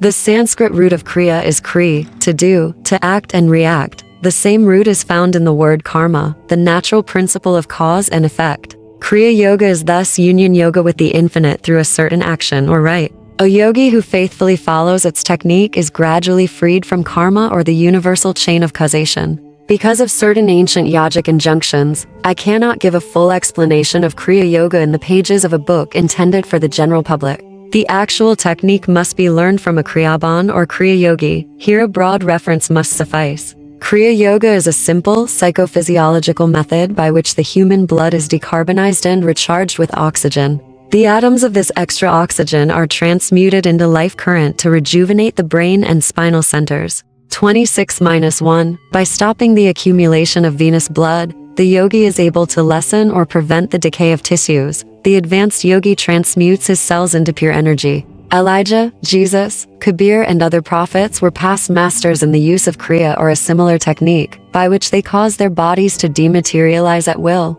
Kriya is an ancient science. Lahiri Mahasaya received it from his guru, Babaji, who rediscovered and clarified the technique after it had been lost in the Dark Ages. The Kriya Yoga which I am giving to the world through you in this 19th century, Babaji told Lahiri Mahasaya, is a revival of the same science which Krishna gave, millenniums ago, to Arjuna, and which was later known to Patanjali, and to Christ, Steady John, Steady Paul, and other disciples. Kriya Yoga is referred to by Krishna, India's greatest prophet, in a stanza of the Bhagavad Gita, offering inhaling breath into the outgoing breath, and offering the outgoing breath into the inhaling breath. The yogi neutralizes both these breaths. He thus releases the life force from the heart and brings it under his control. 26-2. The interpretation is, the yogi arrests decay in the body by an addition of life force, and arrests the mutations of growth in the body by eliminating current. Thus neutralizing decay and growth, by quieting the heart, the yogi learns life control. Krishna also relates 26-3 that it was he, in a former incarnation, who communicated the indestructible yoga to an ancient illuminato, Vivasvat, who gave it to Manu, the great legislator. 26-4 He, in turn, instructed Ikshwaku, the father of India's solar warrior dynasty. Passing thus from one to another, the royal yoga was guarded by the rishis until the coming of the materialistic ages. 26-5. Then, due to priestly secrecy and man's indifference, the sacred knowledge gradually became inaccessible. Kriya Yoga is mentioned twice by the ancient sage Patanjali, foremost exponent of yoga, who wrote, Kriya Yoga consists of body discipline, mental control, and meditating on Om. 26-6 Patanjali speaks of God as the actual cosmic sound of or heard in meditation. 26-7 Om is the creative word. 26-8 the sound of the vibratory motor. Even the yoga beginner soon inwardly hears the wondrous sound of Om. Receiving this blissful spiritual encouragement, the devotee becomes assured that he is in actual touch with divine realms. Patanjali refers a second time to the life control or Kriya technique. Thus, liberation can be accomplished by that pranayama which is attained by disjoining the course of inspiration and expiration. 26-9 Steady Paul knew Kriya Yoga, or a technique very similar to it, by which he could switch life currents to and from the senses. He was therefore able to say, Verily, I protest by our rejoicing which I have in Christ, I die daily. 26-10 By daily withdrawing his bodily life force, he united it by yoga union with the rejoicing eternal bliss of the Christ consciousness. In that felicitous state, he was consciously aware of being dead to the delusive sensory world of Maya. In the initial states of God contact Sabbakalpa Samadhi,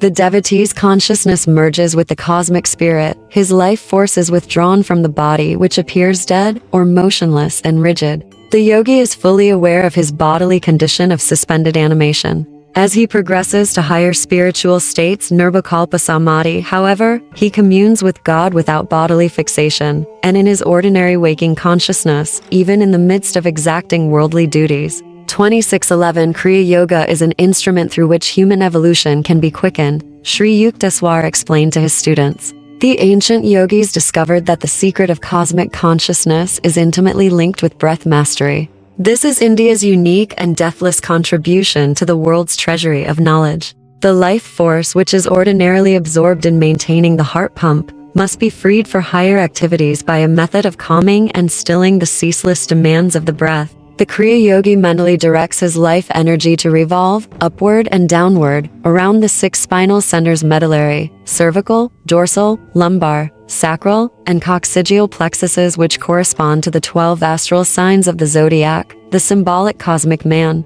1/2 minute of revolution of energy around the sensitive spinal cord of man affects subtle progress in his evolution. That 1/2 minute of Kriya equals 1 year of natural spiritual unfoldment. The astral system of a human being, with 612 bipolarity inner constellations revolving around the sun of the omniscient spiritual I, is interrelated with the physical sun and the 12 zodiacal signs. All men are thus affected by an inner and an outer universe. The ancient rishis discovered that man's earthly and heavenly environment, in 12-year cycles, push him forward on his natural path. The scriptures aver that man requires 1,000,000 years of normal, diseaseless evolution to perfect his human brain sufficiently to express cosmic consciousness. 1,000 Kriya practiced in 8 hours gives the yogi, in one day, the equivalent of 1,000 years of natural evolution, 365,000 years of evolution in 1 year. In 3 years, a Kriya yogi can thus accomplish, by intelligent self-effort, the same result which nature brings to pass in 1,000,000 years. The Kriya shortcut, of course, can be taken only by deeply developed yogis. With the guidance of a guru, such yogis have carefully prepared their bodies and brains to receive the power created by intensive practice. The Kriya beginner employs his yogic exercise only 14 to 28 times, twice daily. A number of yogis achieve emancipation in 6 or 12 or 24 or 48 years. A yogi who dies before achieving full realization carries with him the good karma of his past Kriya effort. In his new life he is harmoniously propelled toward his infinite goal. The body of the average man is like a 50-watt lamp, which cannot accommodate the billion watts of power roused by an excessive practice of Kriya. Through gradual and regular increase of the simple and foolproof methods of Kriya, man's body becomes astrally transformed day by day, and is finally fitted to express the infinite potentials of cosmic energy, the first materialitive expression of spirit. Kriya Yoga has nothing in common with the unscientific breathing exercises taught by a number of misguided zealots.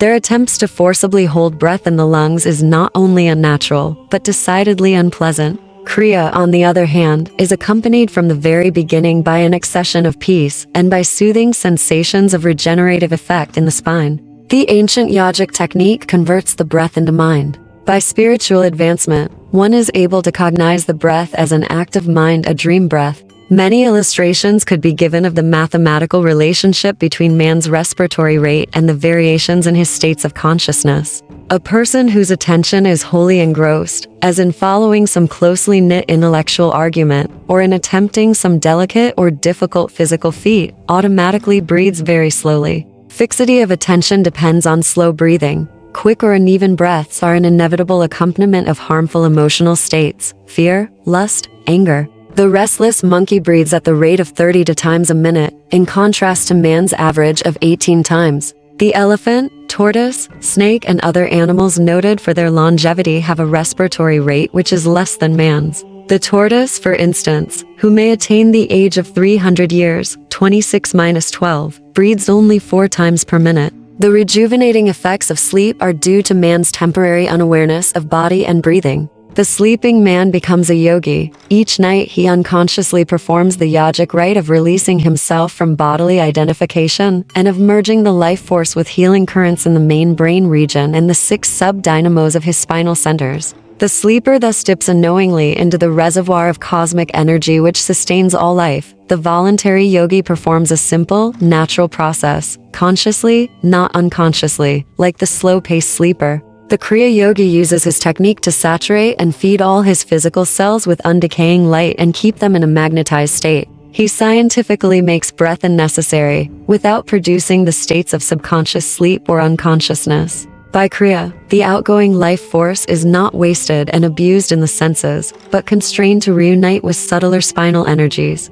By such reinforcement of life, the yogi's body and brain cells are electrified with the spiritual elixir. Thus he removes himself from studied observance of natural laws, which can only take him by circuitous means, as given by proper food, sunlight, and harmonious thoughts to a million-year goal. It needs 12 years of normal, healthful living to effect even slight perceptible change in brain structure, and 1,000,000 solar returns are exacted to sufficiently refine the cerebral tenement for manifestation of cosmic consciousness. Untying the cord of breath which binds the soul to the body, Kriya serves to prolong life and enlarge the consciousness to infinity. The yoga method overcomes the tug-of-war between the mind and the matter-bound senses, and frees the devotee to re-inherit his eternal kingdom. He knows his real nature is bound neither by physical encasement nor by breath, symbol of the mortal enslavement to air, to nature's elemental compulsions. Introspection, or sitting in the silence, is an unscientific way of trying to force apart the mind and senses, tied together by the life force.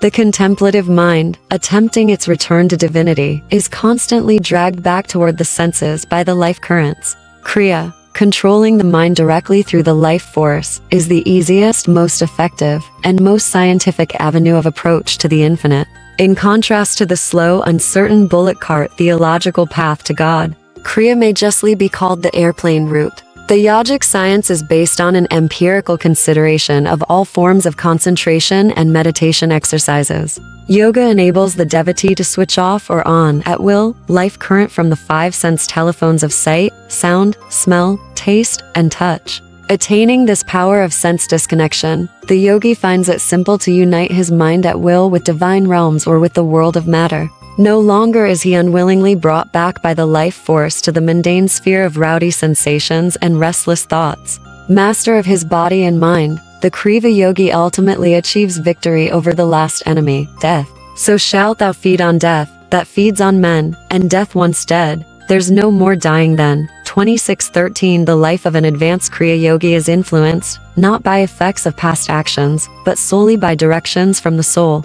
The devotee thus avoids the slow evolutionary monitors of egoistic actions, good and bad, of common life, cumbrous and snail-like to the ego hearts. The superior method of soul living frees the yogi who, shorn of his ego prison, tastes the deep air of omnipresence. The thraldom of natural living is, in contrast, set in a pace humiliating. Conforming his life to the evolutionary order, a man can command no concessionary haste from nature but, living without error against the laws of his physical and mental endowment, still requires about 1,000,000 years of incarnating masquerades to know final emancipation. The telescopic methods of yogis, disengaging themselves from physical and mental identifications in favor of soul individuality, thus commend themselves to those who I with revolt 1,000,000 years. This numerical periphery is enlarged for the ordinary man, who lives in harmony not even with nature, let alone his soul, but pursues instead unnatural complexities, thus offending in his body and thoughts the sweet sanities of nature.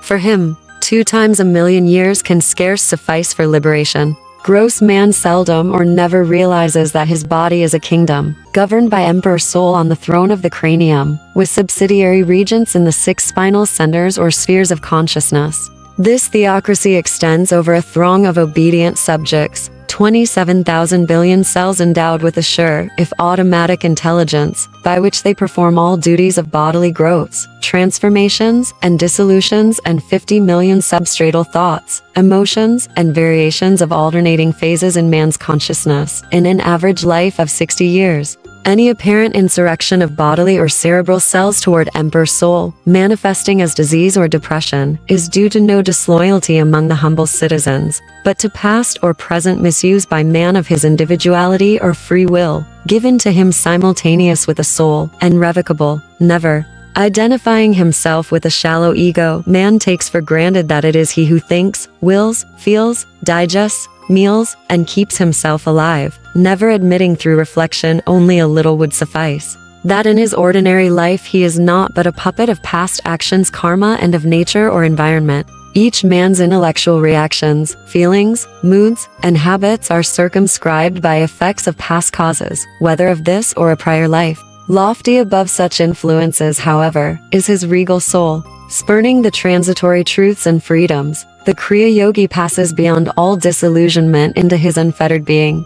All scriptures declare man to be not a corruptible body, but a living soul. By Kriya he is given a method to prove the scriptural truth. Outward ritual cannot destroy ignorance, because they are not mutually contradictory, wrote Shankara in his famous Century of Verses. Realized knowledge alone destroys ignorance. Knowledge cannot spring up by any other means than inquiry. Who am I? How was this universe born? Who is its maker? What is its material cause? This is the kind of inquiry referred to. The intellect has no answer for these questions, hence the rishis evolved yoga as the technique of spiritual inquiry. Kriya Yoga is the real fire rite often extolled in the Bhagavad Gita. The purifying fires of yoga bring eternal illumination, and thus differ much from outward and little effective religious fire ceremonies, where perception of truth is oft burnt, to solemn chanted accompaniment, along with the incense. The advanced yogi, withholding all his mind, will, and feeling from false identification with bodily desires, uniting his mind with superconscious forces in the spinal shrines, thus lives in this world as God hath planned, not impelled by impulses from the past,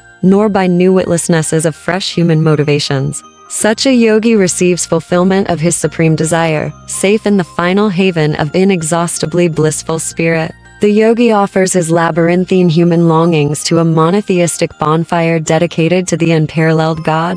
This is indeed the true yogic fire ceremony, in which all past and present desires are fuel consumed by love divine.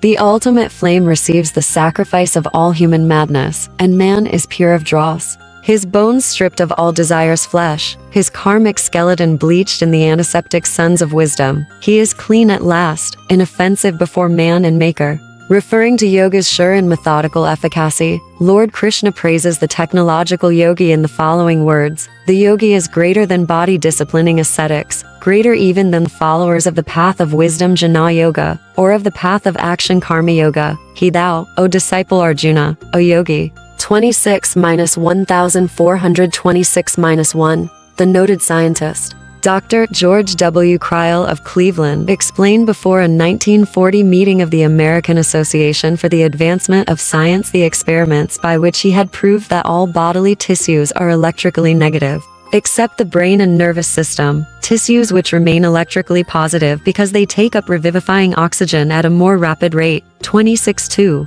Bhagavad Gita, Iv. 29, 26.3, Bhagavad Gita Iv. 1.2, 26.4. The author of Manava Dharma Shastras. These institutes of canonized common law are effective in India to this day. The French scholar, Louis Jacqueliot, writes the date of Manu is lost in the night of the Ani-historical period of India, and no scholar has dared to refuse him the title of the most ancient lawgiver in the world. In Law Bible Dan's Lind, pages 33-37. Jacqueliot reproduces parallel textual references to prove that the Roman Code of Justinian follows closely the laws of Manu 26.5. The start of the materialistic ages, according to Hindu scriptural reckonings, was 3100 to BC. This the beginning of the descending Dwapara age, see page 174. Modern scholars, blithely believing that 10.0 years ago all men were sunk in a barbarous stone age, summarily dismiss India, China, Egypt, and other lands.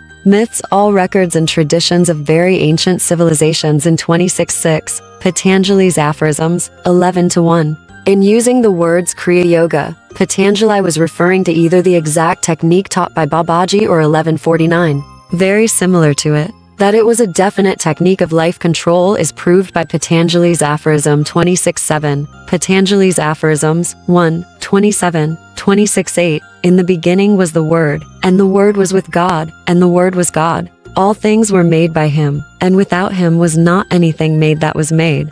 John 1, 1-3. Om of the Vedans became the sacred word, Amin of the Muslims, Hum of the Tibetans, and Amen of the Christians, its meaning in Hebrew being sure, faithful. These things saith the Amen, the faithful and true witness, the beginning of the creation of God. Revelations 3, 1-6-9, Aphorisms 1140, 26-10, 1 Corinthians 15:31. Our rejoicing is the correct translation, not, as usually given, your rejoicing. C.D. Paul was referring to the omnipresence of the Christ consciousness. 26:11, Kalpa means time or eon. Sabakalpa means subject to time or change. Some link with Prakriti or matter remains. Nirbakalpa means timeless, changeless. This is the highest state of Samadhi. 26:12. According to the Lincoln Library of Essential Information, p. 1030, the giant tortoise lives between 200 and 300 years. Chapter 27, Founding a Yoga School at Rancho. Why are you averse to organizational work? Master's question startled me a bit. It is true that my private conviction at the time was that organizations were hornets' nests. It is a thankless task, sir, I answered. No matter what the leader does or does not, he is criticized. Do you want the whole divine chana milk curd for yourself alone? My guru's retort was accompanied by a stern glance. Could you or anyone else achieve God contact through yoga if a line of generous-hearted masters had not been willing to convey their knowledge to others? He added, God is the honey, organizations are the hives, both are necessary. Any form is useless, of course, without the spirit. but why should you not start busy hives full of the spiritual nectar? His counsel moved me deeply. Although I made no outward reply, an adamant resolution arose in my breast. I would share with my fellows, so far as lay in my power, the unshackling truths I had learned at my guru's feet. Lord, I prayed, may thy love shine forever on the sanctuary of my devotion, and may I be able to awaken that love in other hearts. On a previous occasion, before I had joined the monastic order, Sri Yukteswar had made a most unexpected remark. How you will miss the companionship of a wife in your old age. He had said, do you not agree that the family man, engaged in useful work to maintain his wife and children, thus plays a rewarding role in God's eyes? Sir, I had protested in alarm. You know that my desire in this life is to espouse only the cosmic beloved. Master had laughed so merrily that I understood his observation was made merely as a test of my faith. Remember, he had said slowly, that he who discards his worldly duties can justify himself only by assuming some kind of responsibility toward a much larger family. The ideal of an all-sided education for youth had always been close to my heart. I saw clearly the arid results of ordinary instruction, aimed only at the development of body and intellect. Moral and spiritual values, without whose appreciation no man can approach happiness, were yet lacking in the formal curriculum. I determined to found a school where young boys could develop to the full stature of manhood. My first step in that direction was made with 7 children at Dahika, a small country site in Bengal. A year later, in 1918, through the generosity of Sir Manindra Chandra Nandi, the Maharaja of Kasam Bazar, I was able to transfer my fast-growing group to Ranchi. This town in Bihar, about 200 miles from Calcutta, is blessed with one of the most healthful climates in India. The Kasam Bazar Palace at Ranchi was transformed into the headquarters for the new school, which I called Brahmacharya Vidyalaya 27-1 in accordance with the educational ideals of the Rishis. Their forest ashrams had been the ancient seats of learning, secular and divine, for the youth of India. At Ranchi, I organized an educational program for both grammar and high school grades. It included agricultural, industrial, commercial, and academic subjects. The students were also taught yoga, concentration and meditation, and a unique system of physical development, Yogoda, whose principles I had discovered in 1916. Realizing that man's body is like an electric battery, I reasoned that it could be recharged with energy through the direct agency of the human will. As no action, slight or large, is possible without willing, man can avail himself of his prime mover, will, to renew his bodily tissues, without burdensome apparatus or mechanical exercises. I therefore taught the Ranchi students my simple Yogoda techniques by which the life force, centered in man's medulla oblongata, can be consciously and instantly recharged from the unlimited supply of cosmic energy. The boys responded wonderfully to this training, developing extraordinary ability to shift the life energy from one part of the body to another part, and to sit in perfect poise in difficult body postures. 27-2, they performed feats of strength and endurance which many powerful adults could not equal. My youngest brother, Vishnu Sharan Ghosh, joined the Ranchi school. He later became a leading physical culturist in Bengal. He and one of his students traveled to Europe and America, giving exhibitions of strength and skill which amazed the university savants, including those at Columbia University in New York. At the end of the first year at Ranchi, applications for admission reached 2,000. But the school, which at that time was solely residential, could accommodate only about 100. Instruction for day students was soon added. In the Vidyalaya I had to play father-mother to the little children, and to cope with many organizational difficulties. I often remembered Christ's words, "Verily I say unto you, there is no man that hath left house, or brethren or sisters, or father, or mother, or wife, or children, or lands, for my sake, and the gospel's, but he shall receive an hundredfold now in this time, houses and brethren, and sisters, and mothers, and children, and lands, with persecutions, and in the world to come eternal life." 27-3 Sri Yukteswar had interpreted these words, the devotee who forgoes the life experiences of marriage and family, and exchanges the problems of a small household and limited activities for the larger responsibilities of service to society in general, is undertaking a task which is often accompanied by persecution from a misunderstanding world, but also by a divine inner contentment. Yogoda math, beautiful hermitage of self-realization fellowship at Dakshinswar on the Ganges. Founded in 1938 as a yoga retreat for students of East and West. Central building of the Yogoda Satsanga Brahmacharya Vidyalaya at Ranchi, Bihar. Established in 1918 as a yoga school for boys, with grammar and high school education. Connected with it is the philanthropic Lahiri Mahasaya mission. One day, my father arrived in Ranchi to bestow a paternal blessing, long withheld because I had hurt him by refusing his offer of a position with the Bengal Nagpur Railway. Son, he said, I am now reconciled to your choice in life. It gives me joy to see you amidst these happy, eager youngsters. You belong here, rather than with the lifeless figures of railroad timetables. He waved toward a group of a dozen little ones who were tagging at my heels. I had only 8 children, he observed, with twinkling eyes, but I can feel for you.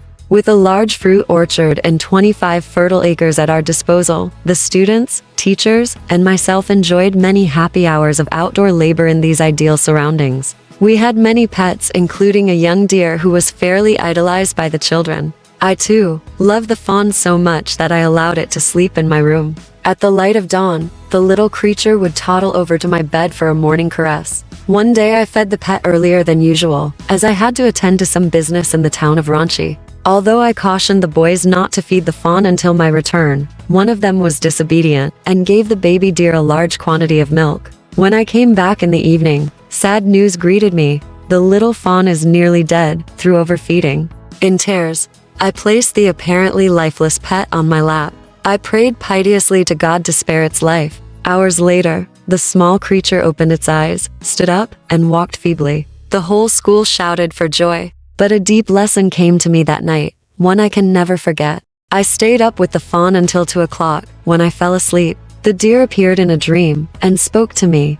You are holding me back. Please let me go. Let me go. All right, I answered in the dream. I awoke immediately and cried out, Boys, the deer is dying. The children rushed to my side. I ran to the corner of the room where I had placed the pet. It made a last effort to rise, stumbled toward me, then dropped at my feet, dead. According to the mass karma which guides and regulates the destinies of animals, the deer's life was over, and it was ready to progress to a higher form. But by my deep attachment, which I later realized was selfish, and by my fervent prayers, I had been able to hold it in the limitations of the animal form from which the soul was struggling for release. The soul of the deer made its plea in a dream, because without my loving permission, it either would not or could not go. As soon as one agreed, it departed. All sorrow left me. I realized anew that God wants his children to love everything as a part of him, and not to feel delusively that death ends all. The ignorant man sees only the unsurmountable wall of death, hiding, seemingly forever, his cherished friends.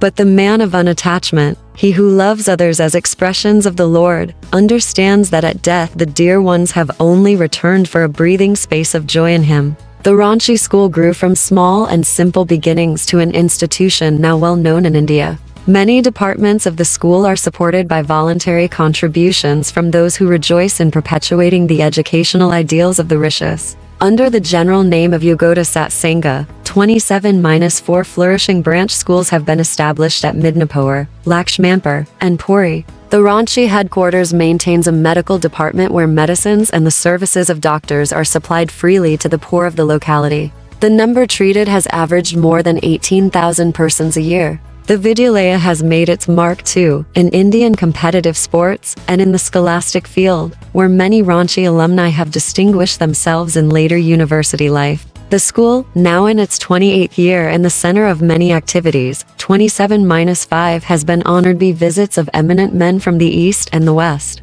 One of the earliest great figures to inspect the Vidyalaya in its first year was Swami Pranabananda, the Benares saint with two bodies. As the great master viewed the picturesque outdoor classes, held under the trees, and saw in the evening that young boys were sitting motionless for hours in yoga meditation, he was profoundly moved. Joy comes to my heart, he said, to see that Lahiri Mahasaya's ideals for the proper training of youth are being carried on in this institution. My guru's blessings be on it. A young lad sitting by my side ventured to ask the great yogi a question. Sir, he said, shall I be a monk? Is my life only for God? Though Swami Pranabananda smiled gently, his eyes were piercing the future. Child, he replied, when you grow up, there is a beautiful bride waiting for you. The boy did eventually marry, after having planned for years to enter the Swami order. Sometime after Swami Pranabananda had visited Ranchi, I accompanied my father to the Calcutta house where the yogi was temporarily staying. Pranabananda's prediction, made to me so many years before, came rushing to my mind. I shall see you, with your father, later on. As father entered the Swami's room, the great yogi rose from his seat and embraced my parent with loving respect. Bhagavati, he said, what are you doing about yourself? Don't you see your son racing to the infinite? I blushed to hear his praise before my father. The Swami went on, you recall how often our blessed Guru used to say, Banat, Banat, Banjai, 26-6, so keep up Kriya Yoga ceaselessly, and reach the divine portals quickly. The body of Pranabananda, which had appeared so well and strong during my amazing first visit to him in Benares, now showed definite aging, though his posture was still admirably erect. Swamiji, I inquired, looking straight into his eyes, please tell me the truth. Aren't you feeling the advance of age? As the body is weakening, are your perceptions of God suffering any diminution? He smiled angelically. The beloved is more than ever with me now. His complete conviction overwhelmed my mind and soul. He went on, I am still enjoying the 2 pensions, one from Bhagavati here, and one from above. Pointing his finger heavenward, the saint fell into an ecstasy, his face lit with a divine glow and ample answer to my question. Noticing that Pranabananda's room contained many plants and packages of seed, one asked their purpose. I have left Benares permanently, he said, and am now on my way to the Himalayas. There one shall open an ashram for my disciples. These seeds will produce spinach and a few other vegetables. My dear ones will live simply, spending their time in blissful God union. Nothing else is necessary. Father asked his brother disciple when he would return to Calcutta. Never again, the saint replied. This year is the one in which Lahiri Mahasaya told me I would leave my beloved Benares forever and go to the Himalayas, there to throw off my mortal frame. My eyes filled with tears at his words, but the Swami smiled tranquilly.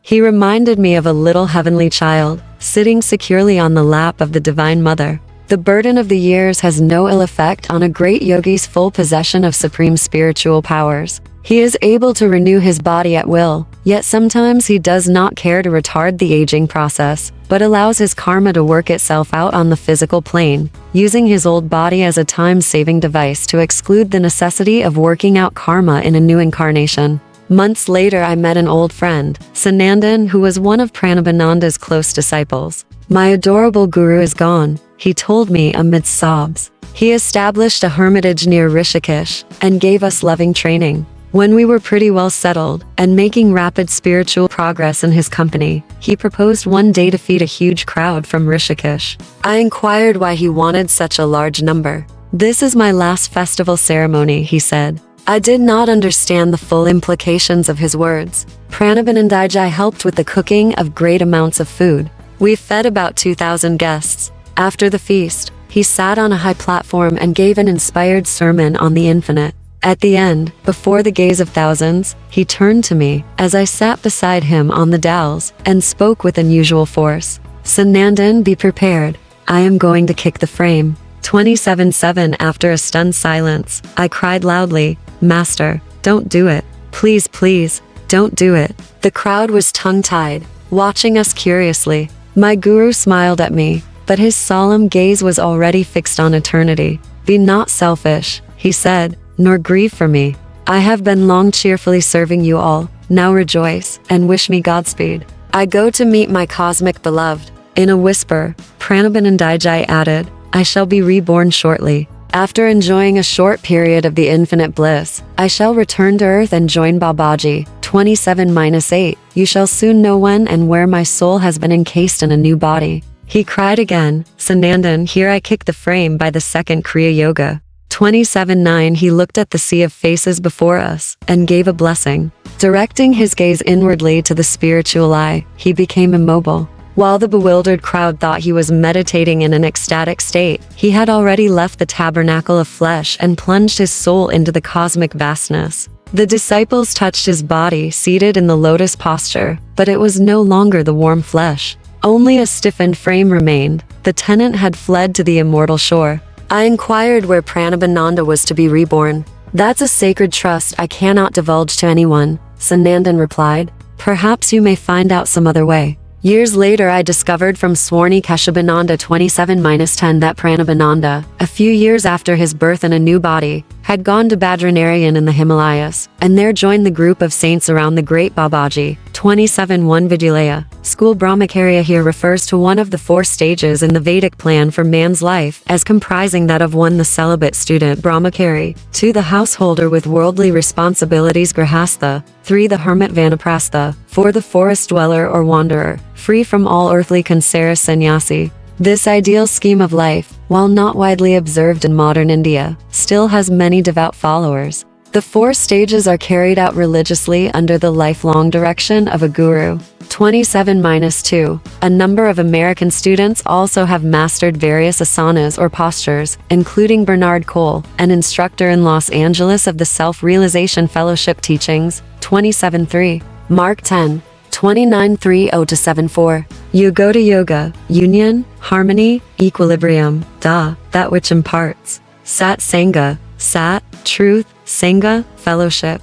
In the West, to avoid the use of a Sanskrit name, the Yogoda Sat Sangha movement has been called the Self-Realization Fellowship.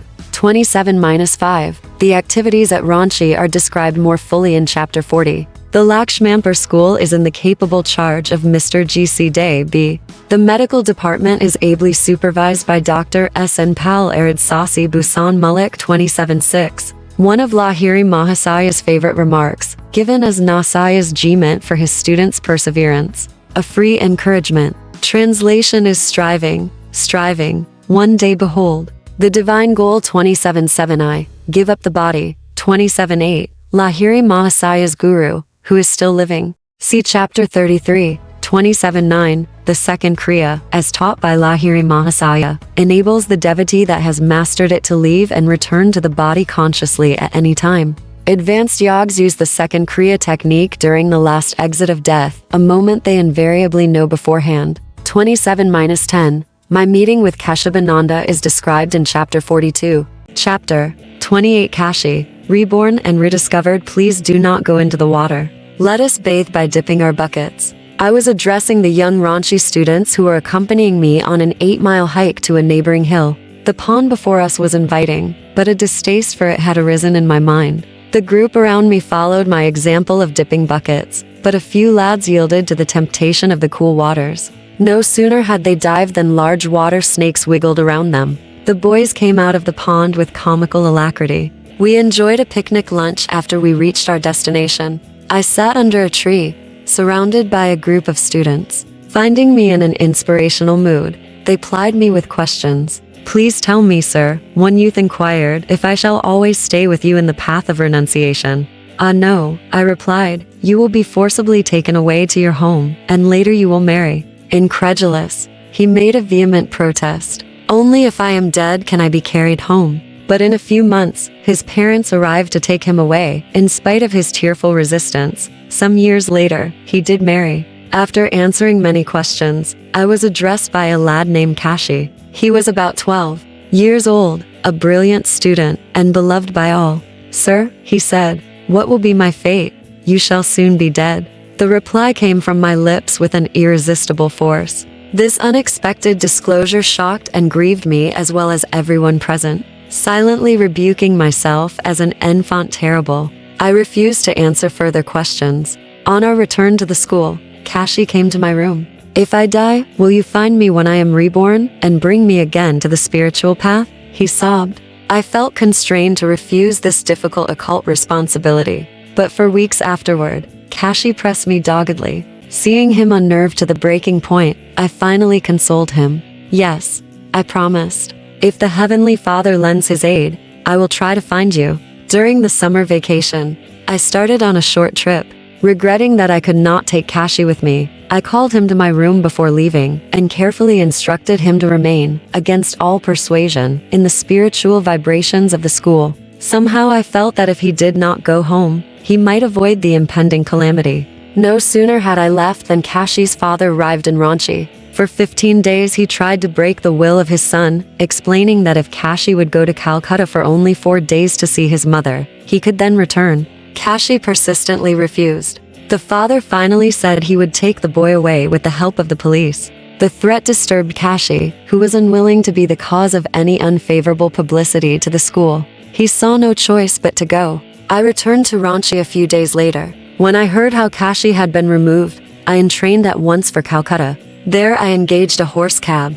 Very strangely, as the vehicle passed beyond the Howrah Bridge over the Ganges, I beheld Kashi's father and other relatives in mourning clothes. Shouting to my driver to stop, I rushed out and glared at the unfortunate father. "Mr. Murderer," I cried, somewhat unreasonably, "you have killed my boy." The father had already realized the wrong he had done in forcibly bringing Kashi to Calcutta. During the few days the boy had been there, he had eaten contaminated food, contracted cholera, and passed on. My love for Kashi, and the pledge to find him after death, night and day haunted me. No matter where I went, his face loomed up before me. I began a memorable search for him, even as long ago I had searched for my lost mother. Kashi, lost and rediscovered me brother Bishnu, Modal Mukherjee of Serampore, a highly advanced disciple of Sri Yukteswar, my father, Mr. Right, myself, Tulsi Narayan Bose, Swami Satyananda of Ranchi, a group of delegates to the 1920 International Congress of Religious Liberals at Boston, where I gave my maiden speech in America.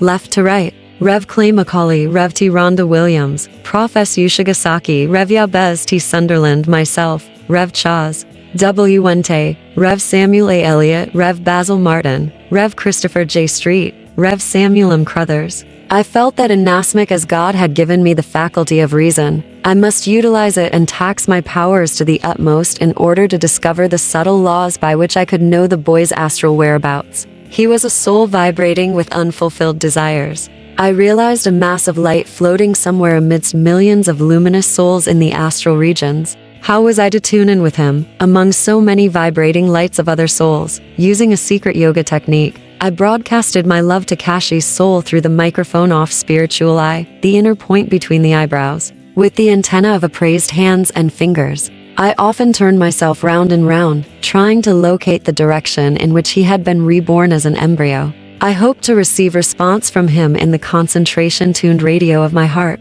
28:1 I intuitively felt that Kashi would soon return to the earth, and that if I kept unceasingly broadcasting my call to him, his soul would reply. I knew that the slightest impulse sent by Kashi would be felt in my fingers, hands, arms, spine, and nerves. With undiminished zeal, I practiced the yoga method steadily for about 6 months after Kashi's death. Walking with a few friends one morning in the crowded Beaubazar section of Calcutta, I lifted my hands in the usual manner. For the first time, there was response. I thrilled to detect electrical impulses trickling down my fingers and palms. These currents translated themselves into one overpowering thought from a deep recess of my consciousness. I am Kashi, come to me. The thought became almost audible as I concentrated on my heart radio. In the characteristic, slightly hoarse whisper of Kashi, 28-2, I heard his summons again and again. I seized the arm of one of my companions, Prakash Das 28-3, and smiled at him joyfully. It looks as though I have located Kashi. I began to turn round and round, to the undisguised amusement of my friends and the passing throng. The electrical impulses tingled through my fingers only when I faced toward a nearby path, aptly named Serpentine Lane. The astral currents disappeared when I turned in other directions. "Ah," I exclaimed, "Kashi's soul must be living in the womb of some mother whose home is in this lane." My companions and I approached closer to Serpentine Lane. The vibrations in my appraised hands grew stronger, more pronounced. As if by a magnet, I was pulled toward the right side of the road. Reaching the entrance of a certain house, I was astounded to find myself transfixed. I knocked at the door in a state of intense excitement, holding my very breath. I felt that the successful end had come for my long, arduous, and certainly unusual quest. The door was opened by a servant, who told me her master was at home. He descended the stairway from the second floor and smiled at me inquiringly. I hardly knew how to frame my question, at once pertinent and impertinent. "Please tell me, sir, if you and your wife have been expecting a child for about 6 months?" "Yes, it is so." Seeing that I was a Swami, a renunciate attired in the traditional orange cloth, he added politely, "Pray inform me how you know my affairs." When he heard about Kashi and the promise I had given, the astonished man believed my story. A male child of fair complexion will be born to you, I told him. He will have a broad face with a cowlick atop his forehead. His disposition will be notably spiritual. I felt certain that the coming child would bear these resemblances to Kashi. Later I visited the child, whose parents had given him his old name of Kashi. Even in infancy he was strikingly similar in appearance to my dear Ranchi student. The child showed me an instantaneous affection. The attraction of the past awoke with redoubled intensity. Years later, the teenage boy wrote me, during my stay in America. He explained his deep longing to follow the path of a renunciate. I directed him to a Himalayan master who, to this day, guides the reborn Kashi, 28-1. The will, projected from the point between the eyebrows, is known by yogis as the broadcasting apparatus of thought. When the feeling is calmly concentrated on the heart, it acts as a mental radio and can receive the messages of others from far near. In telepathy, the fine vibrations of thoughts in one person's mind are transmitted through the subtle vibrations of astral ether and then through the grosser earthly ether, creating electrical waves which, in turn, translate themselves into thought waves in the mind of the other person. 28-2. Every soul in its pure state is omniscient. Kashi's soul remembered all the characteristics of Kashi, the boy, and therefore mimicked his hoarse voice in order to stir my recognition. 28-3. Prakash Das is the present director of our Vogoda Math Hermitage at Dakshinswar in Bengal. Chapter 29. Rabindranath Tagore.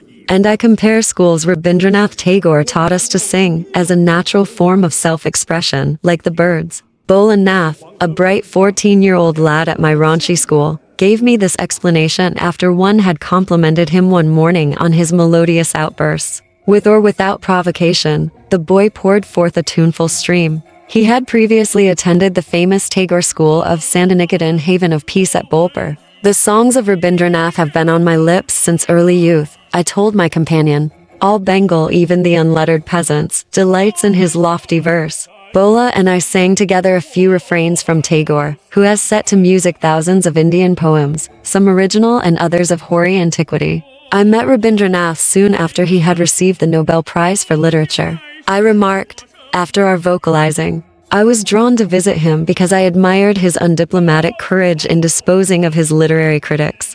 I chuckled. Bola curiously inquired the story. The scholars severely flayed Tagore for introducing a new style into Bengali poetry. I began. He mixed colloquial and classical expressions, ignoring all the prescribed limitations dear to the pundits' hearts. His songs embody deep philosophic truth in emotionally appealing terms, with little regard for the accepted literary forms. One influential critic slightingly referred to Rabindranath as a pigeon poet who sold his cooings in print for a rupee. But Tagore's revenge was at hand. The whole Western world paid homage at his feet, soon after he had translated into English his Gitanjali song offerings. A trainload of pundits, including his one-time critics, went to Santiniketan to offer their congratulations. Rabindranath received his guests only after an intentionally long delay, and then heard their praise in stoic silence. Finally, he turned against them their own habitual weapons of criticism. Gentlemen, he said, the fragrant honors you here bestow are incongruously mingled with the putrid odors of your past contempt.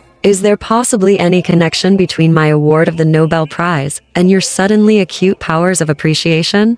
I am still the same poet who displeased you when I first offered my humble flowers at the shrine of Bengal. The newspapers published an account of the bold chastisement given by Tagore. I admired the outspoken words of a man unhypnotized by flattery. I went on. I was introduced to Rabindranath in Calcutta by his secretary, Mr. C.F. Andrews, 29-1, who was simply attired in a Bengali dhoti. He referred lovingly to Tagore as his Gurudeva. Rabindranath received me graciously. He emanated a soothing aura of charm, culture, and courtliness. Replying to my question about his literary background, Tagore told me that one ancient source of his inspiration, besides our religious epics, had been the classical poet, Vidyapati. Inspired by these memories, I began to sing Tagore's version of an old Bengali song, Light the Lamp of Thy Love. Bola and I chanted joyously as we strolled over the Vidyalaya grounds. About 2 years after founding the Ranchi school, I received an invitation from Rabindranath to visit him at Santiniketan in order to discuss our educational ideals.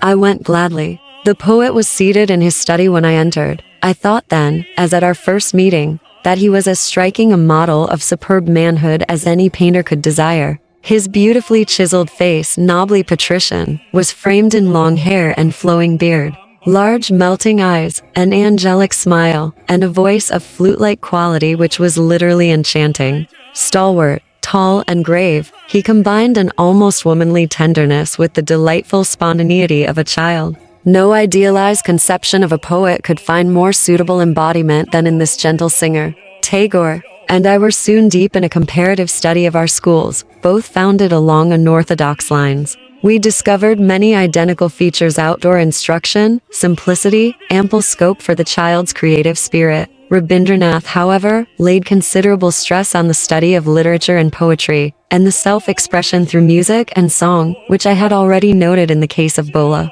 The Sandaniketan children observed periods of silence, but were given no special yoga training. The poet listened with flattering attention to my description of the energizing yogoda exercises and the yoga concentration techniques which are taught to all students at Ranchi. Tagore told me of his own early educational struggles. "I fled from school after the 5th grade," he said, laughing.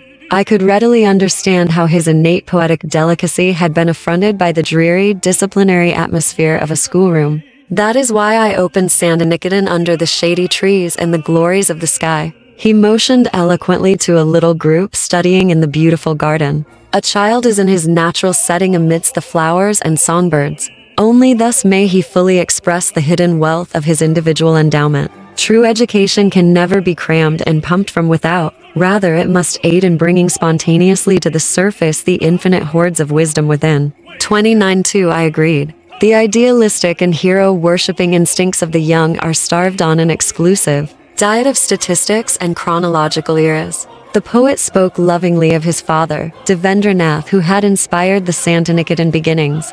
"Father presented me with this fertile land, where he had already built a guest house and temple," Rabindranath told me. "I started my educational experiment here in 1901, with only 10 boys. The £8,000 which came with the Nobel Prize all went for the upkeep of the school." The elder Tagore, Devendranath, known far and wide as Maharishi, was a very remarkable man, as one may discover from his autobiography. 2 years of his manhood were spent in meditation in the Himalayas. In turn, his father, Dwarkanath Tagore, had been celebrated throughout Bengal for his munificent public benefactions. From this illustrious tree has sprung a family of geniuses. Not Rabindranath alone. All his relatives have distinguished themselves in creative expression.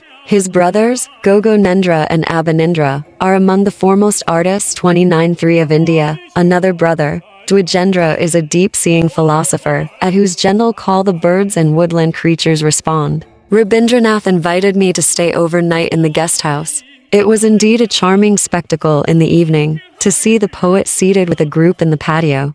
Time unfolded backward. The scene before me was like that of an ancient hermitage, the joyous singer encircled by his devotees, all aureoled in divine love. Tagore knitted each tie with the cords of harmony. Never assertive, he drew and captured the heart by an irresistible magnetism. Rare blossom of poesy blooming in the garden of the Lord, attracting others by a natural fragrance. In his melodious voice, Rabindranath read to us a few of his exquisite poems, newly created. Most of his songs and plays, written for the delectation of his students, have been composed at Sandaniketan. The beauty of his lines, to me, lies in his art of referring to God in nearly every stanza, yet seldom mentioning the sacred name. Drunk with the bliss of singing, he wrote, "I forget myself and call thee friend who art my Lord." The following day, after lunch, I bade the poet a reluctant farewell. I rejoice that his little school has now grown to an international university, Viswabharati, where scholars of all lands have found an ideal setting,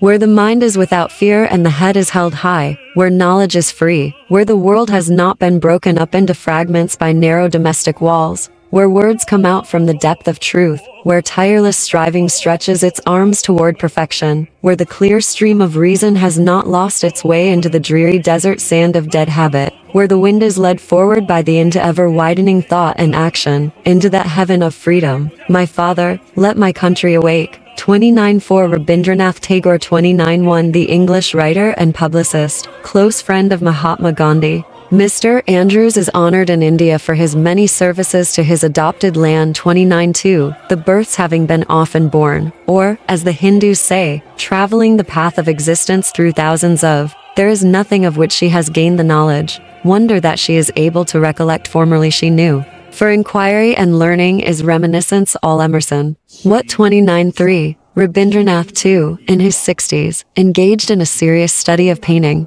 Exhibitions of his futuristic work were given some years ago in European capitals and New York. 29-4 Gitanyali, New York, Macmillan Co. A thoughtful study of the poet will be found in the philosophy of Rabindranath Tagore, by the celebrated scholar, Sir S. Radhakrishnan Macmillan, 1918. Another expository volume is B. K. Roy's Rabindranath Tagore, The Man and His Poetry, New York.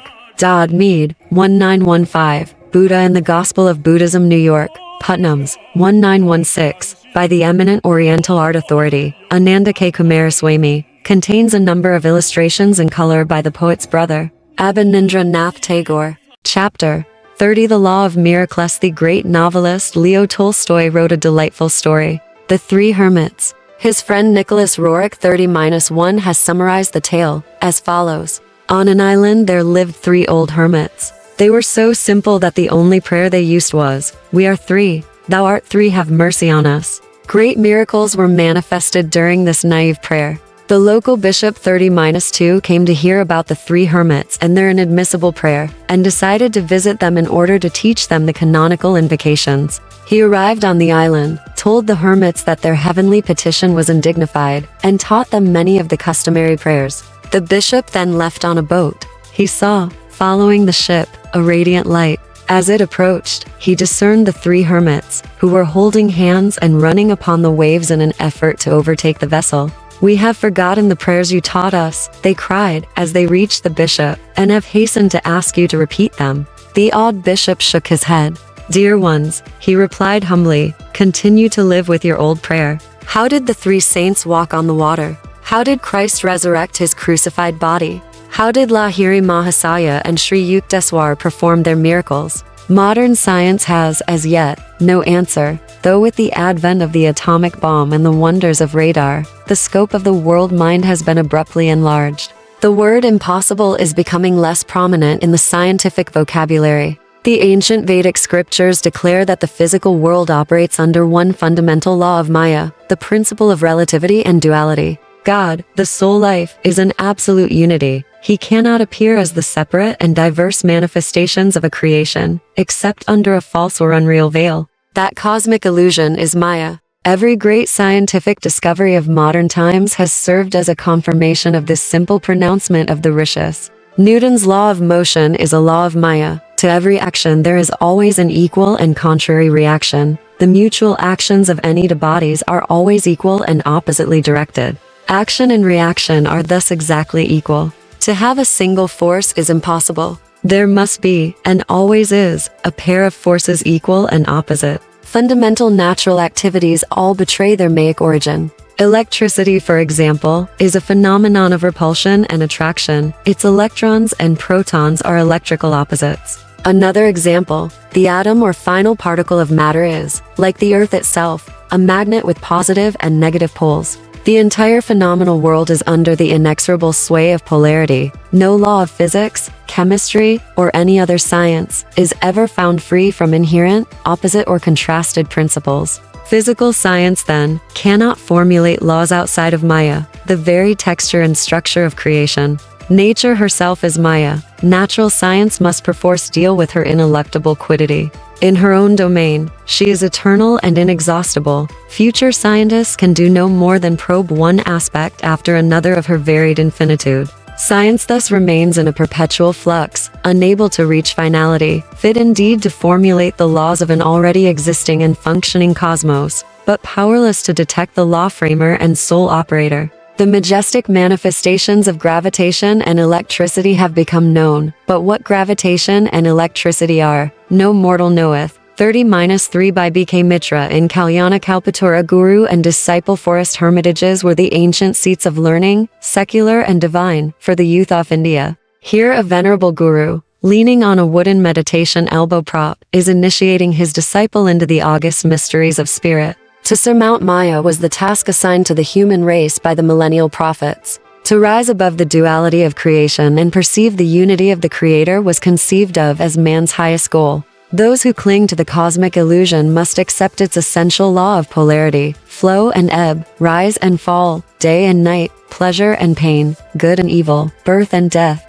This cyclic pattern assumes a certain anguishing monotony. After man has gone through a few thousand human births, he begins to cast a hopeful eye beyond the compulsions of Maya. To tear the veil of Maya is to pierce the secret of creation. The yogi who thus denudes the universe is the only true monotheist. All others are worshipping heathen images. So long as man remains subject to the dualistic delusions of nature, the Janus face Maya is his goddess. He cannot know the one true God. The world illusion, Maya, is individually called avidya, literally, not knowledge, ignorance, delusion. Maya or avidya can never be destroyed through intellectual conviction or analysis, but solely through attaining the interior state of nirvikalpa samadhi. The Old Testament prophets and seers of all lands and ages spoke from that state of consciousness. Ezekiel says 43, 1-2, Afterwards he brought me to the gate, even the gate that looketh toward the east, and behold, the glory of the God of Israel came from the way of the east, and his voice was like a noise of many waters, and the earth shined with his glory.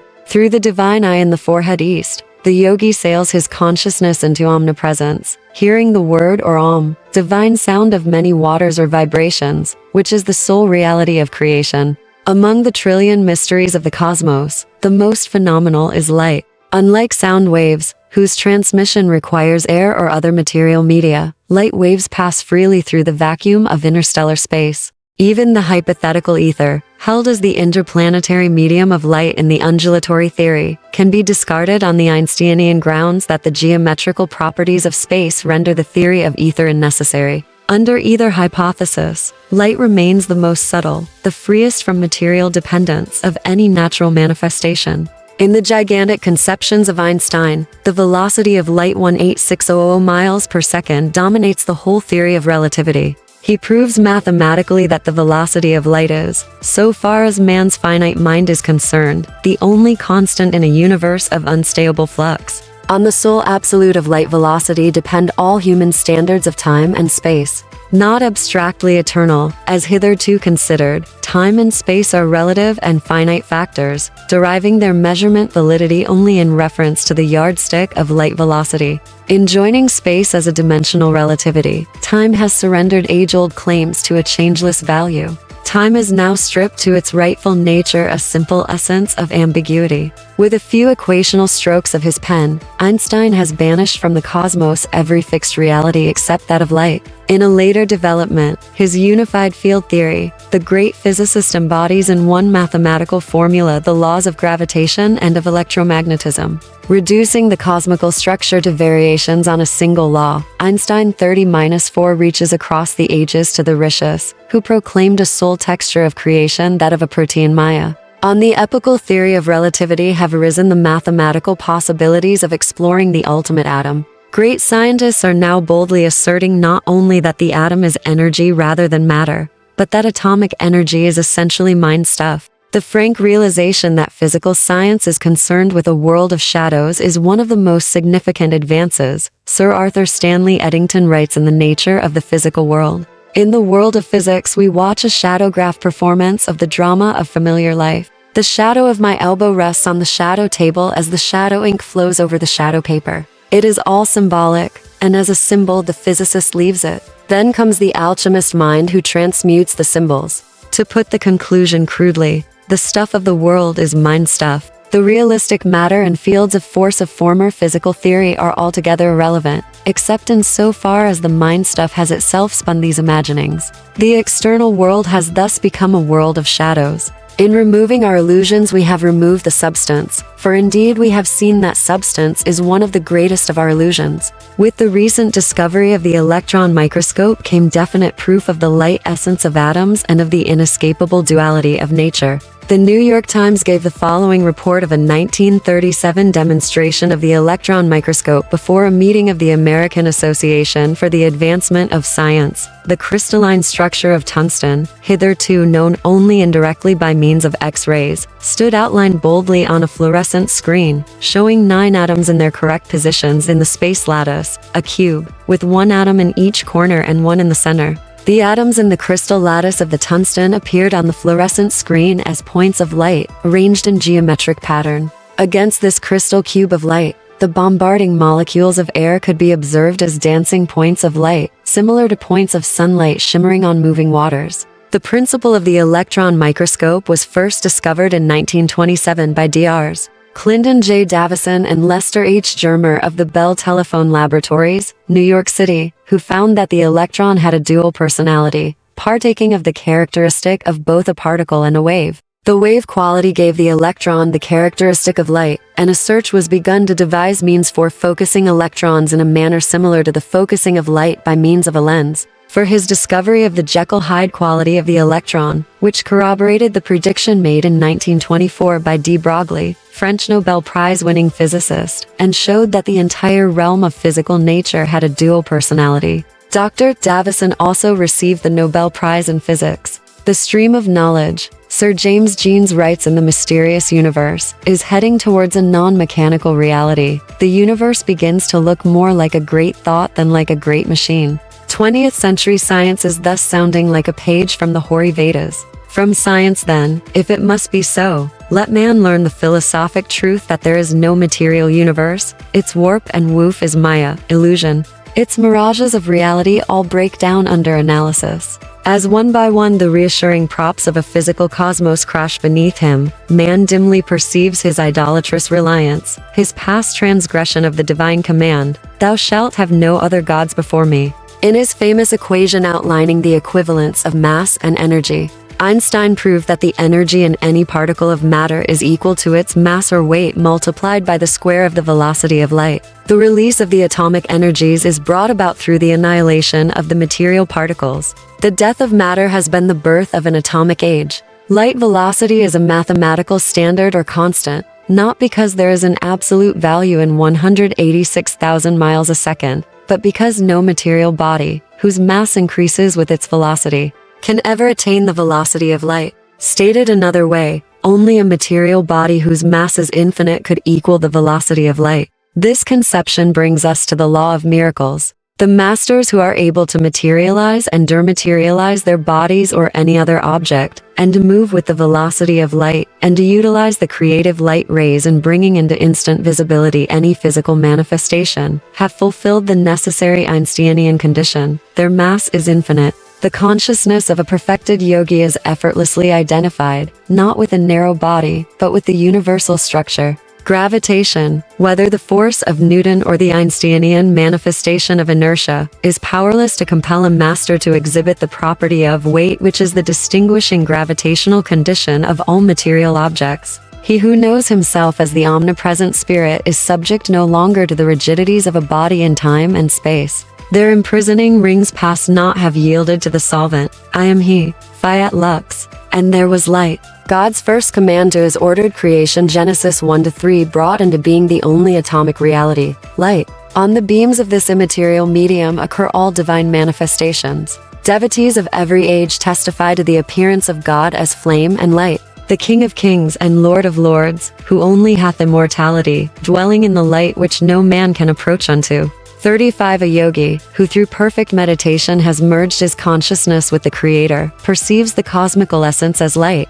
To him there is no difference between the light rays composing water and the light rays composing land. Free from matter consciousness, free from the 3 dimensions of space and the 4th dimension of time, a master transfers his body of light with equal ease over the light rays of earth, water, fire, or air. Long concentration on the liberating spiritual eye has enabled the yogi to destroy all delusions concerning matter and its gravitational weight. Thenceforth he sees the universe as an essentially undifferentiated mass of light. Optical images, Dr. L.T. Troland of Harvard tells us, are built up on the same principle as the ordinary halftone engravings, that is, they are made up of minute dottings or stripplings far too small to be detected by the eye. The sensitiveness of the retina is so great that a visual sensation can be produced by relatively few quanta of the right kind of light. Through a master's divine knowledge of light phenomena, he can instantly project into perceptible manifestation the ubiquitous light atoms. The actual form of the projection, whether it be a tree, a medicine, a human body, is in conformance with a yogi's powers of will and of visualization.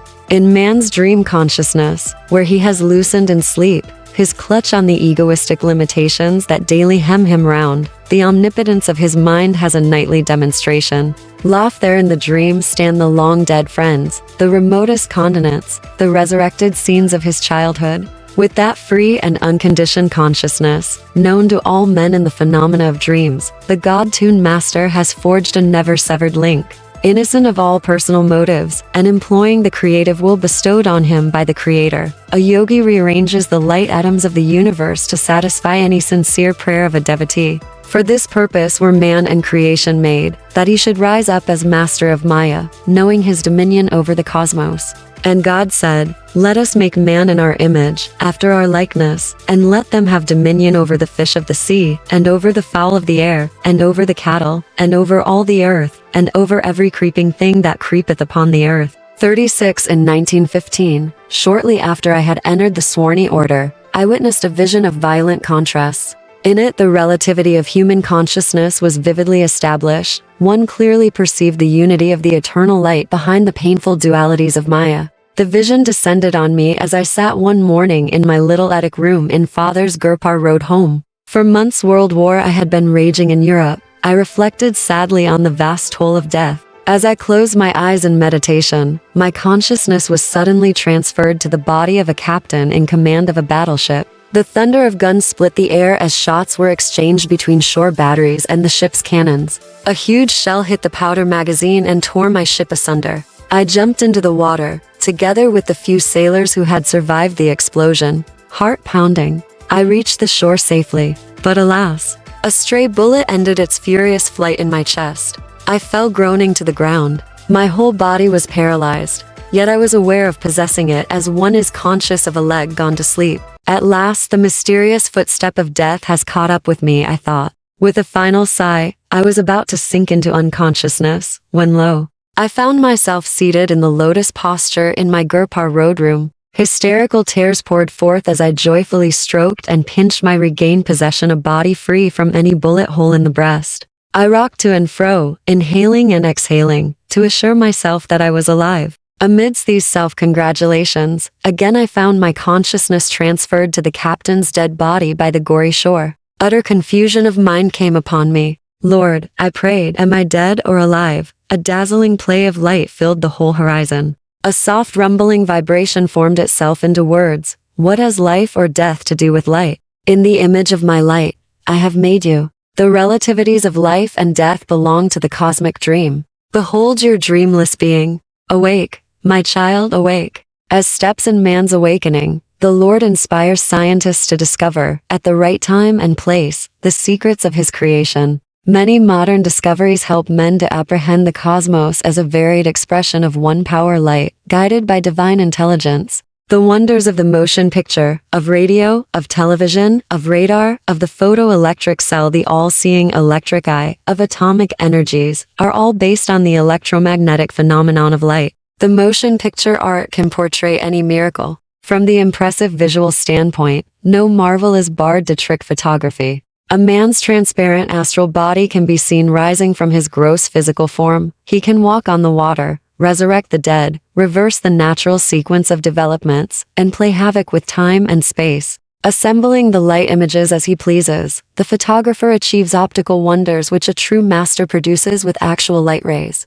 The lifelike images of the motion picture illustrate many truths concerning creation. The cosmic director has written his own plays and assembled the tremendous casts for the pageant of the centuries. From the dark booth of eternity, he pours his creative beam through the films of successive ages, and the pictures are thrown on the screen of space. Just as the motion picture images appear to be real, but are only combinations of light and shade, so is the universal variety a delusive seeming. The planetary spheres, with their countless forms of life, are naught but figures in a cosmic motion picture, temporarily true to five-sense perceptions, as the scenes are cast on the screen of man's consciousness by the infinite creative beam. A cinema audience can look up and see that all screen images are appearing through the instrumentality of one imageless beam of light. The colorful universal drama is similarly issuing from the single white light of a cosmic source. With inconceivable ingenuity, God is staging an entertainment for his human children, making them actors as well as audience in his planetary theater.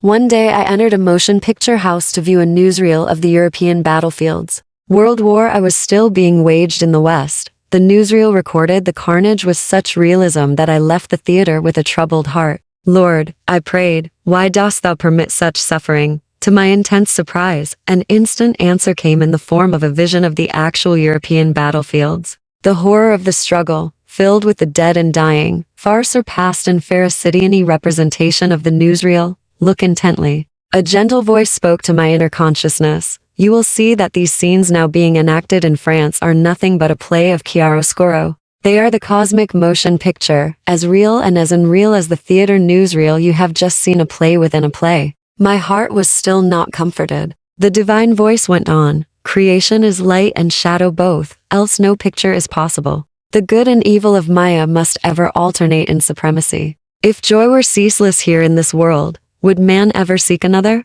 Without suffering, he scarcely cares to recall that he has forsaken his eternal home. Pain is a prod to remembrance. The way of escape is through wisdom. The tragedy of death is unreal. Those who shudder at it are like an ignorant actor who dies of fright on the stage when nothing more is fired at him than a blank cartridge. My sons are the children of light. They will not sleep forever in delusion. Although I had read scriptural accounts of Maya, they had not given me the deep insight that came with the personal visions and their accompanying words of consolation. One's values are profoundly changed when he is finally convinced that creation is only a vast motion picture, and that not in it, but beyond it, lies his own reality. As I finished writing this chapter, one sat on my bed in the lotus posture. My room was dimly lit by two shaded lamps. Lifting my gaze, I noticed that the ceiling was dotted with small mustard-colored lights, scintillating and quivering with a redim-like luster. Myriads of penciled rays, like sheets of rain, gathered into a transparent shaft and poured silently upon me.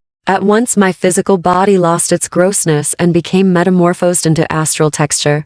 I felt a floating sensation as, barely touching the bed, the weightless body shifted slightly and alternately to left and right. I looked around the room. The furniture and walls were as usual, but the little mass of light had so multiplied that the ceiling was invisible. I was wonderstruck. This is the cosmic motion picture mechanism. A voice spoke as though from within the light, shedding its beam on the white screen of your bed sheets. It is producing the picture of your body. Behold, your form is nothing but light. I gazed at my arms and moved them back and forth, yet could not feel their weight. An ecstatic joy overwhelmed me. This cosmic stem of light, blossoming as my body, seemed a divine replica of the light beams streaming out of the projection booth in a cinema house and manifesting as pictures on the screen. For a long time I experienced this motion picture of my body in the dimly lighted theater of my own bedroom. Despite the many visions I have had, none was ever more singular. As my illusion of a solid body was completely dissipated, and my realization deepened that the essence of all objects is light,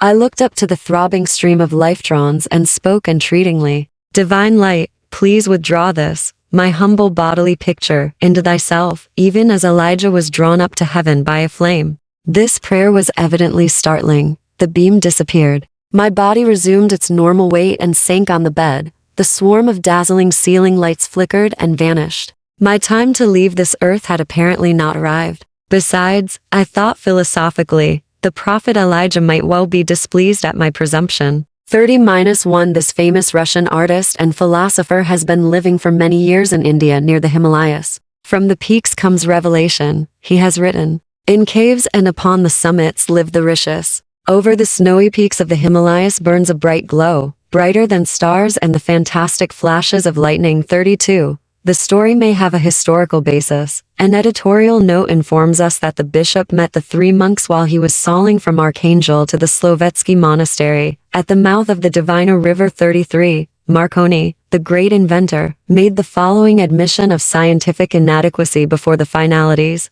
The inability of science to solve life is absolute. This fact would be truly frightening were it not for faith. The mystery of life is certainly the most persistent problem ever placed before the thought of man. 34. A clue to the direction taken by Einstein's genius is given by the fact that he is a lifelong disciple of the great philosopher Spinoza, whose best-known work is Ethics Demonstrated in Geometrical Order.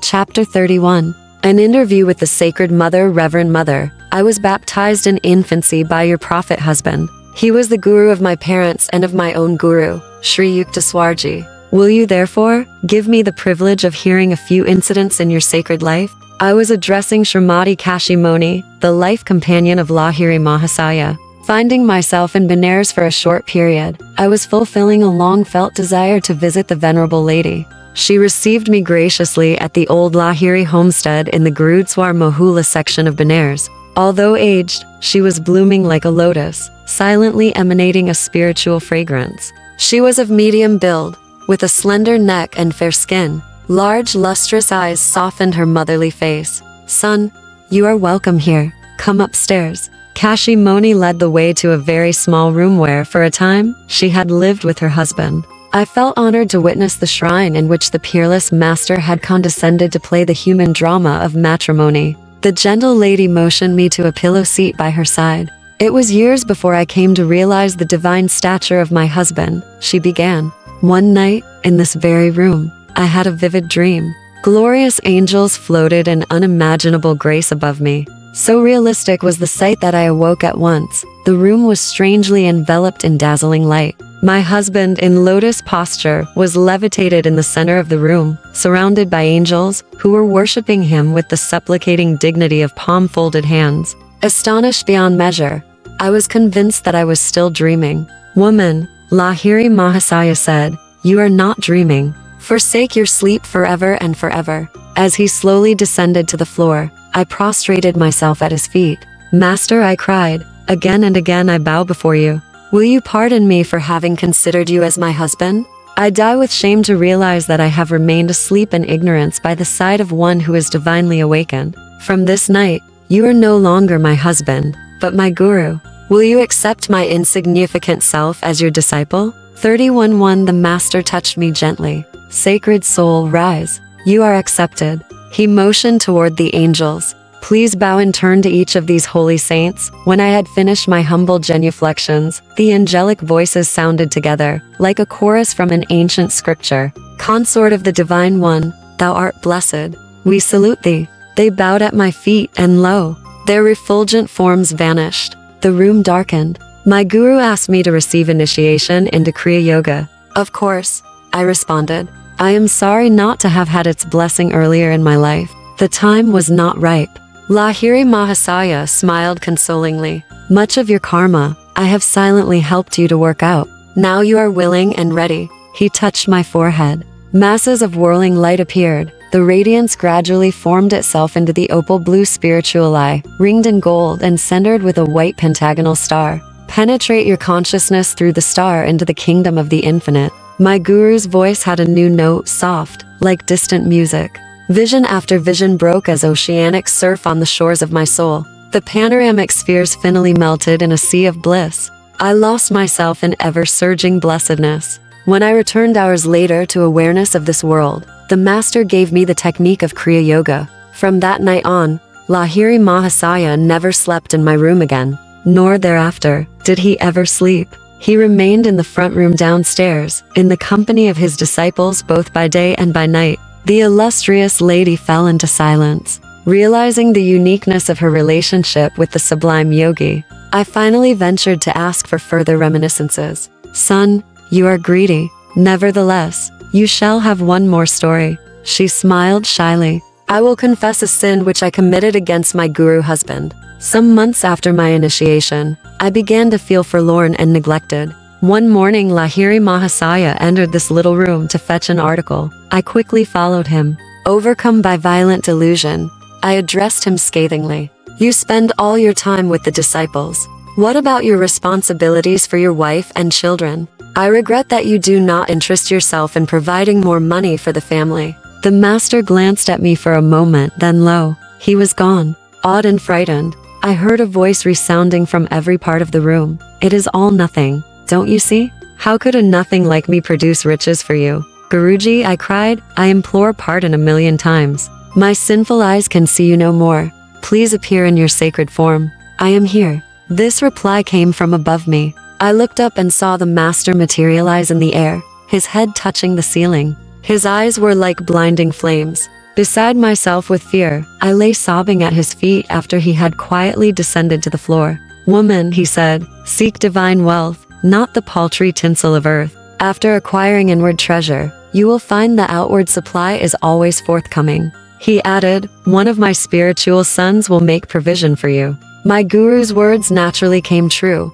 A disciple did leave a considerable sum for our family. I thank Kashi Moni for sharing with me her wondrous experiences. 31-2. On the following day I returned to her home and enjoyed several hours of philosophical discussion with Tinkuri and Dukuri Lahiri. These two saintly sons of India's great yogi followed closely in his ideal footsteps. Both men were fair, tall, stalwart, and heavily bearded, with soft voices and an old-fashioned charm of manner. His wife was not the only woman disciple of Lahiri Mahasaya. There were hundreds of others, including my mother. A woman, Keela, once asked the guru for his photograph. He handed her apron, remarking, if you deem it a protection, then it is so, otherwise it is only a picture. A few days later, this woman and Lahiri Mahasaya's daughter-in-law happened to be studying the Bhagavad Gita at a table behind which hung the guru's photograph. An electrical storm broke out with great fury. Lahiri Mahasaya, protect us.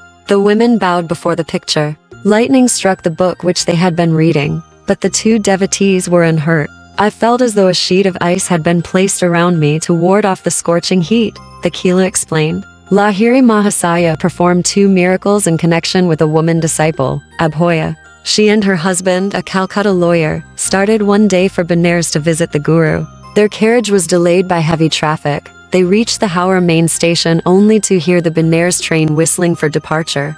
Abhoya, near the ticket office, stood quietly. Lahiri Mahasaya, I beseech thee to stop the train. She silently prayed. I cannot suffer the pangs of delay in waiting another day to see thee. The wheels of the snorting train continued to move round and round, but there was no onward progress. The engineer and passengers descended to the platform to view the phenomenon. An English railroad guard approached Abhoya and her husband. Contrary to all precedent, he volunteered his services. Babu, he said, give me the money. I will buy your tickets while you get aboard. As soon as the couple was seated and had received the tickets, the train slowly moved forward. In panic, the engineer and passengers clambered again to their places, knowing neither how the train started, nor why it had stopped in the first place. Arriving at the home of Lahiri Mahasaya in Benares, Abhoya silently prostrated herself before the master and tried to touch his feet. Compose yourself, Abhoya, he remarked.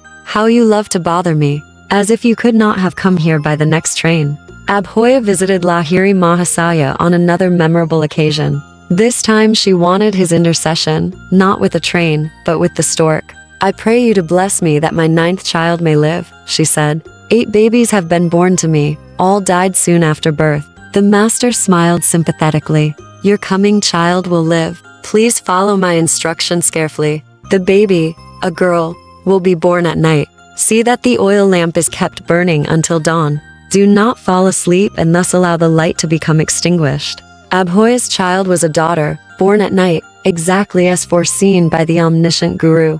The mother instructed her nurse to keep the lamp filled with oil. Both women kept the urgent vigil far into the early morning hours, but finally fell asleep. The lamp oil was almost gone. The light flickered feebly. The bedroom door unlatched and flew open with a violent sound. The startled women awoke. Their astonished eyes beheld the form of Lahiri Mahasaya. Abhoya, behold, the light is almost gone. He pointed to the lamp which the nurse hastened to refill. As soon as it burned again brightly, the master vanished. The door closed. The latch was affixed without visible agency. Abhoya's 9th child survived. In 1935, when I made inquiry, she was still living. One of Lahiri Mahasaya's disciples, the Venerable Kali Kumar Roy, related to me many fascinating details of his life with the master. I was often a guest at his Benares home for weeks at a time, Roy told me. I observed that many saintly figures, Danda 31-3 Swamis, arrived in the quiet of night to sit at the Guru's feet. Sometimes they would engage in discussion of meditational and philosophical points. At dawn, the exalted guests would depart. I found during my visits that Lahiri Mahasaya did not once lie down to sleep. During an early period of my association with the master, I had to contend with the opposition of my employer, Roy went on. He was steeped in materialism. I don't want religious fanatics on my staff, he would sneer. If I ever meet your charlatan guru, one shall give him some words to remember. This alarming threat failed to interrupt my regular program. I spent nearly every evening in my guru's presence. One night my employer followed me and rushed rudely into the parlor. He was doubtless fully bent on uttering the pulverizing remarks he had promised. No sooner had the man seated himself than Lahiri Mahasaya addressed the little group of about 12 disciples. Would you all like to see a picture? When we nodded, he asked us to darken the room. Sit behind one another in a circle, he said, and place your hands over the eyes of the man in front of you. I was not surprised to see that my employer also was following, albeit unwillingly, the master's directions.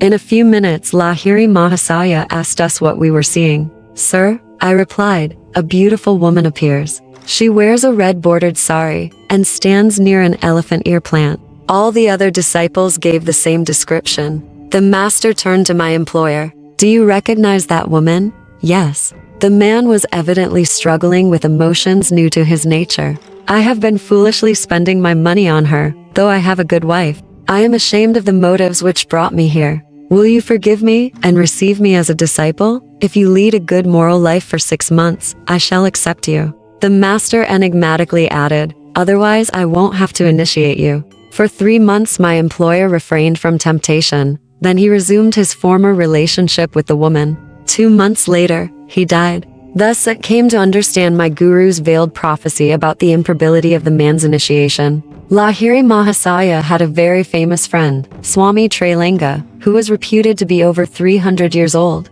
The two yogis often sat together in meditation. Trailinga's fame is so widespread that few Hindus would deny the possibility of truth in any story of his astounding miracles. If Christ returned to earth and walked the streets of New York, displaying his divine powers, it would cause the same excitement that was created by Trailinga decades ago as he passed through the crowded lanes of Benares. On many occasions the Swami was seen to drink, with no ill effect, the most deadly poisons. Thousands of people, including a few who are still living, have seen Trailinga floating on the Ganges. For days together he would sit on top of the water, or remain hidden for very long periods under the waves. A common sight at the Benares bathing ghats was the Swami's motionless body on the blistering stone slabs, wholly exposed to the merciless Indian sun. By these feats, Trailinga sought to teach men that a yogi's life does not depend upon oxygen or ordinary conditions and precautions. Whether he were above water or under it, and whether or not his body lay exposed to the fierce solar rays,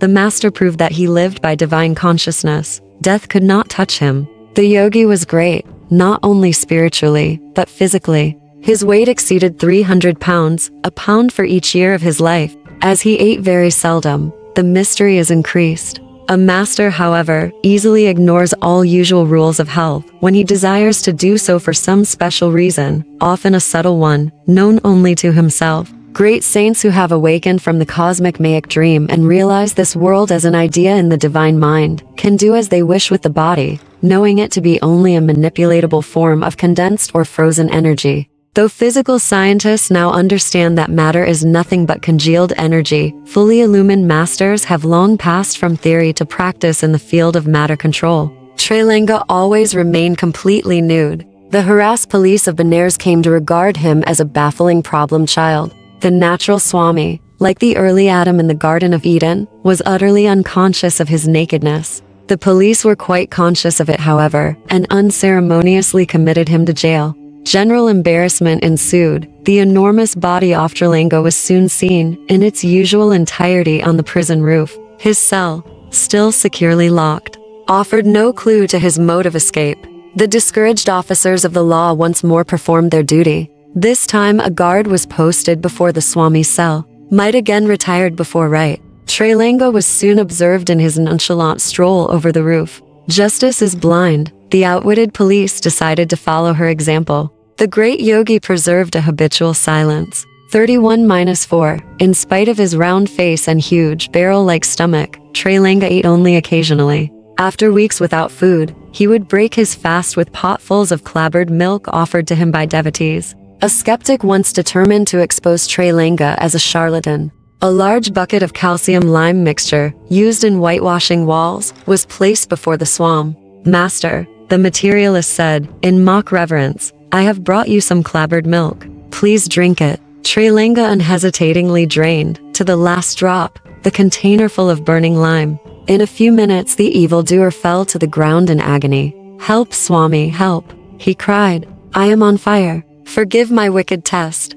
The great yogi broke his habitual silence. "Scoffer," he said, "you did not realize when you offered me poison that my life is one with your own. Except for my knowledge that God is present in my stomach, as in every atom of creation, the lime would have killed me. Now that you know the divine meaning of boomerang, never again play tricks on anyone." The well-purged sinner, healed by Trailanga's words, slunk feebly away. The reversal of pain was not due to any volition of the master, but came about through unerring application of the law of justice which upholds creation's farthest swinging orb. Men of God realization like Trailanga allow the divine law to operate instantaneously. They have banished forever all thwarting crosscurrents of ego. The automatic adjustments of righteousness, often paid in an unexpected coin, as in the case of Trailanga and his would-be murderer, assuage our hasty indignance at human injustice. "Vengeance is mine, I will repay," saith the Lord. 31-5. What need for man's brief resources?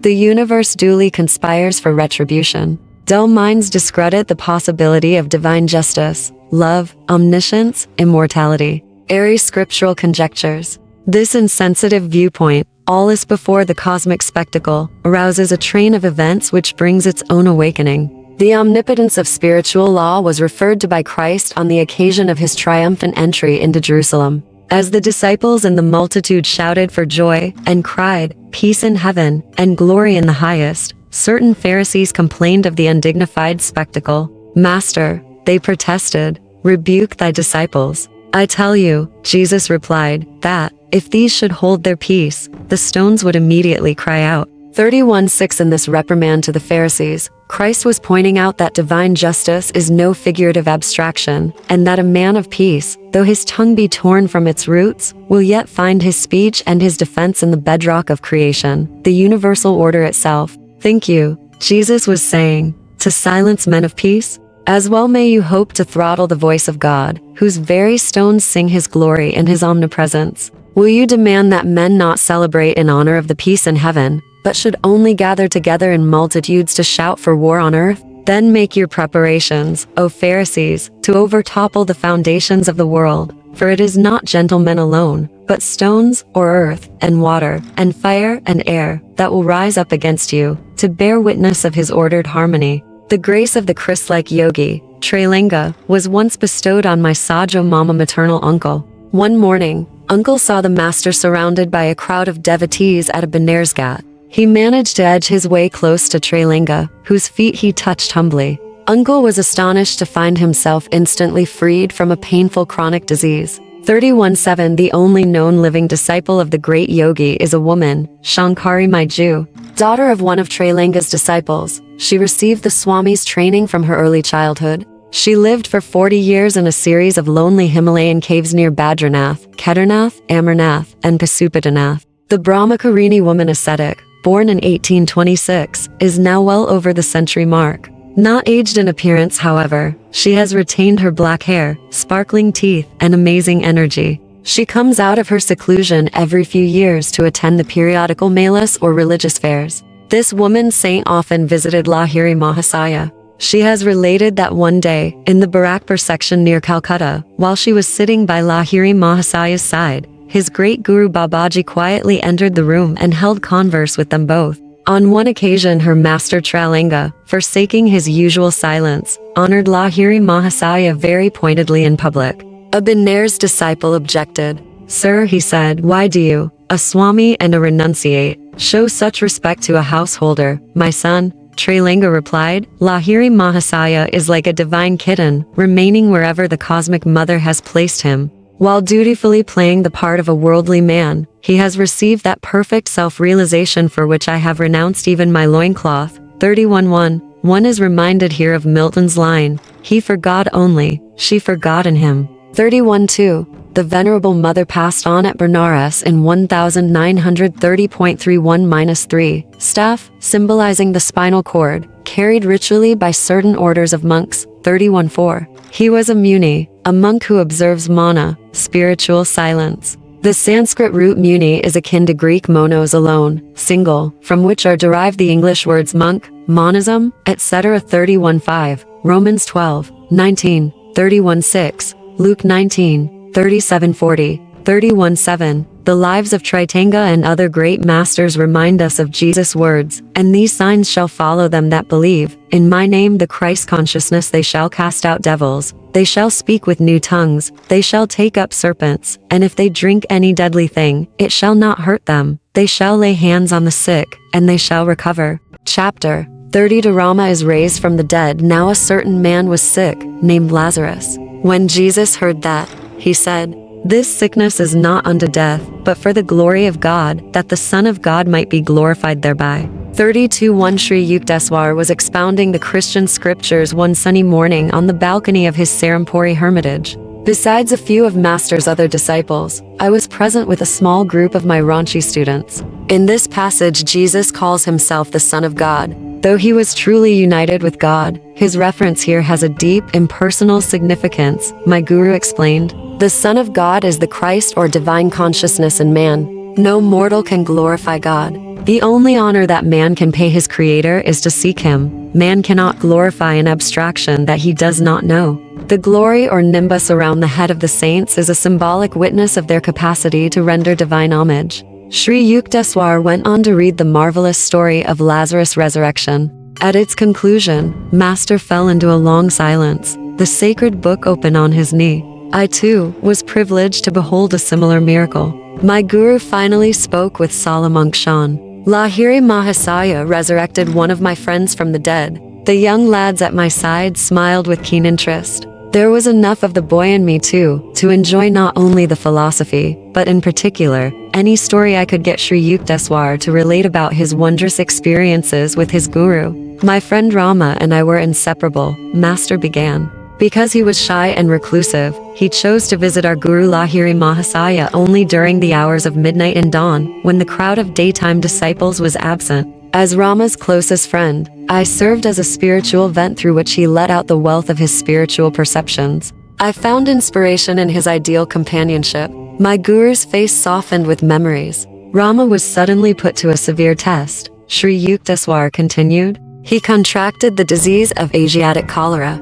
As our master never objected to the services of physicians at times of serious illness, 2 specialists were summoned. Amidst the frantic rush of ministering to the stricken man, I was deeply praying to Lahiri Mahasaya for help. One hurried to his home and sobbed out the story. The doctors are seeing Rama. He will be well. My guru smiled jovially. I returned with a light heart to my friend's bedside, only to find him in a dying state. He cannot last more than 1 or 2 hours. One of the physicians told me, with a gesture of despair. Once more I hastened to Lahiri Mahasaya. The doctors are conscientious men. I am sure Rama will be well. The master dismissed me blithely. At Rama's place I found both doctors gone. One had left me a note. We have done our best, but his case is hopeless. My friend was indeed the picture of a dying man. I did not understand how Lahiri Mahasaya's words could fail to come true. Yet the sight of Rama's rapidly ebbing life kept suggesting to my mind, all is over now. Tossing thus on the seas of faith and apprehensive doubt, I ministered to my friend as best I could. He roused himself to cry out, Yukteswar, run to Master and tell him I am gone. Ask him to bless my body before its last rites. With these words, Rama sighed heavily and gave up the ghost. 32. I wept for an hour by his beloved form. Always a lover of quiet. Now he had attained the utter stillness of death. Another disciple came in. I asked him to remain in the house until I returned. Half dazed, I trudged back to my guru. How is Rama now? Lahiri Mahasaya's face was wreathed in smiles. Sir, you will soon see how he is. I blurted out emotionally. In a few hours you will see his body, before it is carried to the crematory grounds. I broke down and moaned openly. Yukteswar, control yourself, sit calmly and meditate. My guru retired into samadhi. The afternoon and night passed in unbroken silence. I struggled unsuccessfully to regain an inner composure. At dawn, Lahiri Mahasaya glanced at me consolingly. I see you are still disturbed. Why didn't you explain yesterday that you expected me to give Rama tangible aid in the form of some medicine? The master pointed to a cup-shaped lamp containing crude castor oil. Fill a little bottle from the lamp. Put 7 drops into Rama's mouth. Sir, I remonstrated. He has been dead since yesterday noon. Of what use is the oil now? Never mind. Just do as I ask. Lahiri Mahasaya's cheerful mood was incomprehensible. I was still in the unassuaged agony of bereavement, pouring out a small amount of oil. I departed for Rama's house. I found my friend's body rigid in the death clasp. Paying no attention to his ghastly condition, one opened his lips with my right finger and managed, with my left hand and the help of the cork, to put the oil drop by drop over his clenched teeth. As the 7th drop touched his cold lips, Rama shivered violently. His muscles vibrated from head to foot as he sat up wonderingly. I saw Lahiri Mahasaya in a blaze of light. He cried. He shone like the sun. Arise. Forsake your sleep, he commanded me. Come with Yukteswar to see me. I could scarcely believe my eyes when Rama dressed himself and was strong enough after that fatal sickness to walk to the home of our guru. There he prostrated himself before Lahiri Mahasaya with tears of gratitude. The master was beside himself with mirth. His eyes twinkled at me mischievously. Yukteswar, he said, surely henceforth you will not fail to carry with you a bottle of castor oil. Whenever you see a corpse, just administer the oil. Why, 7 drops of lamp oil must surely foil the power of Yama. 30-3 Guruji, you are ridiculing me. I don't understand. Please point out the nature of my error. I told you twice that Rama would be well, yet you could not fully believe me, Lahiri Mahasaya explained. I did not mean the doctors would be able to cure him. I remarked only that they were in attendance. There was no causal connection between my statements. I didn't want to interfere with the physicians. They have to live too. In a voice resounding with joy, my guru added, always know that the inexhaustible Paramatman 32-4 can heal anyone, doctor or no doctor. I see my mistake, I acknowledged remorsefully.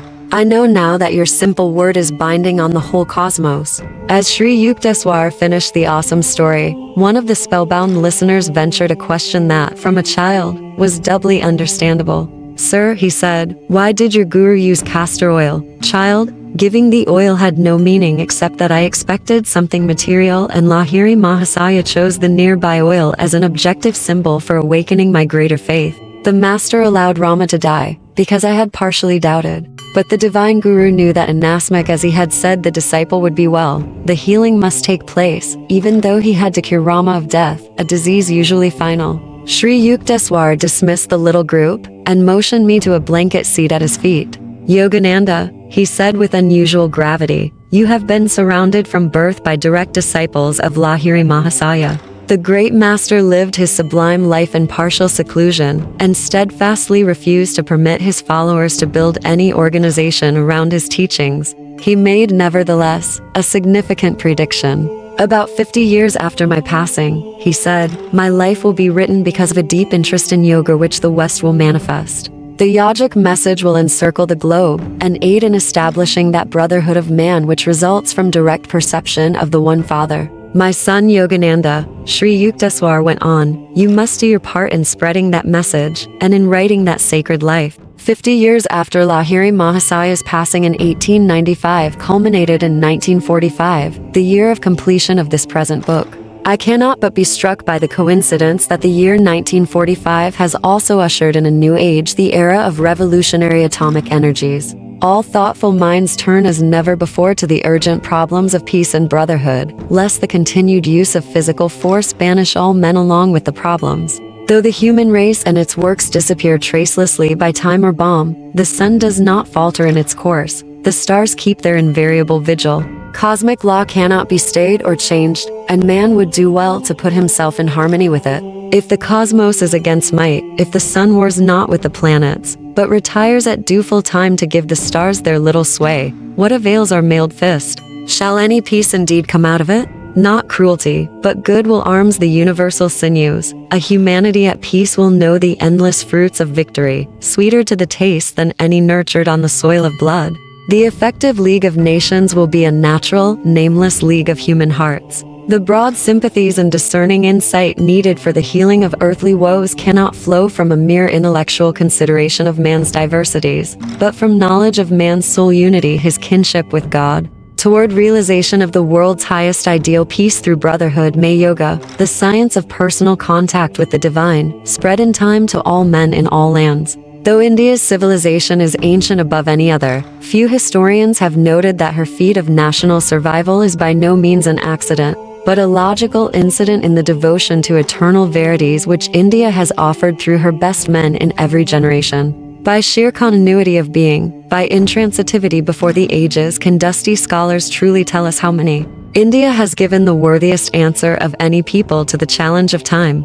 The biblical story 32-5 of Abraham's plea to the Lord that the city of Sodom be spared if 10 righteous men could be found therein, and the divine reply, I will not destroy it for 10's sake, gains new meaning in the light of India's escape from the oblivion of Babylon, Egypt, and other mighty nations who were once her contemporaries. The Lord's answer clearly shows that a land lives, not by its material achievements, but in its masterpieces of man. Let the divine words be heard again. In this 20th century, twice dyed in blood ere half over, no nation that can produce 10 men, great in the eyes of the unbribable judge, shall know extinction. Heeding such persuasions, India has proved herself not witless against the thousand cunnings of time. Self-realized masters in every century have hallowed her soil. Modern Christ-like sages, like Lahiri Mahasaya and his disciple Sri Yukteswar, rise up to proclaim that the science of yoga is more vital than any material advances to man's happiness and to a nation's longevity. Very scanty information about the life of Lahiri Mahasaya and his universal doctrine has ever appeared in print. For 3 decades in India, America, and Europe, I have found a deep and sincere interest in his message of liberating yoga. A written account of the master's life, even as he foretold, is now needed in the West, where lives of the great modern yogis are little known. Nothing but 1 or 2 small pamphlets in English has been written on the Guru's life. One biography in Bengali, Sri 32-6 Shyama Sharan Lahiri Mahasaya, appeared in 1941. It was written by my disciple, Swami Satyananda, who for many years has been the Acharya spiritual preceptor at our Vidyalaya in Ranchi. I have translated a few passages from his book and have incorporated them into the section devoted to Lahiri Mahasaya.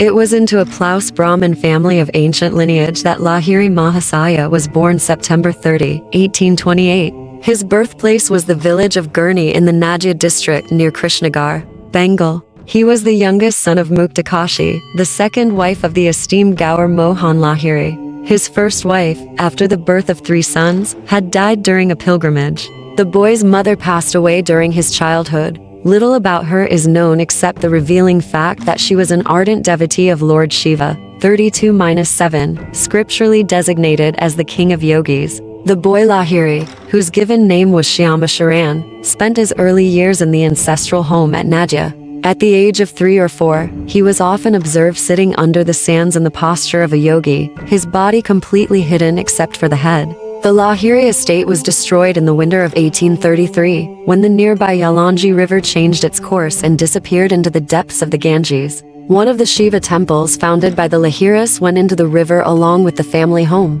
A devotee rescued the stone image of Lord Shiva from the swirling waters and placed it in a new temple, now well known as the Gurna Shiva site. Gaur Mohan Lahiri and his family left Nadia and became residents of Benares, where the father immediately erected a Shiva temple. He conducted his household along the lines of Vedic discipline, with regular observance of ceremonial worship, acts of charity, and scriptural study. Just and open-minded, however, he did not ignore the beneficial current of modern ideas. The boy Lahiri took lessons in Hindi and Urdu in Benares study groups. He attended a school conducted by Joy Narayan Ghosal, receiving instruction in Sanskrit, Bengali, French, and English. Applying himself to a close study of the Vedas, the young yogi listened eagerly to scriptural discussions by learned Brahmins, including a Marhata Pundit named Nagbhata. Shyama Sharan was a kind, gentle, and courageous youth, beloved by all his companions. With a well-proportioned, bright, and powerful body, he excelled in swimming and in many skillful activities. In 1846, Shyama Sharan Lahiri was married to Srimati Kashi Moni, daughter of Sri Devnarayan Sanyal. A model Indian housewife, Kashi Moni cheerfully carried on her home duties and the traditional householder's obligation to serve guests and the poor. Two saintly sons, Teenkuri and Dukuri, blessed the union. At the age of 23, in 1851, Lahiri Mahasaya took the post of accountant in the military engineering department of the English government. He received many promotions during the time of his service. Thus, not only was he a master before God's eyes, but also a success in the little human drama where he played his given role as an office worker in the world. As the offices of the army department were shifted, Lahiri Mahasaya was transferred to Gazipur, Mirzapur, Danapur, Nainital, Benares, and other localities. After the death of his father, Lahiri had to assume the entire responsibility of his family, for whom he bought a quiet residence in the Gurudswar Mohulan neighborhood of Benares. It was in his 33rd year that Lahiri Mahasaya saw fulfillment of the purpose for which he had been reincarnated on earth. The ash-hidden flame, long smoldering, received its opportunity to burst into flame. A divine decree, resting beyond the gaze of human beings, works mysteriously to bring all things into outer manifestation at the proper time. He met his great guru, Babaji, near Ranikat, and was initiated by him into Kriya Yoga. This auspicious event did not happen to him alone. It was a fortunate moment for all the human race, many of whom were later privileged to receive the soul awakening gift of Kriya. The lost or long vanished, highest art of yoga was again being brought to light. Many spiritually thirsty men and women eventually found their way to the cool waters of Kriya Yoga. Just as in the Hindu legend, where Mother Ganges offers her divine draught to the parched devotee Bhagirath, so the celestial flood of Kriya rolled from the secret fastnesses of the Himalayas into the dusty haunts of men. 32-1, John 11, 143-2, a cholera victim is often rational and fully conscious right up to the moment of death. 32-3, the god of death. 22-4, literally, Supreme Soul. 30-5, Genesis 18-23-32.3-6. Shri, a prefix meaning holy, is attached generally, twice or thrice to names of great Indian teachers. 32-7, one of the Trinity of Godhead Brahma, Vishnu, Shiva, whose universal work is, respectively, that of creation, preservation, and dissolution restoration. Shiva, sometimes spelled Siva, represented in mythology as the Lord of Renunciates, appears in visions to his devotees under various aspects, such as Mahadeva, the matted-haired ascetic, and Nataraja, the cosmic dancer. Chapter 33. Babaji, the Yogi-Christ of modern India. The northern Himalayan crags near Badranarayan are still blessed by the living presence of Babaji, Guru of Lahiri Mahasaya. The secluded master has retained his physical form for centuries, perhaps for millenniums. The deathless Babaji is an avatara. This Sanskrit word means descent. Its roots are ava, down, and try, to pass. In the Hindu scriptures, avatara signifies the descent of divinity into flesh.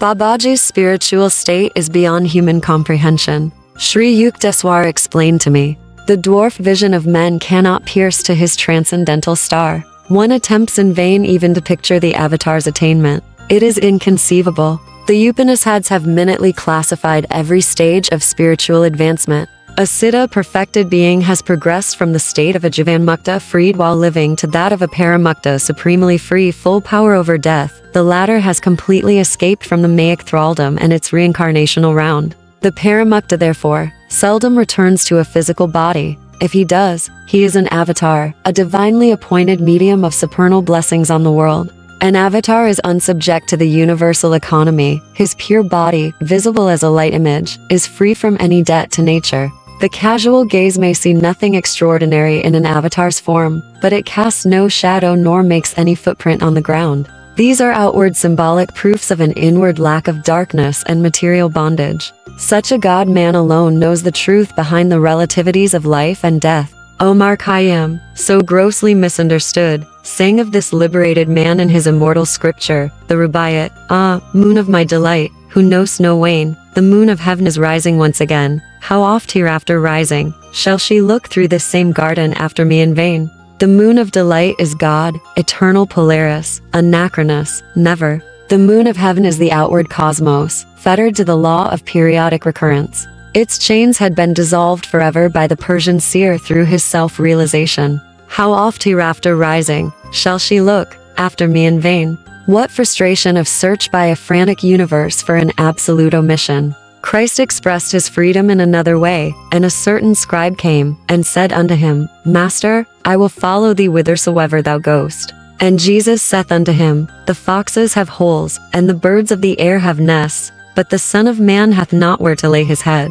33:1 Spacious with omnipresence, could Christ indeed be followed except in the overarching spirit? Krishna, Rama, Buddha, and Patanjali were among the ancient Indian avatars. A considerable poetic literature in Tamil has grown up around Agastya, a South Indian avatar. He worked many miracles during the centuries preceding and following the Christian era, and is credited with retaining his physical form even to this day. Babaji's mission in India has been to assist prophets in carrying out their special dispensations. He thus qualifies for the scriptural classification of Mahavatar great avatar. He has stated that he gave yoga initiation to Shankara, ancient founder of the Swami order, and to Kabir, famous medieval saint. His chief 19th century disciple was, as we know, Lahiri Mahasaya, revivalist of the lost Kriya art. Babaji, the Mahavatargya of Lahiri Mahasaya, have helped an artist to draw a true likeness of the great Yogi-Christ of modern India. The Mahavatar is in constant communion with Christ. Together they send out vibrations of redemption, and have planned the spiritual technique of salvation for this age.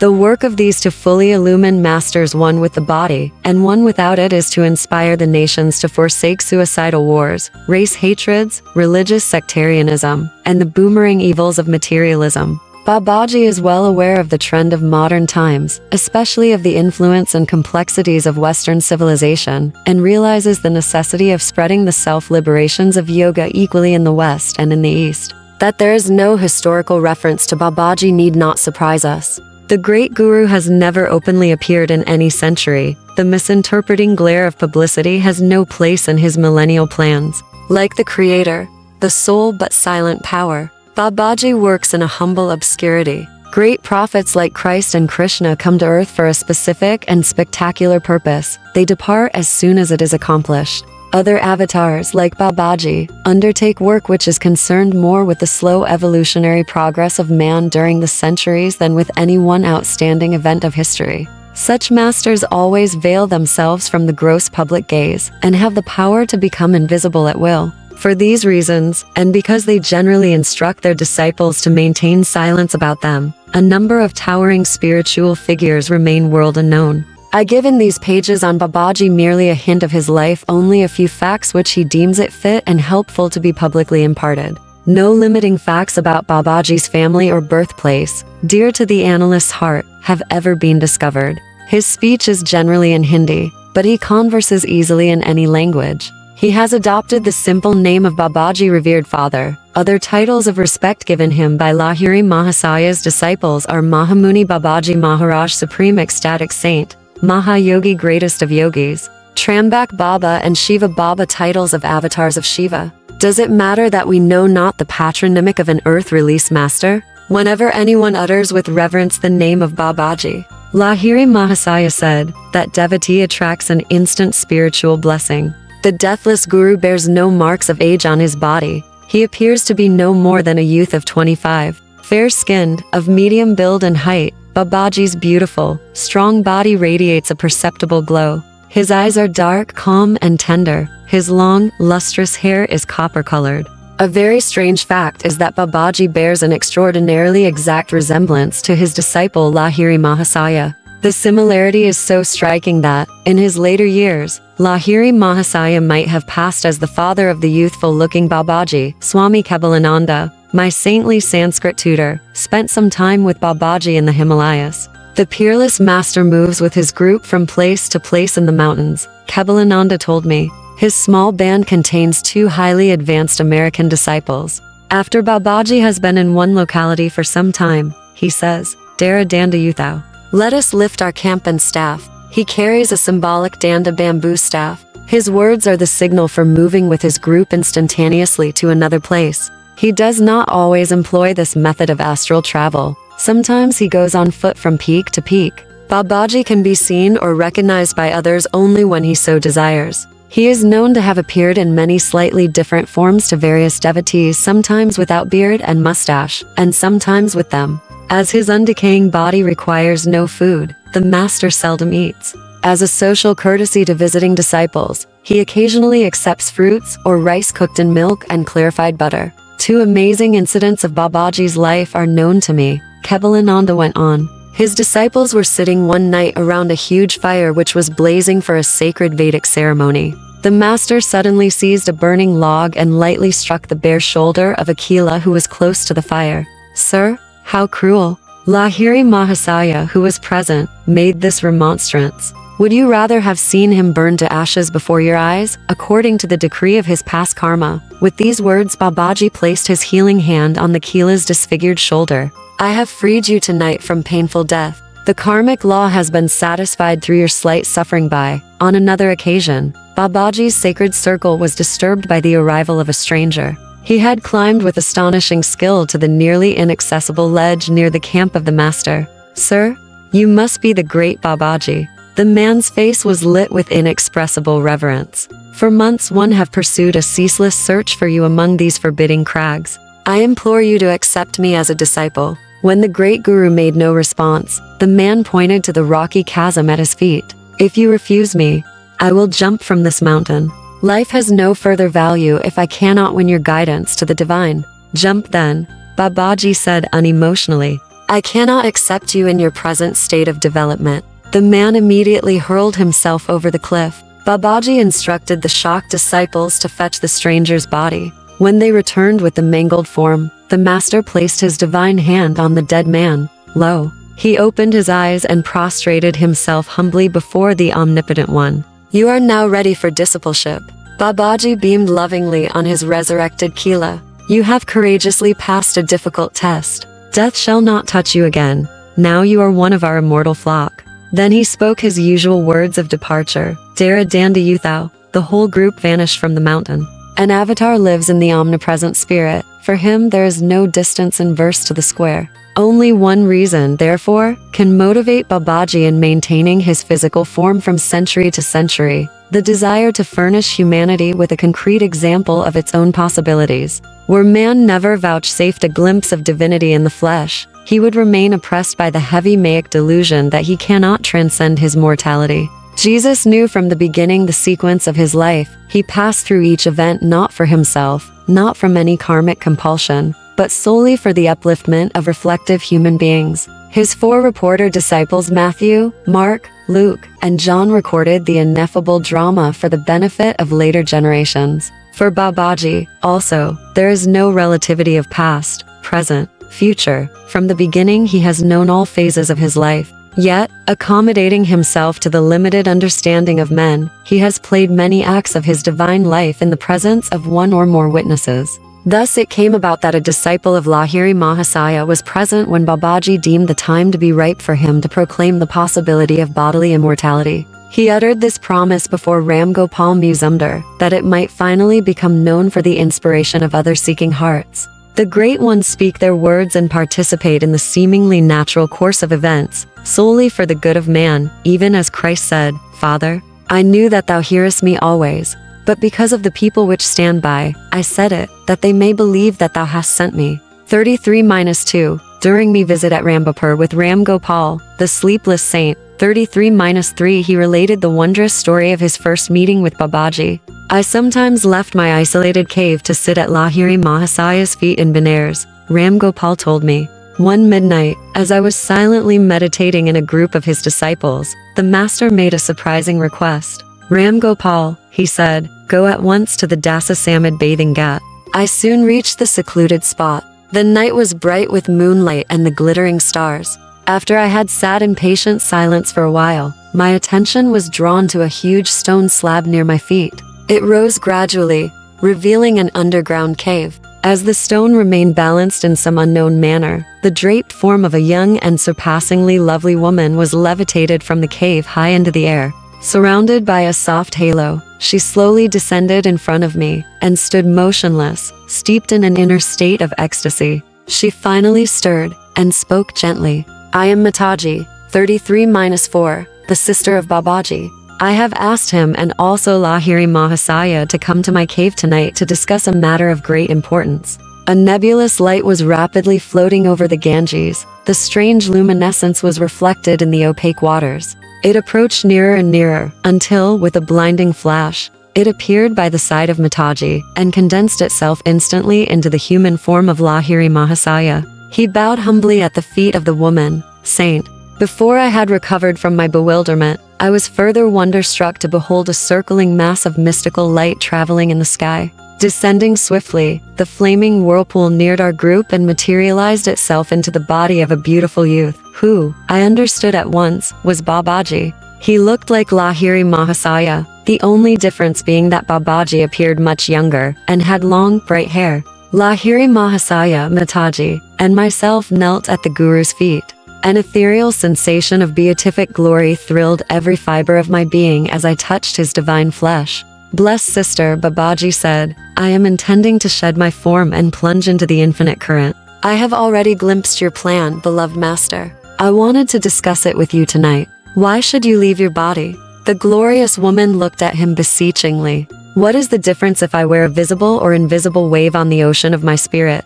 Mataji replied with a quaint flash of wit. "Deathless Guru, if it makes no difference, then please do not ever relinquish your form." 33-5 Be it so, Babaji said solemnly. "I will never leave my physical body. It will always remain visiblato at least a small number of people on this earth. The Lord has spoken his own wish through your lips." As I listened in awe to the conversation between these exalted beings, the great Guru turned to me with a benign gesture. "Fear not, Ram Gopal," he said, "you are blessed to be a witness at the scene of this immortal promise." As the sweet melody of Babaji's voice faded away, his form and that of Lahiri Mahasaya slowly levitated and moved backward over the Ganges. An aureole of dazzling light templed their bodies as they vanished into the night sky. Mataji's form floated to the cave and descended. The stone slab closed of itself, as if working on an invisible leverage. Infinitely inspired, I wended my way back to Lahiri Mahasaya's place. As I bowed before him in the early dawn,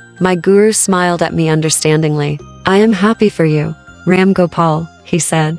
"The desire of meeting Babaji and Mataji, which you have often expressed to me, has found at last a sacred fulfillment." My fellow disciples informed me that Lahiri Mahasaya had not moved from his daze since early the preceding evening. "He gave a wonderful discourse on immortality after you had left for the Dasasamad Ghat," one of the Keelas told me. "For the first time, I fully realized the truth in the scriptural verses which state that a man of self-realization can appear at different places in two or more bodies at the same time." Lahiri Mahasaya later explained to me many metaphysical points concerning the hidden divine plan for this earth. Ram Gopal concluded, "Babaji has been chosen by God to remain in his body for the duration of this particular world cycle. Ages shall come and go, still the deathless master, 33-6, beholding the drama of the centuries, shall be present on this stage, terrestrial." Chapter 33 Footnotes 33-1, Matthew 8, 19-20, 33-2, John 11, 41-4-333.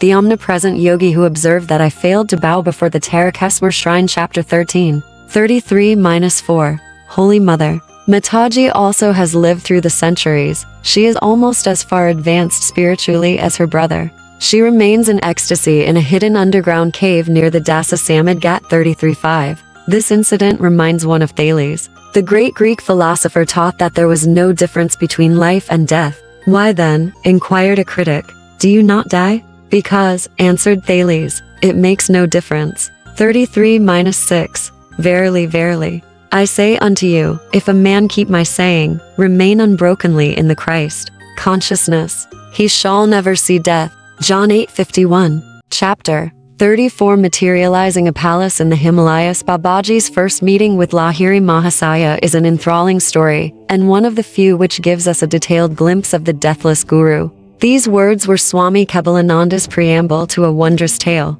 The first time he recounted it, I was literally spellbound.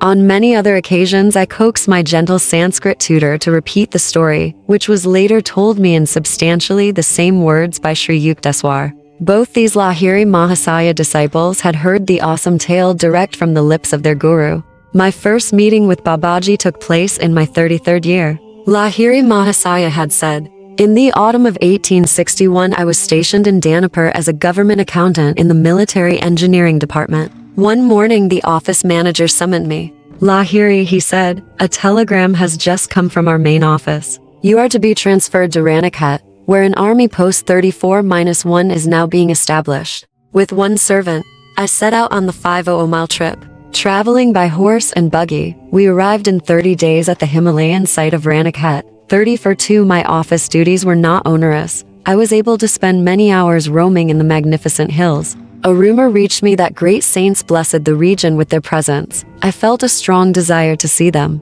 During a ramble one early afternoon, I was astounded to hear a distant voice calling my name. I continued my vigorous upward climb on Drongeri Mountain. A slight uneasiness beset me at the thought that I might not be able to retrace my steps before darkness had descended over the jungle. I finally reached a small clearing, whose sides were dotted with caves. On one of the rocky ledges stood a smiling young man, extending his hand in welcome. I noticed with astonishment that, except for his copper-colored hair, he bore a remarkable resemblance to myself. Lahiri, you have come. The saint addressed me affectionately in Hindi. Rest here in this cave. It was one who called you. I entered a neat little grotto which contained several woolen blankets and a few Kamanjalis begging bowls. Lahiri, do you remember that seat? The yogi pointed to a folded blanket in one corner. No, sir. Somewhat dazed at the strangeness of my adventure, I added, I must leave now before nightfall. I have business in the morning at my office.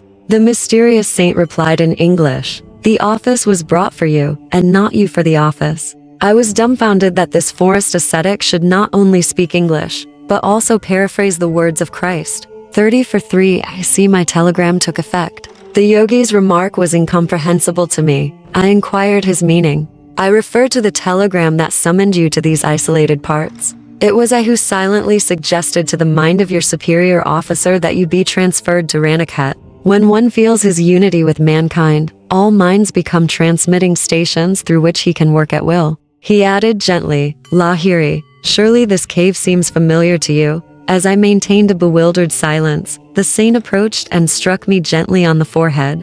At his magnetic touch, a wondrous current swept through my brain, releasing the sweet seed memories of my previous life. I remember. My voice was half choked with joyous sobs. You are my Guru Babaji, who has belonged to me always. Scenes of the past rise vividly in my mind. Here in this cave I spent many years of my last incarnation. As ineffable recollections overwhelmed me, I tearfully embraced my master's feet. For more than 3 decades I have waited for you here, waited for you to return to me. Babaji's voice rang with celestial love. You slipped away and vanished into the tumultuous waves of the life beyond death. The magic wand of your karma touched you, and you were gone.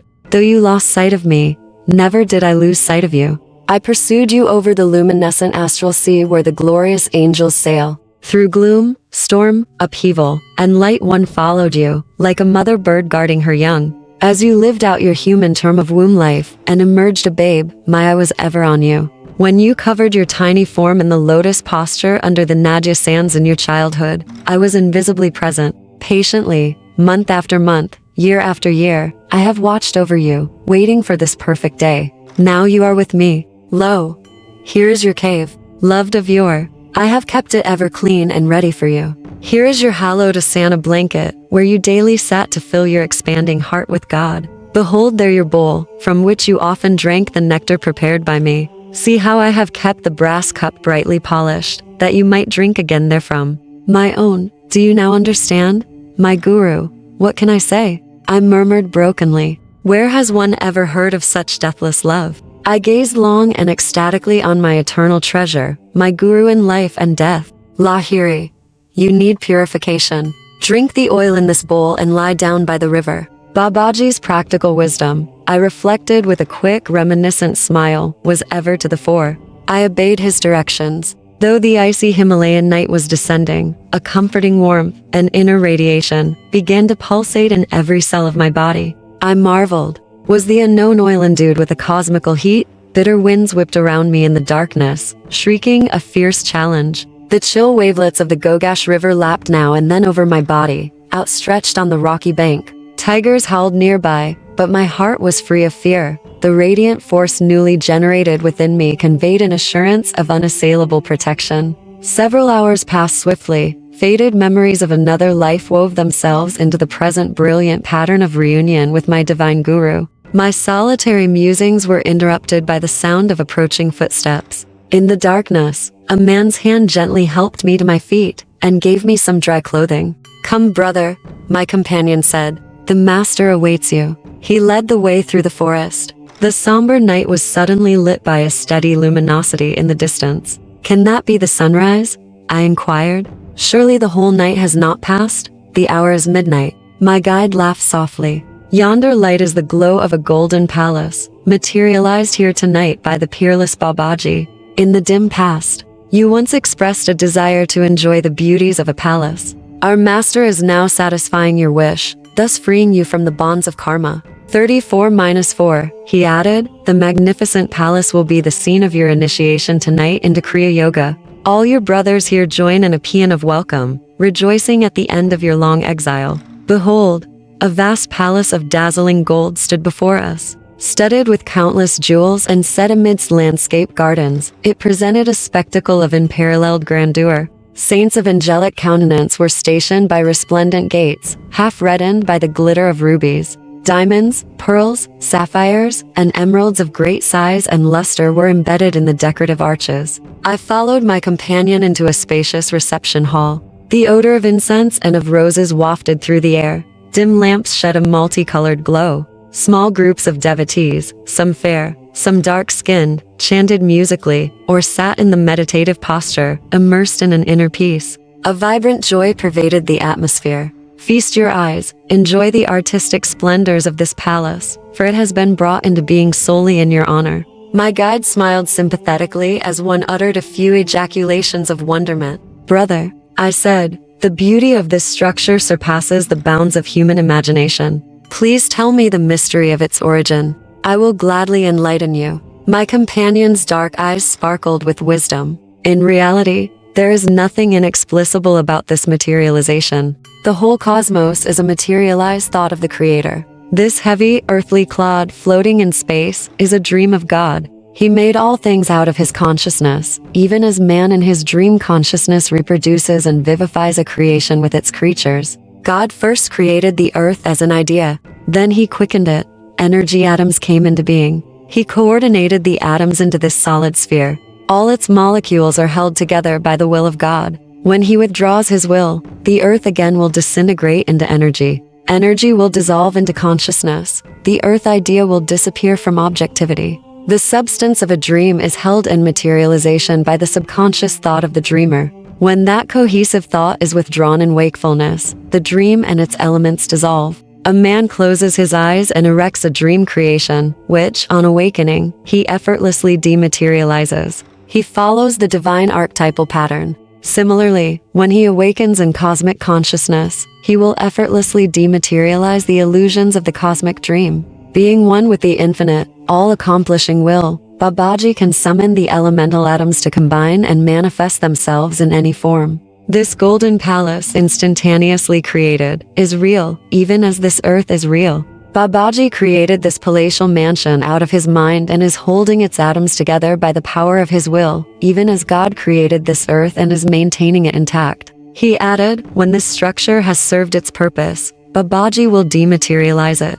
As I remained silent in awe, my guide made a sweeping gesture. This shimmering palace, superbly embellished with jewels, has not been built by human effort or with laboriously mined gold and gems. It stands solidly, a monumental challenge to man. 34-5, whoever realizes himself as a son of God, even as Babaji has done, can reach any goal by the infinite powers hidden within him. A common stone locks within itself the secret of stupendous atomic energy. 34-6, even so, a mortal is yet a powerhouse of divinity. The sage picked up from a nearby table a graceful vase, whose handle was blazing with diamonds. Our great guru created this palace by solidifying myriads of free cosmic rays. He went on, touch this vase and its diamonds. They will satisfy all the tests of sensory experience. I examined the vase and passed my hand over the smooth room walls, thick with glistening gold. Each of the jewels scattered lavishly about was worthy of a king's collection.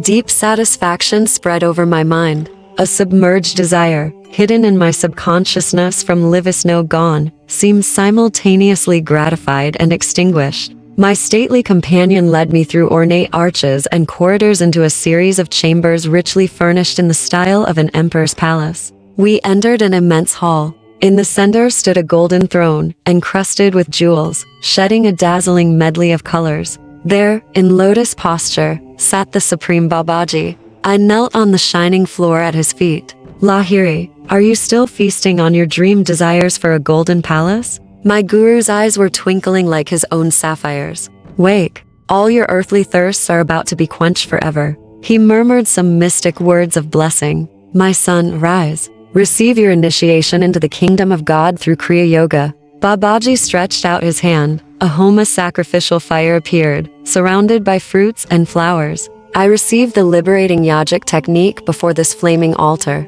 The rites were completed in the early dawn.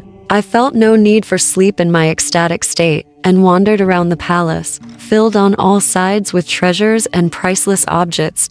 Descending to the gorgeous gardens, I noticed, nearby, the same caves and barren mountain ledges which yesterday had boasted no adjacency to palace or flowered terrace. Re-entering the palace, fabulously glistening in the cold Himalayan sunlight, I sought the presence of my master. He was still enthroned, surrounded by many quiet disciples. Lahiri, you are hungry, Babaji added. Close your eyes. When I reopened them, the enchanting palace and its picturesque gardens had disappeared. My own body and the forms of Babaji and the cluster of Keelas were all now seated on the bare ground at the exact site of the vanished palace, not far from the sunlit entrances of the rocky grottos. I recalled that my guide had remarked that the palace would be dematerialized, its captive atoms released into the thought essence from which it had sprung. Although stunned, I looked trustingly at my guru. I knew not what to expect next on this day of miracles. The purpose for which the palace was created has now been served, Babaji explained. He lifted an earthen vessel from the ground. Put your hand there, and receive whatever food you desire. As soon as I touched the broad, empty bowl, it became heaped with hot butter-fried luchis, curry, and rare sweetmeats. I helped myself, observing that the vessel was ever filled. At the end of my meal, I looked around for water. My guru pointed to the bowl before me. Lo, the food had vanished. In its place was water, clear as from a mountain stream. Few mortals know that the kingdom of God includes the kingdom of mundane fulfillments, Babaji observed. The divine realm extends to the earthly, but the latter, being illusory, cannot include the essence of reality. Beloved Guru, last night you demonstrated for me the link of beauty in heaven and earth. Ismold at memories of the vanished palace, surely no simple yogi had ever received initiation into the august mysteries of spirit amid surroundings of more impressive luxury. I gazed tranquilly at the stark contrast of the present scene. The gaunt ground, the skyey roof, the caves offering primitive shelter all seemed a gracious, natural setting for the seraphic saints around me. I sat that afternoon on my blanket, hallowed by associations of past life realizations. My divine guru approached and passed his hand over my head. I entered the Nirvikalpa Samadhi state, remaining unbrokenly in its bliss for 7 days. Crossing the successive strata of self-knowledge, I penetrated the deathless realms of reality. All delusive limitations dropped away. My soul was fully established on the eternal altar of the cosmic spirit. On the 8th day, I fell at my guru's feet and implored him to keep me always near him in the sacred wilderness. My son, Babaji said, embracing me, your role in this incarnation must be played on an outward stage. Prenatally blessed by many lives of lonely meditation, you must now mingle in the world of men. A deep purpose underlay the fact that you did not meet me this time until you were already a married man, with modest business responsibilities. You must put aside your thoughts of joining our secret band in the Himalayas. Your life lies in the crowded marts, serving as an example of the ideal yogi householder. The cries of many bewildered worldly men and women have not fallen unheard on the ears of the great ones. He went on. You have been chosen to bring spiritual solace through Kriya Yoga to numerous earnest seekers. The millions who are encumbered by family ties and heavy worldly duties will take new heart from you, a householder like themselves. You must guide them to see that the highest yogi attainments are not barred to the family man. Even in the world, the yogi who faithfully discharges his responsibilities, without personal motive or attachment, treads the sure path of enlightenment. No necessity compels you to leave the world, for inwardly you have already sundered its every karmic tie. Not of this world, you must yet be in it. Many years still remain during which you must conscientiously fulfill your family, business, civic, and spiritual duties. A sweet new breath of divine hope will penetrate the arid hearts of worldly men. From your balanced life, they will understand that liberation is dependent on inner, rather than outer, renunciations. How remote seemed my family, the office, the world, as I listened to my guru in the high Himalayan solitudes. Yet adamantine truth rang in his words. I submissively agreed to leave this blessed haven of peace. Babaji instructed me in the ancient rigid rules which govern the transmission of the yogic art from guru to disciple. Bestow the Kriya key only on qualified Keelas, Babaji said. He who vows to sacrifice all in the quest of the divine is fit to unravel the final mysteries of life through the science of meditation.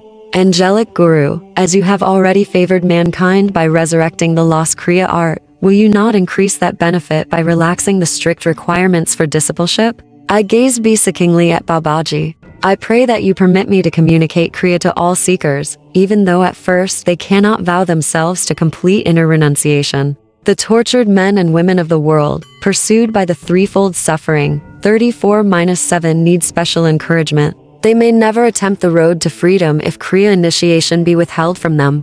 Be it so. The divine wish has been expressed through you. With these simple words, the merciful Guru banished the rigorous safeguards that for ages had hidden Kriya from the world. Give Kriya freely to all who humbly ask for help. After a silence, Babaji added, repeat to each of your disciples this majestic promise from the Bhagavad Gita. Swalpamasya dharmasya, trayata mahato boya. Even a little bit of the practice of this religion will save you from dire fears and colossal sufferings. 34-8 As I knelt the next morning at my guru's feet for his farewell blessing, he sensed my deep reluctance to leave him. There is no separation for us, my beloved child. He touched my shoulder affectionately. Wherever you are, whenever you call me, I shall be with you instantly. Consoled by his wondrous promise, and rich with the newly found gold of God wisdom, I wended my way down the mountain. At the office I was welcomed by my fellow employees, who for 10 days had thought me lost in the Himalayan jungles. A letter soon arrived from the head office. Lahiri should return to the Danapur 34-9 office, it read. His transfer to Ranikhet occurred by error. Another man should have been sent to assume the Ranikhet duties. I smiled, reflecting on the hidden crosscurrents in the events which had led me to this furthermost spot of India. Before returning to Danapur, I spent a few days with a Bengali family at Moradabad. A party of 6 friends gathered to greet me. As I turned the conversation to spiritual subjects, my host observed gloomily, "Oh, in these days India is destitute of saints." "Babu," I protested warmly, "of course there are still great masters in this land." In a mood of exalted fervor, I felt impelled to relate my miraculous experiences in the Himalayas. The little company was politely incredulous. "Lahiri," one man said soothingly, "your mind has been under a strain in those rarefied mountain airs. This is some daydream you have recounted." Burning with the enthusiasm of truth, I spoke without due thought. "If I call him, my guru will appear right in this house." Interest gleamed in every eye. It was no wonder that the group was eager to behold a saint materialized in such a strange way. Half reluctantly, I asked for a quiet room and 2 new woolen blankets. "The master will materialize from the ether," I said. "Remain silently outside the door. I shall soon call you." I sank into the meditative state, humbly summoning my guru. The darkened room soon filled with a dim oral moonlight. The luminous figure of Babaji emerged. "Lahiri, do you call me for a trifle?" The master's gaze was stern. "Truth is for earnest seekers, not for those of idle curiosity. It is easy to believe when one sees. There is nothing then to deny. Supersensual truth is deserved and discovered by those who overcome their natural materialistic skepticism." He added gravely, Let me go. I fell entreatingly at his feet. Holy Guru, I realize my serious error. I humbly ask pardon. It was to create faith in these spiritually blinded minds that I ventured to call you. Because you have graciously appeared at my prayer, please do not depart without bestowing a blessing on my friends. Unbelievers though they be, at least they were willing to investigate the truth of my strange assertions. Very well. I will stay a while. I do not wish your word discredited before your friends. Babaji's face had softened, but he added gently, henceforth, my son, I shall come when you need me, and not always when you call me. 30 for 10 tense silence reigned in the little group when I opened the door.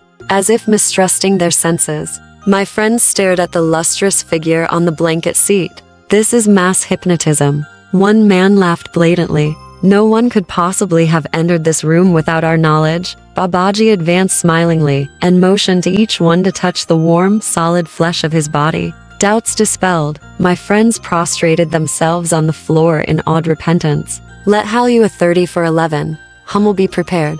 Babaji made this request, I knew, to further assure the group of his physical reality. While the porridge was boiling, the divine guru chatted affably. Great was the metamorphosis of these doubting Thomases into devout steady Pauls. After we had eaten, Babaji blessed each of us in turn. There was a sudden flash. We witnessed the instantaneous dechemicalization of the electronic elements of Babaji's body into a spreading vaporous light. The God-tuned willpower of the master had loosened its grasp of the ether atoms held together as his body. Forthwith the trillions of tiny lithotronic sparks faded into the infinite reservoir. With my own eyes I have seen the conqueror of death. Maitra, 34-12, one of the group, spoke reverently. His face was transfigured with the joy of his recent awakening. The Supreme Guru played with time and space, as a child plays with bubbles. I have beheld one with the keys of heaven and earth. I soon returned to Danapur. Firmly anchored in the spirit, again I assumed the manifold business and family obligations of a householder. Lahiri Mahasaya also related to Swami Kebalananda and Sri Yukteswar the story of another meeting with Babaji, under circumstances which recalled the Guru's promise,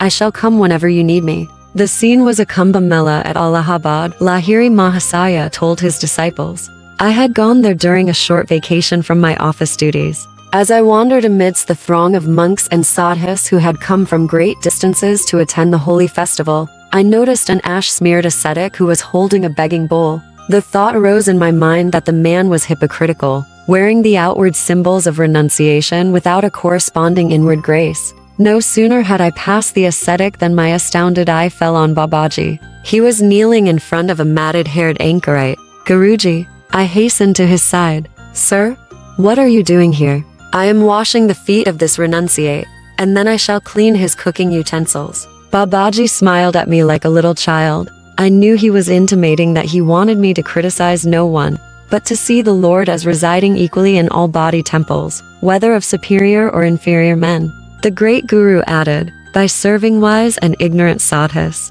I am learning the greatest of virtues, pleasing to God above all others humility. 30 for 1, now a military sanatorium. By 1861, the British government had already established certain telegraphic communications. 34-2, Ranikat, in the Almora district of United Provinces, is situated at the foot of Nanda Devi, the highest Himalayan peak 25,661 feet in British India. 34-3, the Sabbath was made for man, and not man for the Sabbath. Mark 2, 27, 30 for 4. The karmic law requires that every human wish find ultimate fulfillment. Desire is thus the chain which binds Manto the reincarnational wheel. 30 for 5. What miracle, tin reproach, TI's an implicit satire on mankind. Edward Young, in Night Thoughts. 30 for 6. The theory of the atomic structure of matter was expounded in the ancient Indian Vaiseska and Nyaya treatises. There are vast worlds all placed away within the hollows of each atom, multifarious as the motes in a sunbeam. Yoga Vasishta. 34-7, physical, mental, and spiritual suffering, manifested, respectively, in disease, in psychological inadequacies or complexes, and in soul ignorance. 34-8, Chapter 11, 403 for 9, a town near Benares. 30 for 10, in the path to the infinite, even illumined masters like Lahiri Mahasaya may suffer from an excess of zeal, and be subject to discipline.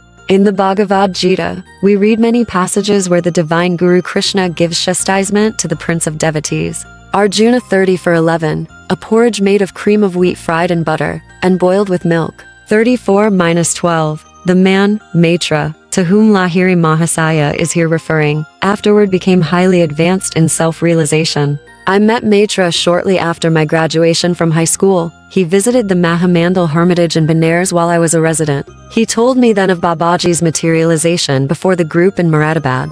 As a result of the miracle, Maitra explained to me, I became a lifelong disciple of Lahiri Mahasaya. And before going to the next chapter, subscribe to our channel and tell me by commenting how you liked this audiobook. And if you want to listen to any audiobook, then tell us by commenting. We will definitely make it for you. We have some other channels. You will find their link in the description. Similarly, you can also get many free audios on this channel. So please subscribe to the channel.